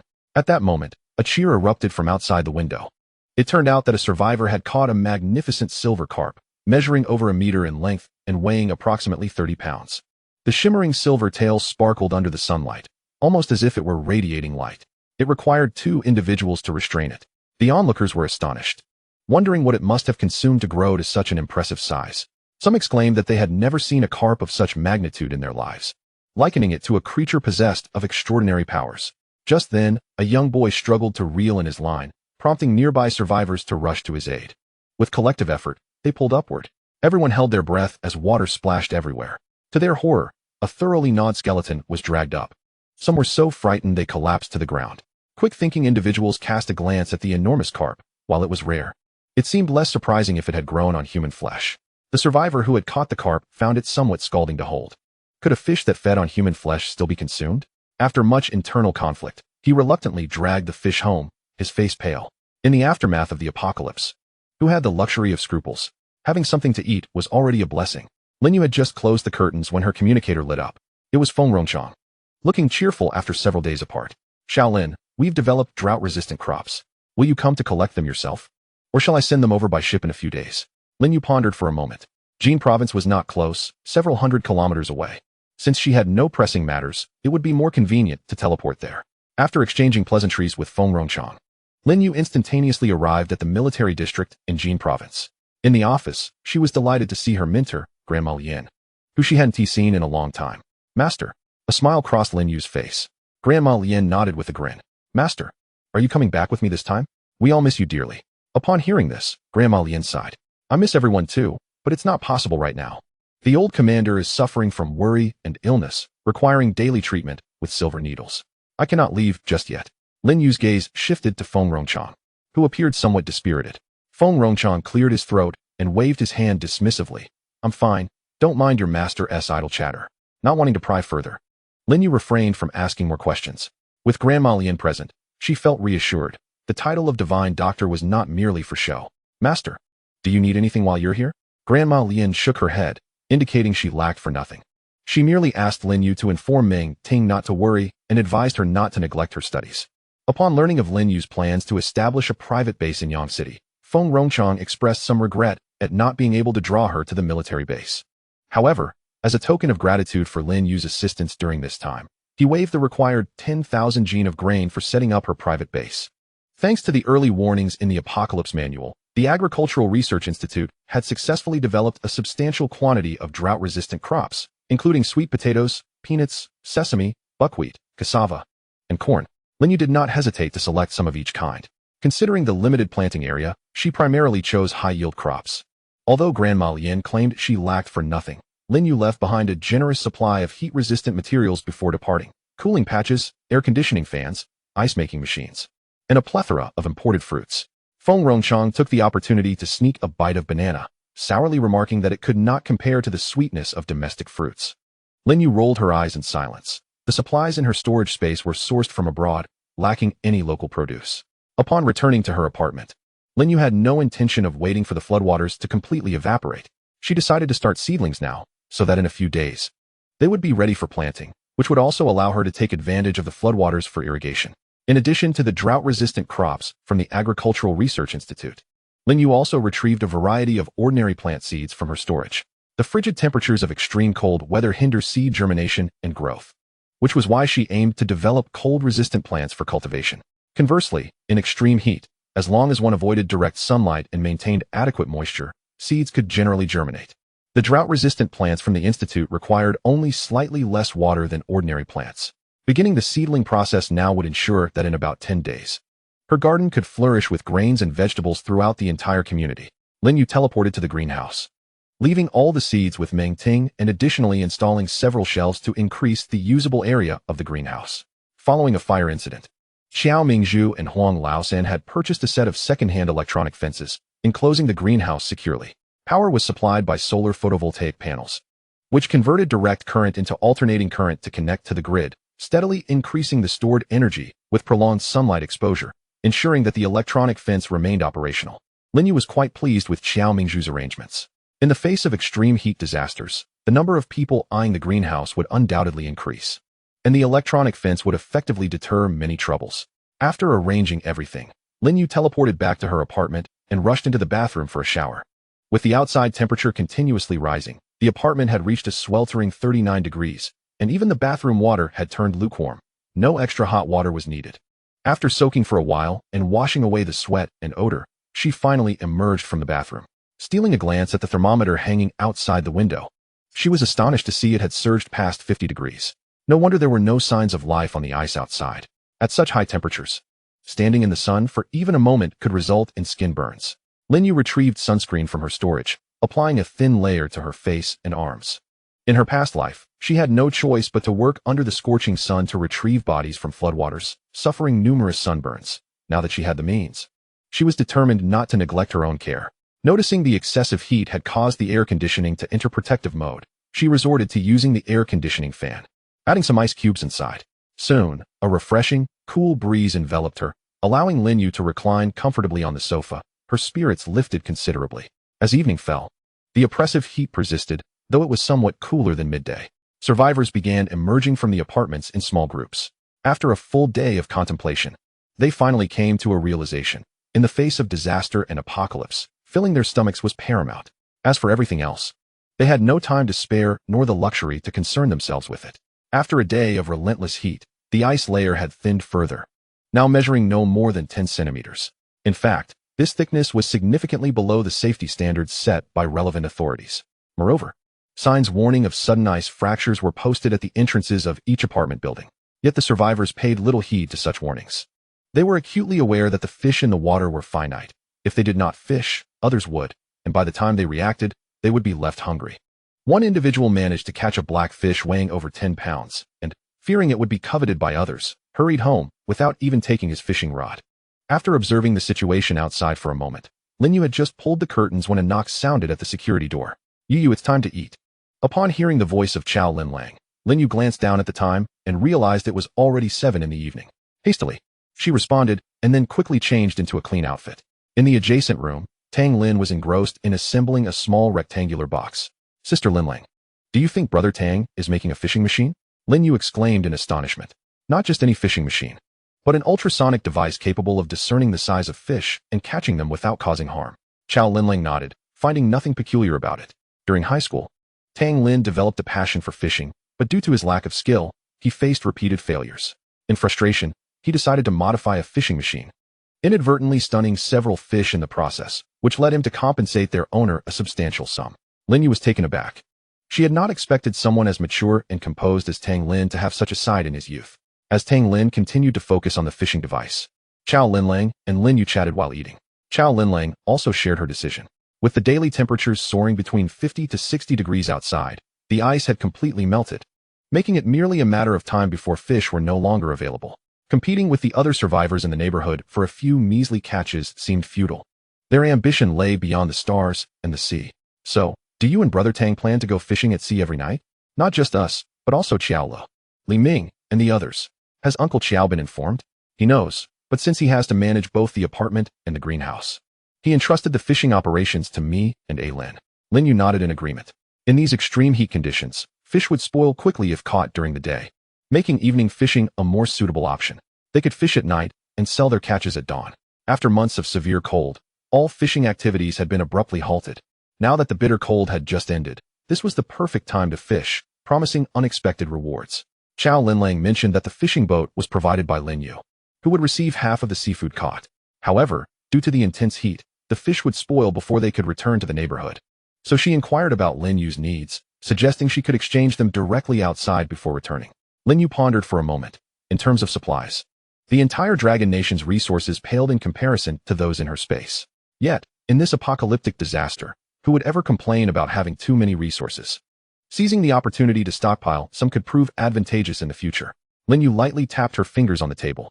She had interacted with Qiao Lu and Li Ming, both of whom had principles, and the integrity of Chow Linlang and Tang Lin was beyond question.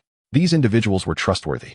Within a month, others who sensed the opportunity would saturate the seafood market. Since they aimed to seize the seafood market first, why not take advantage of this chance to expand the business and be the pioneers?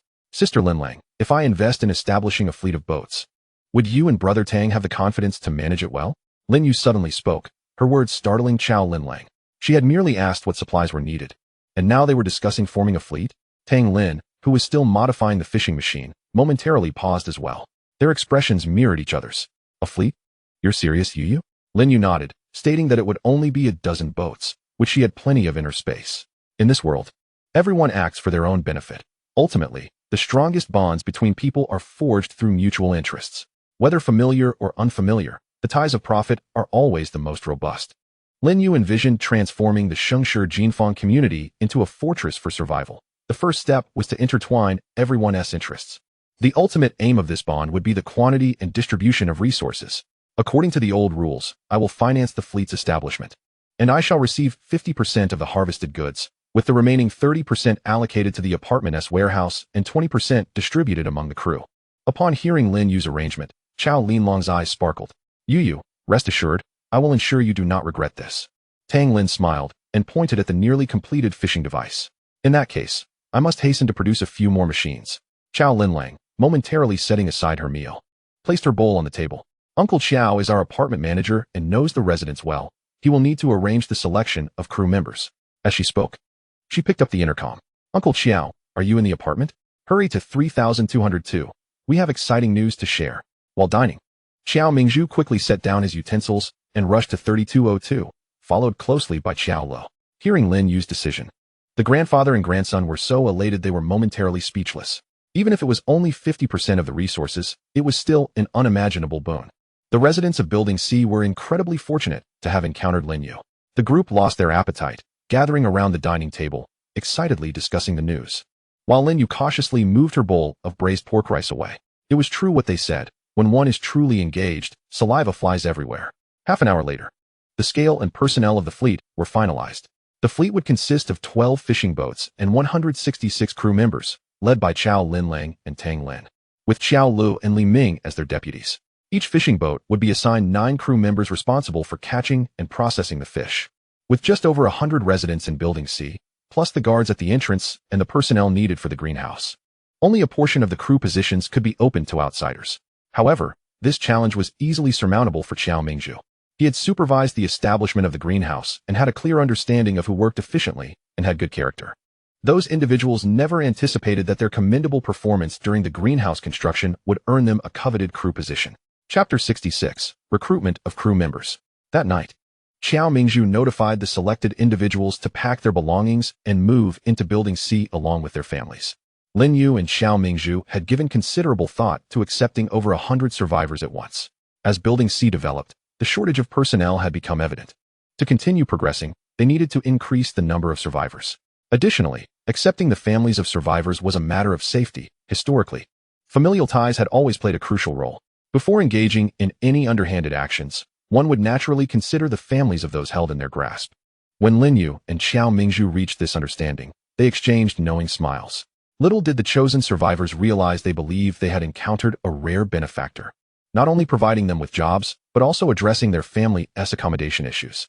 The following morning, the government-organized cleaning crew received a flood of resignation letters, all citing that either they or their relatives had been chosen as crew members and would be relocating to another community.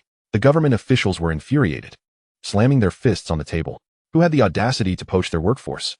An aide trembled as he reported that it was the C building of Shengshi Jinfang community. Upon hearing the name, the official fell silent. After some contemplation, he recalled the higher-ups had warned against provoking that community. Not only was it unwise to confront them, but they should also facilitate their operations as much as possible. Unable to take out his frustration on Lin Yu, the official vented his anger on his subordinates instead. Look at you all. You can't even handle such a trivial matter. What sort of people have you recruited? Hurry up and find new candidates. The subordinates felt utterly innocent in the face of their leader's misplaced ire, and even harbored a sense of grievance. The cleaning crew is offered a meager monthly salary of 5 pounds of grain, while the shipping team generously provides 15. Even a fool would know how to make the right choice. Should he be selected, he would dare to pack his belongings that very night and deliver his resignation to the leader's doorstep.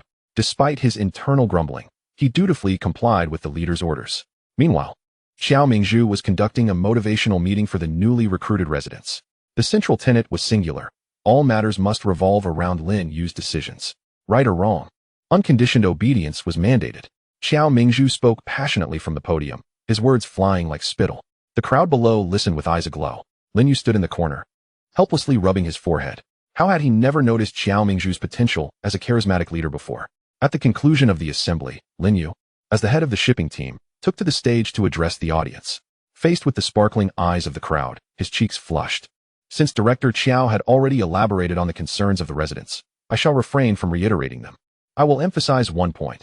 The apartment will provide you with satisfactory remuneration and job security for your families, contingent upon your absolute loyalty to the shipping team. We maintain a zero-tolerance policy regarding betrayal. None would wish to learn the consequences of betraying the team. Lin You smiled faintly as he stepped down from the podium. For a brief moment, the audience was stunned, but soon erupted into enthusiastic applause. The C-block apartment was infamous throughout Yang City for its residents not having to worry about food and drink. In the face of apocalyptic calamities, being accepted by the C-block was a stroke of luck for them. They were filled with gratitude, hardly daring to entertain thoughts of rebellion. Outside, the ice had transformed into a thin layer. A firm poke with a stick could puncture a circular hole. No one dared to venture onto the ice to fish. Instead, the windows near the ice brimmed with onlookers. The fishing rods trembled as they were tugged, and in an instant, splashes erupted. Another silver carp was pulled up, its scales shimmering under the sunlight. In just one morning, the water level had dropped by half a meter. Lin You set down his binoculars and drew the curtains. According to the trajectory of his previous life, it would take half a month of sweltering heat for the floodwaters to evaporate completely. Yet, it seemed that would not be necessary. If the water could evaporate half a meter in a morning, what might occur at the peak of the midday heat? The rate of evaporation would likely accelerate. When Lin You first noticed the unusual rise in temperature yesterday, he informed Feng Rongchang. However, even with this knowledge, Feng Rongchang was powerless. He could only hasten the resumption of production across various locations to prepare for the impending catastrophe.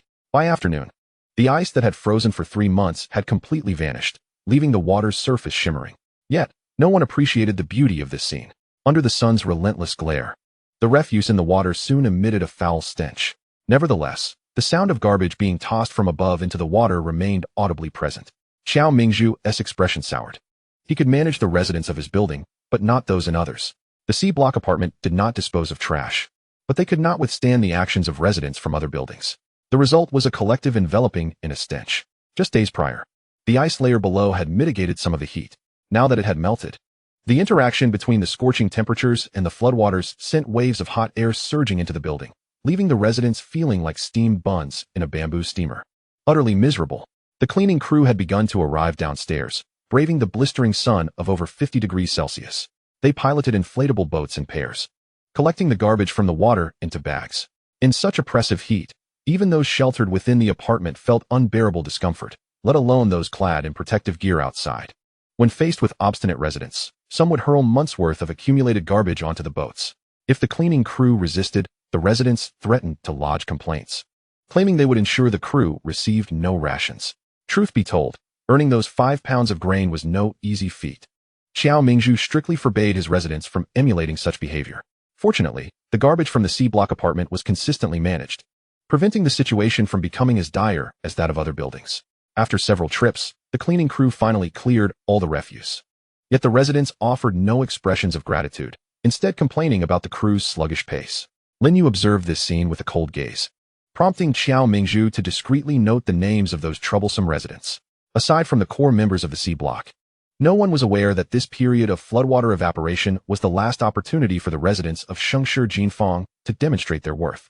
Those who appeared on the blacklist would be expelled from the community once the floodwaters receded.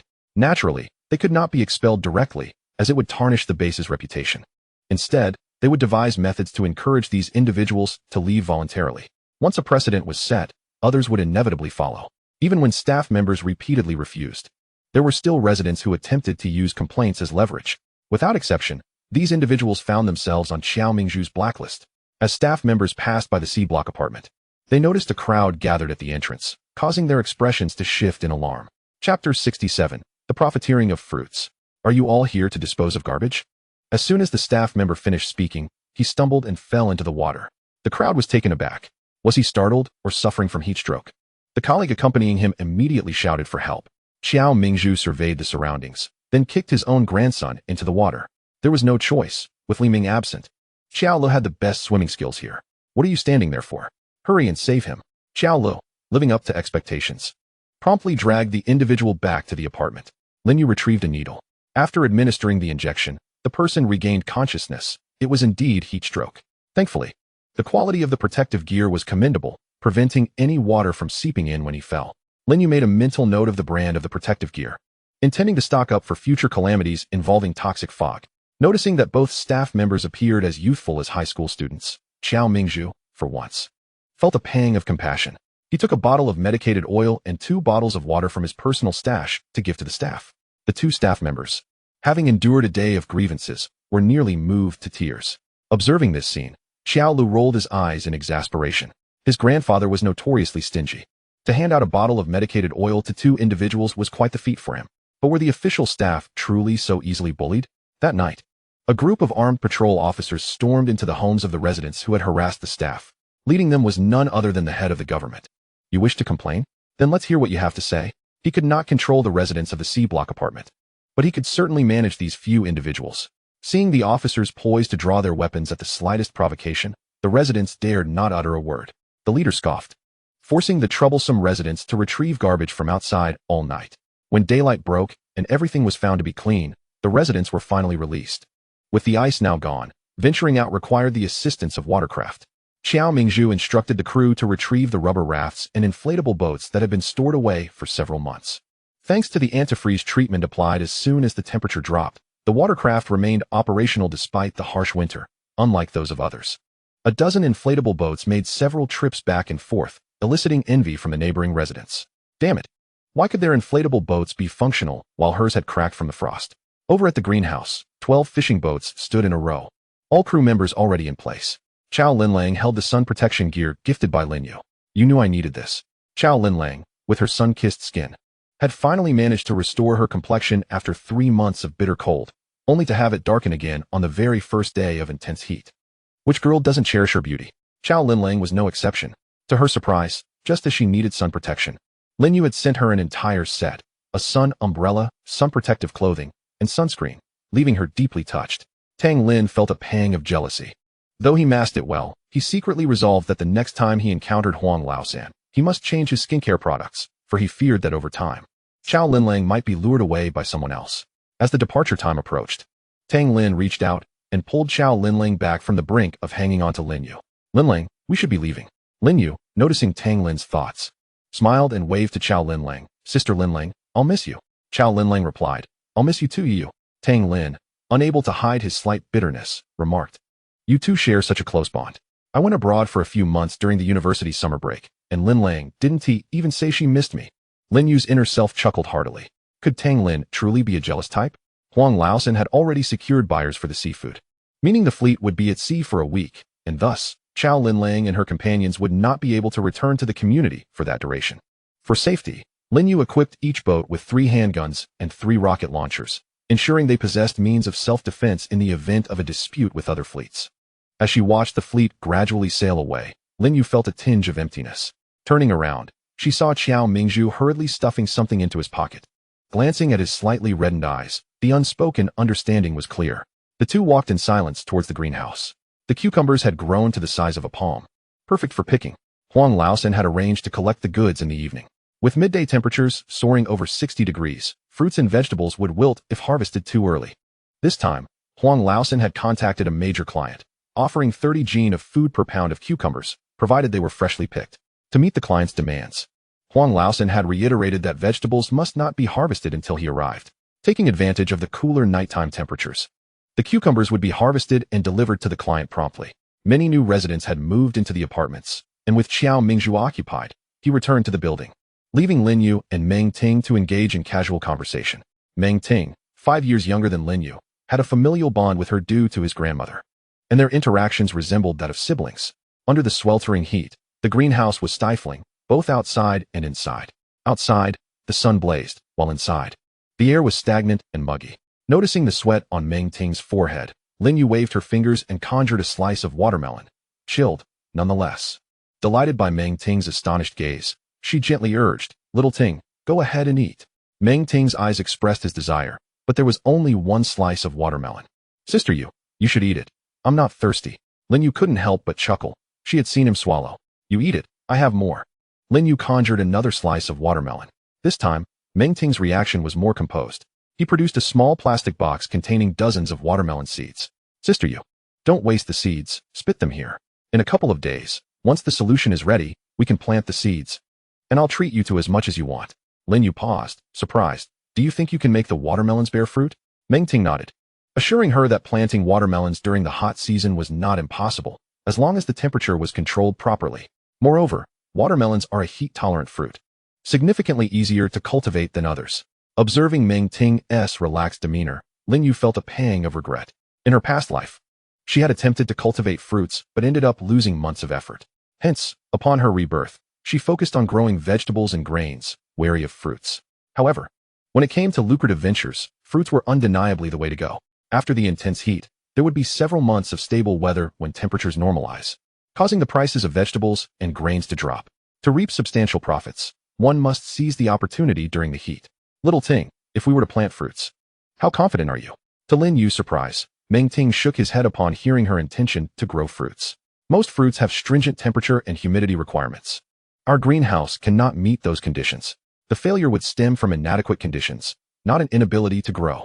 Meng Ting's words ignited a flicker of hope in Lin Yu. What conditions are necessary?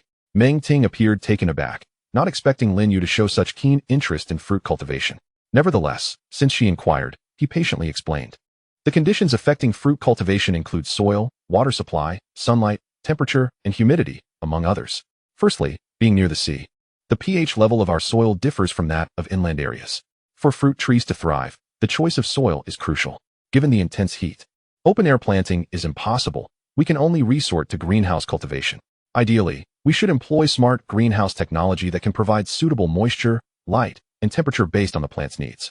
Some fruits are quite delicate, and a slight oversight could lead to spoiled fruit. Despite Meng Ting's efforts to simplify his explanation of agricultural cultivation, Lin Yu seemed to lack aptitude in this area, as she could only ask one question at the end. If I can meet all the external conditions you mentioned, how confident are you? When it came to agriculture, Meng Ting's face radiated confidence. 10 out of 10. Lin Yu felt relieved and patted Meng Ting on the shoulder. In a week, I'll need your help with the fruit greenhouse. Meng Ting vaguely sensed Lin Yu's intentions, but couldn't believe it might be true. Lin Yu conjured paper and a pen out of thin air, jotting down the equipment needed for establishing the fruit greenhouse. I'll go find it shortly. With a space the size of a county dedicated to the agricultural industrial park, she was determined to gather everything Meng Ting required. Meng Ting took a deep breath, fully convinced that Lin Yu was serious. In a world ravaged by disaster, being able to pursue one's passions and engage in their chosen profession was a luxury Meng Ting could hardly refuse. As twilight descended, Meng Ting finished writing just as Huang Laosan arrived, handing Lin Yu 2 neatly written sheets of paper. Curious, Huang Laosan leaned in. What are you 2 siblings up to? Lin Yu flicked the design blueprint in her hand, a schematic for a greenhouse. Hadn't the greenhouse been completed already? What need was there for a design? With a smile, Lin Yu clarified, it is not a vegetable greenhouse. It is a fruit greenhouse. What? Huang Laosan's expression changed dramatically as he hurriedly exclaimed, fruit cultivation? That is not advisable at this time. With the soaring temperatures, it is quite challenging to nurture fruits. I know someone who, before the calamity struck, invested in a mountain to plant fruit trees, even replacing the soil with nutrient-rich alternatives. Yet, when extreme cold and heat arrived, not only did the fruits fail to thrive, but they also lost 7 to 8% of the seedlings. Lin Yu exchanged a glance with Meng Ting, refraining from countering his words. Huang Laosan's warning stemmed from goodwill, and the decision to proceed rested solely with them. There was no need to engage in a dispute about right or wrong at this juncture. Seeing Lin Yu's silence, Huang Laosan assumed she had abandoned the idea and waved his hand for his subordinates to bring in the box. Upon seeing the contents of the box, Lin Yu raised an eyebrow. Goodness, a double-layered foam-insulated box filled with crushed ice, presumably for temperature maintenance. Huang Laosan had not anticipated the buyer's demands to be so extravagant, but the generous offer made it hard to refuse. 30 pounds of grain in exchange for 1 pound of fresh cucumbers. 90 boxes of tender cucumbers, along with several thousand pounds of cabbage and leeks, filled an entire ship.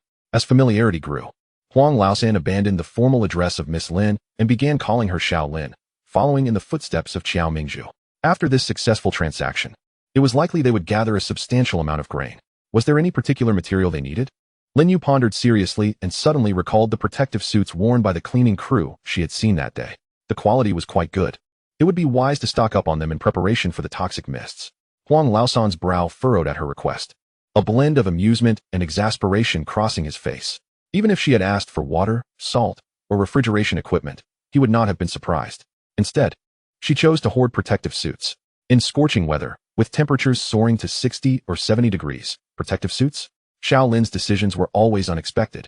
However, considering Lin Yu's connections with the military, Huang Laosan resolved to follow suit and stockpile a batch. Perhaps they would prove valuable one day.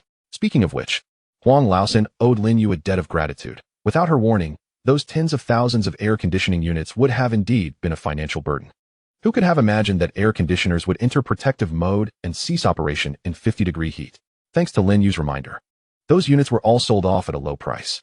Although there was a loss involved, it was certainly better than having them go to waste. After bidding farewell to Huang Laosan, Meng Ting yawned and retreated to his room to sleep. Lin Yu held the 2 sheets of paper written by Meng Ting and turned to enter her space. Upon reviewing the introduction to the fruit greenhouse, Lin Yu couldn't help but frown. This young man truly dared to make requests when conditions permitted. He had chosen only the most expensive and high-quality options. Just reading the introduction was dizzying. The greenhouse was designed with double-layer hollow glass on all sides and tempered glass on the roof, requiring an intelligent system to control all aspects of water, nutrients, air, temperature, and light essential for the plants. It even proposed installing air conditioning for the fruits, utilizing high-pressure mist to regulate both temperature and humidity within the greenhouse. As Lin Yu absorbed this information, she instinctively slapped the paper down onto the table. In the face of extreme heat and calamity, she could not justify arranging air conditioning for herself, yet now it was to be provided for the fruits. The more she read, the more alarmed she became, ultimately reaching a point of numbness. After several hours of effort, she finally compiled the complete list of materials needed. The next morning, Lin Yu dragged Meng Ting out of his room. Upon seeing the mountain of materials and equipment beside the greenhouse, Meng Ting gave Lin Yu a thumbs up. The task of hiring workers once again fell to Qiao Mingzhu. As before, Qiao Mingzhu sought laborers outside the community, inadvertently causing discontent among other residents of the Shengshi Jinfufu apartments.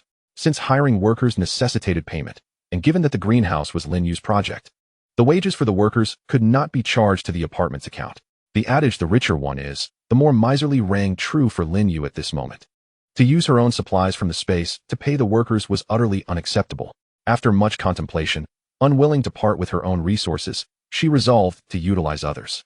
Uncle Xiao, have there been any emerging gangs or nefarious forces around Yang City recently? Qiao Mingzhu shook his head, silently scoffing. If any emerged, they would be swiftly dealt with. Nowadays, no gang dares to show their face. Chapter 69, Dialogue.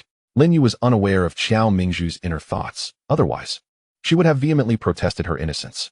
She has always adhered to a principle of not provoking others unless provoked herself. If those gangs did not come knocking at her door, would she strike against them? However, the absence of gangs meant no free resources. Lin Yu felt disheartened. The joy of zero-cost acquisitions had vanished. At that moment, the communicator lit up.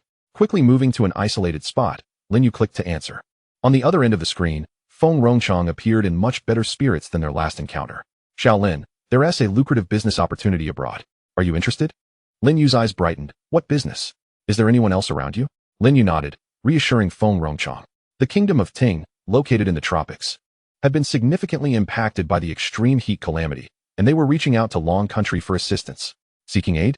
Upon hearing those words, Lin Yu's enthusiasm for collaboration waned instantly. She could support Long Country's reconstruction because she was a citizen herself. Their fates were intertwined. As one thrives, they all thrive. As one suffers, they all suffer. But as for the kingdom of Ting, what concern was it of hers? She had not forgotten how the kingdom's king had dispatched agents to pilfer treasures from Long Country amidst the chaos. And now they had the audacity to seek assistance? Lin Yu could not agree to this. Shaolin, don't be hasty. The times have changed. We can't let the kingdom of Ting take advantage of us.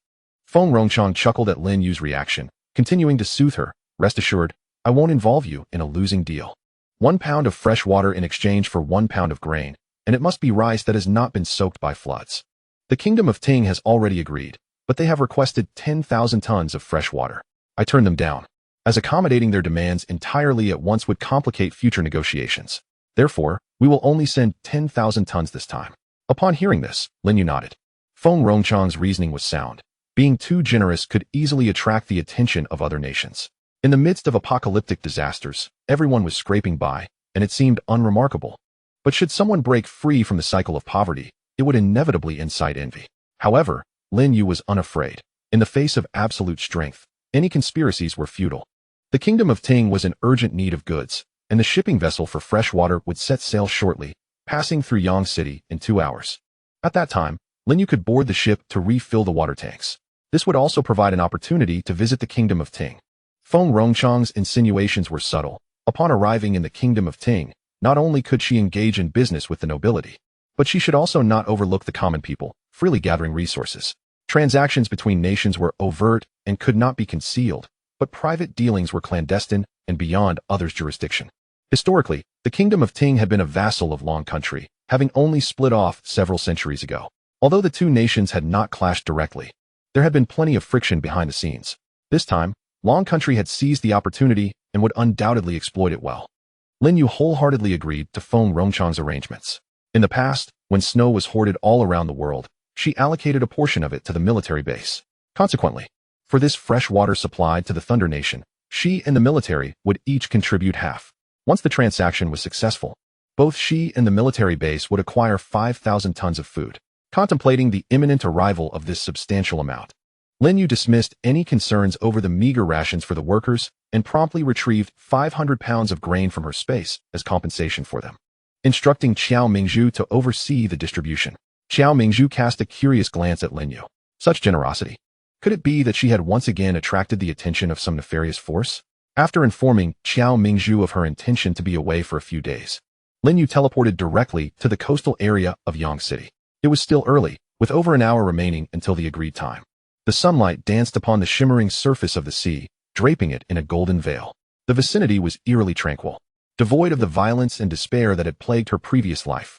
Seated on the speedboat, facing the vast and serene ocean, Lin You felt her heart settle into a calm. An hour and a half later, the cargo ship arrived precisely at the designated location, led by a tall, stern-faced young man. Here we meet again. Feng Che extended his hand first. Upon suddenly encountering an old friend from her past life, Lin Yu's lips curled into a smile as she reciprocated the gesture. However, she was somewhat puzzled. As the upcoming military district leader, how could Feng Rongchang and the others trust Feng Che to carry out this transaction? What if the Thunder Nation harbored ulterior motives? Seemingly sensing Lin Yu's doubts, Feng Che elucidated. In fact, I volunteered to lead this team. Why? During our brief encounters previously, there were some questions I failed to ask Miss Lin. Questions? Lin Yu found the term rather amusing coming from Feng Che. So self-assured, yet he sought counsel from others? Feng Che continued. Our meeting during the flood disaster was not our first encounter, was it? Lin Yu nodded. The most significant secrets had already been divulged to the military base. As for the rest, it mattered little if Feng Che could deduce them. Feng Che smiled, his tone shifting from inquiry to certainty. It seems I was correct to assume you are quite familiar with me, which is why your demeanor and actions were devoid of any guard during our first meeting. Almost as if we were old friends. Not just me, but even Feng San and Feng Si. You're well acquainted with them. Lin Yu nodded once more. Feng Che was a master of psychology. She could not deceive him, nor did she intend to. Noticing that he had nearly hit the nail on the head, Lin Yu raised an eyebrow. Aren't you curious about the nature of our relationship?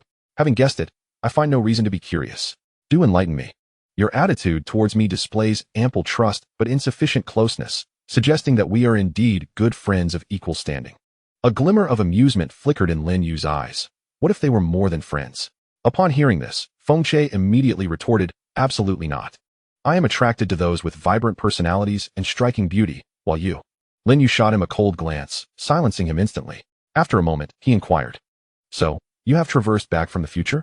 Lin Yu nodded, facing the sea breeze as they stood at the bow of the ship, the deck empty behind them. To return to the past, and bear the weight of humanity's rise and fall, must be quite arduous, no? Feng Che's words stirred a warmth in Lin Yu's eyes. What hardship do I have? At least I am still alive. With a pointed glance at Feng Che, she successfully sent a shiver down his spine. Don't frighten me. Guess? Lin Yu chuckled softly, ignoring the turmoil on Feng Che's face as she turned to push open the cabin door. Lin Yu harbored a tinge of resentment towards Feng Che. If only he had shown more patience to Feng Qingyu in her past life, perhaps their destinies would have diverged. Chapter 70. The Butcher of the Sea.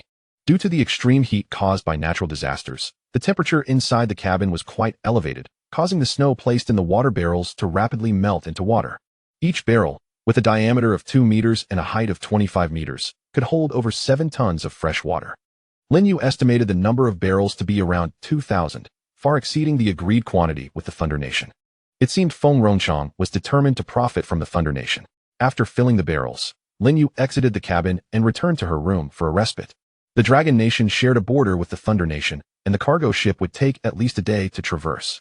In the evening, Feng San brought Lin Yu a boxed meal, 1 meat dish, 2 vegetable dishes, and a portion of rice, braised pork, stir-fried cabbage, and cold shredded potatoes. The meal, heated beforehand, was far from exquisite, but in the midst of a cataclysmic disaster, having something to eat was a blessing. After finishing her meal and noting that the hour was still early, Lin Yu retrieved a tome thicker than a brick, a comprehensive guide to human acupoints. Revisiting the material. Even though she had perused it multiple times, she always discovered new insights. Truth be told, Lin You had little interest in medicine. Her compulsion to study it stemmed from a desire to acquire another means of survival in this apocalyptic world. As time ticked away, the night deepened. Lin Yu stifled a yawn when she suddenly heard footsteps outside. Glancing at the clock, it was just past 2 in the morning. A smirk crept across her lips. It appeared business had arrived. A pearlescent glow erupted, swiftly enveloping the entire cargo ship.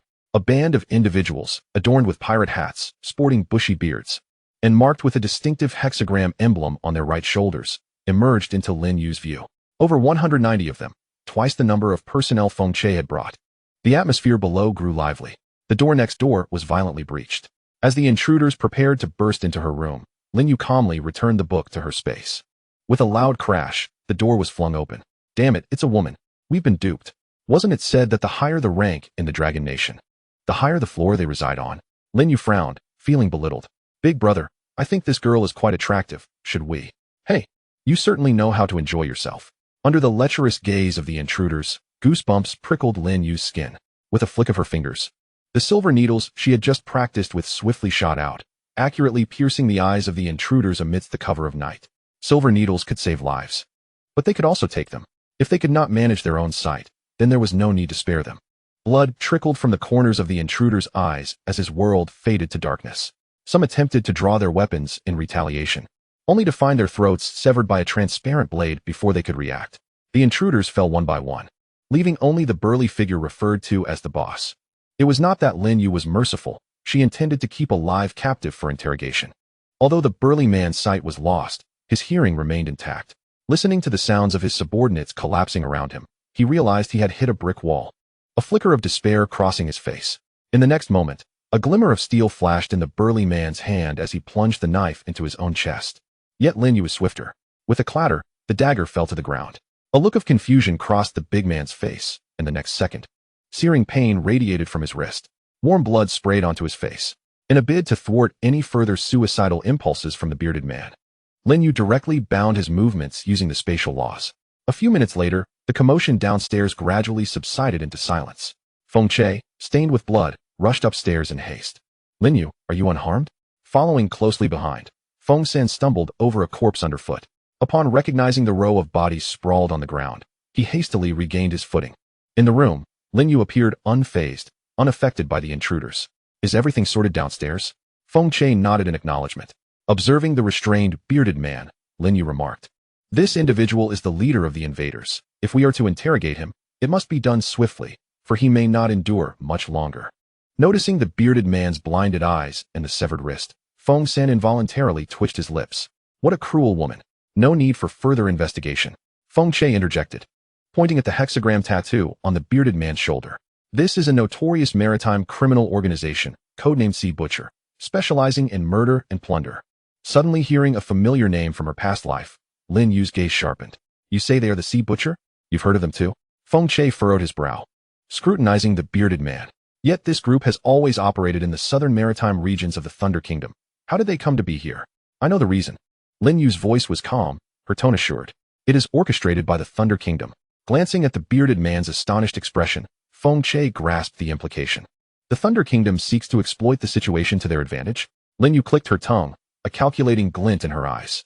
If they wish to ensnare others, they must first consider whether they possess the capability. In her previous life, the Sea Butcher organization relentlessly harassed the coastal regions of the Dragon Kingdom, evading capture every time a contingent was dispatched.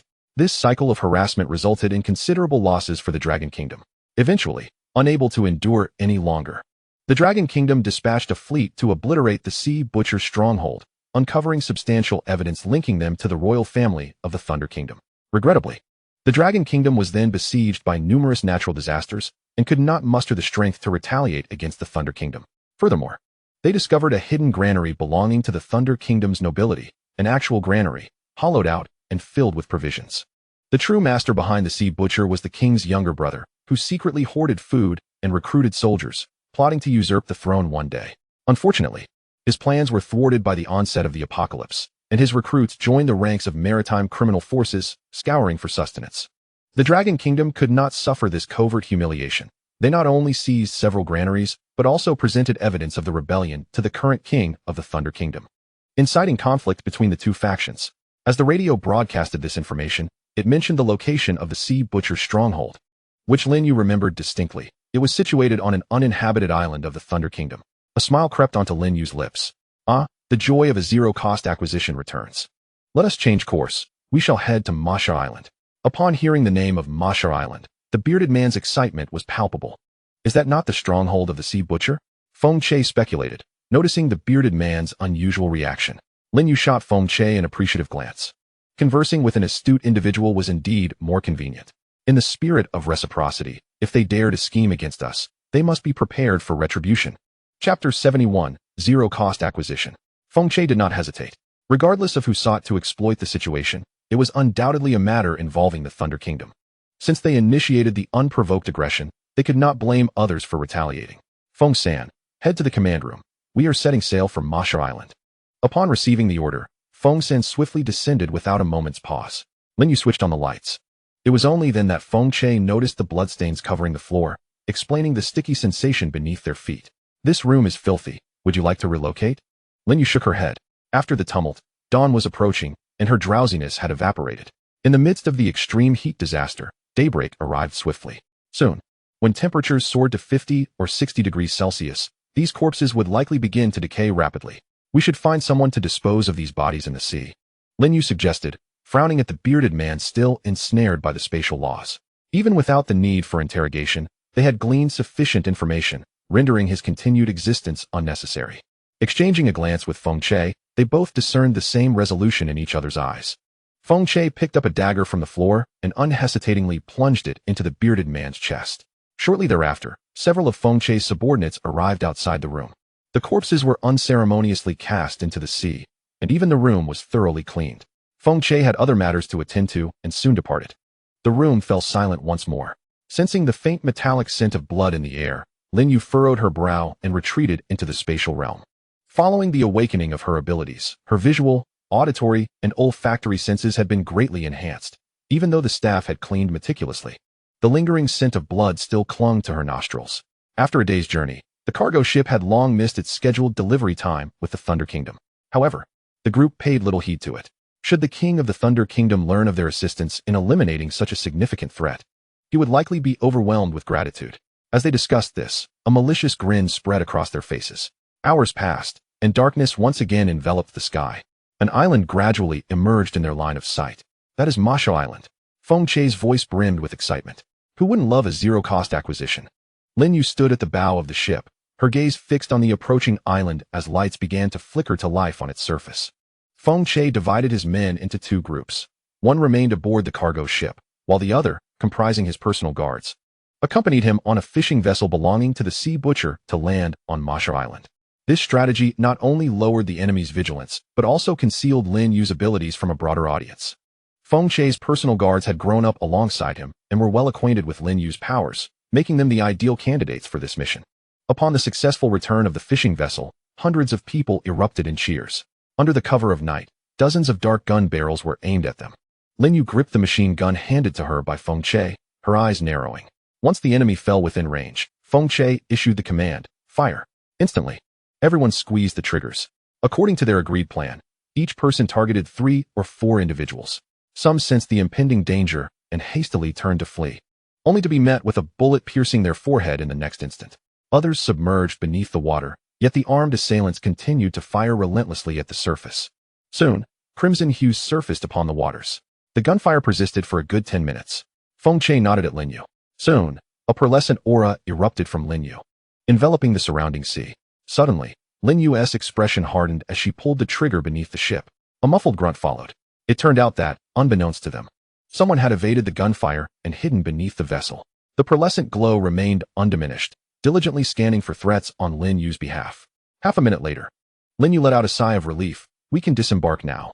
The number of lives claimed just moments ago exceeded 100, staining the sea a deep crimson. With an expression of composure, Lin Yu exhibited no signs of compassion. In her previous life, countless survivors had perished at the hands of the maritime butchers. She had effectively rid the world of a menace ahead of time. Over at Liang Mountain, a dozen guards met a similar fate, dispatched one by one with precision. Thus, The notorious maritime butchers, who had wreaked havoc and committed unspeakable atrocities in her past life, were utterly eradicated. Feng Che cast Lin You a knowing glance. She nodded in affirmation and proceeded to draw the 3 granaries into her spatial realm. Perhaps due to the premature demise of the butchers in this life, they had not yet amassed the 5 granaries of provisions. However, Lin You felt no regret. The supplies hoarded by the maritime butchers were plundered from the innocent. The more they had gathered, the greater the suffering inflicted upon the survivors. As per their customary arrangement, it would be a 50-50 split. Lin You raised her hand. Collecting the treasures from the storeroom, along with the evidence of collusion between the maritime butchers and the royal family of the Ting Kingdom. Consider it a generous donation. Feng Che smiled sincerely. He was acutely aware that without Lin You, they would not have even located the butcher's hideout. Not only had they successfully dismantled a perilous syndicate threatening the coastal regions of Long Nation, but they had also secured half of the resources hoarded by the butchers over the years. Even if their dealings with the Ting Kingdom did not yield the desired results, they had still profited immensely. The storeroom brimmed with crates of firearms, relics of the butcher's accumulation over the years. Feng Che smirked slightly.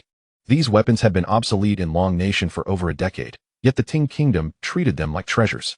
Since all had been acquired at no cost, Lin You decided to keep everything without hesitation. 3 granaries, a storeroom filled with jewels and firearms, along with 2 storerooms of daily necessities. This was their bounty for the night. Young master, where shall we head next? Feng Sin inquired. Of course, we shall proceed to the Ting Kingdom. Feng Che's eyes sparkled with enthusiasm. For the firearms we deemed worthless were treasures in the eyes of the Ting people. Lin You nodded with a gentle smile, clearly in agreement with Feng Che's decision. Feng San and Feng Si exchanged glances, both resigned to exploit their resources and then resell them at inflated prices. Were these two not akin to devils? Yet, they dared not voice their thoughts, keeping them locked within. The cargo ship roared to life again under the cloak of night. As for the fishing vessels of the maritime butchers, Lin You absorbed them into her spatial realm. The group seized the opportunity to return to their quarters for a brief respite. Tomorrow, when they faced the king of the Ting Kingdom, a formidable challenge awaited them. Lin You calculated the estimated time of arrival in the Ting Kingdom and set her alarm in advance. As the ship docked at the Ting Kingdom's port, she awoke promptly. Shortly thereafter, breakfast arrived, a boxed meal of meat and 2 vegetable dishes. Not bothering to look up at the figure lingering in her room, Lin You asked, "Is there something else?" Perceiving her indifference, Feng Che took a seat. "Hurry and eat. Once you're finished, we need to discuss how we shall address the king of the Ting Kingdom. Is discussion even necessary? Can't we just speak the truth?" Lin You wiped her mouth. "Speak the truth?" Feng Che shot her a disapproving glance. Exasperation etched on his face. "If the king of Ting learns that we have seized the resources of Masheda Island, do you think he will allow us to leave unscathed?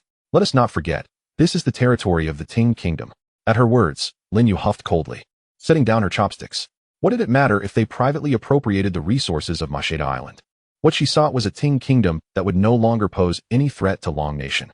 The king of Ting, who had opportunistically smuggled treasures from Long Nation, and his brother, who harassed the coastal areas, were fundamentally no different from each other. "Feng Che, what do you think about replacing the current ruler of the Ting Kingdom?" Feng Che's eyes widened in disbelief. "Could you possibly express such a ruthless sentiment in such a nonchalant manner? My dear aunt, are you truly capable of making such a statement?" Feng Che glanced around warily. The casualness with which Lin You articulated her thoughts indicated her genuine strength. The interference from the Ting Kingdom at the borders of Long Nation was not a new issue. Now, a permanent solution lay before them. Who could resist such an enticing prospect? In that moment, all notions of grand national demeanor and international norms were cast aside by Feng Che. Sitting in his chair, a glimmer of determination shone in his eyes. "Let us deliberate on the specifics of our plan." No one knew what transpired between the two in the room. Minutes later, Feng Che emerged, with Lin You closely following. "Feng San, inform everyone to keep the events of yesterday's assault on Masheda Island confidential." Feng San immediately stood at attention. "Yes?" 2 hours later, the Minister of Foreign Trade from the Ting Kingdom, and Tuo, arrived fashionably late, likely displeased with the tardiness of the Long Nation's cargo ship. He had intentionally kept Lin You and her entourage waiting. Unperturbed by the slight, Lin You and Feng Che proceeded to eat, drink, and even enjoyed a midday nap. After all, it was the Ting Kingdom that was short on supplies. They were the ones who ought to be anxious.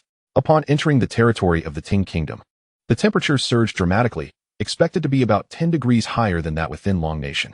Lin You observed with mild exasperation as someone shamelessly lingered in her room, leeching off her air conditioning. "The audience has arrived. When will the star of the show take the stage? Why the rush? They are keeping us waiting. So it is only fair that we return the favor." Outside the cargo ship, the scorching sun bore down on Tuo, The Minister of Foreign Trade of the Ting Kingdom, beads of sweat cascading down his brow, wiping his perspiring face with a handkerchief. He realized how irrational his decision to keep them waiting had been. The ground temperature had exceeded 60 degrees. It felt as if his shoes would melt beneath him. His toes fidgeted restlessly as he pondered, what is Minister Feng doing? Why hasn't he come out yet? I apologize. Our minister has been waiting for too long and is likely resting now. Feng San replied with an endearing smile, attempting to soothe him. Please do not be anxious. I will send someone to urge him. Feng San's words were diplomatically crafted. Unfortunately, the sight of Feng San's guileless face only fueled Tuo's ire. While he appeared affable, his actions were anything but scrupulous. If they truly intended to prompt a response, why had they kept him waiting outside for so long? Just as Tuo began to feel lightheaded from the heat, Feng Che finally made his appearance. Minister Tuo, it has been a while. Indeed, it has. Under the sweltering heat exceeding 60 degrees, one person appeared invigorated while the other seemed on the brink of collapse. Tuo suppressed the urge to slap Feng Che, forcing a strained smile. If Feng Rongchang was an old fox, then Feng Che was a young fox. Tuo, as the Minister of Foreign Trade, had dealt with both father and son before. However, lateness was lateness, and the rationale was firmly on their side. With this thought, Tuo licked his chapped lips. This batch of goods has arrived significantly later than agreed upon. I wonder if Minister Feng could provide us with a reasonable explanation? Tuo intended to assert dominance over Feng Che, but to his surprise, Feng Che's expression darkened upon hearing this. You still have the audacity to question me? I have a few inquiries for you. Just after we had finalized the delivery schedule with your Long Nation, your men attacked us en route. Feng San promptly presented a stack of documents. Feng Che tossed the evidence into Tuo's arms. If this is the sincerity your country possesses, then let us suspend our cooperation for now. Tuo was momentarily taken aback. Ambush. How could he be unaware? A fleeting glance at the documents in his arms sent a wave of panic through Tuo. It seemed he had stumbled upon something profoundly alarming. Observing Feng Che turning back towards the cargo ship, Tuo, with no time to ponder, hastily rushed back to the palace with his subordinates. Feng Che, noticing Tuo's hurried retreat, smirked slightly. Are you so certain that the Prince of Shang will rebel? Lin You raised an eyebrow. Absolutely. Within Tuo's ranks lies an informant of the Prince of Shang. Once his recruitment efforts are exposed, how could he possibly refrain from taking action? Or perhaps, he understands his imperial brother all too well, knowing that the latter would never let him off the hook. In a state of desperation, he has only one path left, one that leaves no room for hesitation. Unless he wishes to court death. Within the palace, the Prince of Thunder wore an expression as dark as a storm cloud. Tuo feigned immobility, resembling a wooden puppet. As brothers born of the same womb, the Prince of Thunder held a particular fondness for the Prince of Shang. Power, wealth, and beauty, whatever the Prince of Shang desired. The Prince of Thunder had never denied him. Yet, this position beneath him was something he was unwilling to relinquish. In an instant, the Prince of Thunder made his decision. Dongji, go inform the Prince of Shang to come.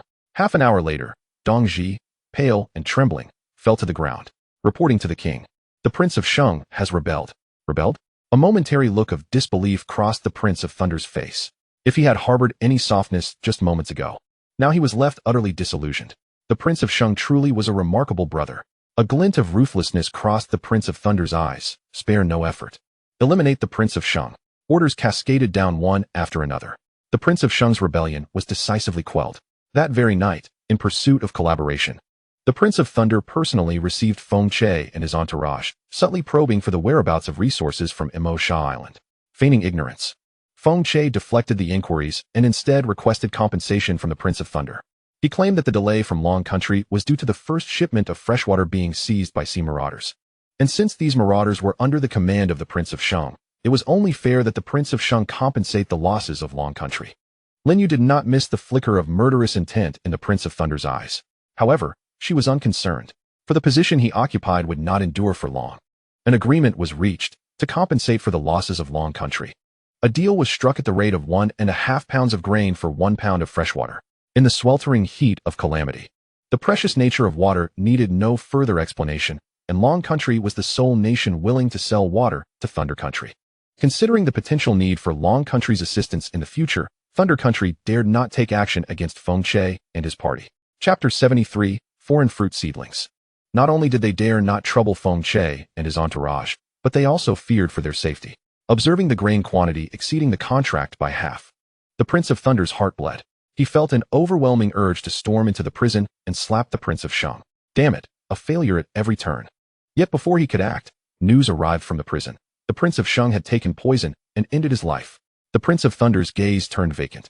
Once upon a time, he and the Prince of Shung had been as close as brothers, yet now, all had changed. Suddenly, a woman's voice rang out behind him. Regretting it? The Prince of Thunder's expression tightened, a cold dagger pressed against his neck.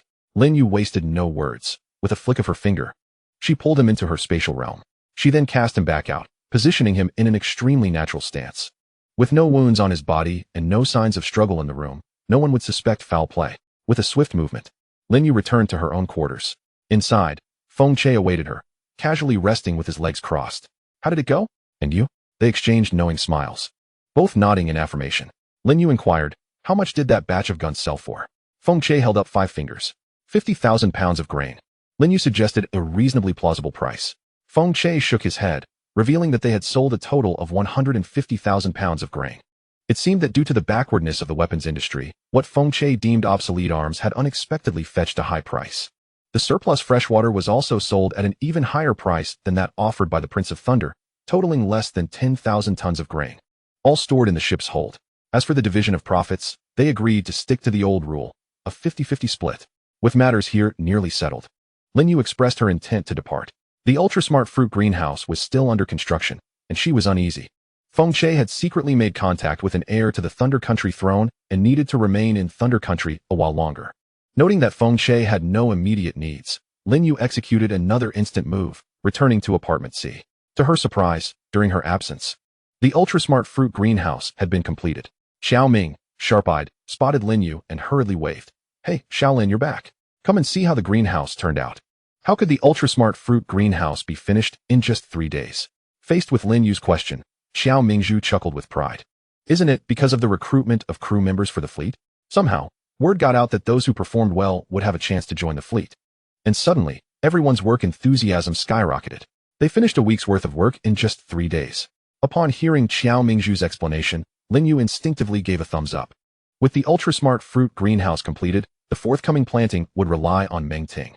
Lin Yu waved her hand, producing a plethora of fruit saplings, apples, grapes, lychees, longans, mangoes, cherries. Meng Ting squatted down, frowning slightly. Sister Xiao Yu, are these seedlings from abroad? Lin Yu nodded.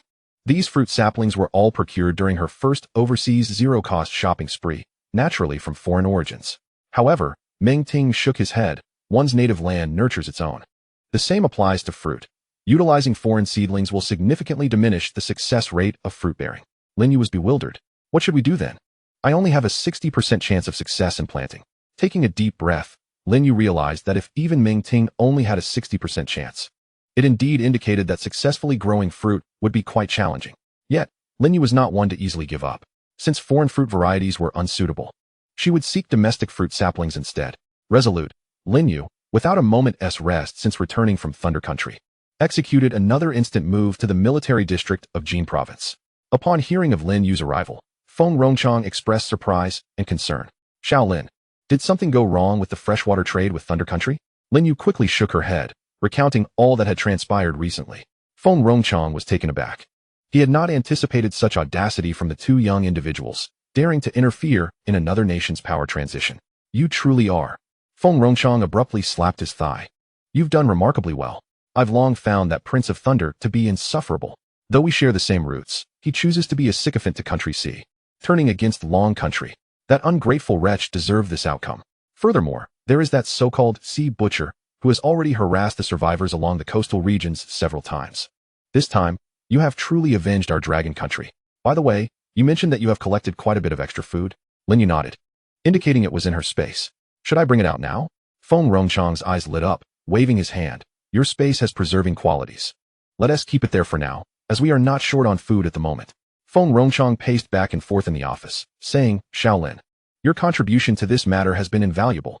Speak up, whatever you require. I shall assist you without hesitation. Lin Yu blinked in surprise, not anticipating such strong support from Feng Rongchang, confirming they had indeed made the right choice. Old chief, I do have one thing to trouble you with. What trouble could it possibly be? You have aided Dragon Country immensely. From now on, your affairs are my affairs. Feng Rongchang patted his chest. Now tell me, what do you need me to do? Lin Yu explained her desire for assistance in procuring domestic fruit seedlings for her super-intelligent greenhouse. I thought it was something significant. Feng Rongchang immediately made a phone call, and a young man in a security uniform entered. Xiao Zhang, take Xiao Lin to the Agricultural Research Institute. After Feng Rongchang finished speaking, he turned to Lin You, saying, take whatever you fancy. Don't be shy. Lin You expressed her gratitude.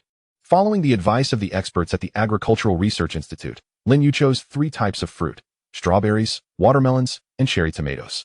These fruits are easy to manage and will yield results in just a few months. The Agricultural Research Institute had numerous seedlings, but they were all newly cultivated, and it was uncertain when they would bear fruit. After collecting dozens of pounds of seeds from the institute into her space, Lin You directly departed from the Jin Province Military District. That afternoon, Xiao Mingzhu gathered 10 individuals to assist Meng Ting with the seedlings. As the temperature continued to rise, the greenhouse became increasingly stifling. Xiao Mingzhu stepped outside for just a few minutes, and a large area of his arm became sunburned. Chapter 74, Pearls. This weather is becoming unbearable. Xiao Mingzhu's eyes unable to conceal his worry. I just checked. The water level has already dropped to 2 floors high. By tomorrow evening at the latest, it will run dry. Lin You was biting on a popsicle, about to say something when a sound from outside the greenhouse caught her attention. Stepping out, she saw 12 fishing boats laden with supplies. Anchored at the foot of the mountain, Chao Linlang and her group stood at the bow of the boat, sweat soaking their hair, clinging to their scalps, oblivious to their disheveled appearance as they grinned foolishly. From several meters away, Lin You caught a whiff of their pungent body odor. Instinctively wrinkling her nose and taking a step back, Chao Linlong's expression fell, feeling as if she had been struck by a ton of bricks. She pinched her collar and took a whiff. Forget it, she was disgusted with herself too. Having drifted at sea for a week under the scorching temperatures of 50 to 60 degrees, fresh water was a precious resource and could not be wasted. They had to endure without bathing. Initially, they would complain to each other, but eventually, their noses became accustomed, and they could no longer smell without making an effort. Xiao Mingzhu cleared his throat a couple of times, saying, everyone has worked hard. Let us hurry back to the apartment. I'll have lunch prepared for you.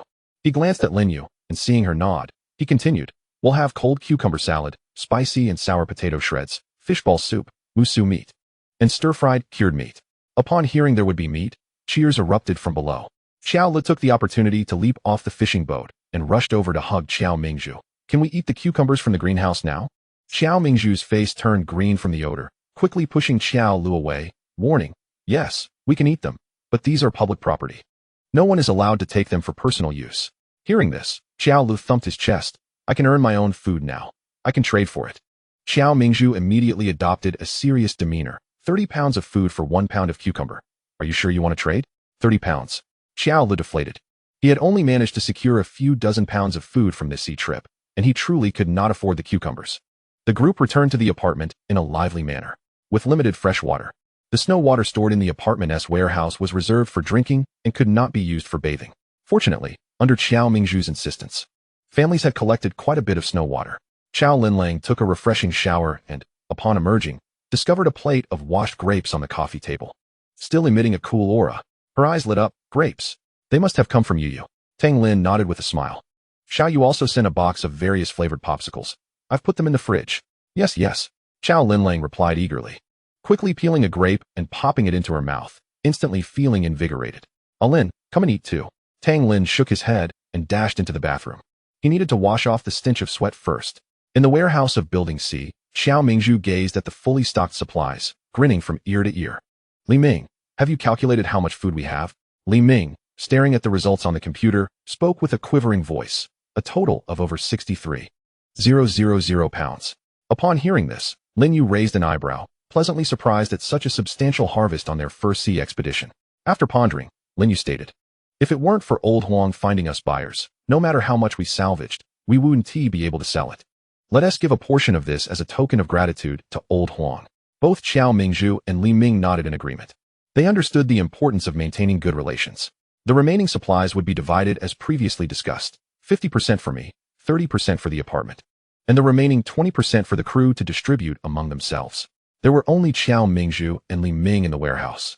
Lin Yu had no qualms about taking 30,000 pounds of food into her space in front of them. The remaining 30,000 pounds consisted of 18,000 pounds for the apartment, leaving the rest for the crew.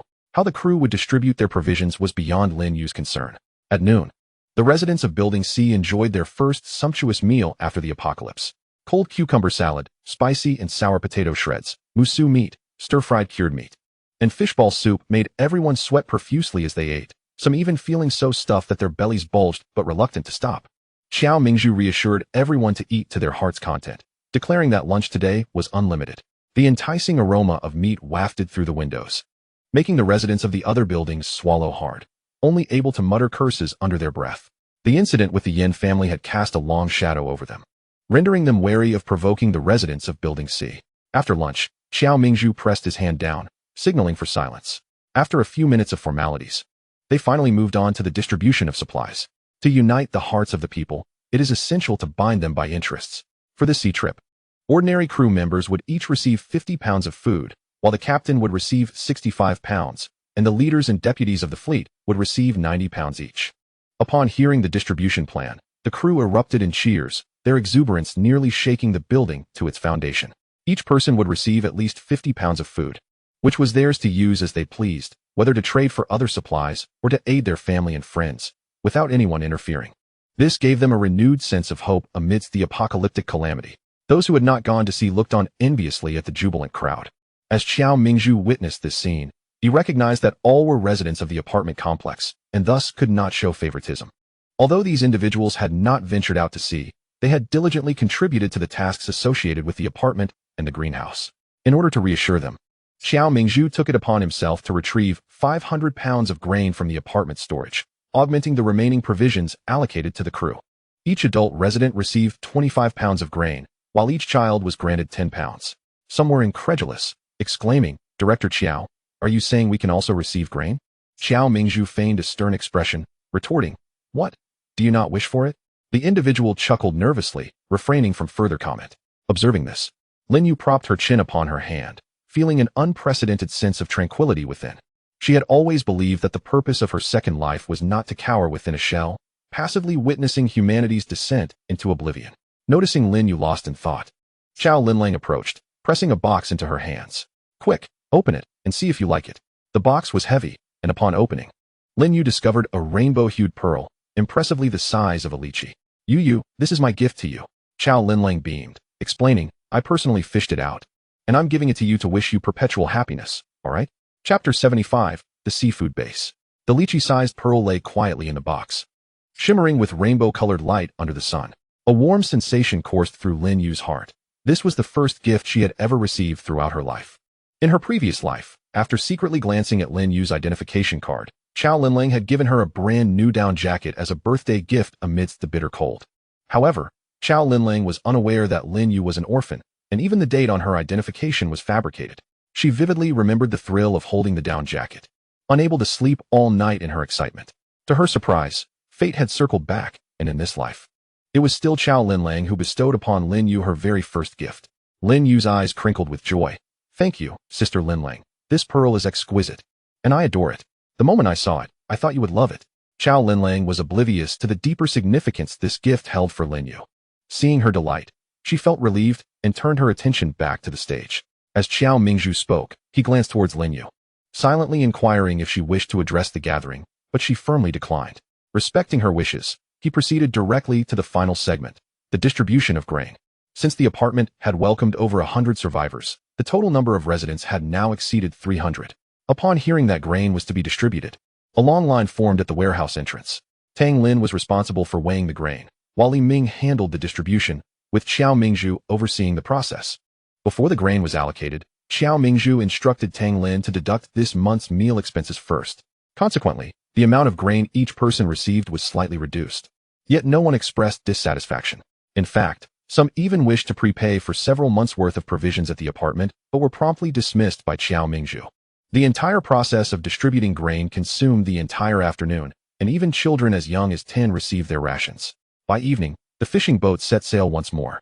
With no alternative, they had to depart. The water level had dropped several centimeters over the course of the afternoon, and if they delayed further, the boats might not float come morning. "You, are you coming with us?" Xiao Linlang blinked, feeling deeply conflicted. On one hand, she was elated at the prospect of seeing Lin Yu daily. On the other, she worried that Lin Yu might struggle to adapt to life at sea. "I am not going fishing with you. I intend to find a suitable location to see if I can establish a base." A base? Xiao Linlang was even more puzzled. Wasn't their base the C building of the apartment? All the supplies and greenhouse facilities were located there. Why venture elsewhere to build a base? Lin You was thinking long-term. With nearly 9 months until the next severe cold, she aimed to establish a comprehensive seafood service during this period, capitalizing on the opportunity to profit handsomely. From the harvesting of seafood, drying, storefronts to retail and wholesale, by seizing the initiative, she could ensure the rapid establishment of the seafood base. Following the grain distribution, the unity and cohesion among the residents of the sea building reached new heights. Anticipating that her endeavor to establish the seafood base would require some time away, Lin You prudently left behind a substantial cache of weapons in the sea building. Dozens of SAW machine guns and rocket launchers, along with several boxes of ammunition, were entrusted to their care.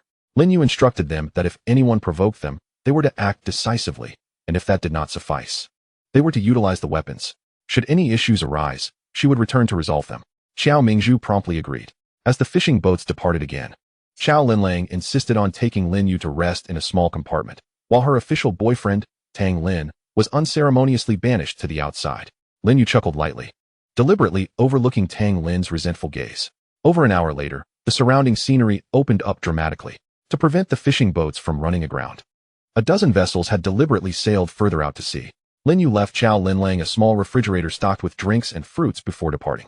Under the moonlight, Lin Yu teleported toward a villa district by the sea, which was built atop a hill.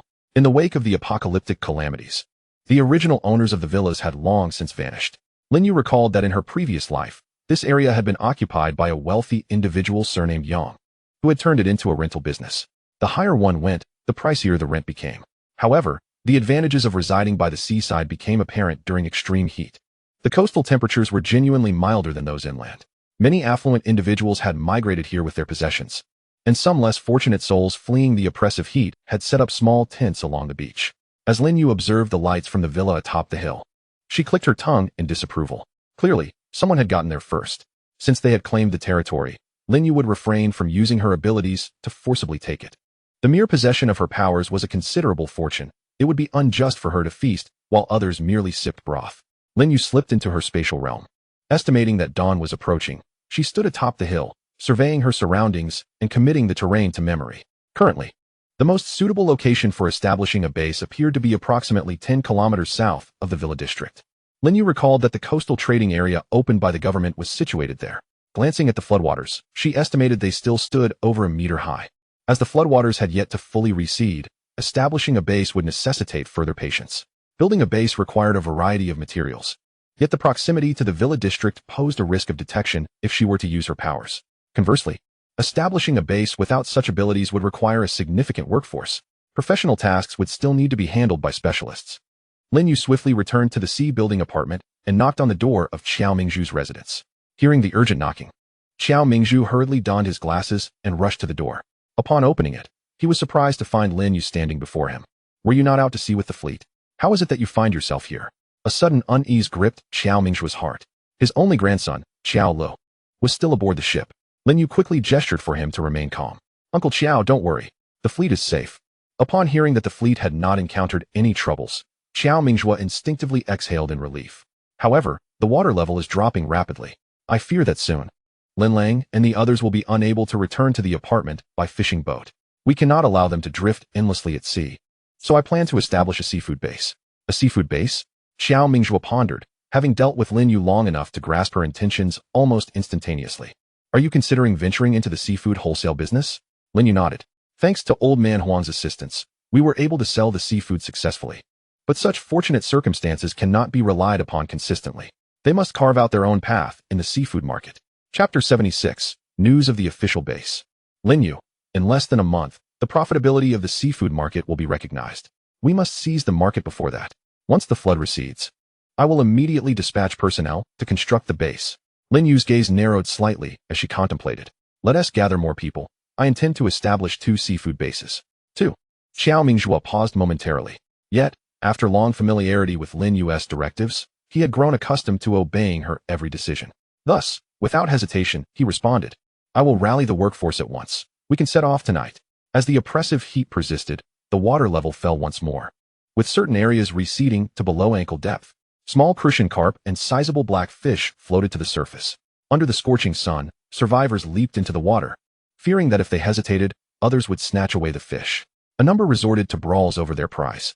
Lin Yu's gaze darkened as she scrutinized the thermometer. 62 degrees. No wonder the water level was plummeting so swiftly. Yet she distinctly recalled that in her previous life, such sweltering temperatures only emerged after over 20 days of extreme heat disasters. In this life, the calamity had only just begun a little over a week ago. Lin You sighed. Her concerns were indeed valid. The progression of the extreme heat disaster had accelerated. After enduring an afternoon of relentless sun, the water level finally reached its nadir. Even the sediment at the bottom was parched. That evening, military trucks delivering relief supplies halted at the community entrance. This time, the personnel not only brought food but also announced the government's decision to establish an official base. The official organizations of Yang City and Wan City had joined forces to create the Wanyang official base, projected to accommodate 500,000 survivors. Leaning against the window, Lin You listened to the jubilant cheers of the survivors below. After 2 rounds of calamities, the number of survivors had significantly dwindled. However, due to the vast population of Long Country and the government's ongoing rescue efforts, the surviving populace still exceeded half of the total population. Entry into the Wanyang official base was limited to 500,000 survivors, and each individual was required to pay a registration fee of 20 jin of food. Upon hearing this news, some began to calculate in their minds.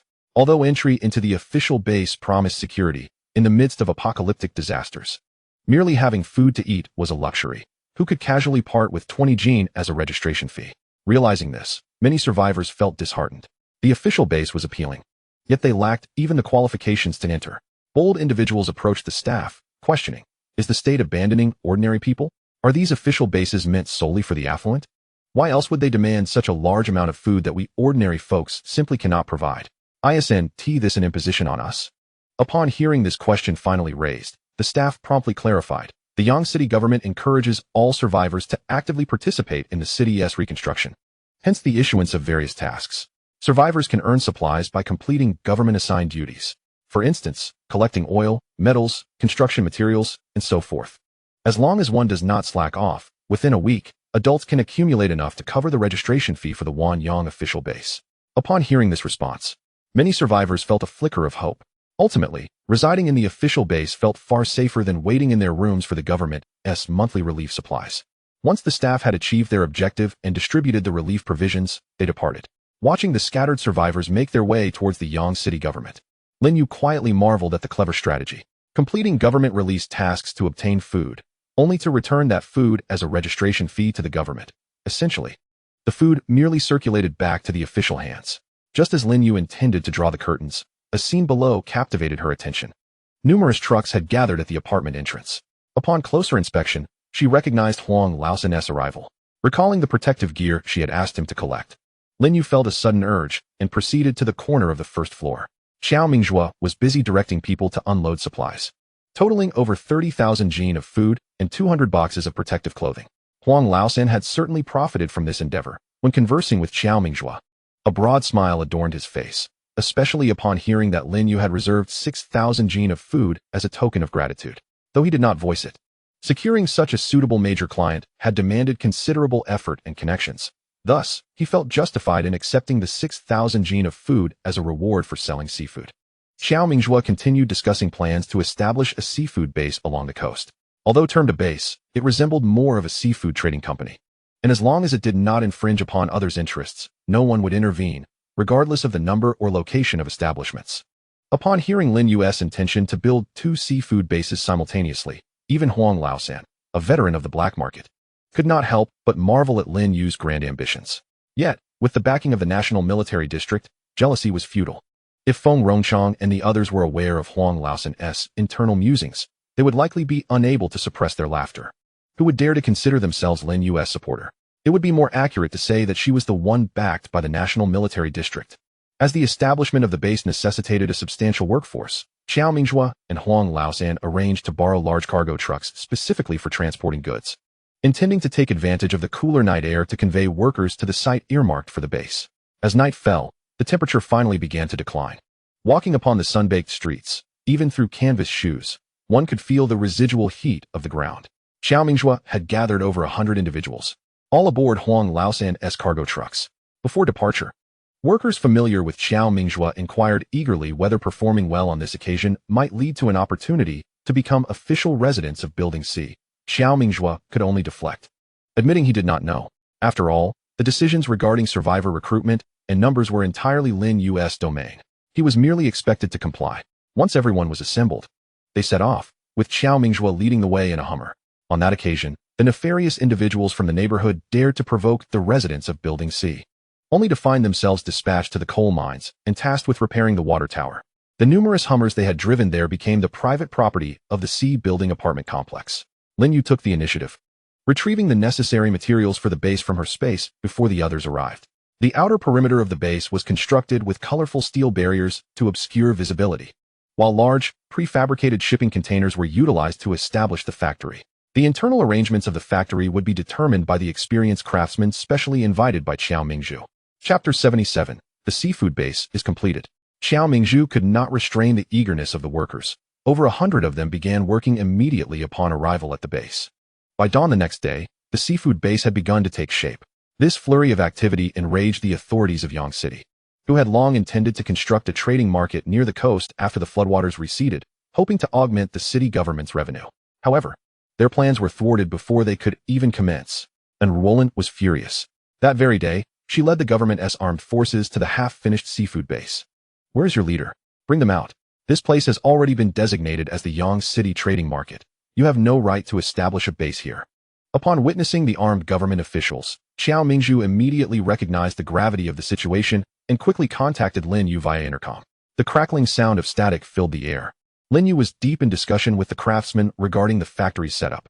"Hello, Uncle Xiao? Lin, hurry over. The government is here." The mention of the government made Lin Yu pause momentarily, her fingers clutching the blueprints. She thought to herself, "I'm merely establishing a seafood company. There shouldn't be any issues, right?" Confused, Lin Yu was urged by Xiao Mingzhou to come out. At the entrance stood the stern-faced Enrollin. "I demand to see your leader. What is a mere girl like you doing here?" In that moment, Enrollin's impression of the seafood base's leader plummeted further. Why push a young girl forward when there was a problem that needed resolution? Lin Yu glanced down at herself, wondering if she appeared unsuitable for the role of leader. Standing beside her, Xiao Mingzhou stifled a smile and quickly introduced, "This young lady is indeed our seafood base's leader." "You?" Enrollin frowned, scrutinizing her from head to toe, unable to believe that someone who had established 2 bases could be a girl in her early 20s. "What is your name?" "Lin You." Enrollin gasped. "The Lin You from Building C?" Lin You nodded, surprised that her reputation had spread so far that even the newly appointed leaders of Yang City recognized her. Enrollin was taken aback. Is this truly the legendary Miss Lin? Remembering her superior's instructions, Enrollin regretted not having done her homework before arriving. Would it still be possible for her to return now? Noticing Lin Yu's furrowed brow, Enrollin's expression tightened, and she forced a somewhat amiable smile. "Oh, so it is Miss Lin. It is an honor to meet you." Lin Yu paid little mind to Enrollin's sudden change in demeanor. "I wish to establish 2 seafood shops here. Is there any problem with that?" Enrollin quickly shook her head. Seeing this, Lin Yu cast a puzzled glance at Xiao Mingzhou. Wasn't he the authority of Yang City supposed to be reasonable? Why the rush to summon her?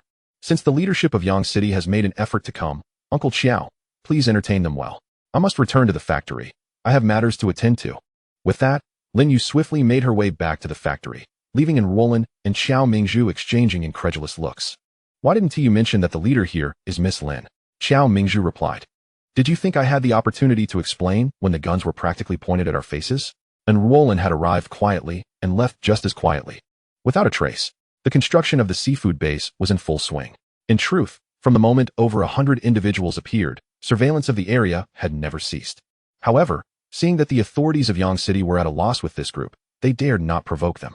Once it became evident that these individuals were genuinely constructing the seafood base, the hidden watchers retreated entirely. Although the temperature by the seaside was cooler than that of the city, it still soared above 50 degrees Celsius during the day.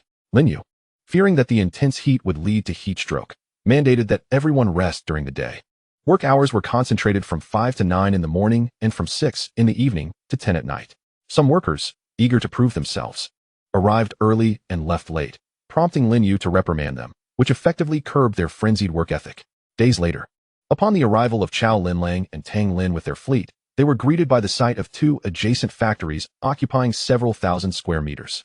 The factories were situated neither too close nor too far from the coast, approximately a kilometer away. Chao Linlang rubbed her eyes. "Hey Lin, am I seeing things?" Tang Lin also wore an expression of disbelief, though his capacity for acceptance was far greater than Chao Linlang's. Before they could piece together the situation, they heard Xiao Lu, standing at the bow of the ship, exclaiming, "Sister Linlang, Brother Tang, look over there. It's Sister Yu. Seeing Lin Yu and her companions approaching, Xiao Linling blinked and pinched Xiao Li's arm. Ouch. Sister Linling, what was that for? I was checking if I was dreaming. Then why not pinch yourself? I'm afraid it would hurt. Then you could pinch Brother Tang. I feel sorry for him. Xiao Lu. Is this how you show respect? Lin Yu noticed the exchange and smiled. Sister Linling, why are you all still standing there? Oh my goodness. Xiao Linling jumped off the boat. Stopping a few steps away from Lin Yu, her gaze fixed on the distance. Is this the seafood base you mentioned? Lin Yu nodded. What do you think? Not bad, right? Not just good, it far exceeds our expectations. Xiao Linlang exclaimed, her eyes sparkling as she gazed at the factory shrouded in sunshade nets. Sister Yu, does this mean we won't have to drift at sea during the day anymore? We can return to the seafood base to rest. Lin Yu smiled and nodded. Come. Uncle Xiao has anticipated your return and has prepared lunch. We can discuss everything else after we've eaten. Upon hearing that lunch was ready, everyone aboard the ship erupted in cheers. The two seafood bases were separated by a wall, each equipped with 50 mobile model rooms, all fitted with cooling systems. The crew, having spent a week at sea, was overwhelmed by their own odor. After lunch, Xiao Mingzhu mysteriously requested to borrow Li Ming for a while. Lin Yu had little interest in other secrets. Unexpectedly, over an hour later, the two returned, drenched in sweat. Did you say we can drill a well at our base? Lin Yu was astonished that they had sought out a location for a well and had indeed found one. Where is it? What is the success rate for drilling? How does the water taste? Are you confident? Lin Yu bombarded them with questions. When it came to matters of expertise, Li Ming exuded confidence. The success rate for drilling is about 90%. The taste may be slightly astringent, but it is absolutely safe for consumption. Moreover, I have made a solemn pledge. With sufficient equipment, I can extract well water within half a month. Chapter 78, Encountering a Robbery. Li Ming's assertion that drilling a well requires half a month is not without its significance. While it may take only a few hours to bore a well, the water extracted immediately after is often murky and unfit for consumption. To allow the water to clear, a period of time must elapse. It is evident that Li Ming possesses considerable confidence in the well drilling process. The construction of the seafood base is nearing completion and will soon be operational. In the sweltering heat, the crew has found it inconvenient to shuttle between the coast and building C, prompting them to temporarily reside at the seafood base. As temperatures rise, the supply of fresh water in the hands of survivors dwindles, inevitably leading to conflict over this precious resource. Xiao Mingzhu, concerned about the situation at Building C, coincidentally finds that Lin Yu also wishes to check on the progress of the fruit greenhouse. The two decide to return. Before departing, Xiao Mingzhu advises Li Ming to promptly return to the community once the well is completed and investigate if there are suitable locations for drilling within the vicinity. At just past 5 in the morning, as dawn gently breaks, the Hummer starts on time. Lin Yu, yawning, opens the rear door. Xiao Mingzhu, seated in the driver's seat, notices and reassures her. Xiaolin, feel free to rest. I'll call you when we arrive. Lin Yu nods, draping a light blanket over herself as she feigns sleep. The vehicle begins to move slowly. After a short distance, they discover that the road is obstructed by several large stones. Xiao Mingzhu's heart tightens, and he hastily applies the brakes. Just as he intends to exit the vehicle to inspect the situation, Lin Yu, seated in the back, presses him down. Uncle Xiao, be careful, there are people outside. Turning his head, Xiao Mingzhu realizes that dozens of individuals are rushing towards them, comprising men, women, and children alike, armed with clubs, machetes, and even bricks and stones. A few elderly individuals and children have taken to blocking the road. Xiao Mingzhu's grip on the steering wheel falters. In that moment of distraction, both the front and rear paths become blocked. Hearing the sound of the back door locking, he quickly locks the two front doors. Bang, bang, bang. A club, thick as an arm, strikes the glass, producing a dull thud. You two, get out immediately, or do not blame us for being rude. A man with a fierce expression, emboldened by the sight of only an elderly person and a young girl inside the vehicle, declares, leave your food and vehicle, and I might consider sparing your lives. The two occupants remain motionless. Lin Yu, unfazed, shifts into a more comfortable position. Uncle Xiao. Xiao Mingzhu nods, pressing the accelerator, and the car swiftly reverses. The leading man's pupils contract as he watches his companions, who had intentionally obstructed the path, get knocked aside. Silence envelopes the scene. The man's lips move, but the distance renders Lin Yu and Xiao Mingzhu unable to discern his words. However, this route is the most direct way back to the city, and neither wishes to take a detour. Xiao Mingzhu rolls down the window, move the stones. The man remains still, his knuckles whitening as he grips the machete. He had brought 30 individuals, and now, after that collision, a third of them are injured, with 2 severely wounded and bleeding. How can he explain this upon returning? You cannot leave. If you dare to kill, I will call the police. Call the police? Lin Yu chuckles at the man's naivety. You are robbing us in the street. Yet you still have the audacity to mention the police? This is not how one intimidates the weak. Clear the stones away, and this matter will be forgotten. A hot-headed young man steps forward. You've injured so many of us. Shouldn't you provide an explanation? Lin Yu retorts. Did I order them to stand still? Regardless. You have harmed our people. Leave the vehicle and supplies, and you may go. Is there no room for negotiation? Lin Yu decides to offer them one last chance. The young man brandishes his machete, threatening, stop the chatter and get out. Xiao Mingzhu breaks into a cold sweat for the young man. Lin Yu does not relish violence. But that does not mean she will allow anyone to bully her. Those who dared to act so brazenly in her presence are no longer around. With a cold sneer, Lin Yu's patience reaches its limit. The window rolls down, revealing the dark muzzle of a gun aimed at their adversaries. Without warning, a bullet, slicing through the air, finds its mark in the man's thigh. The next moment, gasps fill the air. A gun. They have a gun. Everyone run. The crowd disperses in a panic, fleeing in every direction. Their earlier bravado is replaced by a comical disarray as they scramble away. Within mere seconds, only Lin Yu and Xiao Mingzhu remain at the scene, with even the two severely injured being dragged away by their companions. Xiao Mingzhu surveys the deserted surroundings, exasperated. Did you scare everyone away? Lin Yu nods. Now that everyone has fled, who will move the stones? Lin Yu pauses, holding her gun, then resignedly pushes open the car door, rolling the stones into the ditches on either side of the road. Once more, the vehicle sets off, but this time, they encounter no further toll collectors until they return to the Shengshi Jinfeng community. Enduring the oppressive heat exceeding 60 degrees, the vehicle halts at the community entrance. Noticing that everything appears normal, Xiao Mingzhu instinctively exhales a sigh of relief. Across the way, a water tanker is selling water, operated by a subordinate of Huang Laosan, who is acquainted with Xiao Mingzhu. He approaches to greet him. Estimating the water reserves in the apartment, Xiao Mingzhu concludes that they can manage for another month or so. Why are the outside survivors so hastily relying on purchasing water to survive? You've been away. You have no idea how scarce fresh water has become. The vendor sighs, glancing around before whispering, our government is currently drilling wells everywhere, but only a few have yielded water. You know about Songyuan community, right? They struck a well just a few days ago, and residents from several buildings fought over the water, leading to fatalities. As the vendor speaks, his gaze sharpens, and he hurriedly returns to his side. Lin Yu looks up to see an elderly man hastily purchasing water and fleeing. The vendor, sensing something amiss, opens the bag only to discover it filled with sand. With little time to ponder, he takes off in pursuit. The elderly man, realizing he cannot escape, drinks directly from the water bottle. A single pound of water, barely the size of a mineral water bottle, swiftly disappears into his stomach. By the time the vendor catches up, the water has long since been consumed. The vendor seizes the old man by the collar, demanding compensation in food. The elderly man merely stretches his neck, repeating the same line. I have no food, only my life to offer. Infuriated, the vendor violently assaults the old man. It is only when the old man turns his head that Lin Yu recognizes him as Yan Minghua, who had previously left the community in disgrace. Xiao Mingzhu also identifies Yan Minghua, yet his expression remains unchanged, showing no sign of compassion. The water, freshly ingested, has yet to digest when it is expelled from his mouth due to the beating. Chapter 79. Purchasing fruit trees. The water expelled by Yan Minghua evaporates at a visibly rapid pace upon hitting the ground. The vendor smirks, noting that despite having mingled in this chaos for months, this is the first time they have encountered someone brazen enough to dine and dash at their expense. Huang Laosan is not to be trifled with, and neither are his subordinates. After giving Yan Minghua a thorough thrashing, the vendor exchanges glances with his companions.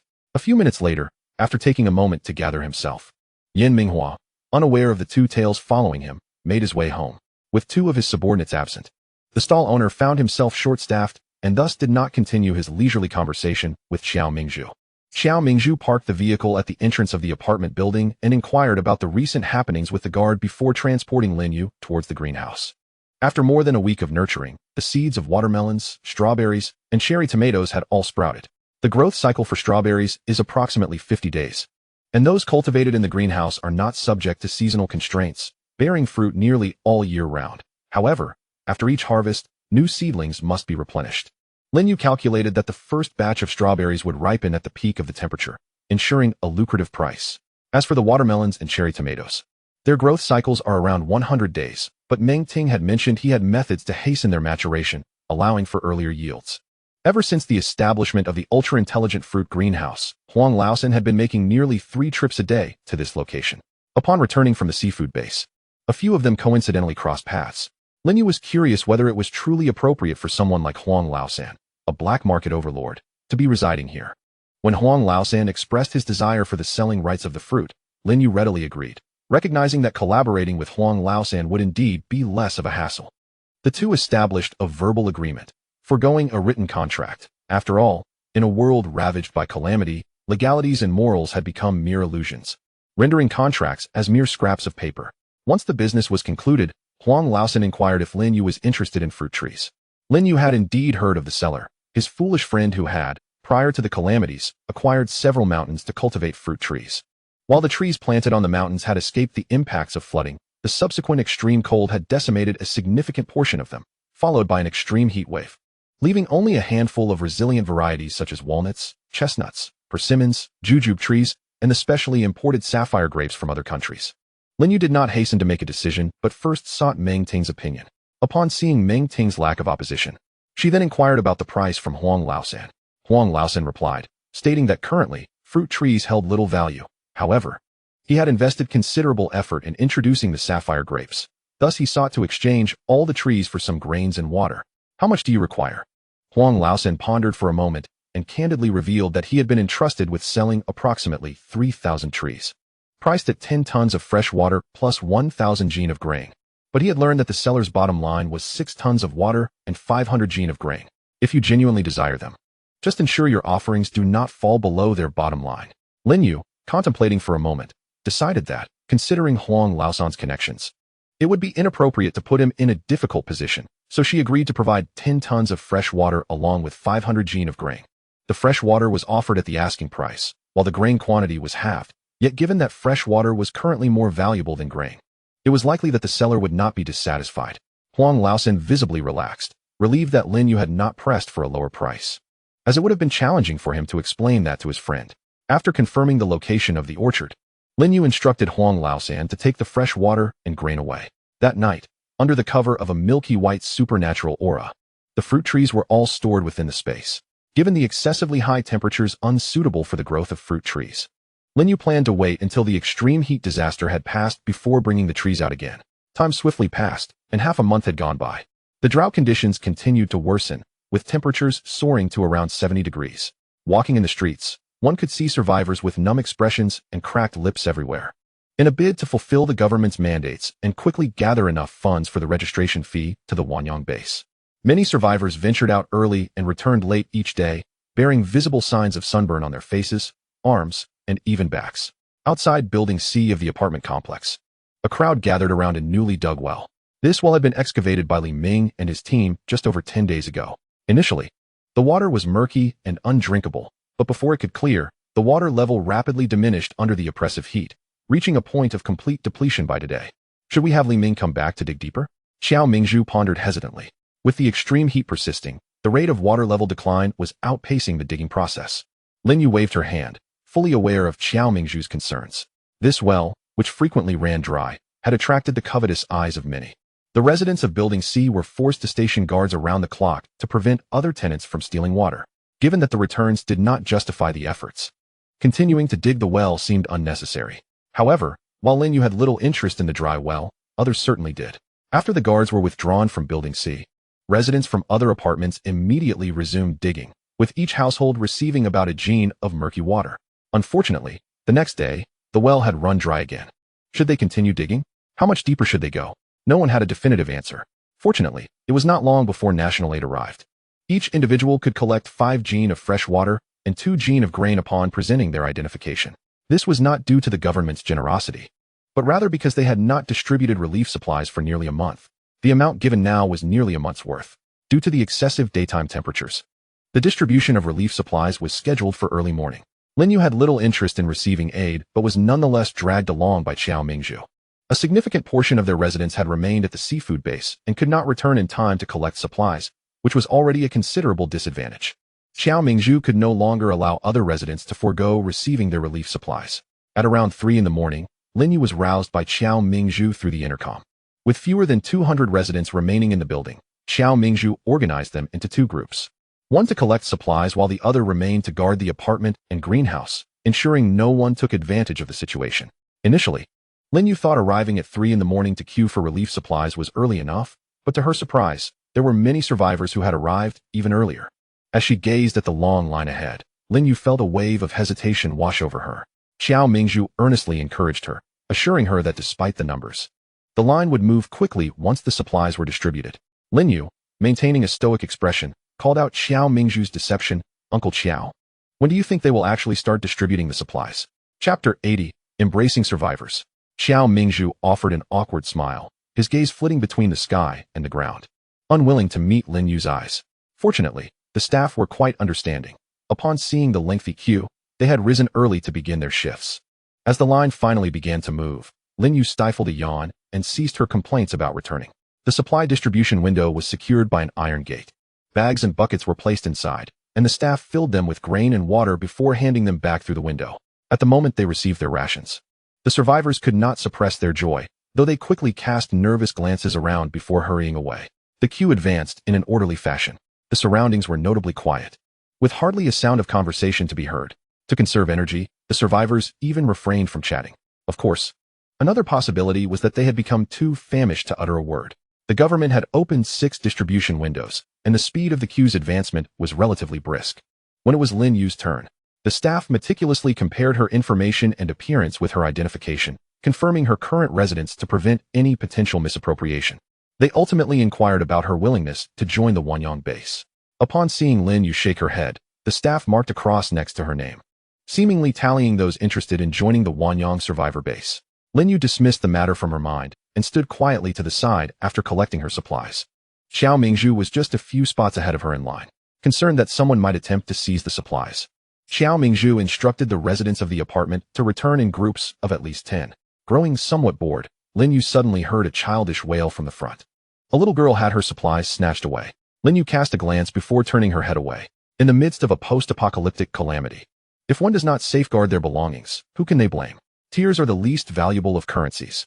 Some onlookers displayed a fleeting expression of sympathy before quickly averting their gazes.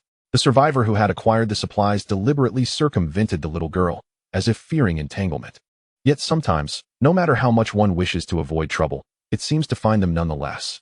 Lin Yu observed the little girl standing before her, a flicker of amusement crossing her gaze. "Sister, you appear so well-groomed. Surely you must have enough supplies. Could you spare some for me?" The girl's voice was sweet and innocent, her large, round eyes gazing up pitifully, as if refusing her would be an act of cruelty. Lin Yu clicked her tongue, noting how adeptly the young girl manipulated moral obligations despite her tender age. "Sister, please have mercy. I've been hungry for several days." When Lin Yu remained unaffected, the little girl boldly reached for the bag of food Lin Yu was holding. A sharp sound echoed as a large hand swatted the girl's hand away. Lin Yu glanced at Xiao Mingzhu, who had intervened just in time, inwardly lamenting the missed opportunity. Xiao Mingzhu glared at the child with fierce intensity. "Tang Xiaoxiao, you know very well who took your supplies." At this, Tang Xiaoxiao shot a defiant look at Xiao Mingzhu, her gaze drifting to the supplies Lin Yu held. "Sister, go away." Xiao Mingzhu impatiently interrupted Tang Xiaoxiao. "If you don't leave, I'll report you to the patrol team myself." He was already displeased that the apartment had received over 100 fewer rations, and now someone dared to covet their relief supplies. "Next time you see her, ignore her. All her tales of stolen food and hunger are mere theatrics to elicit sympathy." Lin Yu merely hummed in acknowledgement, not letting the incident trouble her. With daytime temperatures soaring to 60 or 70 degrees Celsius, most survivors had adopted a nocturnal lifestyle, venturing out only during the cooler mornings and evenings. On her way back, Lin Yu noticed numerous survivors laden with bags heading southwest. They had presumably gathered enough registration fees to report to the Wanyang base. The Wanyang base lay at the junction of Yang City and Wan City, approximately 150 kilometers away. It would take survivors several days to reach it on foot. One could only wonder how much food would remain in their possession after enduring such a treacherous journey. As Lin Yu stepped into her community, the communicator on her wrist suddenly lit up. Quickly seeking a secluded spot, she inquired, "Feng Che? You've returned from the Kingdom of Thunder?" Feng Che nodded, shifting slightly to reveal a mountain of jewels stacked behind him. "The newly appointed Thunder King sent a plethora of gifts. Would you care to take a look?" Lin Yu shook her head, entirely uninterested in jewels. It is often said that antiques flourish in times of peace, while gold reigns supreme in chaos. But regrettably, in this apocalypse, neither holds any value. Seeing her disinterest, Feng Che did not press the matter further. After a brief discussion about recent events in the Kingdom of Thunder, they ended the communication. The eastern horizon soon brightened with the first light of dawn as Lin You squinted, watching residents of the community depart in small groups. The radio crackled with static, broadcasting a continuous red high-temperature warning from the meteorological station, predicting that daytime temperatures would soar above 60 in the coming days. Following the onset of this extreme heat disaster, many residents had retreated to the basement to escape the oppressive heat, while a few others carried their belongings to the coast in search of survival. Lin You let out a silent sigh. In just over half a month, a cataclysmic earthquake would strike the entire world. She could only hope that her forewarning would mitigate some of the devastation caused by the quake. Uncle Xiao, shall we begin recruiting survivors? Of course, Xiao Mingzhu readily agreed. What conditions must be met for joining the base? Lin You lowered her gaze in contemplation for a few seconds before reciting the registration requirements from her previous life's experience with private bases. The fee for ordinary survivors was 30 gene of food, while those with special skills could have it reduced at the discretion of the organizers. Those without food could offer other resources as collateral, such as oil, construction materials, or various daily necessities. As for the base's location, it would temporarily be established at the Shengshi Jinfang community, with the final site confirmed after the impending earthquake in half a month. With a clear plan in place, Xiao Mingzhu acted swiftly, and by that evening, over 1,000 individuals had gathered in the plaza of Shengshi Jinfang community. Among the crowd, Lin You recognized several familiar faces from other apartments in the community. Uncle Xiao, do you have the blacklist? Lin You whispered, lowering her voice. Xiao Mingzhu nodded, pulling out a notebook from his pocket, which contained dozens of names. Those listed had previously been adversaries of Apartment C. Naturally, as Lin You sought to establish a base, she could not allow these individuals to create chaos, even if they were willing to pay the registration fee. With a single glance, Xiao Mingzhu signaled the guards, who pounced like tigers, swiftly dragging the troublemakers out from among the crowd. Hey, what are you doing? Why are you pulling me?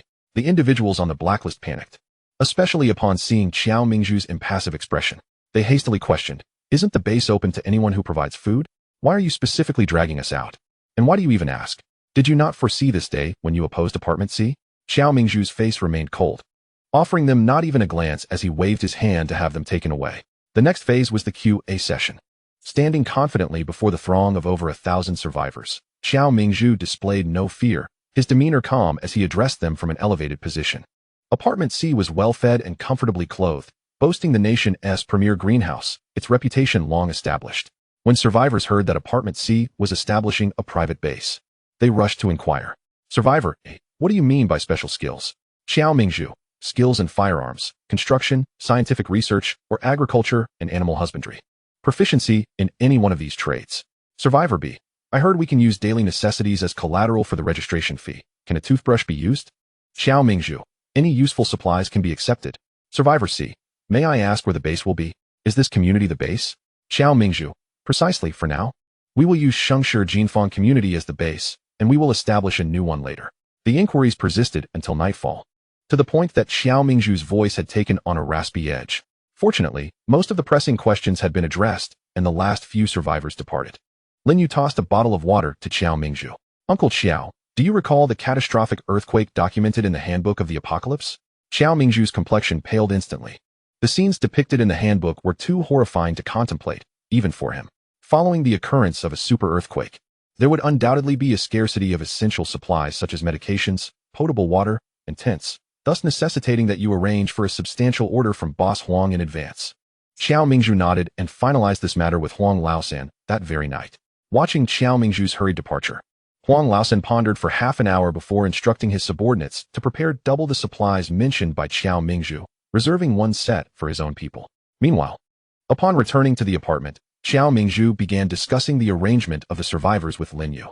They ultimately decided to allocate the newly accepted survivors to different apartments within the neighborhood. After all, in utilizing others' properties, apart from those on the blacklist, Lin You graciously welcomed all survivors in the community without charging a single penny. Upon hearing this news, the residents' eyes lit up. Such a stroke of good fortune? Being fellow residents, none understood better than they the affluence of Apartment Block C. Now they were offered an opportunity to join Apartment Block C without any registration fees, which was far superior to the arduous journey to join the official base in Wanyang. All residents readily consented, expressing that the survivors could reside freely. As for the few dissenting voices, who cared? The next day, just as dawn was breaking, a long line had already formed at the entrance of Apartment Block C.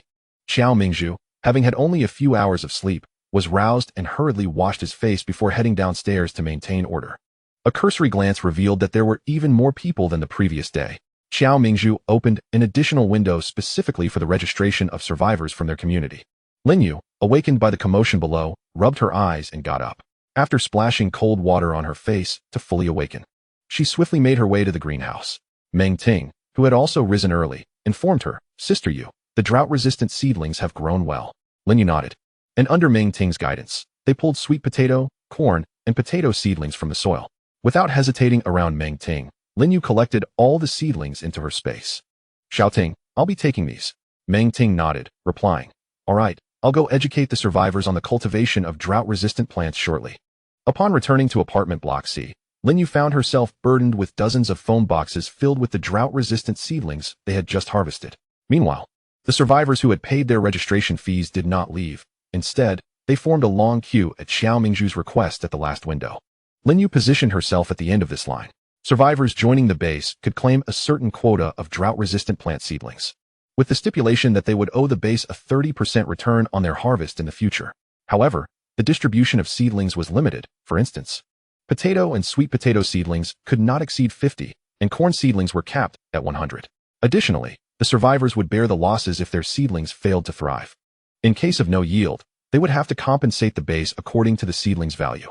Upon hearing these conditions, many survivors who were eager to engage in drought-resistant agriculture regained their composure.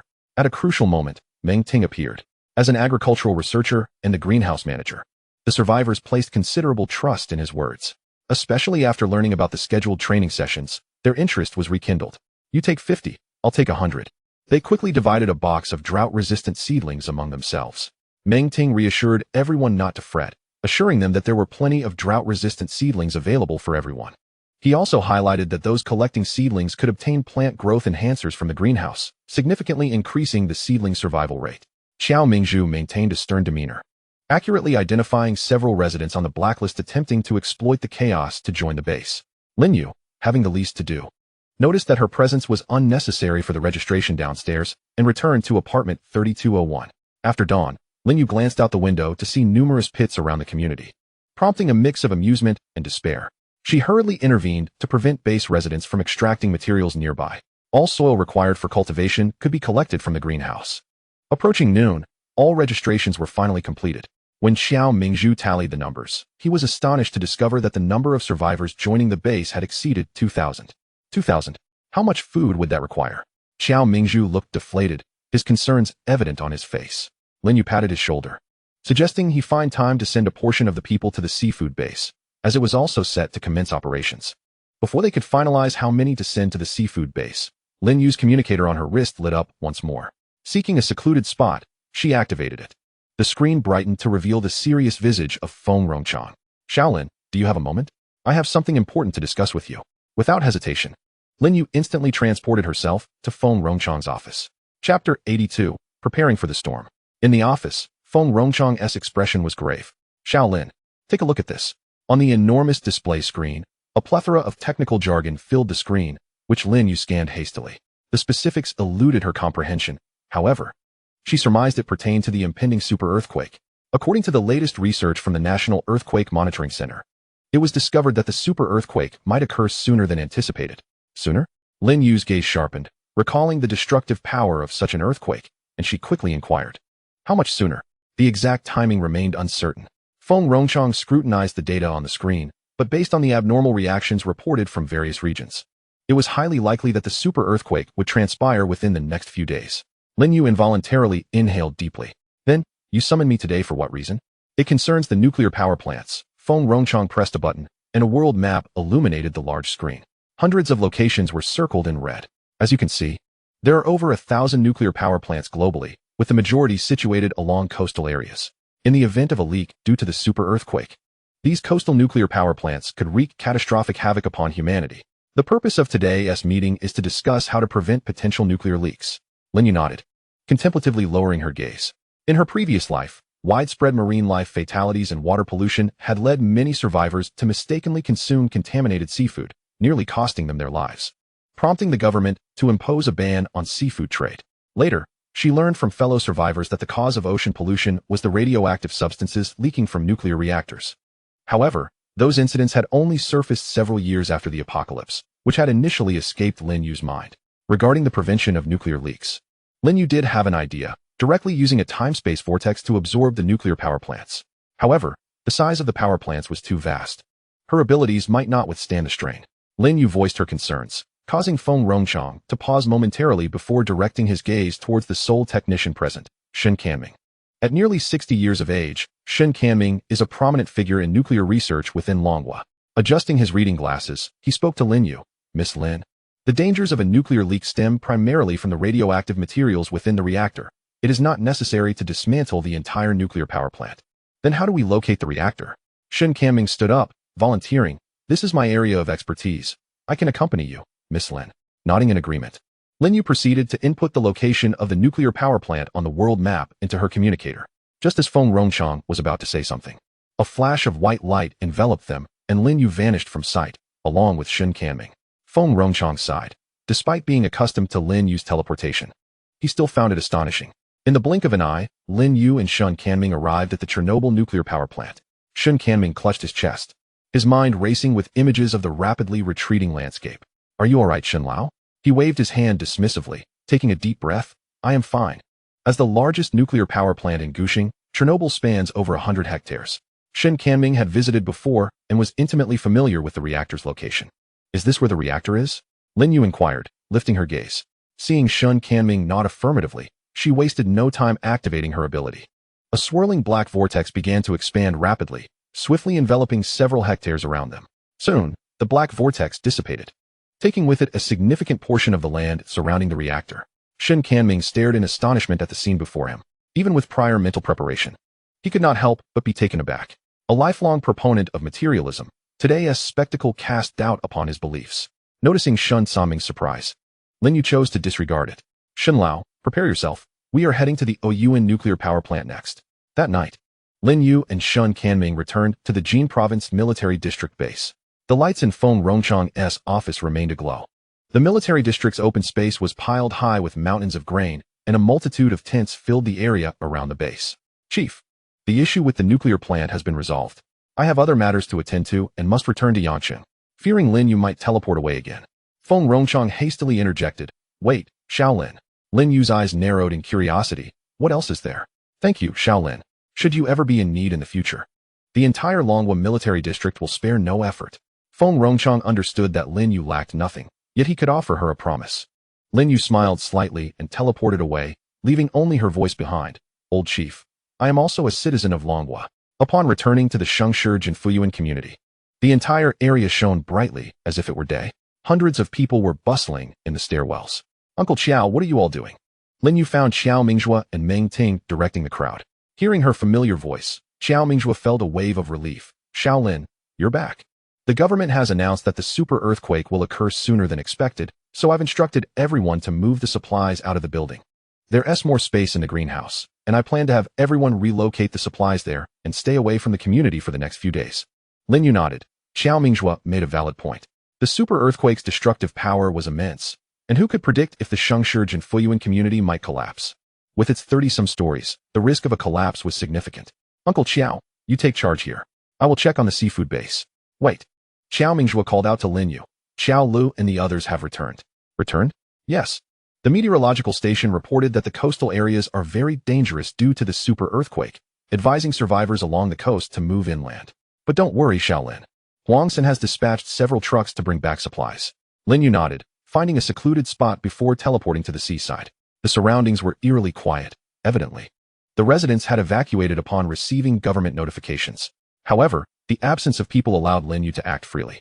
The seafood base she had painstakingly established would be heartbreaking to lose. A flash of light enveloped her, as a pearlescent glow swiftly covered the two seafood bases. In a mere blink, the seafood bases vanished, and Lin Yu teleported back to Shengshi and Fuyuan community. The drought-resistant seedlings sent out that morning had not yet been planted when the government issued warnings regarding the super earthquake. Meng Ting, fearing the seedlings would go to waste, had collected them back and replanted them in the greenhouse, intending to deal with them after the earthquake. Chapter 83, The Super Earthquake. The crowd worked tirelessly into the early hours of the morning, finally relocating all supplies to the greenhouse. Shengshi and Fuyuan community, along with its inhabitants and supplies, occupied nearly half of the space adjacent to the greenhouse. As the first light of dawn broke over the horizon, Xiao Mingjue hurriedly instructed people to cover the shade nets and distributed over 1,000 tents. The temperature was rising, and beads of sweat rolled down relentlessly. Occasionally, the terrified barks of dogs echoed around them. Someone, growing impatient, cast a glance and complained, "Can you control your dog? Is it really necessary to bark incessantly?" The golden retriever's owner, a child, quietly tugged the dog away from the crowd. Lin You gazed into the distance, her expression somber. Under the constraints of spatial laws, even the slightest fluctuations were within her grasp. The temperature had escalated to 60 degrees, prompting some residents from the neighboring community to retreat back into their buildings. With one person leaving, another soon followed. As more and more people vacated the open space, some dared to inquire of Xiao Mingjue. But upon receiving a warning glare from him, they fell silent. The air grew increasingly oppressive, and anxiety spread like wildfire. Suddenly, Lin You cried out, "The earthquake is here." Following her proclamation, a violent tremor shook the ground. Many lost their footing and fell instantly. The sensation of the tremor surged from their feet upwards. Lin You pressed her lips together, a pearlescent glow enveloping 20 greenhouse structures. Looking up, she witnessed the neighboring community, which had been swaying just moments before, collapse with a thunderous roar. Faces turned pale. Had Xiao Mingjue not dissuaded them from returning to their buildings, they would have surely been caught in the chaos. A wave of force crashed down, prompting screams as people lost control, swaying uncontrollably. Everyone found themselves unable to govern their own bodies. Lin You clenched her lips, her abilities working tirelessly. Though the greenhouses trembled, they showed no signs of collapsing. In the distance, cracks appeared in the apartment buildings of Shengshurge and Fuyuan community. Debris cascaded down as dust filled the air. The fissures widened, and in the next moment, entire floors broke apart, collapsing the building with an overwhelming force. One building fell, then another. Within half a minute, Shengshurge and Fuyuan community had been reduced to a heap of ruins. A crack appeared in the ground not far away. Lin Yu's gaze sharpened as she called out, "Everyone, be cautious." Quickly moved towards the greenhouses. The fissure widened ominously, seemingly reaching the earth's core. Thousands of people surged towards the greenhouses. Residents of the prosperous Jinfu community, along with survivors from other neighborhoods, found themselves in a precarious situation. Chao Linlang and Tang Lin flanked Lin Yu on either side, shielding her from the throng of people pressing in. After a few minutes, the tremors began to wane. Lin Yu ceased her abilities, her gaze drifting towards the distant horizon, where gorges crisscrossed the landscape, leaving it marred and desolate. A sense of dread washed over her. A fear of hindsight. Had she not awakened her powers in advance? Had she not been privy to the unfolding narrative? How would she have emerged unscathed from this catastrophic earthquake? Nearby, Xiao Mingjue, brushing the dust from his clothes, sighed heavily. After such a prolonged drought, "This is the first time I find myself not wishing for rain." Lin Yu pressed her lips together, her eyes lifting slightly. The clouds above were gathering, ominously thickening, hinting at impending rain. If heavy downpours followed the quake, it would not only complicate rescue operations, but could also trigger landslides, mudslides, and other disasters, potentially leading to outbreaks of disease. This was a dire predicament that could drive survivors to the brink of despair. Fine droplets of rain began to fall, warm against their skin due to the weather. Xiao Mingjue, without time for lamentation, quickly rallied everyone to gather containers for collecting water, buckets, basins, and even mineral water bottles. The sound of rain pattered gently as aftershocks trembled beneath their feet, though their intensity had diminished significantly. As Lin Yu surveyed the scene, she noted that only a handful of buildings in Yang City remained standing, having just reassured Feng Rongchong and the others. She turned to see someone sprinting through the curtain of rain. "It's Ajia," Xiao Mingjue exclaimed, rising abruptly. Ajia reached them, collapsing to his knees, pleading, "Please, help our leader. What has happened to Huang Laosan? He and the others are trapped by a mudslide." Ajia sobbed, his face a blend of rain and tears. He had narrowly escaped disaster due to a trip to the restroom, while Huang Laosan and the rest of their comrades were ensnared by the debris cascading down the mountainside. Observing that no one was paying attention, Lin Yu swiftly teleported away. The location where Huang Laosan and his group had taken refuge was not far. They had met earlier that morning. Upon arriving, Lin Yu immediately utilized her powers. Fortunately, the mudslide was not extensive, and Huang Laosan and his companions were alive, albeit buried beneath the earth. "Huang Laoda," she called into the darkness, and a voice soon echoed back, "I'm here." Before she could relax, a distant rumble surged through the air, her expression tightening. "Run!" Huang Laosan shouted, his voice filled with urgency as the mudslide approached once more. Without hesitation, Lin Yu teleported towards the source of the noise. At that moment, a brilliant halo of milky white light erupted, and a swirling black vortex manifested just in time. The rushing mud and water abruptly altered course, being drawn into the vortex. In half a minute, tranquility returned to the surroundings. Lin You listened intently to ensure no further mudslides threatened before she felt secure enough to return. On her way back, she spotted Xiao Mingzhu hastening towards Huang Laosan with a group of people in tow. It wasn't until late into the night that Huang Laosan and his team were brought back to safety. Lin You conducted a thorough examination. They bore injuries and fractures, but were ultimately out of danger. Huang Laosan turned to Xiao Mingzhu. I wish to speak with Xiao Lin for a moment. What could you possibly say that I cannot hear? Xiao Mingzhu remarked, visibly confused. Huang Laosan remained silent, gazing at Xiao Mingzhu with an unspoken intensity that felt oppressive. With an eye roll, Xiao Mingzhu exited the makeshift tent, and the area quickly cleared. Lin You sensed the underlying tension, suspecting that Huang Laosan had recognized her voice earlier. Once Xiao Mingzhu left, Huang Laosan's demeanor shifted, adopting a respectful tone. Xiaolin, I truly appreciate your help earlier. Lin You sighed, realizing Huang Laosan had indeed recognized her. Huang Laoda, we are friends. It is my duty to assist you. However, I hope you and your subordinates can keep the events of this afternoon confidential. I understand. Huang Laosan nodded vigorously, having encountered many extraordinary individuals in his youth. He held a deep reverence for those like Lin You, endowed with special abilities. Rest assured, I will ensure my subordinates are restrained. Lin You nodded and exited the tent. Outside, Xiao Mingzhu hurried to her side. Xiaolin, the government has just notified us. They are organizing survivors to actively participate in post-quake rescue and reconstruction efforts. Should we send people? Chapter 84. The base of the Yin Province Military District. Lin You pondered for a moment before returning the question. What are everyone's thoughts on the rescue efforts? Xiao Mingzhu glanced at Lin Yu's expression, noting that under the cataclysmic circumstances, the country had consistently engaged in rescue operations, never abandoning its people. It is under the government's guidance that we managed to survive this calamity. Hence, everyone's consensus is to participate in the rescue. The rain outside the tent intensified, gradually obscuring their vision. Inside, silence reigned as everyone awaited Lin Yu's decision. Upon seeing her nod, a collective sigh of relief swept through the group. Soon, the rescue plan was established.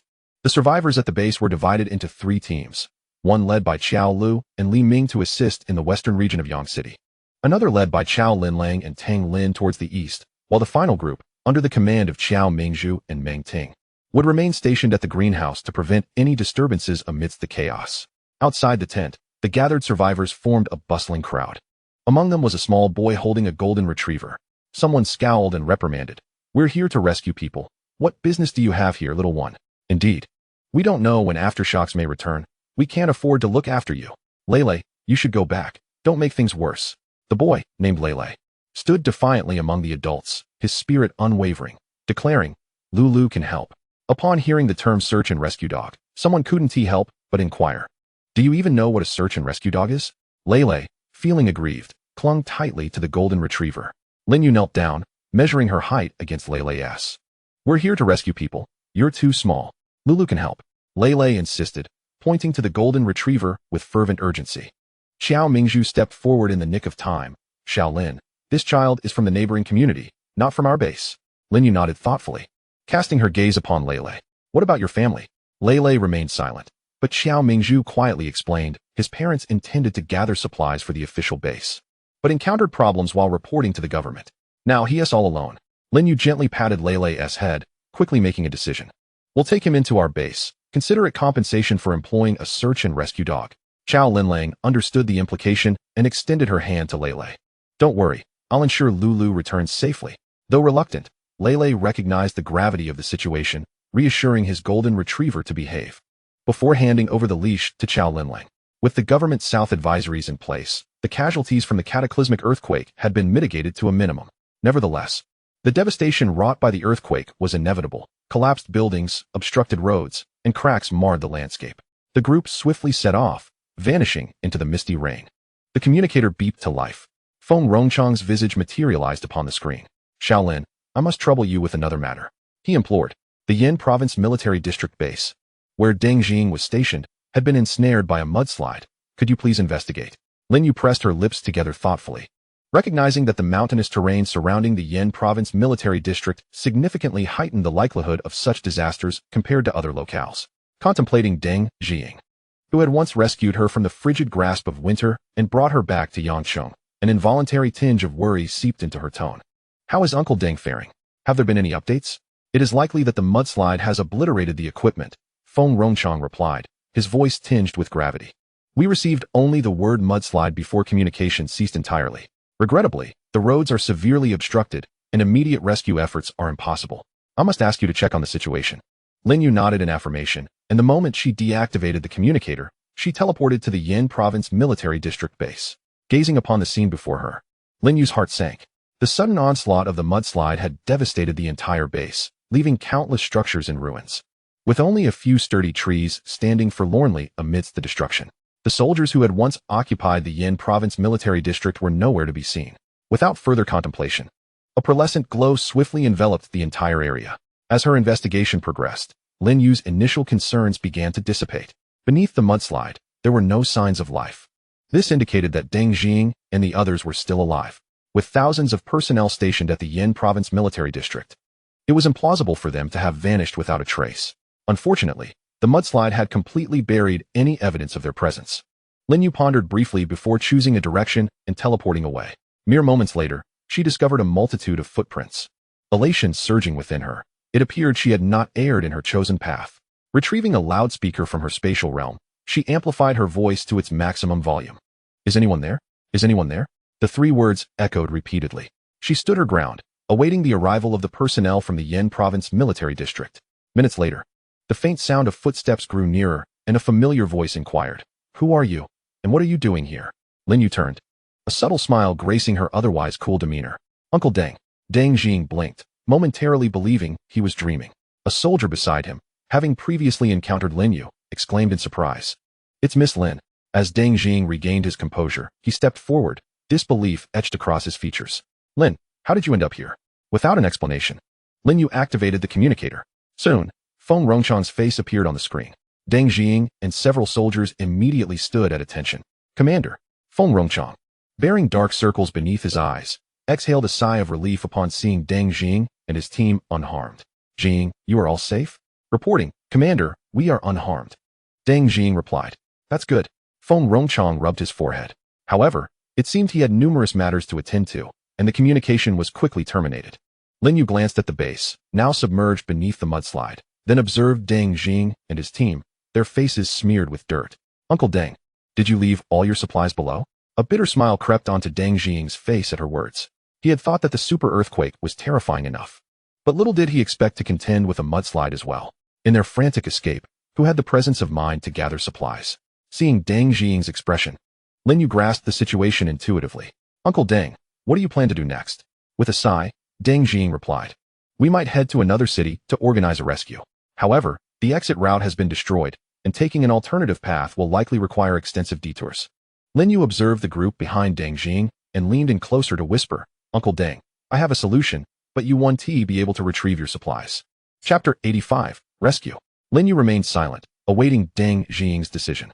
Whether to depart for another location to assist in the rescue, or to safeguard the supplies, rested upon his choice. Fortunately, Deng Jing did not hesitate long. We choose the first option. Lin Yu nodded. Very well, Uncle Deng, you can assemble the soldiers now. You will be able to descend the mountain in 15 minutes. Deng Jing, aware of Lin Yu's capabilities, turned without a flicker of doubt and hurried to notify the others. Lin Yu teleported back to the Yin Province Military District, where the pearlescent aura erupted once more, swiftly obscuring the area with a black vortex. In the next moment, the mudslide that had plagued Deng Jing and his team vanished, leaving only a vast crater in its wake. After contemplating briefly, Lin Yu retrieved thousands of backpacks from her spatial realm, along with a substantial quantity of supplies, medical equipment, and various tools. Understanding Deng Jing's character, she was confident he would not hoard these resources, but rather ensure they reached those affected by the disaster.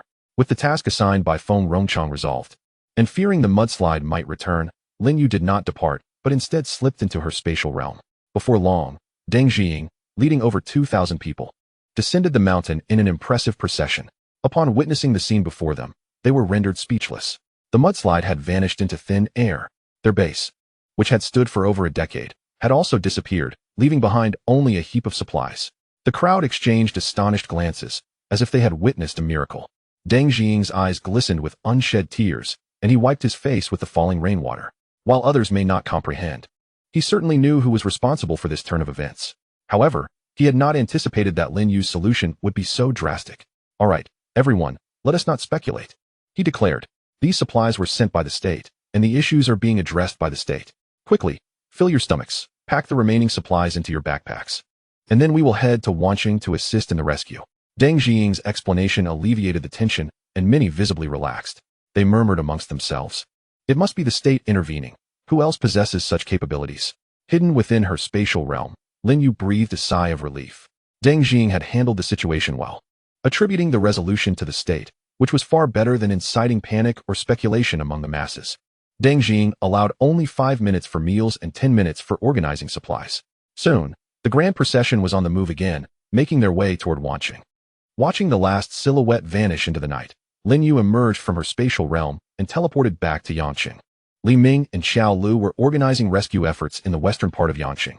In the public eye, Lin You refrained from using her powers to shield herself from the rain, opting instead to don a raincoat. Before a desolate ruin, a young girl clutched her brother tightly, her eyes vacant and devoid of light. In her embrace, the young boy's right hand hung unnaturally twisted, as she surveyed the rows of lifeless bodies.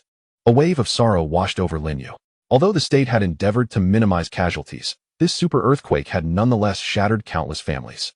With a decisive snap, the boy's wrist was set back into place. Lin You retrieved 2 pieces of bread from her spatial realm and offered them to the children. Their eyes darted toward the bread, and despite their initial hesitation, they ultimately succumbed to temptation. "Go over there. They will take good care of you." Lin You gestured toward the nearby staff members. With reddened eyes, the teenager had long grasped the meaning of death and did not plead with Lin You to save her breathless relatives. With a respectful bow, the girl cradled her younger brother and made her way towards the staff. Just then, the ground began to tremble unexpectedly. Lin Yu's gaze sharpened. Aftershocks had returned. The little girl suddenly crouched down, shielding her brother beneath her, clutching tightly to the 2 pieces of bread Lin Yu had given her. Chaos erupted around them. Xiao Lu clung tightly to Li Ming, twisting her ankle in her panic, while most people instinctively grasped whatever was at hand. The aftershock was brief, dissipating swiftly. The rescue personnel did not dare to lower their guard, resuming their tasks only after confirming that all was well 2 minutes later. Meanwhile, in the eastern part of Yang City, Chao Linling broke down in tears, overwhelmed by despair. They had been so close to rescuing the trapped survivors. However, the recent aftershock had completely severed any hope for those still ensnared. Chao Linling watched helplessly as the person who had reassured them moments before was suddenly silenced. Their breath extinguished. Tang Lin pressed his lips together tightly. "Linling, your current state is not suitable for continuing the rescue efforts." Chao Linling remained silent, stubbornly clearing the debris from the ground. "Linling." Tang Lin tightened his grip on her wrist. "Lin, it's all my fault. If I had been quicker, perhaps she wouldn't have died." Tang Lin's eyes reddened. "But this is not your fault. It is my fault. I was too slow." Chao Linling retorted through her tears, unable to accept the loss of a life before her eyes. A flicker of sympathy crossed Tang Lin's gaze. Chao Linling was clearly affected by the harrowing scene they had just witnessed. The rescue could not continue, no matter how many survivors they saved, in Tang Lin's heart. They could never compare to Chao Linlong's anguish. Fortunately, at that moment, Lin You arrived just in time. "Brother Tang, please take Sister Linling to rest. I will handle the search and rescue here." Tang Lin nodded, handing over the leash of the golden retriever to Lin You before firmly leading Chao Linling away. Lin You trusted her abilities more than the search dog. The milky white halo expanded outward as much as possible. Half a minute later, Lin You let out an almost imperceptible sigh. Within a radius of several kilometers, there were fewer than 10 trapped survivors. After informing the other rescue personnel of their locations, Lin You continued her work, subsequently discovering dozens more survivors. However, she attributed all the credit to the golden retriever, Lulu. After hours of digging, Lulu's paws were worn and raw. A pang of pity crossed Lin Yu's eyes as she crouched down and retrieved a bottle of medicine from her space. During the process of applying the ointment, Lulu remained silent, even resolutely refusing the small meat treat Lin Yu offered her as a reward. Lin Yu looked at the golden retriever, who pushed her away with its paw, a hint of confusion flashing in her cold eyes. Could it be that this dog had developed a sense of pride? Unfortunately, no matter who offered the food, Lulu uniformly declined. For however long the rescue operation lasted, Lulu had remained hungry. After a night passed, Lulu's belly had completely deflated. With no other choice, Lin Yu took her back to the greenhouse. Taking advantage of the dog's inability to speak, Lin Yu used her teleportation ability and instantly arrived near the greenhouse. The shock was evident on Lulu's canine face. Lin Yu found it amusing, but seeing her pet quickly forget everything and wagging its tail towards Lele was heartwarming. Chapter 86. Establishing the Base. Here as a reward for Lulu, Lin You held up a bag of dog food along with a large pet care package. Seeing Lulu wagging its tail excitedly, Han Lu shyly accepted the dog food and treats, softly murmuring, "Thank you, sister." Lin Yu was generous with her kindness towards such a polite and well-behaved child. With a gentle smile, Lin Yu lowered her tone. "Aren't you going to open it and take a look?" Han Lu was slightly taken aback by Lin Yu's kindness.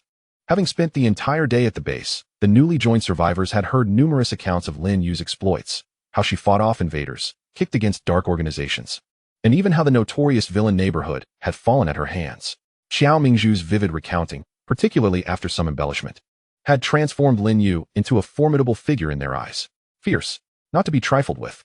Han Lu swallowed nervously, mindful of Xiao Mingzhu's warnings, and without hesitation, tore open the pet treat package. Inside were chicken jerky, duck jerky, and various meat sticks, weighing no more than 5 pounds. Han Lu peeled off a beef stick and offered it to Lulu, who whined but refused to open its mouth. Only after Han Lu took a bite did Lulu finally trust enough to finish the rest. After another beef stick was offered, Lulu lay down on the ground, stubbornly refusing to eat anymore. "Doesn't Tia like it?" Lin Yu crouched down, seizing the opportunity to pet it a couple of times. Yet, she was met with a disdainful look from Lulu. Lin Yu felt no embarrassment. Heaven knows she had longed to pet it, but Lulu was exceedingly vigilant, willing to search for trapped survivors, yet adamantly refusing any affection or food from Lin Yu. However, Lulu behaved obediently in front of Han Lu, allowing Lin Yu to indulge in a few strokes. Han Lu shook his head and explained, "No, Lulu really likes beef sticks, but it's afraid that if it eats too much, we will go hungry." Upon hearing this explanation, Lin Yu pulled out a chicken leg from her pocket, waving it in front of Lulu. "Would you like some?" Lulu resolutely turned its head away. Yet, Han Lu, being young and impressionable, couldn't help but drool at the sight. Hearing the sound of swallowing nearby, Lulu's ears perked up, and a flicker of hesitation crossed its face. After several seconds, Lulu turned back, gazing at Lin Yu, signaling her to give the chicken leg to Han Lu. Lin Yu was taken aback. How could a dog express such a range of emotions? Just then, Xiao Mingzhu approached, and Lin Yu placed the chicken leg down before leaving. Xiao Mingzhu emphasized the urgency of establishing the base. With the collapse of the Shengshi Jinfufu community, over 2,000 survivors were left homeless, without the shelter of walls. This group would struggle to endure the sweltering heat for long. The best course of action was to seize the opportunity presented by the rain in the coming days to establish the base. Even if it couldn't be completed, they needed to resolve the issue of accommodations. Lin Yu nodded, agreeing with Xiao Mingzhu's reasoning. Following the massive earthquake, a vast chasm had formed several kilometers from the mountainside, effectively enclosing the entire rear mountain, serving as a natural barrier. Lin Yu shared her thoughts, and they coincided perfectly with Xiao Mingzhu's. At dawn the next day, Xiao Mingzhu publicly announced the plans for the base. According to the work point system, those who completed 10 work points that day would receive half a pound of food. Groups of 30 were formed, with group leaders appointed from the original residents of Apartment C. Excluding those out searching for survivors, over 700 people remained at the base. 500 were dispatched to gather materials needed for the base, while 100 were tasked with building walls along the chasm, and another 100 focused on trimming various facilities within the base. Motivated by the daily reward of half a pound of food, the survivors at the base seemed to be filled with renewed vigor, with some even managing to earn 12 work points in a single day. Even Han Lu, a child, managed to earn 5 work points. This has instilled hope for survival in many. In gratitude towards Lin Yu, Huang Laosan voluntarily offered to lend their large truck to the base. That very afternoon, dozens of trucks of varying sizes rolled into the base. Lin Yu sat in the tent, observing the people bustling about outside, and let out a resigned sigh. Her space contained a super mall, pharmacies, gas stations, and various other establishments, yet she could not utilize them. Feng Rongchang had warned her that there might be spies from other countries lurking domestically, closely monitoring every move. Initially, when resources were frequently pilfered abroad, suspicions had fallen upon Longhua, only to be dismissed by the state through fabricated news. To avoid inciting hostility from other nations, it was imperative to exercise caution before employing spatial abilities. It was best to wait until other survivors awakened their powers before using them in front of others.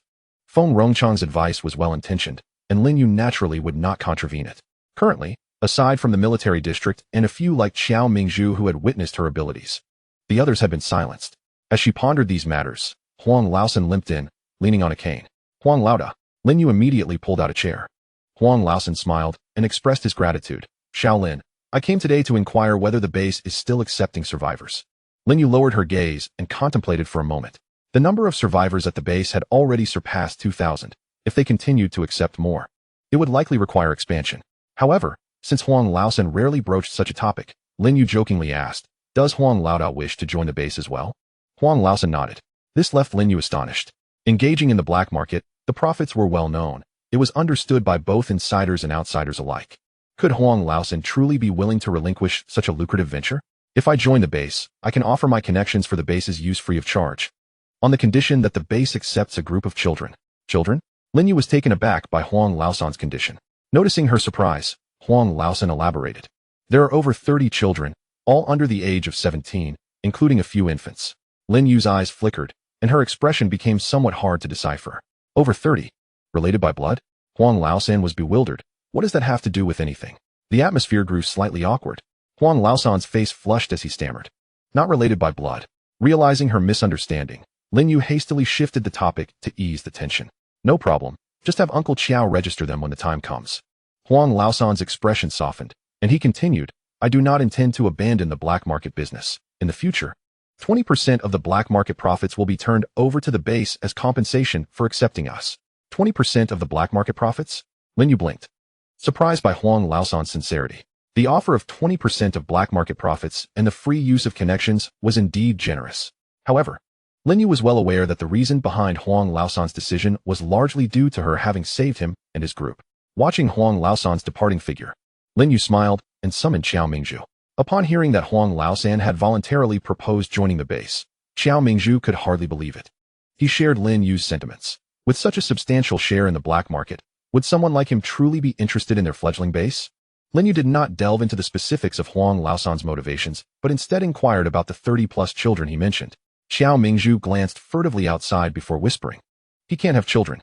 They are all adopted." Lin Yu responded incredulously. "He can't have children, yet he adopted over 30? Is that legal?" That afternoon, those who had gone out for rescue returned, appearing dusty and weary, yet their spirits remained high. Lin Yu embraced Qiao Linlang, who had emerged from a phase of guilt and self-reproach after some psychological intervention. The returning group wasted no time. After a hearty meal, they immediately joined in the reconstruction efforts. Trucks laden with building materials arrived in succession. The walls were constructed from broken sections, reinforced with a thick layer of cement on the outermost layer. The cement was provided by Huang Laosan at cost price, with no profit taken from the base. In the evening, Qiao Linlang suggested that since the base had sufficient manpower, their group from the seafood base intended to return to quickly procure materials for the base. Upon hearing the mention of the seafood base, Lin Yu's expression tensed. She feared that the seafood base might have been affected by tremors, as she had stored it in her space and had not yet returned it. That night, Lin Yu teleported to the seaside. Fortunately, the survivors of Longwo were relatively obedient. When the state warned of aftershock risks, the group residing in seaside villas had not yet returned. Lin Yu placed the two seafood bases back in their original locations and, passing by a well, glanced inside. Perhaps due to the recent rains, the previously dry well had begun to fill again. The temperature had also dropped significantly, stabilizing below 50 degrees. Even the formerly parched land had regained its moisture. Familiar with the plot, Lin Yu understood that such extreme heat disasters would not resolve so swiftly. Taking advantage of the rain, Qiao Mingzhu had hoarded quite a bit of rainwater. The damp sea breeze brushed against her face, bringing an inexplicable sense of relaxation. Sitting on the beach, facing the vast ocean, the pressures in her heart gradually dissipated.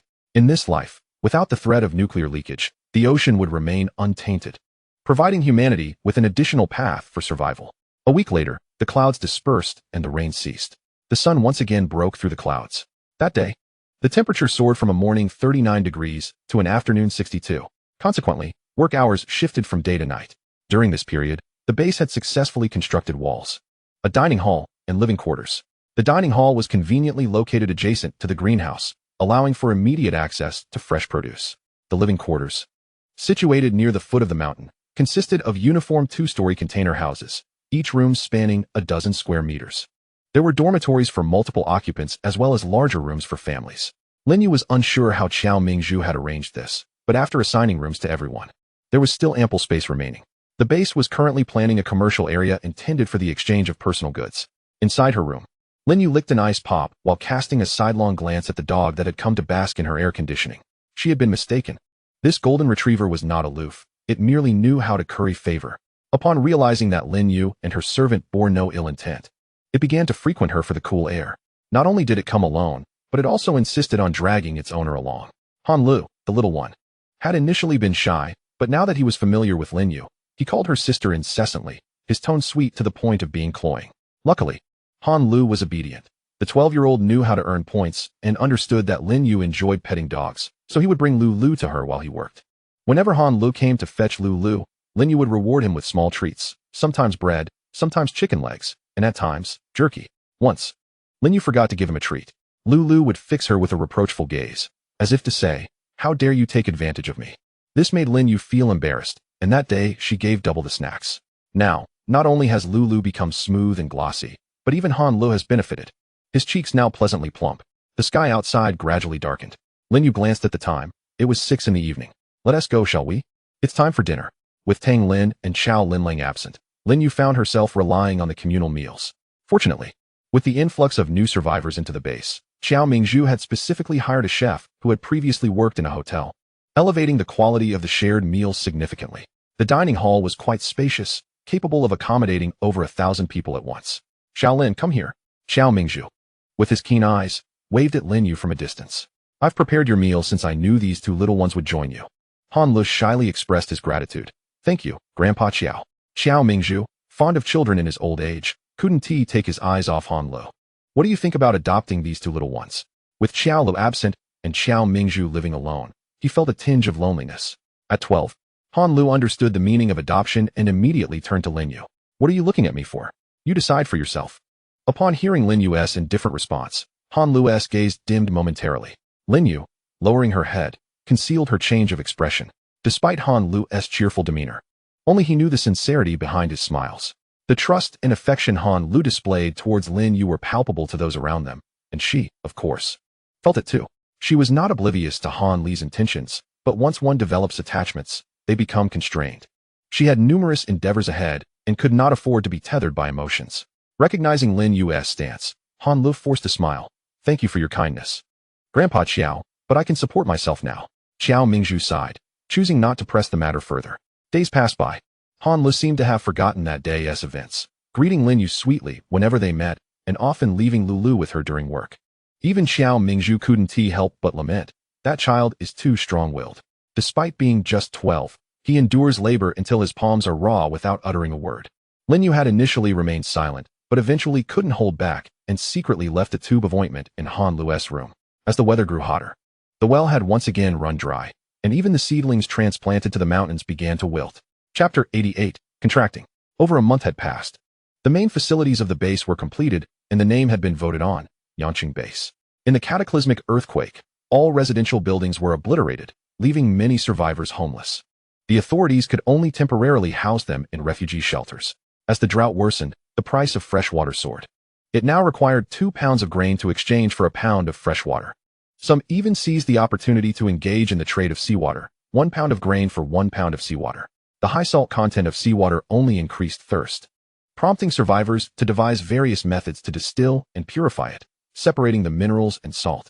The government distributed fresh water once a week, providing 2 liters each time. The water was somewhat murky. Presumably, it had been treated and disinfected post-flood. One day, just as dawn broke, a military off-road vehicle came to a halt at the base's entrance. "And Roland, what brings him here?" Lin Yu's face registered confusion upon hearing Xiao Mingzhu's report. Meanwhile, out of respect for Roland's position as a leader in Yanqing, Xiao Mingzhu had already allowed him entry into the base. After a round of discussions, Lin Yu finally grasped the purpose of Roland's visit. He intended to entrust the management of Yanqing to her. As he spoke, Roland cautiously stole a glance at Lin Yu's expression while sipping his tea. Only after confirming that she exhibited no signs of displeasure did he breathe a sigh of relief. Lin Yu had a faint inkling of the underlying reason. "Is this directive from Marshal Feng Rongchang?" And Roland did not conceal the truth, nodding in affirmation. Lin Yu's eyes flickered. Feng Rongchang was effectively placing the entire Yanqing into her hands. With over 2,000 residents, the Yanqing base was still relatively weak compared to those super bases housing tens or even hundreds of thousands. Now, with Feng Rongchang presenting her with the opportunity to expand the base, Lin Yu could not let it slip away. To rebuild, a considerable workforce was essential. Feng Rongchang was essentially urging her to accept more survivors. A smile crept onto Lin Yu's lips as she chuckled. "Go on. How many survivors do you wish for me to accept?" The intention was laid bare, and Enrollin awkwardly smiled, extending a single finger. 10,000. Lin You raised an eyebrow. Enrollin's smile grew even more awkward. Perhaps we need to add another zero. Ultimately, in exchange for taking over Yangcheng, Lin You agreed to accommodate 100,000 survivors. Upon hearing this, Xiao Mingzhu felt a wave of darkness wash over him. Managing 2,000 had already left him overwhelmed. The prospect of an additional 100,000 was daunting. He grit his teeth, regretting having allowed Enrollin into the base. That night, countless aerial floodlights illuminated Yangcheng. Bulldozers rumbled. Tasked with clearing away the remnants of the earthquake, trucks sped down the roads, laden with stones and bricks. Yangcheng spanned a vast area of 600 square kilometers. Lin You planned to establish a super base centered around the Shengshi Jinfufu community with a diameter of approximately 30 kilometers. As for the ruins outside the base, she also dispatched workers to level them, intending to use the cleared land for planting crops in a month. The extreme heat was far from over, with daytime temperatures soaring into the 60s and 70s, forcing survivors to labor only at night. During this period, Feng Rongchang reached out to Lin You once more, offering to install the JF system in the Yangcheng base free of charge, enabling computerized tracking of points. Since the base had taken in an additional 100,000 mouths to feed, Xiao Mingzhu witnessed the food supplies dwindling rapidly, with each person consuming a pound of grain daily. That amounted to a staggering 100,000 pounds each day. Currently, the sole income sources for the base were the greenhouse and seafood operations, yet even with these, the financial strain had become the norm. Moreover, they had yet to provide the promised half a pound of grain as compensation for each individual. Xiao Mingzhu was distressed. In utter helplessness, he sought out Lin You. We truly cannot sustain those 100,000 mouths. Listening to Xiao Mingzhu's woes, Lin Yu's fingers deftly twirled a pen. Rest assured, the granaries will be replenished by tonight. What about fresh water? Xiao Mingzhu inquired tentatively. Fresh water will be available too, with Lin Yu's assurance. The worry on Xiao Mingzhu's brow eased significantly. That very night, Lin You filled multiple granaries to the brim and filled the water tanks with melted snow. With over 1 million pounds of grain, allowing 10,000 people to eat freely would last about a week. Lin You pondered. 100,000 people consuming over 100,000 pounds of grain daily is unsustainable. We must achieve self-sufficiency. She needed to devise a plan. The reconstruction efforts continued. Over another month, the original ruins vanished, replaced by a sprawling super base covering dozens of square kilometers. The base encompasses a myriad of industries, resembling a miniature city. Outside the base, the remnants of crumbled walls have been relocated to the outskirts of Yangcheng, where a towering wall exceeding 2 meters in height has also been erected. The weather remains oppressively hot, yet with the prospect of the extreme heat disaster concluding in a little over a week, Lin You instructs Meng Ting to commence seedling cultivation. Based on the performance of the survivors, Lin You facilitates the conversion of their contributions to the base into points, which are then allocated to their personal information cards. As the number of people increases, the original regulations become obsolete. Lin You abolishes the requirement of submitting 10 kilograms of grain monthly, along with the provision of free accommodation and meals, replacing it with a new mandate of 3 kilograms of grain per person each month, albeit with charges for meals, water, and even the luxury of a cool breeze. However, the benefits at the base remain considerable, preventing any situation where the survivors cannot afford the fees. Within the short span of a month, the initial group of survivors who joined the base has accumulated over 300 points. The base, after all, is not a charitable entity. With Lin You at the helm, even amidst daily deficits, the base continues to operate smoothly. But what if Lin You were to leave one day? The Yangcheng base would likely be overrun in no time. Following the implementation of the new regulations, the revenue from the base's warehouses finally turned positive. At this juncture, Lin You introduced a novel policy, the leasing of land. Outside the Yangcheng base, there lies a vast expanse of cleared land. Lin You sets the price at 100 points per plot, approximately 200 square meters in area, with a leasing term of 6 months. Recently, the meteorological station has been emphasizing that, based on the declining temperature trend, the extreme heat disaster is nearing its end. This signifies that the time for planting crops has arrived. The survivors glance at each other, finding hope reflected in one another's eyes. For the sake of fairness, Lin You also informs the group residing at the coastal base. Whether to spend points to lease land is a personal choice, and Lin You refrains from intervening. Chapter 89. The end of the extreme heat. Upon hearing that the base would provide various seeds for grains and vegetables, the survivors erupted in excitement. However, the seedlings are not free. Purchasers must surrender 20% of their harvest to the base after the grain is collected. The survivors express their understanding. Those with fewer points lease 2 or 3 plots, while those with more lease 5 or 6 plots. One family even leases 20 plots as a unit. Chao Linlang and Tang Lin, as significant point holders, particularly after perusing the Doomsday Manual, are aware that the next 6 months will be a stable period, and they promptly secure 100 plots of land. However, since the two must remain at the seafood base, they hire laborers to cultivate the leased land, giving 20% of the harvest to the base and 3% as remuneration for the laborers, keeping the remaining 50% for themselves. As the second-in-command of the base, Xiao Mingzhu also possesses substantial points and secretly emulates Chao Linlang and Tang Lin by hiring others to tend to his leased land. Xiao Lu and Li Ming follow suit, each leasing 50 plots and employing workers for cultivation. The number of survivors at the Yangqing base exceeds 10,000, resulting in half of the vacant land being leased, while the remaining half is tended to by the base itself. Yangqing, situated in the northern region, is conducive to growing crops such as corn, potatoes, sweet potatoes, cucumbers, and tomatoes. Lin You has stocked the warehouse with a significant quantity of seeds, which survivors can claim according to the number of plots they have leased. As predicted by the meteorological station, temperatures are steadily declining. Diligent survivors have already prepared their leased land and await the distribution of seeds and seedlings from the base. Lin You does not keep them waiting long. When the temperature drops below 40 degrees, she opens the seed warehouse. Survivors can collect seeds according to the number of plots they lease. Most opt for hunger-resistant seeds like potatoes, corn, and sweet potatoes, while others choose seeds for fast-growing vegetables and fruits. After receiving their seeds, the survivors do not rush to plant them. They are waiting for rain, a rainfall sufficient to germinate their seeds. A few days later, the temperature stabilizes between 22 and 35 degrees. Lin You glances at the thermometer and feels a wave of relief. The extreme heat disaster has finally come to an end. That night, accompanied by the rumble of thunder, torrential raindrops begin to fall, quickly forming a layer of mud on the ground. The survivors rush out in a frenzy. Some raise their arms in jubilation, while others weep tears of joy. Some sob openly, as rainwater mingles with their tears, cascading down their cheeks. Watching this scene unfold, Lin You cannot help but smile. The communicator flickers, and after more than a month of silence, Feng Rongchang finally initiates a video call. Shaolin, it's raining. Indeed. Lin You nods, her gaze lifting just in time to see raindrops sliding down the glass window. The extreme heat disaster has finally concluded. The rain persists for a full day and night. The following morning, as dawn breaks, the roar of machinery reverberates outside the base. Lin You rubs her eyes and hears the playful banter of Qiao Mingzhu and Huang Laosan. Qiao Mingzhu exclaims, "You're quite impressive. Didn't you say you wouldn't exploit the base?" "Exploit?" Lin You leans out of the window, startling the two men engrossed in conversation. "Old Qiao, what nonsense. How could I exploit the base?" Huang Laosan quickly waves his hands in defense. "I'm just earning a few points." Unfortunately, Qiao Mingzhu does not consider Huang's dignity and exposes him. Old Huang has brought in a batch of agricultural machinery from outside. Now everyone is renting his machines for farming. Lin You chuckles. The extreme heat disaster has barely concluded, yet you've already devised a new lucrative scheme." Thinking of the agricultural machinery stored away, Lin You hastily washes her face and steps outside. "Uncle Qiao, Uncle Huang, wait a moment." Hearing her voice, the two immediately halt. "Uncle Huang, I have a substantial amount of agricultural machinery for you to use. Just give me 30% of the profits." "Only 30%? Huang Laosan looks at Lin You with skepticism, confirming that it's merely 30%.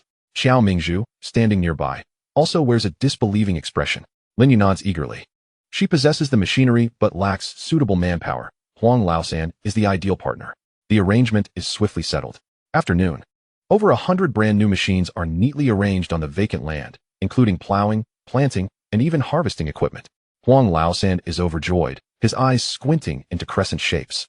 Since Yangqing has been entrusted to Lin Yu's management, the number of wandering survivors outside has significantly decreased.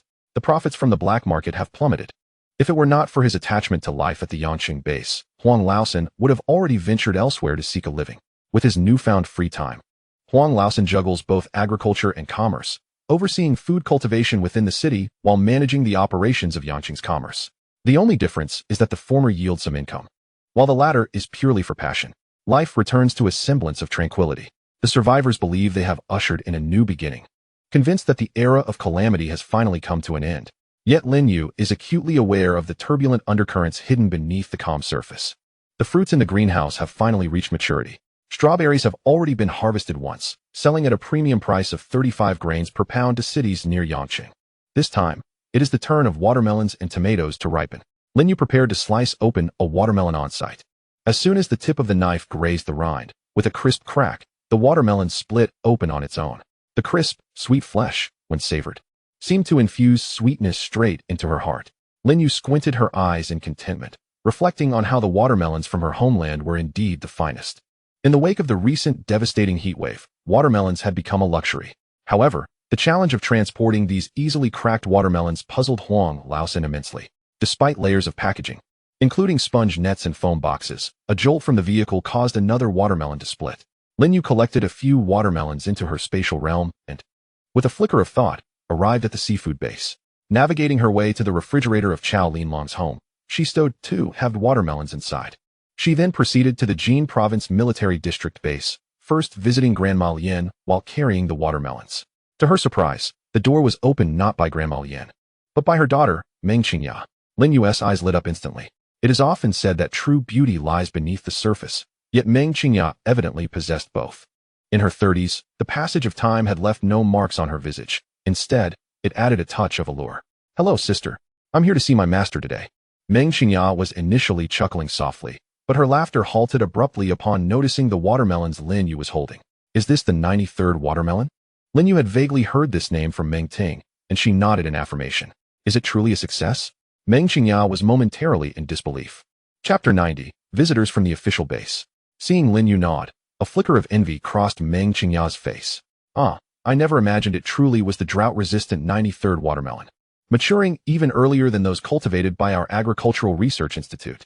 After chatting for a while and noticing that Grandma Lien had yet to return, Lin Yu felt compelled to take her leave. She then made her way to Feng Rongchang's office. "Old Commander, look what I've brought you." Feng Rongchang was startled by the sudden voice. Upon seeing Lin Yu, his irritation transformed into a smile. "Shaolin." Lin Yu retrieved 2 watermelons from her spatial realm and gently tapped one. With a crisp crack, it split in 2. She offered him a piece. "Please, have a taste." The sweet juice seemed to seep deep into his soul. A look of surprise flickered in Feng Rongchang's eyes. The extreme drought has just ended, and the greenhouse watermelons are already ripe? Lin Yu observed the new streaks of white in his hair and sighed softly.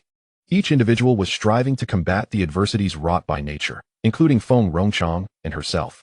After savoring a piece of watermelon, Feng Rongchang appeared considerably rejuvenated. "Your timely delivery of this watermelon is truly appreciated. My tooth has been aching for days, and this watermelon has alleviated the pain significantly." Lin Yu chuckled lightly. Feng Rongchang then shared insights on the future plans for Longhua. The initial intentions of the nation were commendable, aiming to establish more bases to accommodate a greater number of survivors. However, as the population increased, so did the burdens. Lin Yu empathized with Feng Rongchang's concerns. After all, her own base housed over 100,000 survivors, consuming vast quantities of provisions daily, not to mention the numerous official bases across the nation. "What do you intend to do? Establish new districts?" Lin Yu's eyes widened in confusion. Feng Rongchang nodded and elaborated on the national strategy. The 10 successfully established military district bases would remain intact as humanity's last sanctuary. New districts would be created nationwide to expand the capacity for survivors. However, the disparity between the rich and the poor has always existed, and even more so in the aftermath of the apocalypse. The government plans to allocate survivors in the new districts based on their financial status. Lin Yu was further perplexed. Hadn't Longhua always emphasized reducing the wealth gap? Why then were they segmenting the affluent? Seizing the moment, Feng Rongchang took another bite of watermelon and explained, "Because it's easier to profit from the wealthy." Suddenly, Lin Yu grasped the government's intentions, giving a thumbs up. Brilliant. Profiting from the rich to sustain the nation's operations while also providing aid to the impoverished. It's truly ingenious. "Old Commander, please elaborate further. I would like to take notes." Under Lin Yu's eager gaze, Feng Rongchang felt a renewed sense of authority as a national leader and began to outline his analysis. The new urban area would be constructed in 3 layers. The innermost layer would consist of standalone villas sold at high prices to the affluent. The middle layer would comprise apartment buildings for ordinary survivors, and the outer layer would house container homes sold at low prices to those in poverty. Various recreational facilities would be established within the city to facilitate trade and resource exchange among survivors. As for how to obtain residency in the new districts, it would depend on the points each survivor possesses. The villa district would require over 100,000 points, the apartment buildings over 5,000 points, and the container homes over 1,000 points. The more points one has, the greater the selection of rooms available. This system also indirectly encourages survivors to earn points. Lin Yu nodded appreciatively and inquired about other forthcoming national policies before taking her leave. Upon returning to the Yangqing base, Lin Yu discovered Li Ming leading a group of workers in digging wells outside the base. with too much contracted land. It was impractical to transport water from the base to irrigate the fields. Xiao Mingzhu had summoned Li Ming back from the seafood base to dig several wells in suitable locations outside the base. The extreme heat had subsided, and intermittent rainfall over the past few days had aided their efforts. After selecting a site, Li Ming and his team dug down several dozen meters before striking water. With a large crew, they managed to dig over a dozen wells in just one day. As evening approached, Huang Laosan returned with a truck. To ensure the watermelons reached the buyers, he had put in considerable effort. A thick layer of grass padding lined the bottom, with watermelon net bags placed in foam boxes, and grass padding stuffed between the boxes to prevent collisions during transport. Ice packs were placed on top to maintain their flavor. Lin Yu sighed inwardly. It was no wonder Huang Laosan's business thrived. This level of dedication was not something just anyone could match. The first batch of over 2,000 watermelons required Huang Laosan to dispatch over 10 trucks for transport. The team worked tirelessly until the early hours of the morning to load all the watermelons onto the vehicles. The days at the base had finally returned to a rare tranquility. The seeds in the contracted land had begun to sprout, painting the landscape in vibrant green. On this day, Xiao Mingzhu approached Lin Yu. Visitors from the Wanyang official base have arrived. The Wanyang official base? Lin Yu frowned slightly. Could it be in Wulin again? No, it's a middle-aged man named Guanhong Yu, claiming to be the deputy director of the Wanyang official base. Let him in, Lin Yu instructed, stepping out of her office. After all, he was the head of an official base, and some courtesy was necessary. However, upon meeting him, Lin Yu immediately regretted her decision. You say you are the deputy director of the Wanyang official base? Lin Yu scrutinized the stocky man with a fierce demeanor, doubt flickering in her eyes. It was not that she judged him by appearances, but his presence was more fitting of a bandit than a leader. Guanhong Yu entered the office and plopped down into Lin Yu's chair. Where's the tea? Is this how you treat your guests? And hurry up and wash the strawberries and watermelons from the greenhouse. Don't be stingy. Lin Yu let out a soft click of her tongue, casting a glance at Xiao Mingzhu.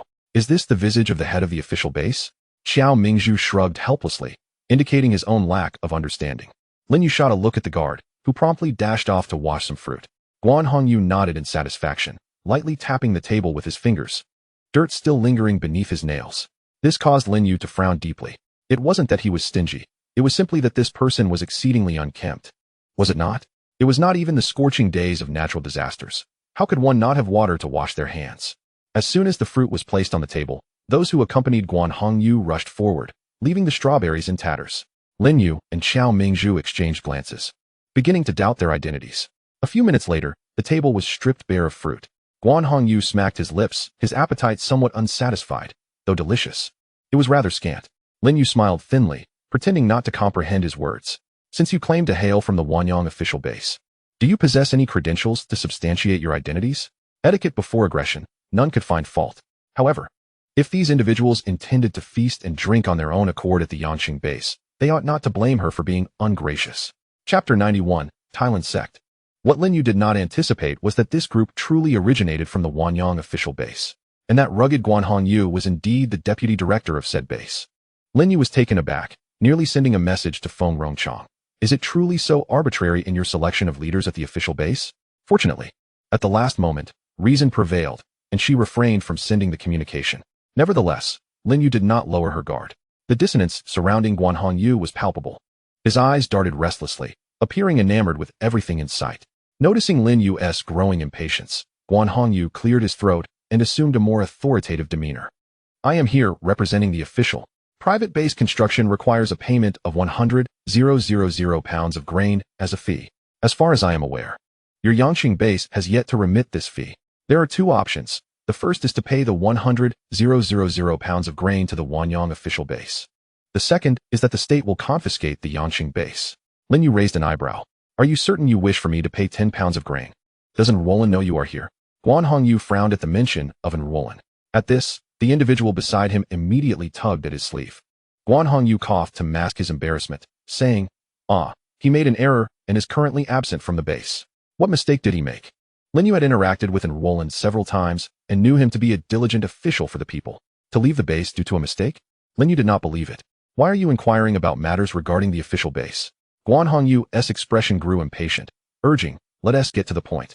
Which of the two solutions I mentioned will you choose? Lin Yu chuckled lightly. I choose neither. Raising her hand, over 20 burly guards surged into the room. Capture these individuals, and let them know that the benefits of our base are not easily claimed. The leading guard stepped forward to seize Guan Yu, and those who accompanied him were apprehended as well. Guan Yu was rendered speechless, forgetting to resist. Keep a close watch on these imposters posing as official base personnel. The others in the room quickly dispersed. Xiao Mingzhu brought Lin Yu a new chair, asking, "What now? Should we manage this? Is it feasible not to manage it?" Lin Yu sighed, her gaze drifting outside. They had already provoked her at her doorstep. The credentials brought by Guan Yu were indeed authentic. Various signs indicated that the Wanyang official base was in disarray. Regardless, it was they who initiated the confrontation. Lin Yu activated her communicator to discuss the situation at the Wanyang official base with Feng Rongchang. After a few minutes of investigation, Feng Rongchang reported that the head of the Wanyang official base had not undergone any transfers. Lin Yu ended the communication, instructing Xiao Mingzhu to remain at the base while she instantaneously transported to the Wanyang official base. Upon her arrival, she was taken aback by the sight of survivors slumped against the walls, gaunt and hollow-eyed. Logically, survivors who could join the official base should possess some surplus provisions. It was inconceivable that they had fallen to such dire straits. The only plausible explanation was that internal issues plagued the Wanyang official base. Lin Yu stopped a survivor at random, exchanging a bun for the latest news from the Wanyang official base. It was said that the base leader, Su Muqing, had joined an organization called the Thailand Sect. Survivors in the base could only receive assistance by joining the Thailand Sect, receiving a bun and half a bottle of water daily. The condition for joining the Thailand Sect was to study its doctrines in the base square for half a month. The survivor, clutching the bun Lin Yu had provided, looked anxious and asked, "Miss, do you have any more questions? If not, I must return to the square for my studies. The learning cannot be interrupted. Missing a day means starting over." Seeing she could not extract any useful information, Lin Yu waved the survivor away. The Thailand Sect? Their methods seemed strikingly reminiscent of pre-apocalypse pyramid schemes. Surely the so-called study of doctrines was merely a means to brainwash the survivors? Lin Yu's eyes flickered as she rummaged through her spatial storage for the most tattered clothing, deliberately tearing a few holes in it and smudging her face with dirt. At the entrance of the base square, there were even guards stationed. Upon her entry, she heard one of them, with a thick accent, ask who she was, stating that only members of the Thailand Sect were permitted entry. Lin Yu's eyes darkened as she quickly claimed to be there for study, reciting a few doctrines she had heard from the survivors, thus gaining entry. However, before she entered, the guard handed her half a bun and half a bottle of water. The water was murky, and the bun emitted a strange odor. Yet, the starving survivors could hardly be choosy. They seized the bun and stuffed it into their mouths. The deeper Lin Yu ventured, the heavier her heart grew. The esteemed official base of Long Country had been infiltrated by an overseas organization. The guards from earlier had spoken Mandarin, yet Lin Yu, being engaged in foreign trade before the apocalypse, could discern their nationality solely by their accents. Particularly upon entering the square, the bearded guards abandoned all pretense and began chattering in their own language. Lin Yu keenly observed that the survivors who had consumed the bun now wore vacant expressions. Noticing Lin Yu merely staring and not eating her bun, a vigilant woman approached her, asking, "Why are you looking around? Why aren't you eating your bun?" Confronted by the woman's inquiry, Lin Yu's heart sank. She had been discovered. However, upon seeing the woman's unmistakable Long Country accent and appearance, Lin Yu felt a surge of indignation. Even in the apocalyptic world, these individuals were aiding a foreign cult to exploit their fellow countrymen. How heinous. Yet, given the uncertainty of the situation, it was unwise to act hastily. In the presence of the woman, Lin Yu feigned eating the bun, secretly tearing it into pieces and stowing it away in her spatial storage. Moments later, her gaze gradually became vacant. Observing this, the woman's wariness lessened, and before departing, she reminded Lin Yu, "Don't forget to drink your water." Lin Yu nodded slightly and followed the crowd to sit in the center of the square. One of the bearded men began the lecture. After more than 3 hours, the bearded speakers switched one after another, and the lecture finally came to an end. Lin Yu felt a pounding headache. If it weren't for the overwhelming number of survivors present, she would have been tempted to open a spatial vortex. Upon exiting the square, the survivors' eyes visibly brightened, likely due to the waning effects of the drugs. Lin Yu concealed herself in the spatial realm, observing the survivors leave in waves. After another half hour, she finally awaited the group responsible for the lecture to emerge. Lin Yu trailed behind, and, seizing the opportunity when one of them strayed alone, approached with a swift hand chop, dragging the man into an empty room.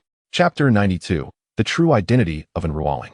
Lin Yu poured the remaining half bottle of water over the man's face. "Is it raining?" The man opened his eyes in a panic, only to meet Lin Yu's indifferent gaze. "Who are you? Do you know who I am? How dare you lay hands on a disciple of the Thailand Sect?" Lin Yu remained silent, pinching his mouth shut and stuffing a bun inside. A flash of terror crossed the man's eyes as he attempted to spit it out. But upon meeting Lin Yu's gaze, he found his mouth suddenly beyond his control. You enjoy hypnotizing others? Why not experience that sensation for yourself? Watching the man's expression turn dazed, Lin Yu deliberately softened her tone. It's just hypnosis, isn't it? How fortuitous, for I possess that skill as well. A series of disjointed sounds emerged. Unbeknownst to him, the man divulged everything he knew. In summary, it was revealed that a drug-inducing extreme hunger was used to manipulate the nerves, thereby controlling the survivors. Fortunately, Lin Yu had discovered this early. They had not yet succeeded. However, she was taken aback to learn that the head of the Wanyang official base had also betrayed the Dragon Kingdom. A hint of derision flickered in Lin Yu's eyes. With a snap of her fingers, the man was drawn into a temporal vortex. The Thailand sect originated from the ancient nation of Gus. It had already developed over 10,000 followers within the Dragon Kingdom, with more than 300 of its members lurking within the Wanyang official base. No wonder they could control the entire base. Lin Yu swiftly maneuvered through the holding area to find Ruoling, who had grown gaunt from starvation. As footsteps approached from behind, Ruoling did not turn, stating in a voice filled with suppressed fury, "You might as well give up. I will never forsake my faith." Really? Lin Yu's tone lifted, and Ruoling abruptly turned, hope igniting in her vacant eyes. "Miss Lin, what are you doing here?" With a flick of her wrist, Lin Yu quickly unlocked the door.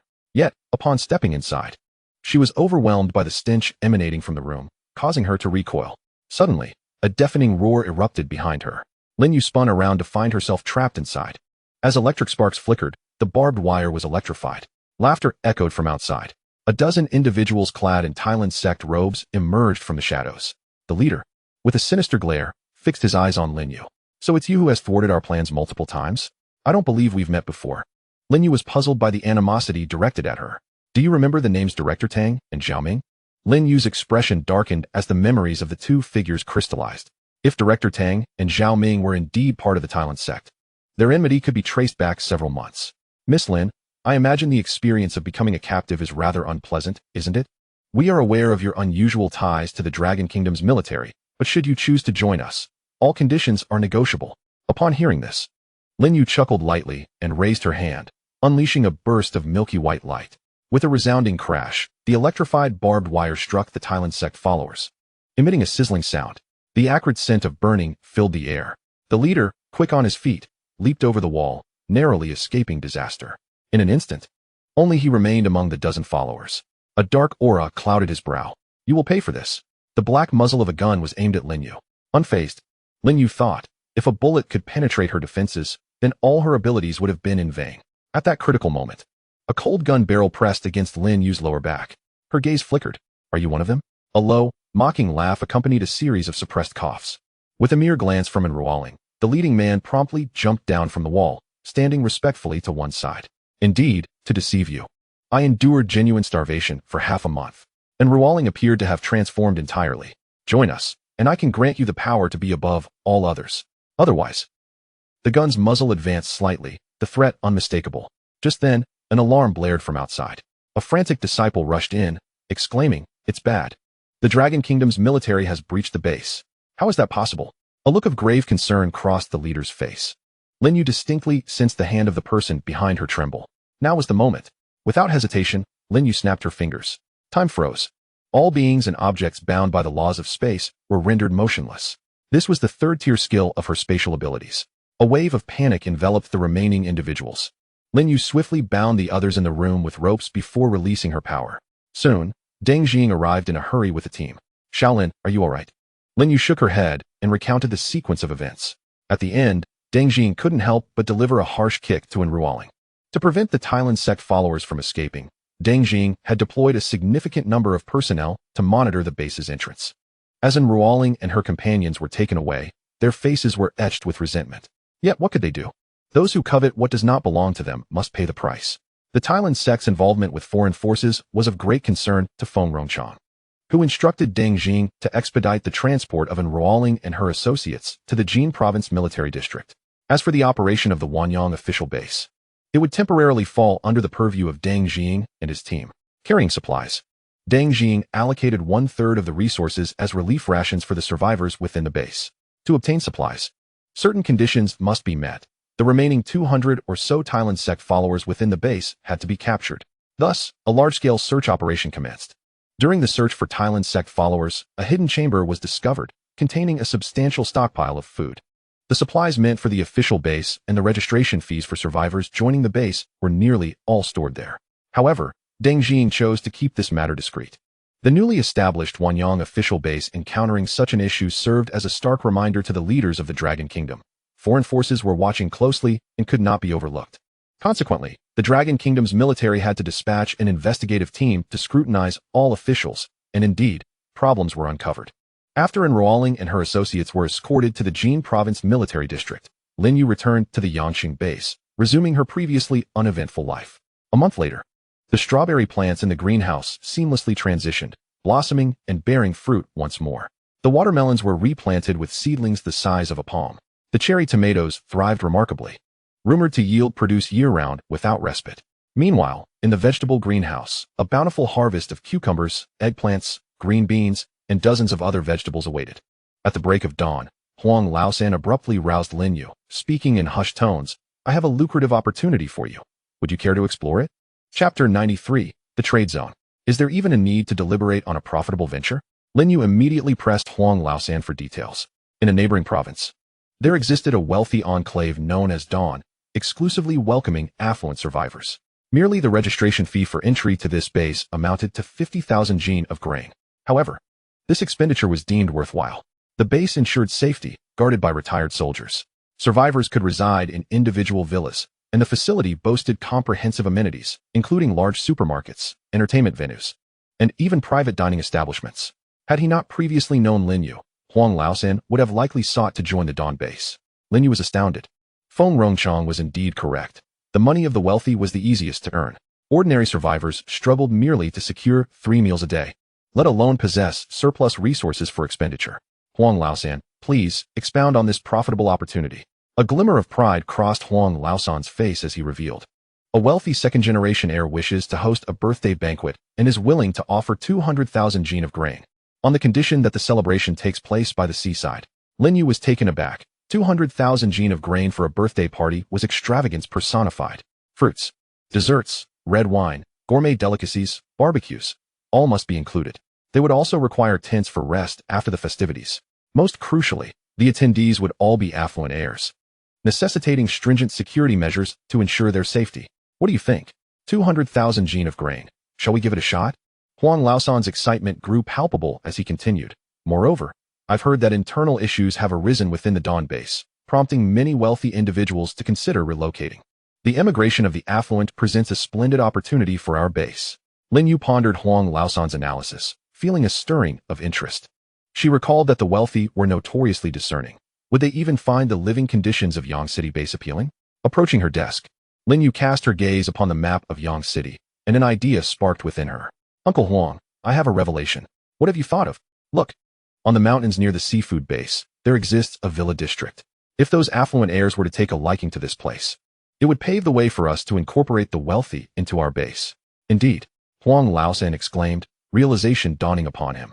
I must swiftly finalize the arrangements for the banquet. After Huang Laosan departed, Lin You settled into her chair, her fingers lightly tapping the tabletop. There remained 2.5 years until the mysterious resurgence, yet only a few months until the zombie outbreak. Lin You aspired to circulate the resources within her space as much as possible before the enigmatic revival, striving to secure a chance for humanity's survival. Yang City, situated near the coast, possessed a harbor designed for maritime ingress and egress. With her presence, it was undoubtedly the most suitable location for establishing a trade zone. At the very least, Lin You was confident in her ability to maintain stability in this area before the mysterious resurgence. In her previous life, the seafood trading area had not materialized. Chow Linlang and her associates had to travel to the seafood base in Wanqing for trading. It had been over 2 months since Yang City was designated for Lin Yu's management. During this time, it would hardly be surprising if a few additional structures had emerged. Contemplating this, Lin Yu's eyes narrowed slightly, her fingers tapping the desk with growing fervor. Perhaps the buildings that had been uprooted from her space could finally be utilized. Resolute, Lin You activated her communicator to inform Feng Rongchang of her decision. After a prolonged silence, during which Lin You wondered if the device had malfunctioned, Feng Rongchang finally spoke. Have you made your decision? Lin You nodded. Yes. Very well. Should you require any assistance, do not hesitate to reach out. I request a design blueprint for the coastal trade zone. Lin You stated directly. Feng Rongchang nodded, I shall have it to you by evening. After concluding the call, Lin You sought out Xiao Mingzhu, instructing him to arrange personnel for the trade zone's safety and operations. Xiao Mingzhu, initially surprised by Lin Yu's mention of the trade zone, promptly set about organizing the necessary staff. Based on the scale of the trade zone, he selected 5,000 employees and guards. That very evening, the communicator chimed at the appointed hour. Feng Rongchang sent the design blueprint for the trade zone. Thank you. Lin Yu smiled faintly. Feng Rongchang chuckled and shook his head. No, we should be thanking you. If humanity truly secures ultimate victory, you shall be hailed as a national hero of the Dragon Kingdom. After hanging up, Lin Yu instantly teleported to the seaside. Following the specifications of the blueprint, she placed the first row of buildings 10 kilometers from the coast, comprising a series of model homes for the trade zone. Behind these storefronts were warehouses corresponding to various supplies, stocked with essential living materials and energy equipment. As for firearms and weapons, she intended to delay their sale until the emergence of zombies, as premature sales could accelerate the rise of malevolent forces. Lin Yu toiled until the early hours of the morning, finally filling all the warehouses with supplies. The entire trade zone spanned over 100 square kilometers. Yet the resources she had provided amounted to less than 1% of her total collection. As the first light of dawn broke, Lin Yu stood at the shoreline, listening to the distant rumble of approaching vehicles. Hundreds of large trucks made their way towards the trade zone, with Xiao Mingzhu leading the convoy in his Hummer. Xiao Lin, I have arranged everything. Lin Yu nodded. Uncle Xiao, I would appreciate your assistance with this. She handed him the printed design blueprint provided by Feng Rongchang, which included detailed descriptions for the allocation of personnel. Xiao Mingzhu needed only to distribute employees and guards according to the blueprint. To ensure the base's security, Lin Yu retained a stock of weapons. As the trucks unloaded, thousands of eyes scrutinized one another, yet each individual remained acutely aware of Xiao Mingzhu's admonition. Ask less, observe less, and focus on the task at hand. Checking the time, Lin Yu estimated that Huang Laosan would soon return. She promptly returned to the Yang City base, entrusting the operation of the Yang City trade zone to Xiao Mingzhu for the time being. Meanwhile, she and Feng Rongchang agreed upon a time to announce the establishment of the Yang City trade zone to the nation via radio that very evening. To deter any ill-intentioned survivors, the military dispatched a fleet, led by Feng Zhe, to anchor near the Yang City coastline, with thousands of armed soldiers aboard. This strategy served a dual purpose. It drew attention away from the trade zone and onto the military, leading many to subconsciously believe that the trade zone was a military initiative. After all, why else would there be a warship station nearby? Lin Yu expressed her gratitude for the efforts of the Jin Province Military District, assuring them that she would cover the daily expenses of the soldiers. Huang Laosan returned with good news. He had secured the rights to host the birthday banquet for the wealthy heir. Everything is in order. Except for the desserts. We may need to enlist a specialized pastry chef. There's no need to rush. I will find a solution for the desserts. Lin Yu meticulously arranged the preparations for the banquet, choosing a location adjacent to the seafood base. Wasn't he the intention to indulge in barbecued delicacies? With fresh catches from the sea, how could one possibly desire for more? Chapter 94, The Auction of the Villa District. Upon learning of the existence of the Yangqing trade zone, a fleeting look of astonishment crossed the face of Huang Laosan. However, understanding that Lin Yu was backed by the entire Dragon Country military district, he refrained from probing further.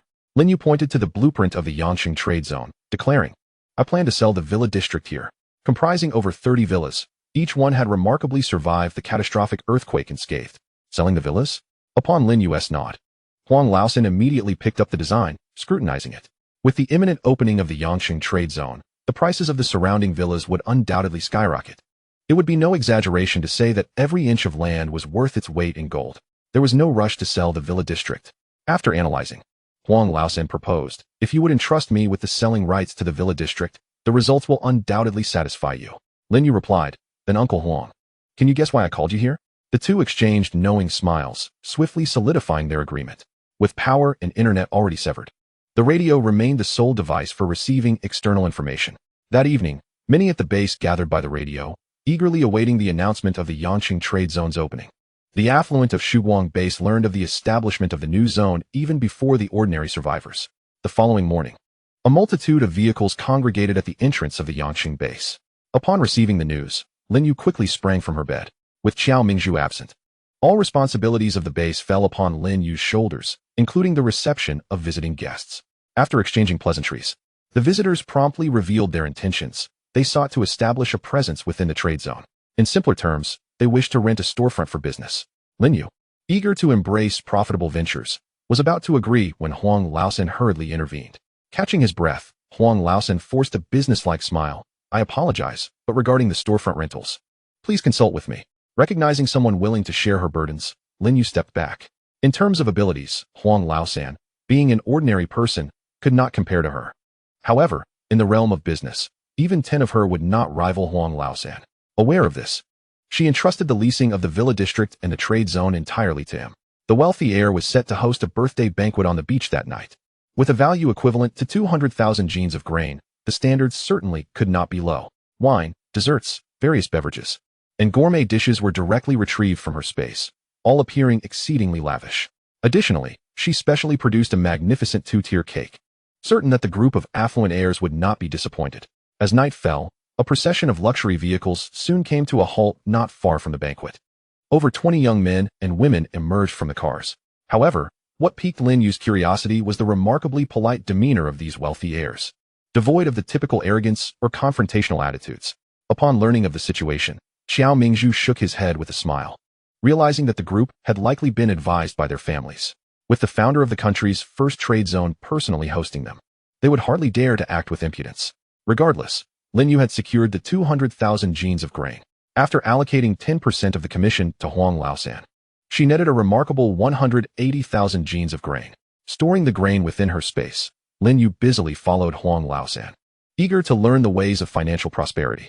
In terms of maximizing the profits from the villa district sale, Huang Laosan suggested an auction format. The highest bidder wins. The 30-plus villas, even the one with the least favorable location, was set with a starting bid of 300,000 jeans of grain. Wasn't he that highway robbery? Robbery? Huang Laosan chuckled softly. This is a mutually agreeable transaction. How can it be deemed as robbery? Remember, Lin, anything that compels the wealthy to willingly part with their money cannot be classified as such. Lin Yu fell silent. The auction commenced shortly thereafter. A significant event for the Yangqing trade zone. Tang Lin and Xiao Linlang also arrived, taking their seats beside Lin Yu. On the auction stage, Huang Laosan appeared invigorated, dressed in a tailored suit, as if rejuvenated by a decade. The villa located at the foot of the mountain had a starting bid of 230,000 jeans of grain, with each increment no less than 1,000 jeans. Bids quickly emerged from the crowd. I bid 250,000, 260,000, 300,000. A familiar female voice rang out, startling Lin Yu as she glanced sideways. Linlang, Yu Chao Linlang winked at Lin Yu. In the next moment, a deep voice echoed, I bid 310,000. The announcement of the 310,000 bid silenced the audience. They were wealthy, but they were not foolish. The bid had already surpassed the villa's intrinsic value. Any further increase would result in their loss. Huang Laosan inquired again from the stage, is there anyone willing to offer a higher price? Seeing no further bids, he decisively proclaimed, 310,000 jeans of grain, sold. In subsequent rounds of bidding, Xiao Linlang and Tang Lin continued to raise the stakes. Yet the final villas were ultimately claimed by other bidders at even higher prices. After several rounds, Lin Yu began to comprehend Huang Laosan's intent in arranging their presence. The auction proceeded into the late hours of the night. Once the crowd dispersed, Huang Laosan beamed with delight. So, have you calculated the total value? Tang Lin, gripping the calculator, trembled slightly. Yes, it amounts to a total of 1,921,000 jeans of grain. Lin Yu paused mid-sip of water. Let me see. Upon receiving the auction records, Lin Yu roughly calculated, confirming the figure to be nearly 2 million jeans of grain. The villa with the prime location had even fetched an astounding price of over 300,000 jeans of grain. Goodness, Chao Linlang exclaimed, her eyes wide as she examined the auction records. The entire fleet only earns a few 100,000 jeans of grain over half a month. Selling these villas equates to 5 years' worth of income for the entire fleet. Why don't we abandon fishing altogether and just focus on building villas? Laughter erupted among the group. In truth, the villas commanding such high prices primarily benefited from the prestige of the Yangqing trade zone. Houses must be built. Yet the fleet cannot afford to halt. Lin Yu pondered for a moment, stroking her chin. Huang Laosan's significant contribution to the villa district's exorbitant sale price warranted the customary 10% profit share. Additionally, the military district had assisted with publicity and provided naval protection, thereby contributing significantly. Thus, Lin Yu decided to allocate 30% of the villa sales profits to the military district. With an abundance of resources in her space, the quantity of grain had become mere numbers to Lin Yu. For the remaining 60% of the grain, she resolved to store 30% within her space, while the final 30% would be handed over to the Yangqing base for Qiao Mingzhu to manage. Chapter 95, The Fall of Neighboring Countries. 2 months later, The base experienced an unprecedented harvest. Mountains of grain piled high. Corn, potatoes, sweet potatoes. Fresh vegetables could not be preserved for long. Yet in a bid to stockpile as much grain as possible, the survivors at the base resorted to drying and pickling the vegetables. According to the original agreement, the base provides seeds, and the survivors are required to surrender 20% of their harvest to the base. For several consecutive days, the grain collection window at the base has been filled with people. Those below must compile the data daily and present it to Lin You early the next morning. In another 2.5 months, the severe cold will descend once again. To stockpile more supplies, Lin You has no choice but to issue orders for the survivors of Yangqing Base to commence a second round of sowing as swiftly as possible. With only 2.5 months at their disposal, it is impossible for the crops to fully mature, but every grain counts. The morning following the issuance of the command, the roar of the sowing machines resonated once more. Given the limited growing period, the residents of the base opted for crops with shorter cultivation cycles. On the third day after the new sowing was completed, yellow dust filled the sky. Many survivors peered out the windows, for no one in coastal Yangqing had witnessed the appearance of a sandstorm before. Meanwhile, Lin You was engaged in a conversation with Feng Rongchang via communicator. The recent volcanic eruption had affected the globe, and reliable sources indicated that the neighboring island nation had succumbed. When Feng Rongchang relayed this news, a hint of melancholy crossed his face. The island nation had flaunted its might before the Dragon Kingdom for so many years, only to vanish in the face of apocalyptic calamity. By the way, a few refugees from the neighboring island nation were captured in the Yangqing trade zone. Have you decided how to handle them? Upon hearing this, Lin Yu's gaze turned icy. They must not be allowed to return alive.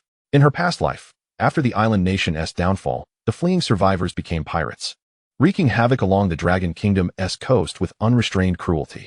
Now, with the establishment of the Yangqing trade zone, a vast array of resources is likely to incite the refugees' covetousness. It is not the theft that one fears, but the intention to steal. Lin Yu was determined not to allow her compassion to spare a few refugees, thus exposing the trade zone to endless future troubles. In fact, both Feng Rongchang and Lin Yu had arrived at the same conclusion. Those not of our kin will surely harbor different intentions. Very well. I will instruct Xiao Che and the others to remain vigilant for any foreign refugees appearing along the Dragon Kingdom's coast. Should they appear, shoot on sight. This directive may seem harsh and unfeeling at first glance, but for the sake of national security, what do a few foreign refugees matter? The two then discussed the acid rain degradation agent before concluding their communication. In her previous life, a cataclysmic volcanic eruption had led to a worldwide acid rain disaster. This time, with prior knowledge of the unfolding events, the Research Institute had prepared adequately in advance. Their objective was to intercept the acid rain beyond the borders of the Dragon Kingdom. At the very least, they must prevent the acid rain from further damaging an already beleaguered climate environment. Amidst the swirling yellow dust, several aircraft flew overhead. It was not until half a month later that the weather gradually returned to clarity. The coastal regions of the Dragon Kingdom remained tranquil, free from any pirate disturbances. Life continued steadily.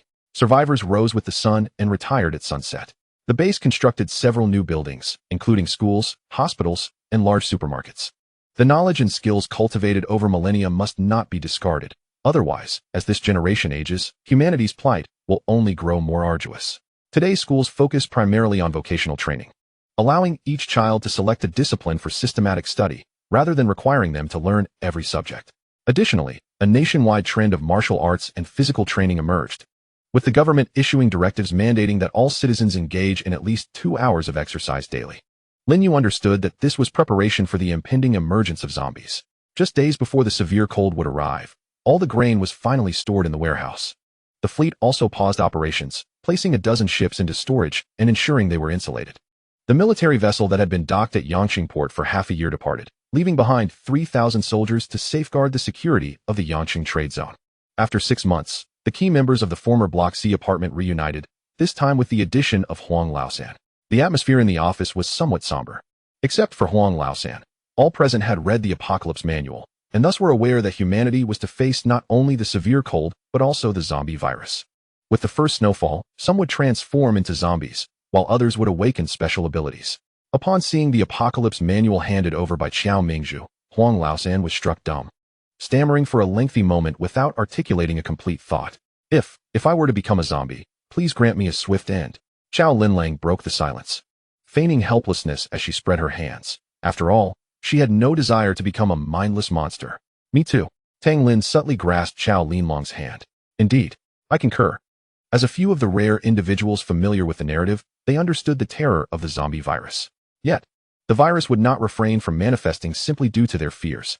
It would be preferable to evade the zombie virus altogether, but should they succumb to its fate, they did not wish to become a burden to the base. A single bullet. That would be their most favorable conclusion. Yuyo, is it possible for you to become a zombie? Chao Linlong's inquiry stemmed purely from curiosity. Lin You shook her head. In her previous life, she had fortuitously awakened spatial abilities, becoming an ability user, and she expected the same this time around. However, regrettably, both Chao Linlang and Tang Lin were ordinary individuals without awakened powers. According to official data, less than 1 in 1,000 could awaken abilities, while the ratio of zombies to ordinary people was approximately 37-1. Contemplating the possibility that 30% of the base's ordinary populace might turn into zombies, Lin You felt a headache coming on. Could the survivors really turn their weapons on their friends and family? After the meeting concluded, Xiao Mingzhu proposed the idea of a gathering, from a small apartment to the base and now the establishment of a trade zone.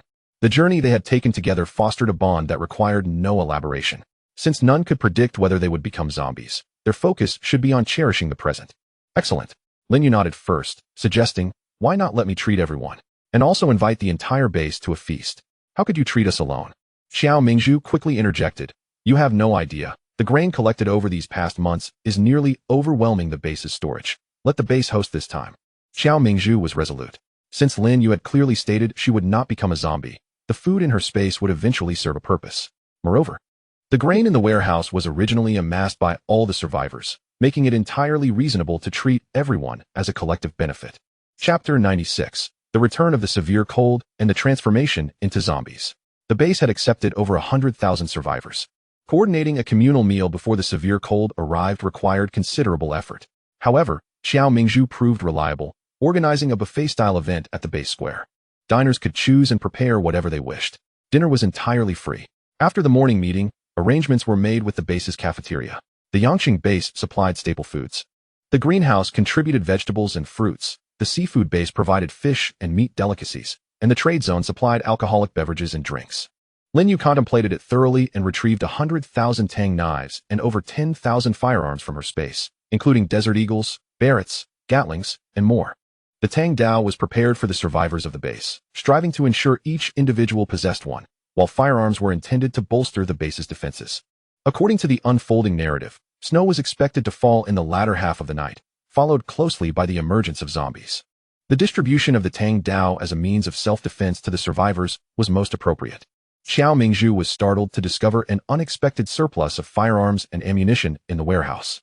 He was acutely aware of the significance of this batch of weaponry and promptly distributed the Tang Dao that very afternoon. However, he also established a strict regulation. Anyone who dared to jeopardize the base would face immediate execution, and their friends and family would be expelled from the base. The introduction of this collective punishment served to instill a sense of fear among many.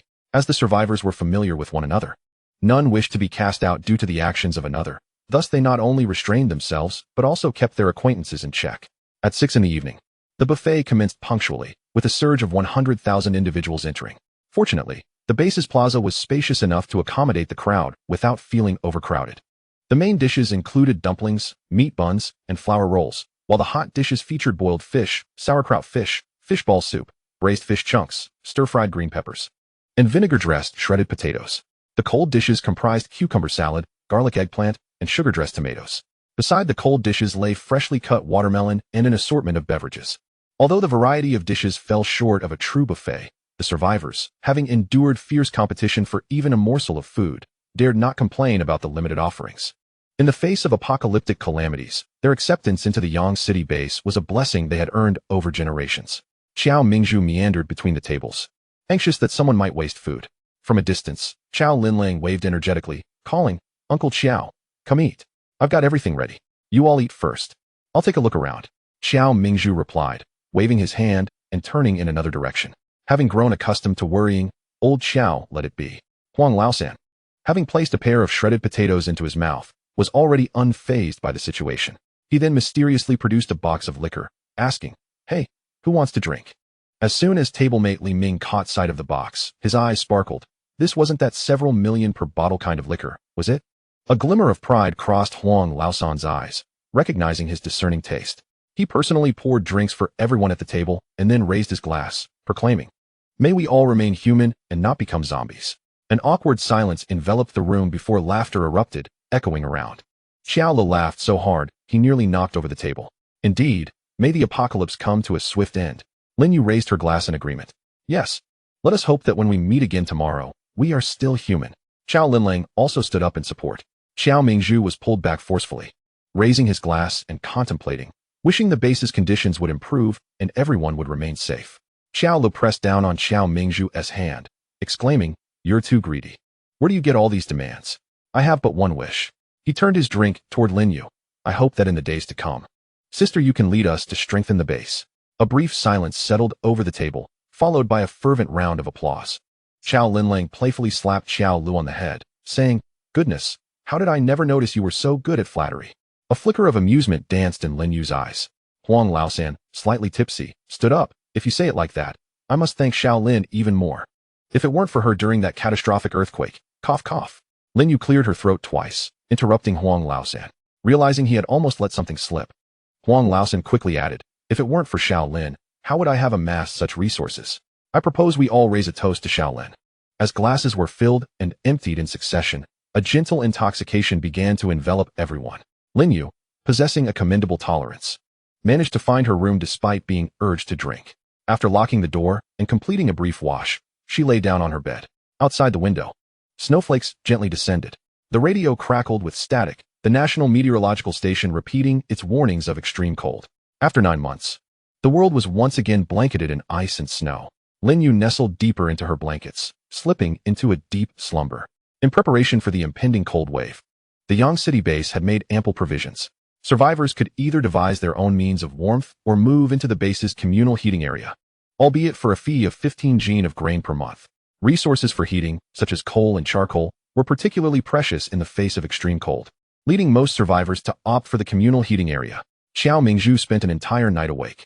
At the moment the temperature plummeted, he utilized a loudspeaker to disseminate the extreme cold warning throughout the base.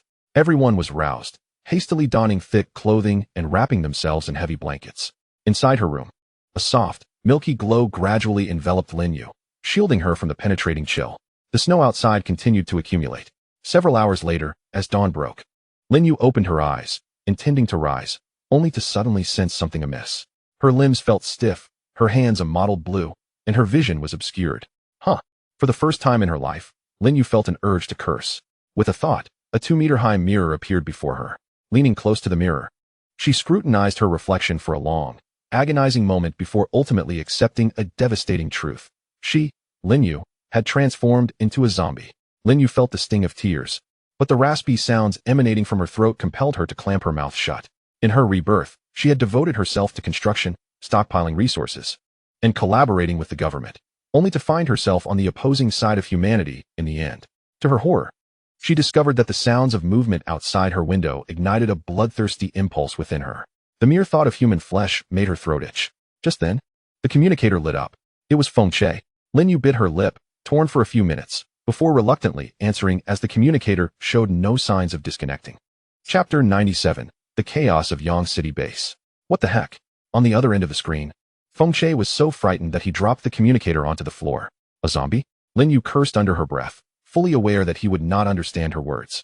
A few seconds later, Feng Che picked up the communicator with a grave expression. "Lin Yu, what happened to you?" Lin Yu rolled her eyes in exasperation, oblivious to how her all-white eyes added an unintentional comedic element to her actions. Noticing Feng Che was about to say more, Lin Yu did not bother with pleasantries and appeared directly in Feng Che's office. Her greenish skin, ash-gray eyes, and elongated nails startled Feng Che into a shriek. Realizing the fluctuations of abilities, Lin Yu quickly activated her time-space shield for protection. The sound of shattering glass echoed as the room's windows shattered completely. When Feng Rongchang arrived after receiving the news, he found the 2 occupants of the room sitting at opposite ends of the sofa, locked in wide-eyed stares. Seeing Lin Yu in her zombie form, Feng Rongchang felt even worse than if he had transformed into a zombie himself. She was the hope of Long Country. How had she ended up on the opposing side of humanity? The trio let out a collective sigh. Alas. Alas. 2 pairs of eyes simultaneously turned towards Lin Yu. Feng Che had stepped out briefly, returning with a tablet connected to a keyboard. "You can type, right?" Lin Yu stiffly moved her neck. Feng Che, both amused and exasperated. Secured the keyboard and urged Lin You to articulate her thoughts through typing, rather than making incessant sounds. Her fingers were still somewhat clumsy. After a few minutes, Lin You managed to type a line. Keep your distance from me. Human flesh is far too enticing. Feng Rongchang. Feng Che. In unison, they stepped back, unwilling to become the zombie's next meal. Thus began a question-and-answer exchange. Is there a possibility of recovery after zombification? No. A number of zombified soldiers had appeared at the base that morning, yet they had lost all rational thought. Why are you able to retain your humanity? This question piqued Lin Yu's curiosity as well. Reflecting on the high-level zombies from her past life that appeared indistinguishable from humans, she typed slowly. Perhaps it relates to my higher ability level. Is your spatial ability still intact? Yes, I can retrieve supplies at any time. Feng Che eagerly interjected with the next question. When I awakened this morning, I discovered I could manipulate objects with my mind. What kind of ability is this? Psychic type. Is this ability powerful? Indeed, it is one of the rarest abilities. Feng Che's eyes brightened as he cleared his throat. I have one final question. Are you very hungry? If it's unbearable, I could help you think of something. Lin You remained expressionless as she typed slowly. I am hungry, but I cannot bring myself to eat. So it would be best if you refrain from mentioning that word again. Noticing Lin Yu's growing impatience, Feng Rongchang promptly ushered Feng Che out of the room. The atmosphere fell silent. Shaolin, do not be anxious. I read in the manual that once zombies evolve to a higher level, they are indistinguishable from humans, so there is no need for concern. The Research Institute is also developing an antidote for zombification. I will inform you once it is ready. Lin Yu shook her head. It's futile. The antidote for zombification is only effective immediately after infection. For someone like me, who has already transformed into a zombie, the antidote is useless. A heavy silence enveloped the room. Do you have any plans for the future? Lin Yu shook her head. The fact that she had become a zombie had entirely upended her life as plans since her rebirth. As for returning to the base, she had no intention of doing so for the time being, setting aside the fear that her zombified state would alarm the survivors. The overwhelming temptation of human flesh terrified her. She feared the day she might succumb to that craving. Feng Rongchang paced the room for a while before stopping. Shaolin, have you considered an alternative path to salvation? Lin Yu instinctively glanced towards Feng Rongchang. Humans and zombies, at their core, are both still human. Zombies are merely humans afflicted by a virus. Feng Rongchang's tone was calm, yet it inexplicably instilled a sense of reassurance. What we must combat are the various forces seeking to eradicate humanity, rather than exhausting ourselves in conflict within our own ranks.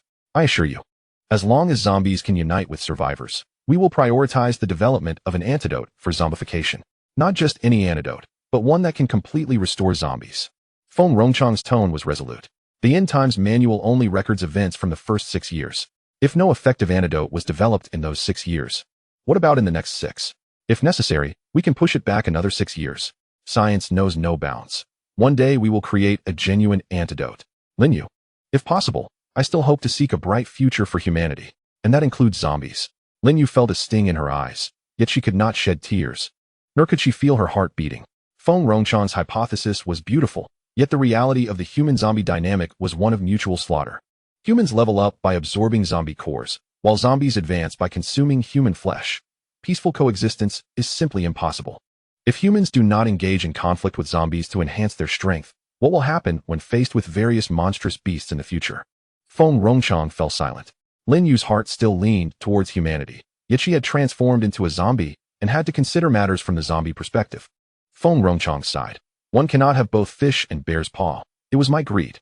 He wished for humans and zombies to coexist peacefully while also wanting both factions to strengthen for the inevitable battles ahead.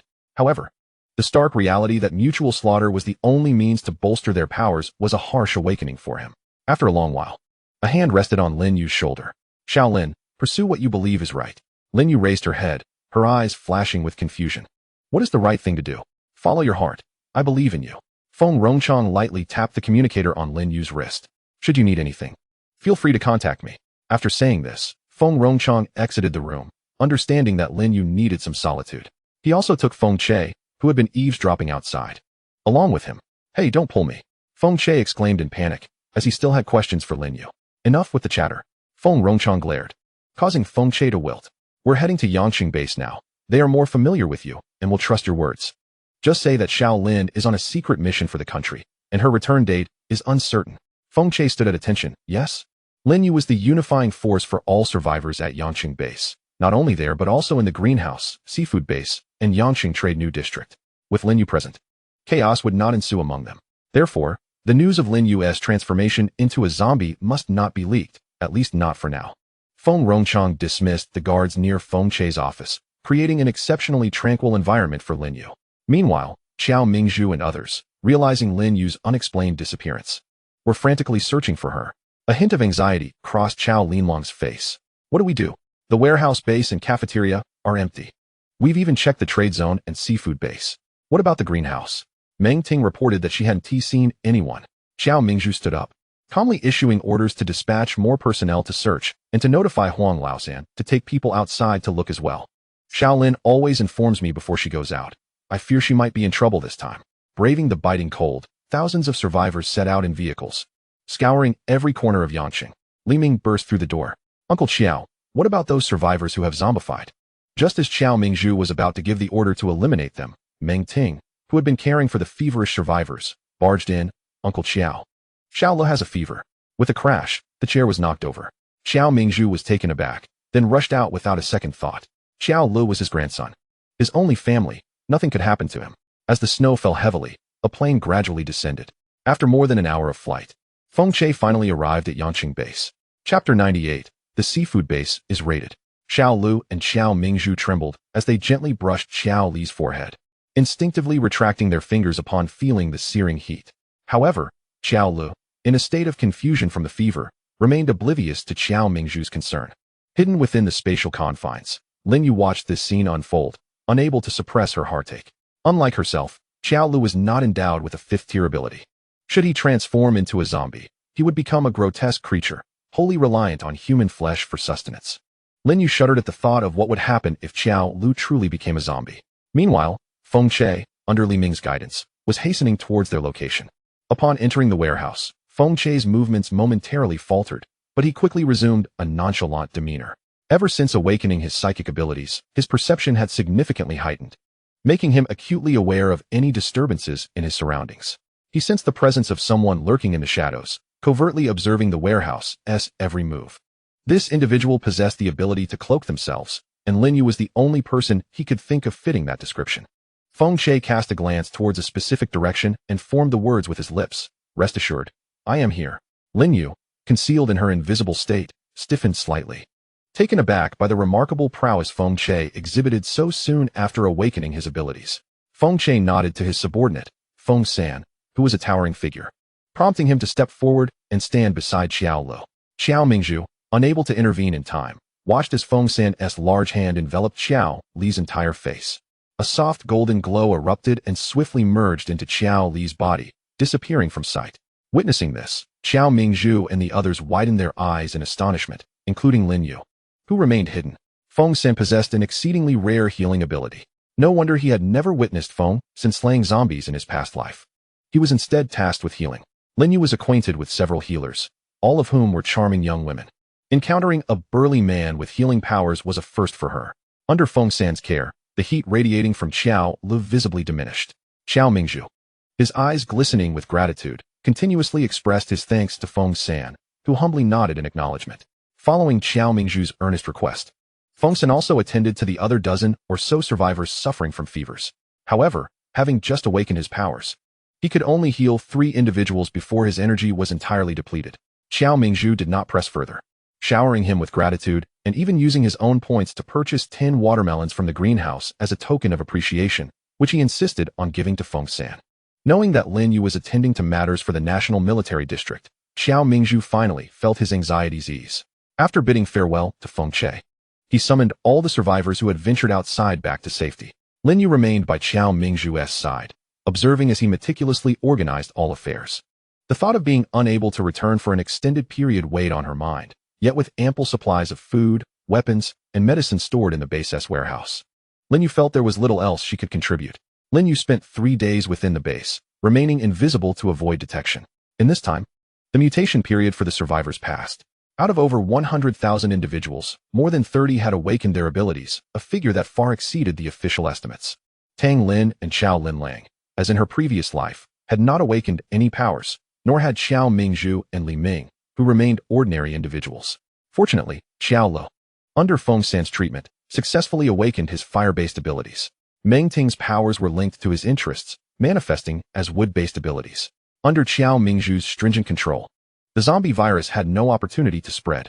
Any signs of mutation were swiftly met with a bullet. While some were reluctant, they understood that compared to the safety of the entire base, individual lives paled in significance. According to the news brought by Huang Laosan, the situation outside was dire. Some bases had suffered widespread infections due to inadequate control measures, and few had managed to escape from those places. Huang Laosan raised his chin, inquiring about the group of people gathered at the entrance. Outside the Yangqing base, dozens of survivors from other bases huddled together. Though they appeared pitiable, the guards dared not let them in without Qiao Mingzhu's approval. However, if they continued to freeze, it would not be long before they became ice sculptures. Seeing shivering children among the survivors, the guards averted their gaze, fearing their hearts might soften. Draped in a thick coat, Qiao Mingzhu stepped into the snow, followed by several individuals clad in protective gear. The men and women formed two lines. First, take their temperatures. Those with high fevers will be placed under quarantine for 3 days, while those with normal temperatures will undergo physical examinations for any wounds. The dozens of individuals lined up obediently behind the staff. Shortly thereafter, a commotion erupted from the female line. Zhao Linlang, dressed in protective gear, kicked open the warehouse door. Who is causing a disturbance? The staff member spoke first, pointing at a visibly anxious woman. She refuses to allow her child, who has an abnormal temperature, to be sent for isolation. Why not? Zhao Linlang fixed her gaze on the woman. The child is too young. He would surely suffer if sent to isolation. Please, let him stay by my side. Your child would suffer? What if he carries the zombie virus? Who will take responsibility if something goes wrong? Zhao Linlang's rapid-fire questions silenced the woman. Conduct a thorough examination. Zhao Linlang narrowed her eyes, her tone leaving no room for disobedience. If you resist any further, I will expel you and your child from the base. Instantly, the woman quieted, allowing the staff to inspect her thoroughly. The child bore no wounds, eliminating the possibility of a high fever caused by being scratched by a zombie. Nevertheless, as a precaution, the child was still sent to the ordinary quarantine area. The quarantine zones were divided into 3 tiers: ordinary, intermediate, and high level. The ordinary quarantine housed survivors showing fever symptoms but without wounds. The intermediate quarantine held those with scratches or bites, while the high-level quarantine contained those with both injuries and high fevers. This graded isolation significantly reduced the risk of the zombie virus spreading. For the new survivors joining the base, Tang Lin meticulously verified their personal information to prevent anyone from sneaking in to cause chaos. Once all checks were complete, he distributed point cards to each individual. Each card was preloaded with 100 points as a subsidy for new members of the base. For those with abilities, the preloaded points would be even greater. This approach was also designed to attract more capable survivors. Those concerned about running low on points could accept tasks in the task hall, ranging from shoveling snow to eliminating invading zombies or mutated beasts, with corresponding points awarded upon completion. Within the base, tasks such as fetching water, purchasing meals, and acquiring various supplies all required the use of point cards, which served an even broader purpose than identification cards. Lin You had invisibly observed the base for 3 days and noticed that without her presence, Qiao Mingzhu and the others worked with greater diligence and attention to detail. Had she inadvertently hindered their progress? Lin You found herself engulfed in confusion. However, her thoughts were soon interrupted as news arrived that someone had seized the seafood base amidst the extreme cold.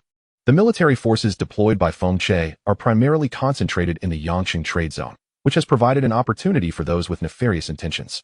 Qiao Mingzhu, accompanied by thousands, set forth towards the seafood base, treading through thick layers of snow. Chapter 99, Absolute Firepower Suppression. Lin You, uneasy about Qiao Mingzhu and his cohort, could not reveal her mutated identity. Thus, she took the initiative to teleport ahead to the seafood base. Tens of thousands of invaders had already occupied various corners of the base. Lin You observed these invaders, her grayish-white eyes flickering. She could not comprehend their speech, but it was evident that they were highly trained and not mere ordinary refugees. The seafood base serves as a bastion for the Yangqing trade zone, and with its fall, it was likely that the invaders' next target would be the trade zone itself. However, this time, Lin You had no intention of intervening. She wished to see whether Yangqing's guard could indeed triumph over the invaders, and whether Qiao Mingzhu and his companions could shoulder the future of the Yangqing base. Only by witnessing this could she feel at ease in trusting the base and the trade zone to them. Having turned into a zombie, Lin You was impervious to the extreme cold. However, the ragged invaders were not so fortunate. In the frigid temperatures of over -50 degrees, the invaders' patrols grew increasingly sluggish. With a clang, one invader collapsed, and soon a dozen others gathered around him. The lifeless body was carried into the base. They set up a pot and placed snow water inside. The furniture within the seafood base was used as firewood. The large pot bubbled and steamed. As Lin You listened to the sounds of swallowing around her, she quietly moved away. In the aftermath of the apocalyptic calamity, anything could transpire. Humans turning against one another, resorting to cannibalism. Once the baseline of humanity is trampled, the constraints of law lose their potency. Cannibalism becomes an all-too-common occurrence. Reflecting on this, Lin You couldn't help but smile bitterly. At this point, she had also become a monster that fed on human flesh, hidden among the invaders. The scent of human flesh repeatedly assailed her reason. As a zombie, Lin You was uncertain how long she could resist the temptation of human flesh. Hours later, a familiar roar echoed through the air. Xiao Mingzhu led the Yangqing Guard, accompanied by the army commanded by Feng Che. The two parties quickly commenced negotiations. Unexpectedly, the invaders not only refused to vacate the seafood base, but also took a large number of coastal survivors as hostages. The invaders' intentions were clear: to reclaim the seafood base. They would trample over the bodies of their compatriots. At this, the guards instinctively clenched their fists, faced with the lives of hundreds of their fellow countrymen. They could not turn a blind eye. Meanwhile, the invaders, seeing Xiao Mingzhu and his team hesitating, felt they had grasped the other side's weakness. One audacious invader brazenly trampled on a hostage. As the leader, Nan Yi displayed a fire-based ability, a massive fireball instantly engulfing several survivors from the Dragon Nation. Listening to the screams emanating from the opposite side, some turned away in distress. Lin Yu's gaze turned cold, but recalling her purpose for being there today, she restrained herself from acting. However, she made a mental note of Nan Yi. Nan Yi chuckled arrogantly, spouting a stream of words. Tang Lin, proficient in multiple foreign languages, took on the role of translator. The invaders stated that to redeem the hostages, they required 15 tons of food and 10,000 sets of winter clothing. Damn! Chao Linlang instinctively reached for the pistol at her waist. 15 tons of food and 10,000 sets of winter clothing? They must be dreaming. Tang Lin shook his head, pressing down Chao Linlong's hand to prevent her from acting impulsively. Then translated. They also mentioned that there are over 100 superpowered individuals among them, and advised the survivors of the Dragon Nation against rash actions. Over 100 superpowered individuals? Xiao Mingzhu and Feng Che exchanged glances, both falling into silence. The combined number of superpowered individuals they had brought was barely 50. Huang Laosan surveyed the indecisive crowd and solemnly declared, "Since you all are unable to voice this, I shall speak. The invaders' conditions must not be accepted. But those are our fellow survivors from the Dragon Nation." Xiao Lu, still young, could not bear to act against hundreds of compatriots. Have you considered that by sparing these few hundred individuals, countless others from the Dragon Nation may suffer in the future? Huang Laosan calmly analyzed the situation.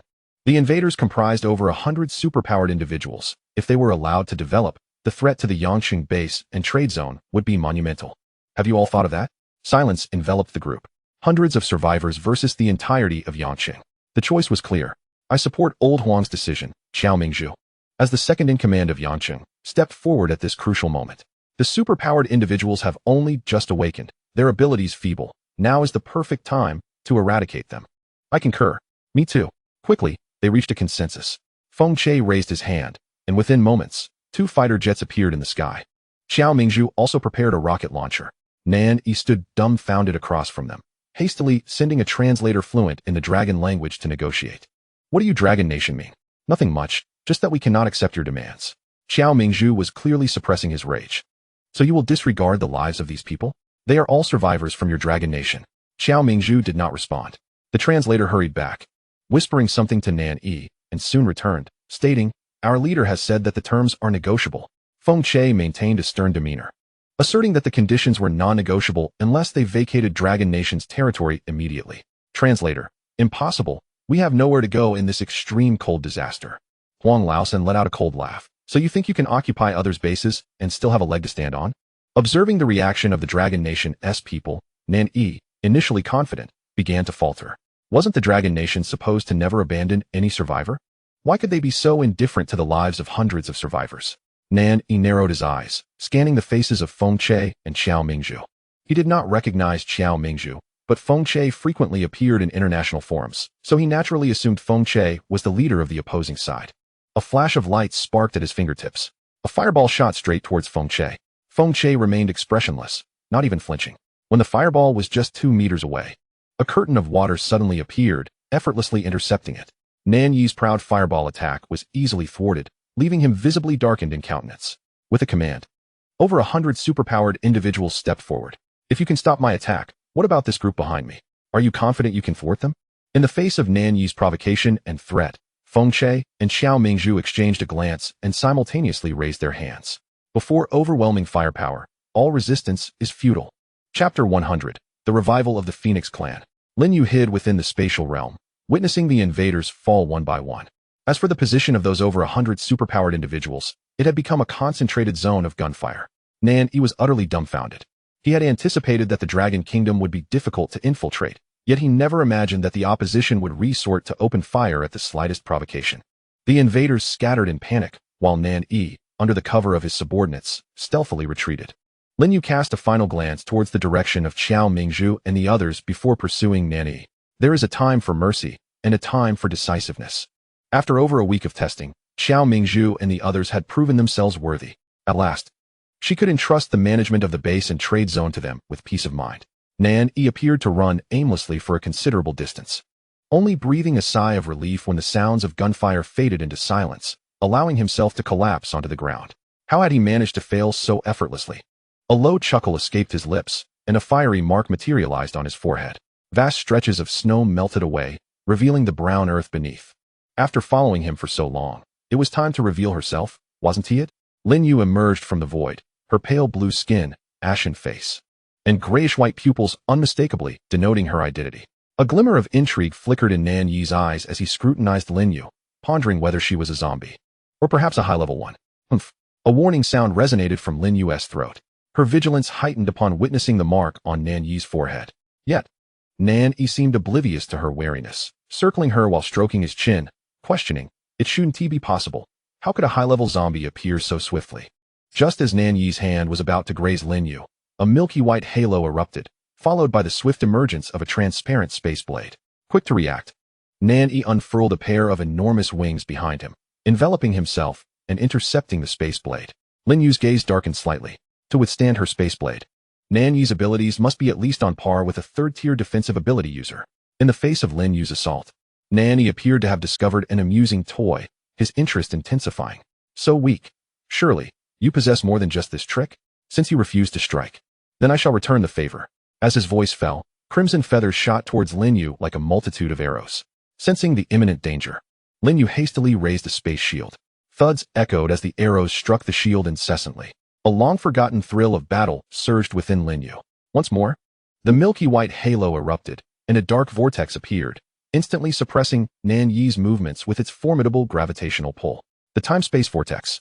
Nan Yi momentarily froze, quickly spreading his wings to break free from the vortex's grasp. Realizing that the time-space vortex had missed its mark, Lin Yu pursed her lips and, in the next instant, vanished into the space.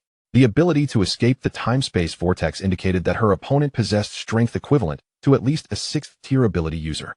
Recognizing that continuing the confrontation was futile, Nan Yi chuckled lightly, his fiery wings unfurling behind him. We shall meet again. The scarlet figure soared ever higher into the sky. Lin Yu peered out from the space, a complex expression flickering in her eyes. The fiery mark on Nan Yi's forehead was a unique symbol of the Phoenix Clan. The Phoenix Clan had revived at such a time.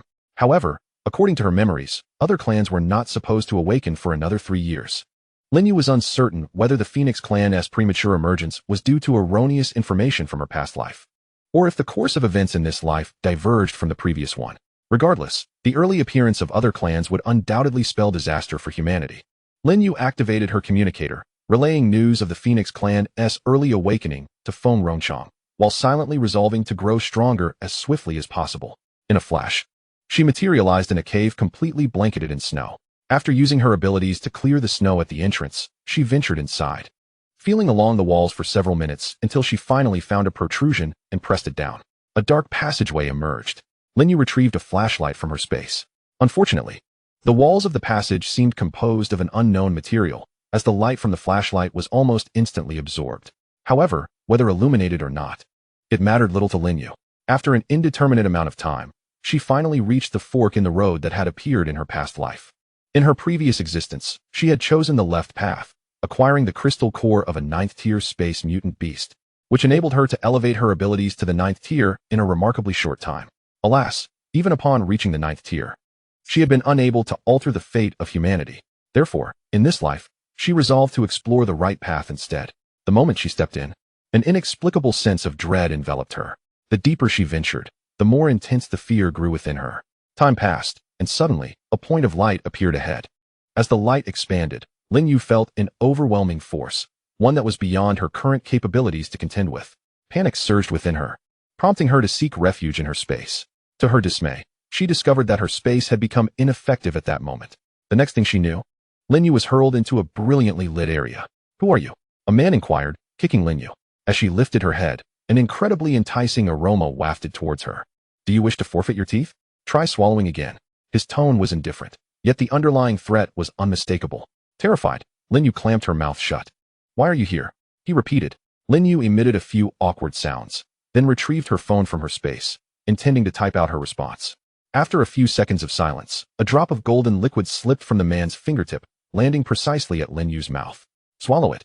Lin Yu hesitated for a few moments, but ultimately succumbed to the allure of the golden liquid, obediently opening her mouth. Instantly, an immensely powerful force surged within her, causing her to grit her teeth as she felt her bones shatter and reshape. The man, unfazed by the sudden turn of events, even took a moment to sip his tea. Approximately half an hour later, Lin Yu's vision suddenly clarified. The grayish white of her eyes vanished, replaced by deep black, and upon closer inspection, her pupils glimmered with a faint purple-golden hue. Instinctively, she glanced at her hands, which had reverted to their human form. However, when she touched her chest, she still felt no heartbeat. Yet, it was fortunate that her abilities, which had remained unchanged since her rebirth, had surprisingly surged to the 7th tier. To ascend 2 tiers in one go was something many ability users could hardly fathom. Yet this man had accomplished it with merely a drop of golden liquid. Chapter 101, The Conclusion. Lin Yu cautiously regarded the man. His strength was formidable.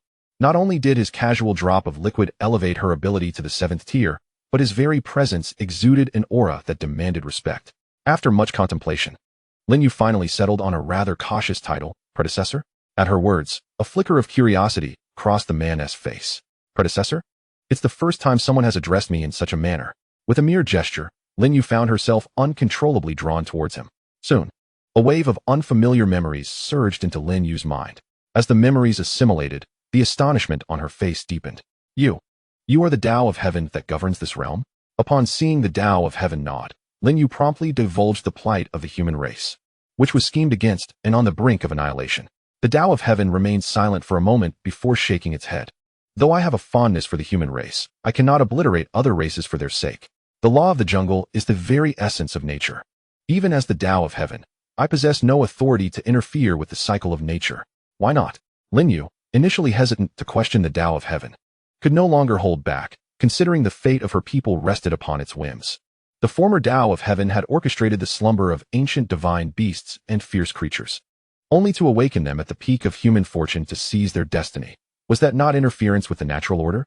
Moreover, casting her gaze around the rudimentary cave, she asserted, if I recall correctly, it was the thriving fortune of the human race that summoned your existence.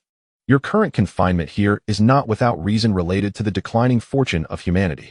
Are you truly willing to let the human race perish and allow the old Tao of Heaven to reclaim dominion over this realm? The Tao of Heaven fell silent, then chuckled softly. Little one, attempting to provoke me is futile.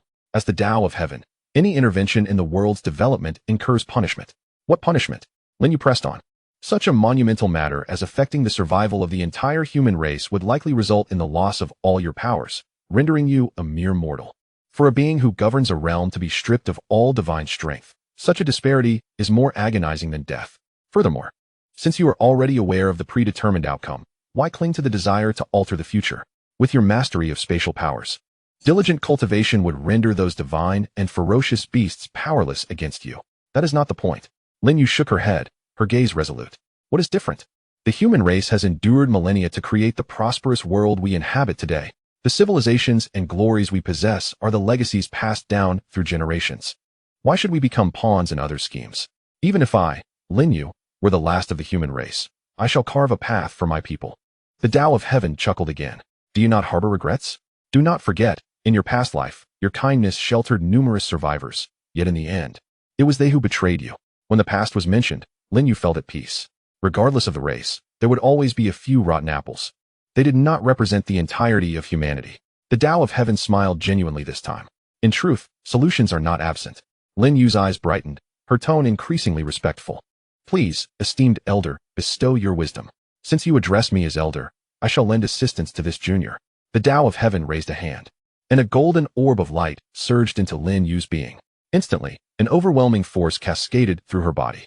Her abilities ascended rapidly, 8th tier, 9th tier, 10th tier. After an indeterminate time, Lin Yu finally fully absorbed the power within her. Her eyes transformed into a mesmerizing blend of gold and silver, her left eye golden, symbolizing the power of the Tao of Heaven, her right eye silver, representing the force of time and space. Staring at her hands in disbelief, Lin Yu marveled at how effortlessly the Tao of Heaven had granted her power. Noticing Lin Yu's speechless gratitude, the Tao of Heaven interrupted. "One final question. Upon leaving this place, what do you intend to do?" "What to do?" Lin Yu pondered carefully.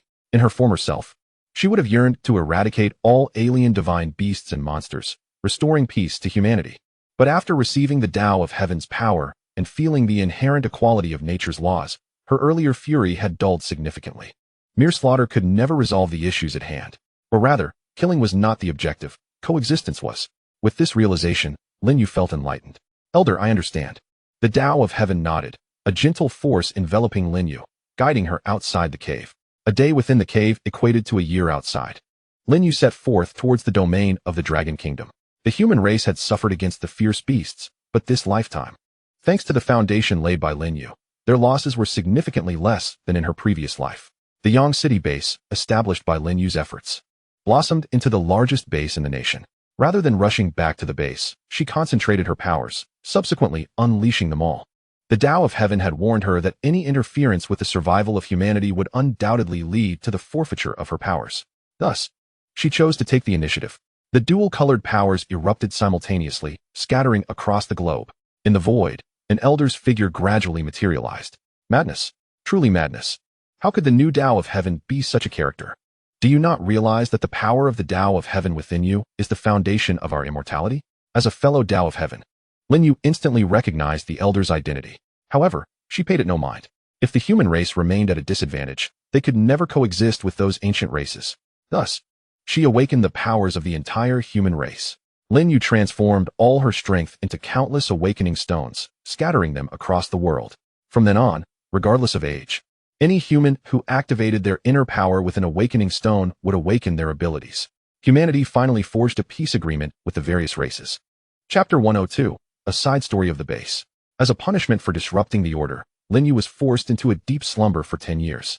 All her powers were stripped away completely. Instinctively, Lin Yu glanced at her spatial pocket, feeling a slight relief. Thankfully, her space remained intact.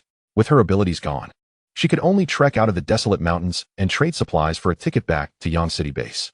10 years had passed, and Yang City Base had undergone a tremendous transformation. As Lin Yu approached, she was stopped by a guard. "What is your name? What abilities do you possess? And what is your identification number? If you wish to enter the city, you must pay a fee of 10 jin of grain." Observing the staff preparing to register her on a tablet, Lin Yu felt utterly speechless. So, returning home required a ticket? "My name is Lin Yu," she thought. Perhaps as a city lord, the staff would relax the entry conditions upon hearing her name. Upon hearing her name, the staff chuckled. "Another Lin Yu? Is this the nth one we've had today?" Just then, a voice from behind chimed in, "The 11th. Lin Yu. Is the name Lin Yu really this common now?" Noticing Lin Yu's silence, the staff pressed on. "What about your powers?" "I have no abilities." "How could you possibly lack abilities?" The staff pulled out an awakening stone, gesturing. "Place your hand on it." As soon as Lin Yu's hand touched it, the stone shattered. Unfazed, the staff produced another stone. It shattered as well. How is it possible that even newborn infants can awaken their abilities while someone of your age has not? Lin Yu sighed in resignation, spreading her hands. This was her punishment as the embodiment of the heavenly Tao for disrupting the order of the world. She had been permanently stripped of all her powers. The awakening stone could do nothing to rekindle her abilities. Just then, Lin Yu felt a small child bump into her. Almost instantaneously, a familiar roar echoed through the air. "Tengmu, just try running around like that again." Upon hearing that recognizable voice, Lin Yu paused in her tracks. Looking down, she saw a miniature version of Tang Lin timidly hiding behind her. Before she could utter a word, an incredulous voice rang out from behind her. "You." Lin Yu turned around, a light-hearted smile gracing her lips. "It's been a while, Sister Linlang." Within seconds, all the guards at the city gate witnessed a miraculous scene. Their irritable and highly formidable leader was, astonishingly, embracing a young woman and weeping in the middle of the street. To be honest, Lin Yu felt a bit embarrassed. Yet she couldn't bring herself to interrupt Chow Linlang. Sister Linlang, shall we discuss this further back home? Chow Linlang, gazing at Lin Yu's unchanged appearance, couldn't help but give her a playful punch, asking why she hadn't returned sooner if everything was fine. Ouch! Lin Yu grimaced, rubbing her shoulder. Sister Linlang, I currently lack any abilities, so please be gentle. Chow Linlang immediately displayed a hint of concern. Ah, are you alright then? Seeing Lin Yu shake her head, Chow Linlang inquired further, by the way, what were you doing outside? Why didn't you come in? At this point, Lin Yu felt quite helpless. She had missed the time to reapply for her identification number, and the base wouldn't allow her entry. Is that so? Chow Linlang dragged Lin Yu over to the staff responsible for registration, stating, everyone, take a good look. This is our city lord, Lin Yu. If anyone fails to recognize her again, I'll send them to the West Mountain to mine coal. With that, they departed with Lin Yu in tow. It wasn't until they had walked quite a distance that the staff member suddenly slapped his forehead. Oh my, it truly is the city lord. Before they even returned to the city lord's mansion, Lin Yu spotted a familiar procession approaching down the street. Xiao Mingzhu, Meng Ting, Tang Lin. Lin Yu blinked, striving to suppress the moisture in her eyes. How wonderful, everyone is here. During the evening banquet celebrating Lin Yu's return to the base, several familiar faces joined the gathering. Old Chief. Lin Yu stood up voluntarily. Regardless of her current status, Feng Rongchang remained one of the individuals she respected the most. Ah, old friend. I've long since retired from my position. This world now belongs to the youth.